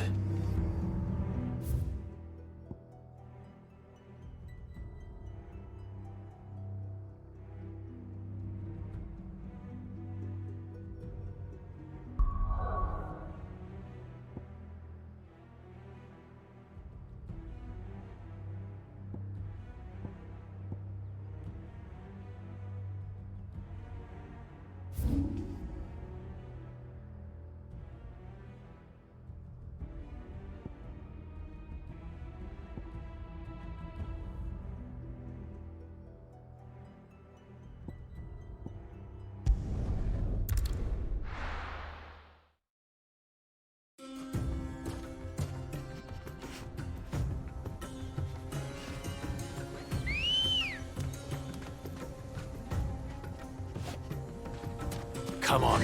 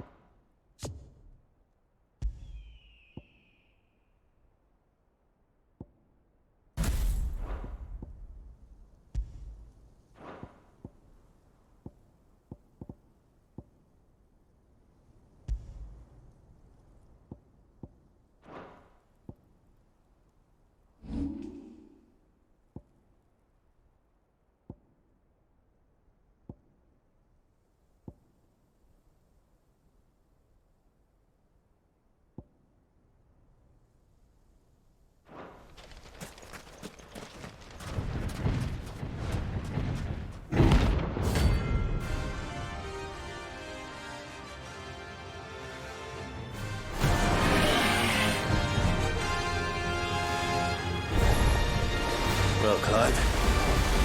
It looks like you're gonna need a bigger sword.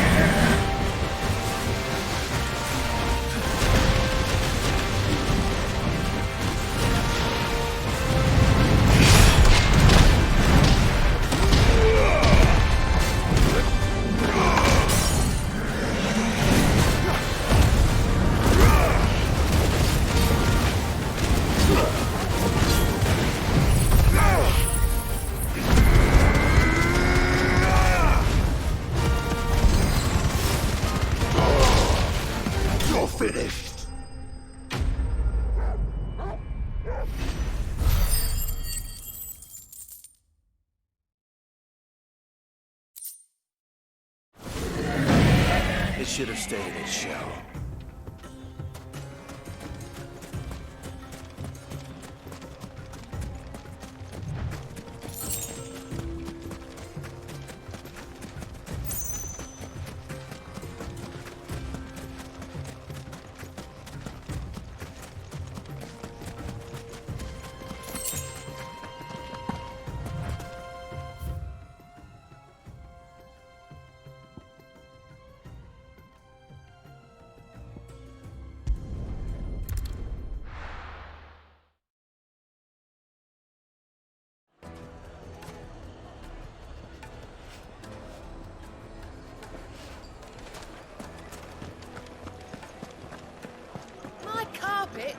The most fragrant herbs and spices. Only no one to manage.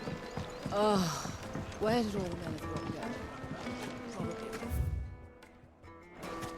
go? Made from the stoutest stoneware.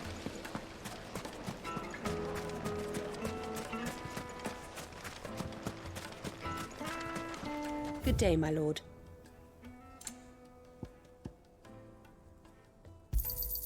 An excellent choice. My thanks. Go with Gilbert. No, I'm telling you, it's...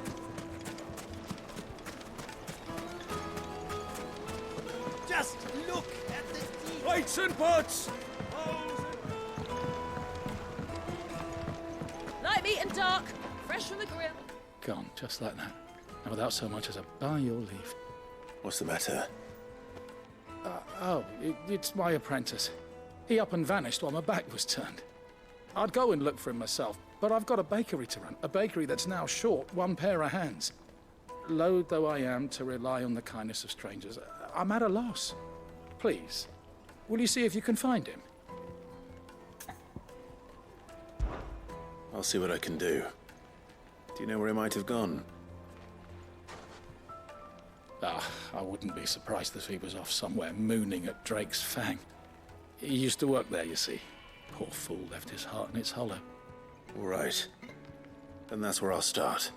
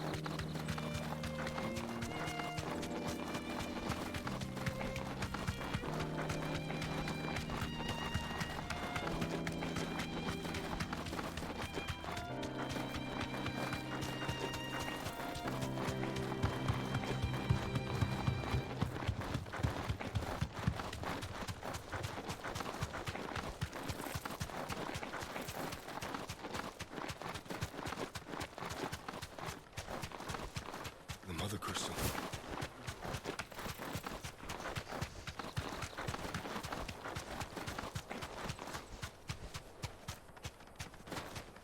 Straight home now.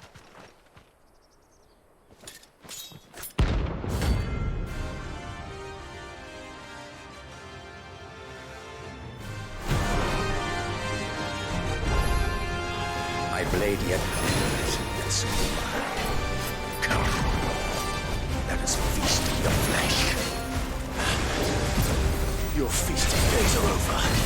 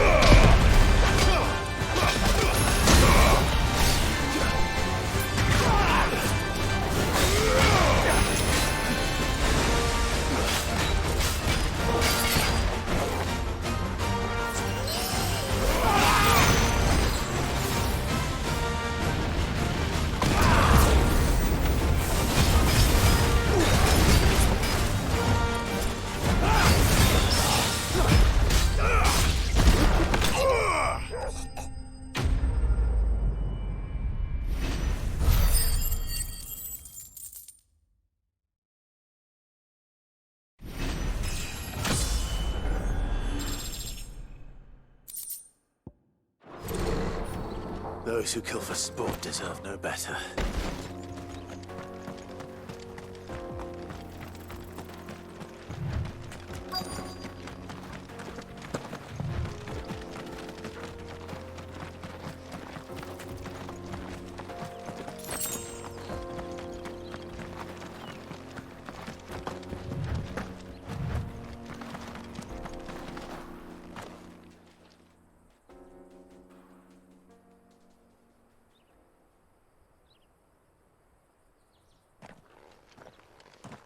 Excuse me. What do you want? The baker sent me to find you. I am a sorry, selfish sod, aren't I? Certainly not a baker. Master must rue the day he took me in. Time was the sight of the fang used to calm my nerves. But now look at her. I take it you missed the mother crystal. I hated her, but she was all I knew. Worked her mines for years. And when she shattered, part of me shattered with her. I had to trade my pickaxe for a rolling pin, but I'm no good at baking. Every loaf I touch collapses. My bread's as hollow as I am. She was the only thing that could fill the hole inside me. Oh, I loved her, damn it. But now she's gone. She's never coming back. What am I supposed to do? I ask her. How does a shell of a man learn to live again?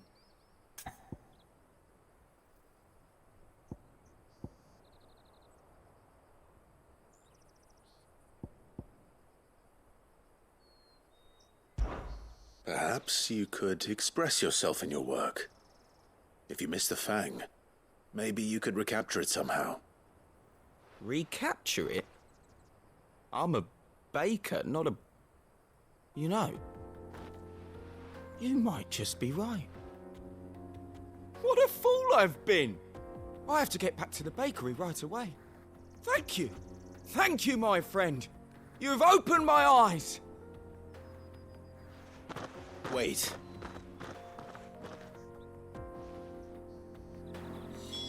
Suppose you won't be needing an escort then.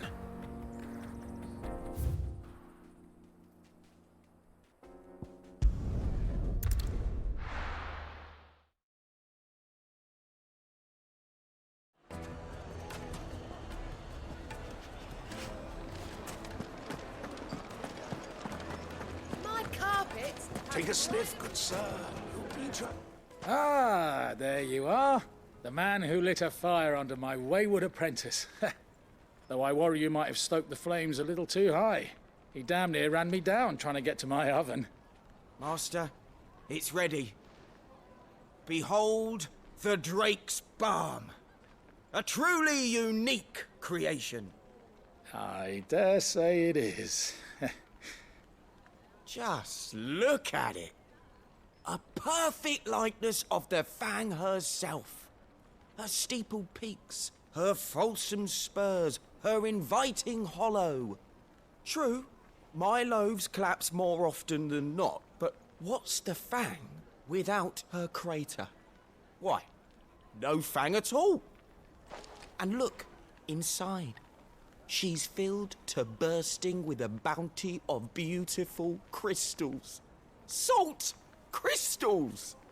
Master, I have found my purpose.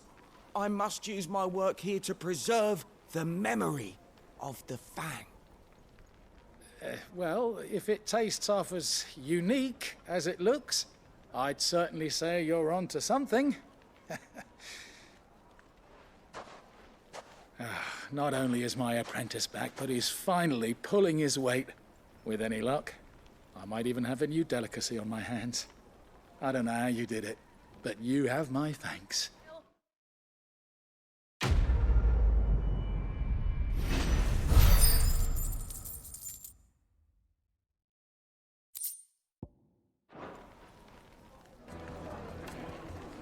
Now, it would make a fine gift for you.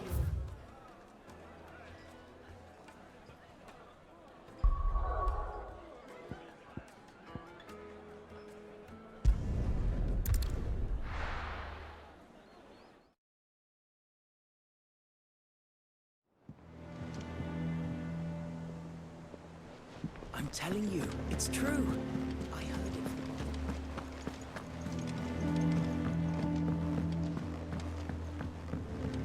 from... We're seeing troops amassing at every borderlands. No surprises there. Welcome to the Patron's Whisper. Your benefactors are a generous lot.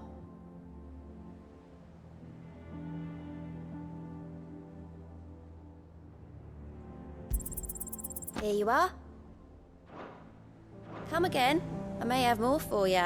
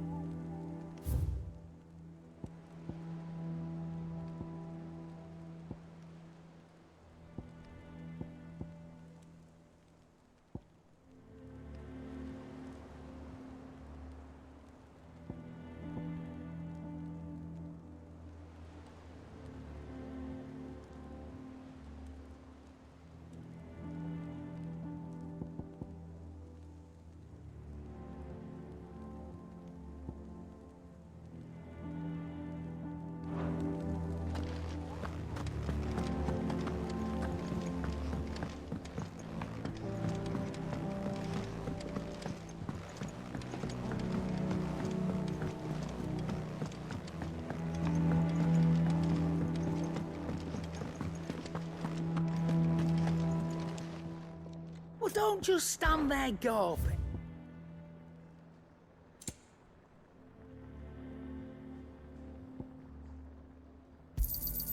It'd better all be here. You'll not find a better price than that.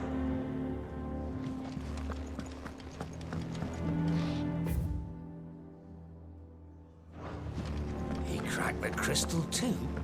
You're joking.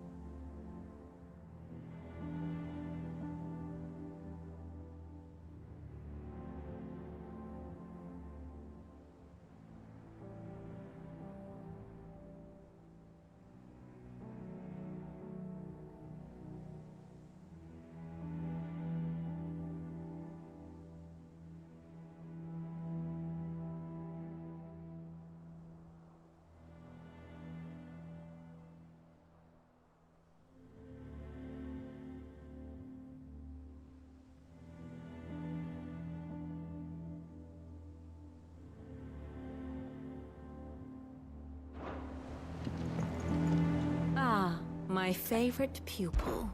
What is it that you wish to learn? I have the details here.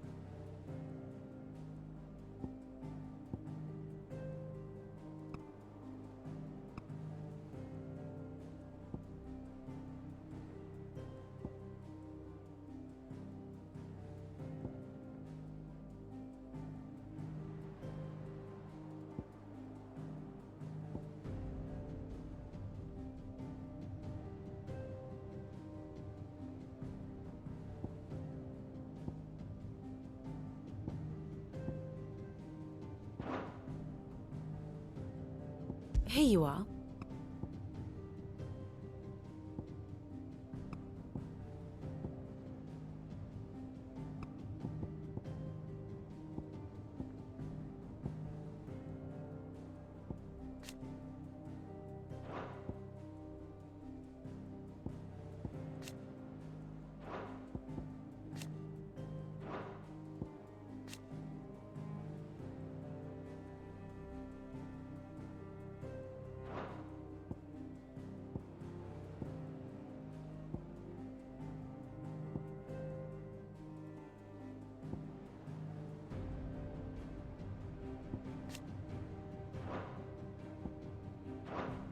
Very good.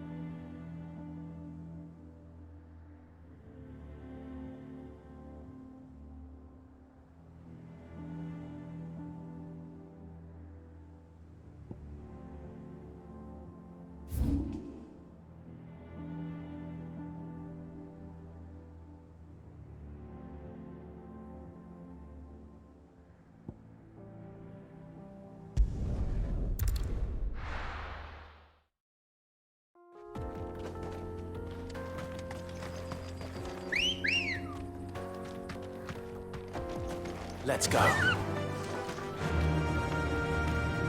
Yeah!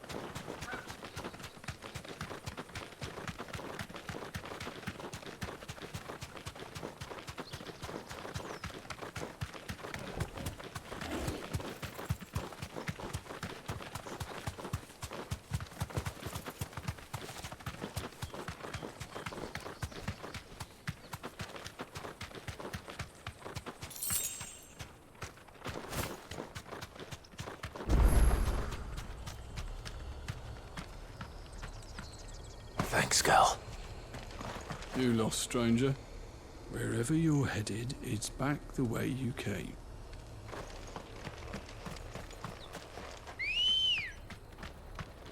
Come on.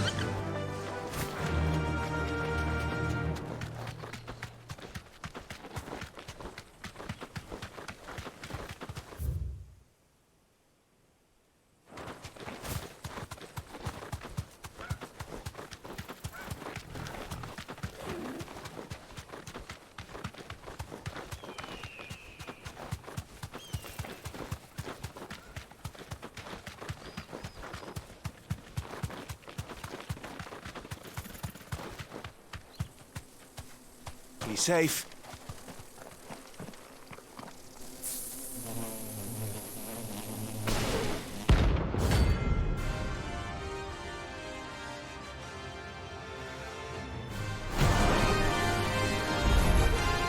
They'll look happy.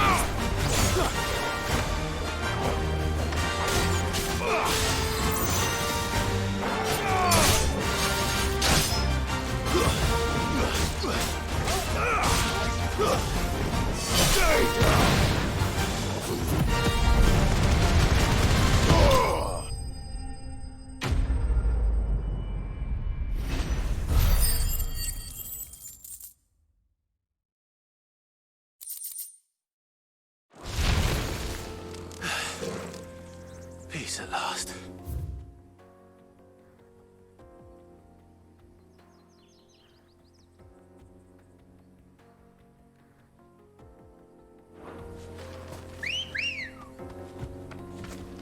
Ready, go?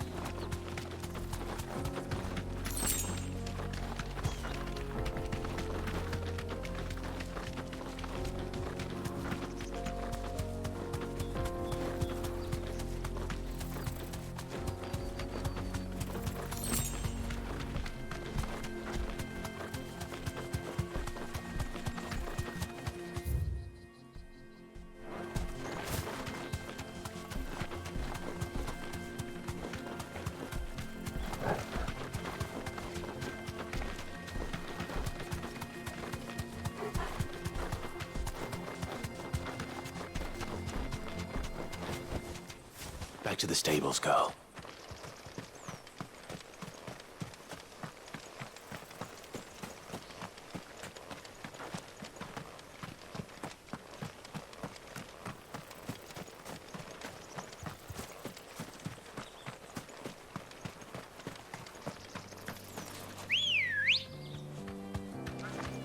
Let's go.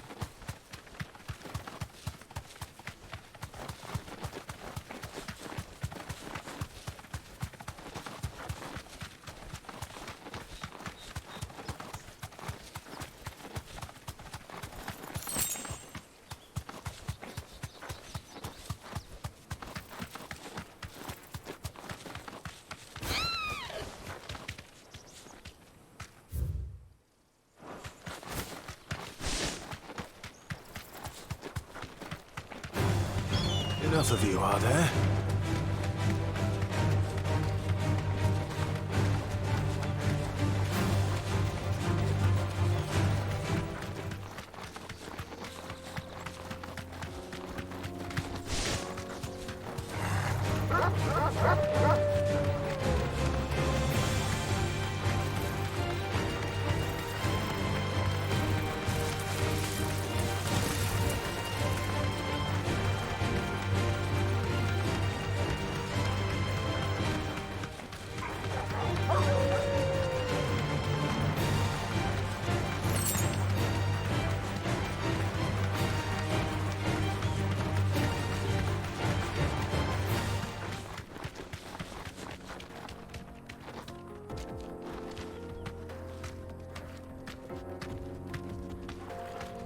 You deserve a rest.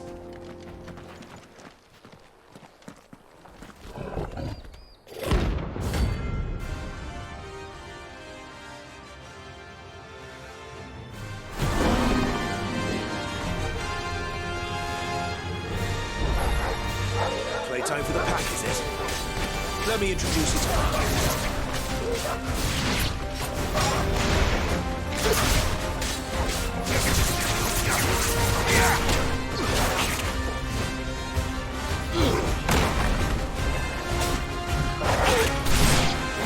It's over.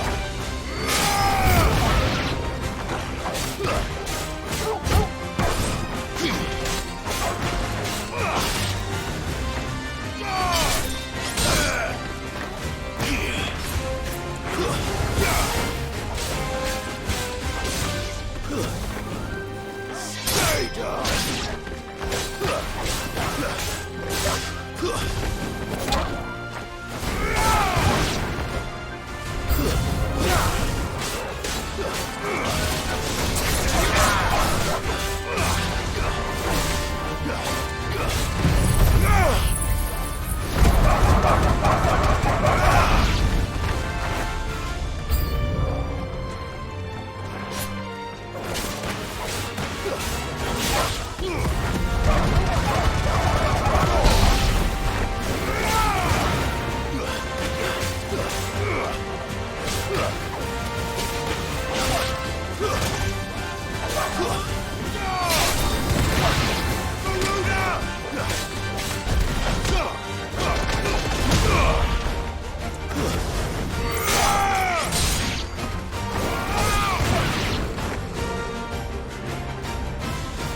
And then there was one.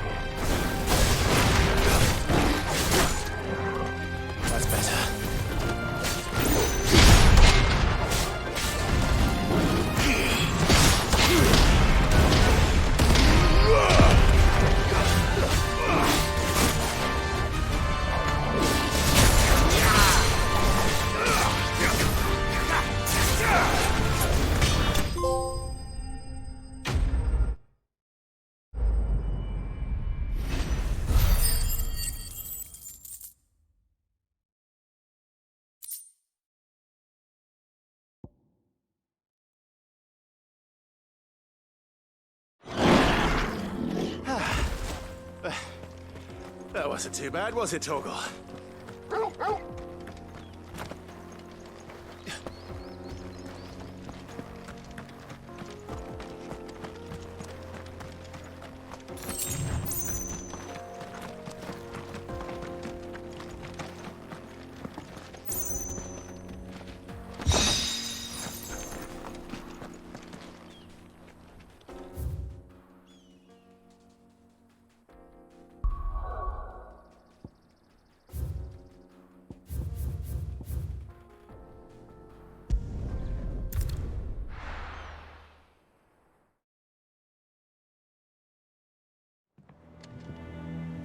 I'm telling you, it's true. I heard it from Otto's own lips.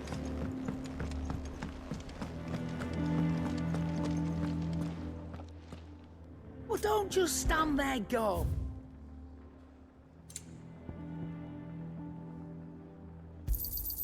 You're rubbing me blind, you know.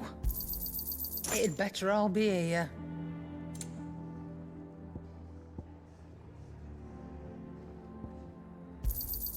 You'll not find a better price than that. Finished, are you? Thanks to Sid. Thank you, Clive. Not just...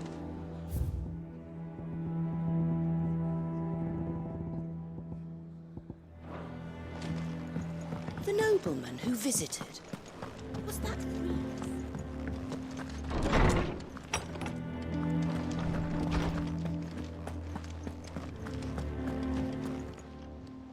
Is there something I might assist you with, Clive? I have compiled some new entries, if you would like to see them.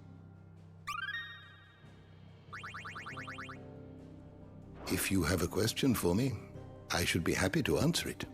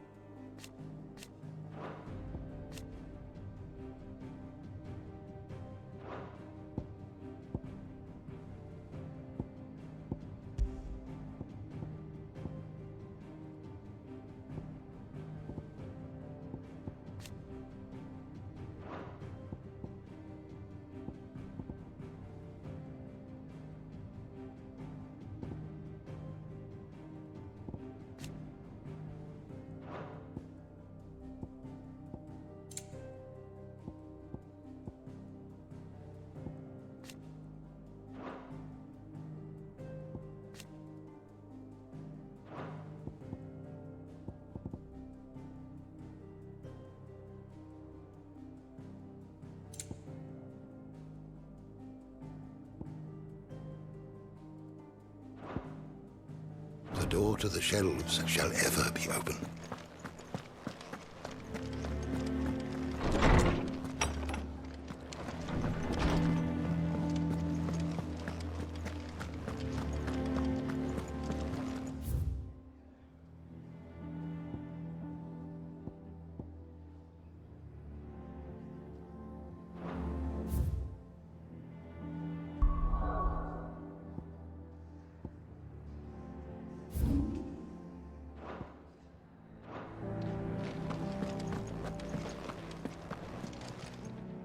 Is it business or pleasure? Go on, then. Finished, are you?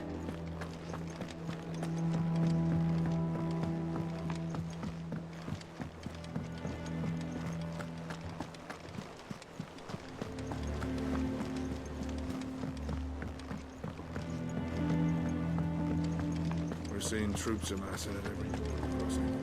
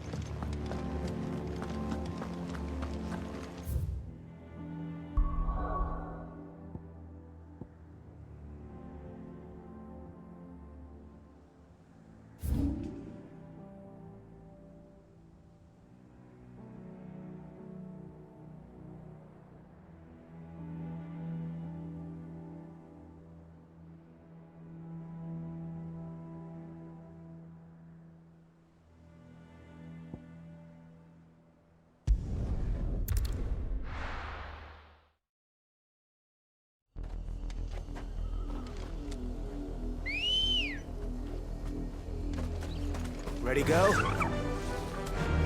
Yeah!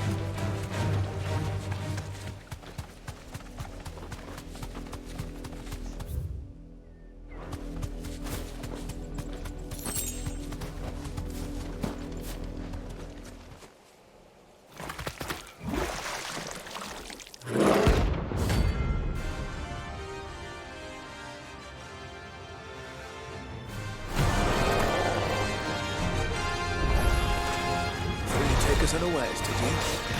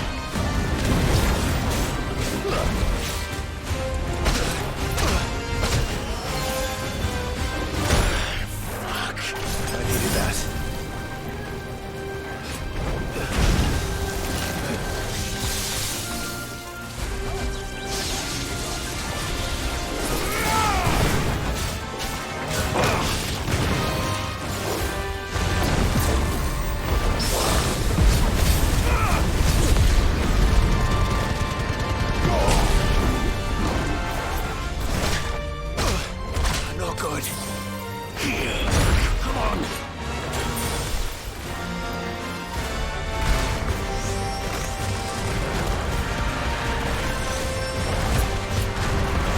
Thanks, boy. Nice score!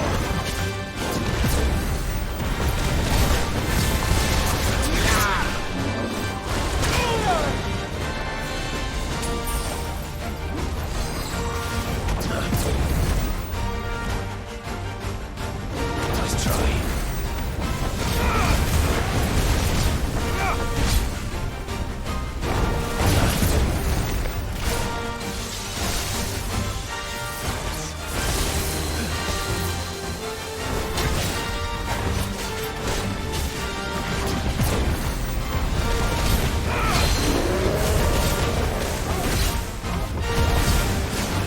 Fine how? No good.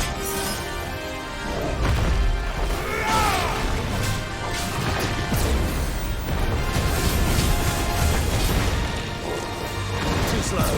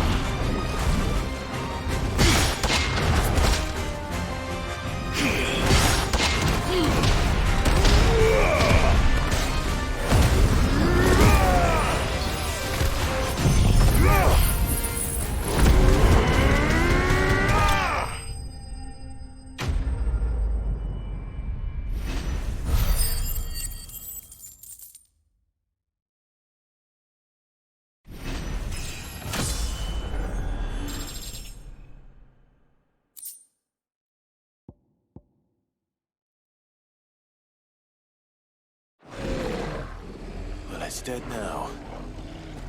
Whatever it was.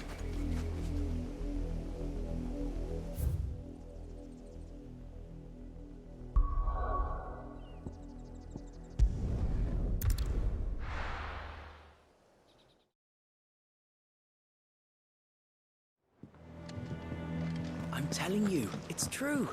I heard it from Otto's own lips.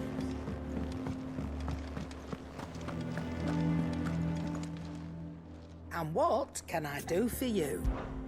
If you're gonna buy something, be quick about it. It'd better all be here. You'll not find a better price than that. You're rubbing me blind, you know. Clive. So, what'll it be?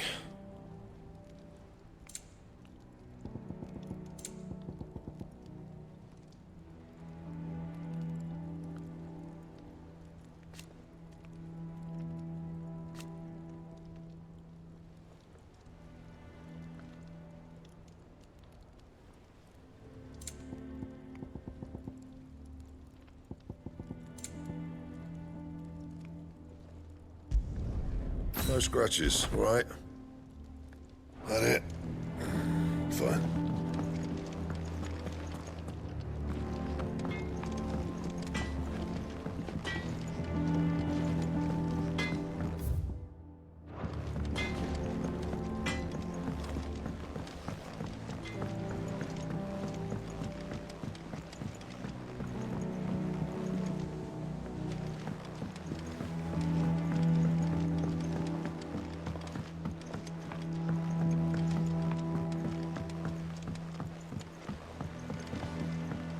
Hasn't been her usual.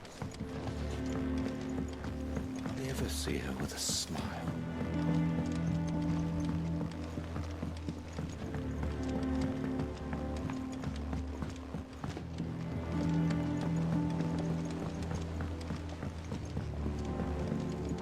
I went up to give some greens to the Chocobo, and do you know what it did? Only went a bloody bit me.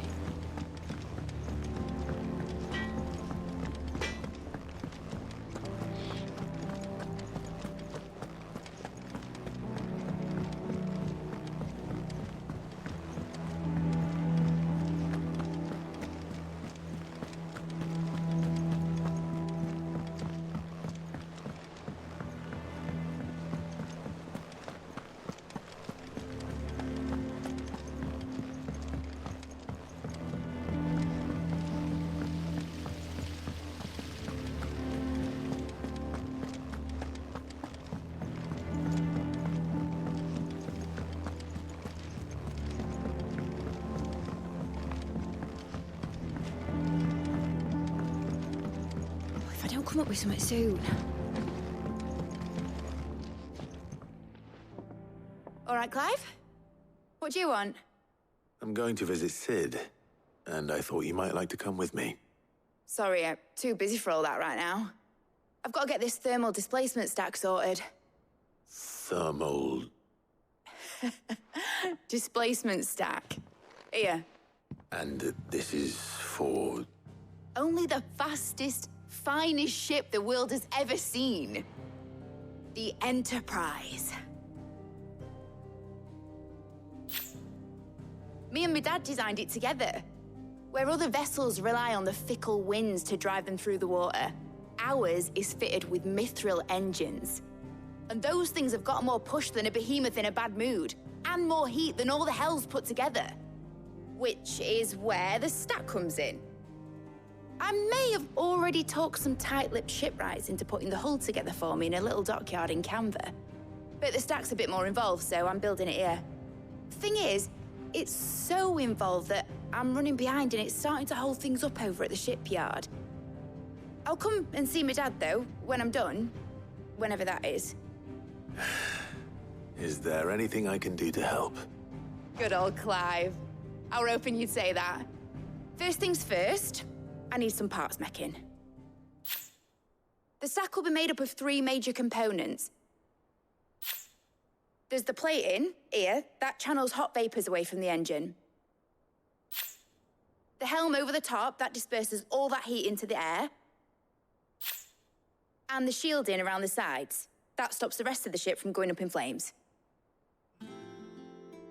A full suit of armor, then? Probably best to take it one piece at a time. Then you'll need to start with the plating. Everything else fits onto it. I've got the designs and the list of materials here. Show these to Blackthorn. He'll know what to do. I can't make head nor tail of them. Luckily, you don't need to.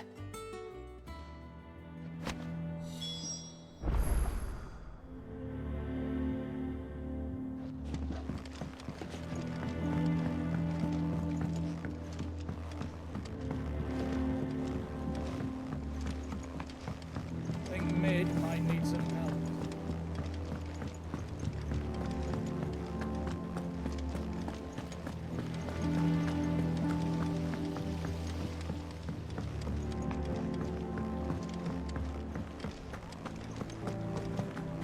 We're seeing troops amassing at every border crossing.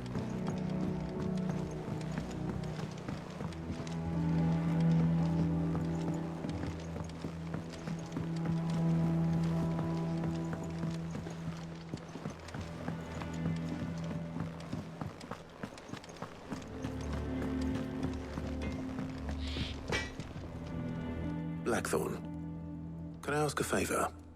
Hell with it. It's for Mid.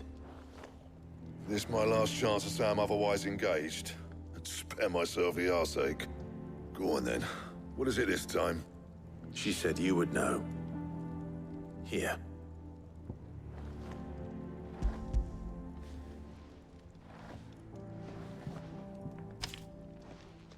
Krieger's Tate.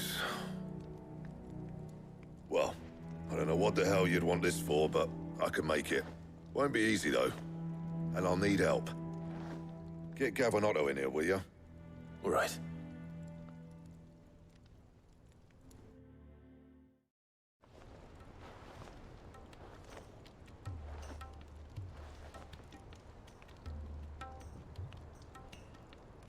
So Mid's roped us all in here again, has she? Typical. Still, if that's what it takes to get her to visit Sid's grave, I'll do what I can. And, what is it we need to do, exactly? Take a look at this. It's this plating. The usual sword-grade steel won't work. We need something that can get very hot, very fast, and still keep its shape. That means an alloy. Something that won't break or buckle at the temperatures she's talking about. Which is where you lot come in. I need materials, and I've got my work cut out already. You'll have to fetch them. Now, there's a special kind of sand I'm after that you can only find out in the Valcroy. Stardust, they call it. As for the rest of the stuff, my usual supply should have it in stock. It just needs buying and bringing back here. Well, we'll get it done quicker if we split up. One of us should probably give you an hand collecting the sand. And the other can go and get the rest from this supplier. Right then. Well, make your minds up who's going where, we can get this over with.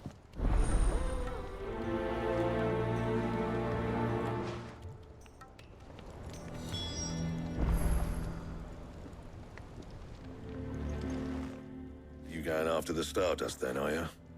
Which one of these two lucky souls is going with you?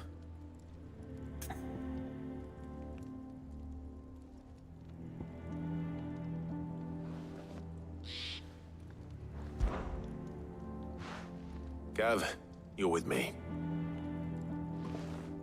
All right then. So, where do we find this Stardust stuff? There's a river that runs through the southern reaches of the Velcroy. It's the black sand that washes up on its banks that you're after. Southern reaches of the Velcroy, eh? That's down past Alamil. I'll go and scout the place out.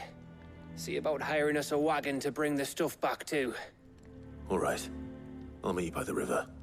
While you're off having a paddle, I'll pick up the rest of the stuff from Blackthorn's supplier. Take care. You two, eh? Don't go letting him fleece ya. Fleece me? I'd like to see him try. In your own time.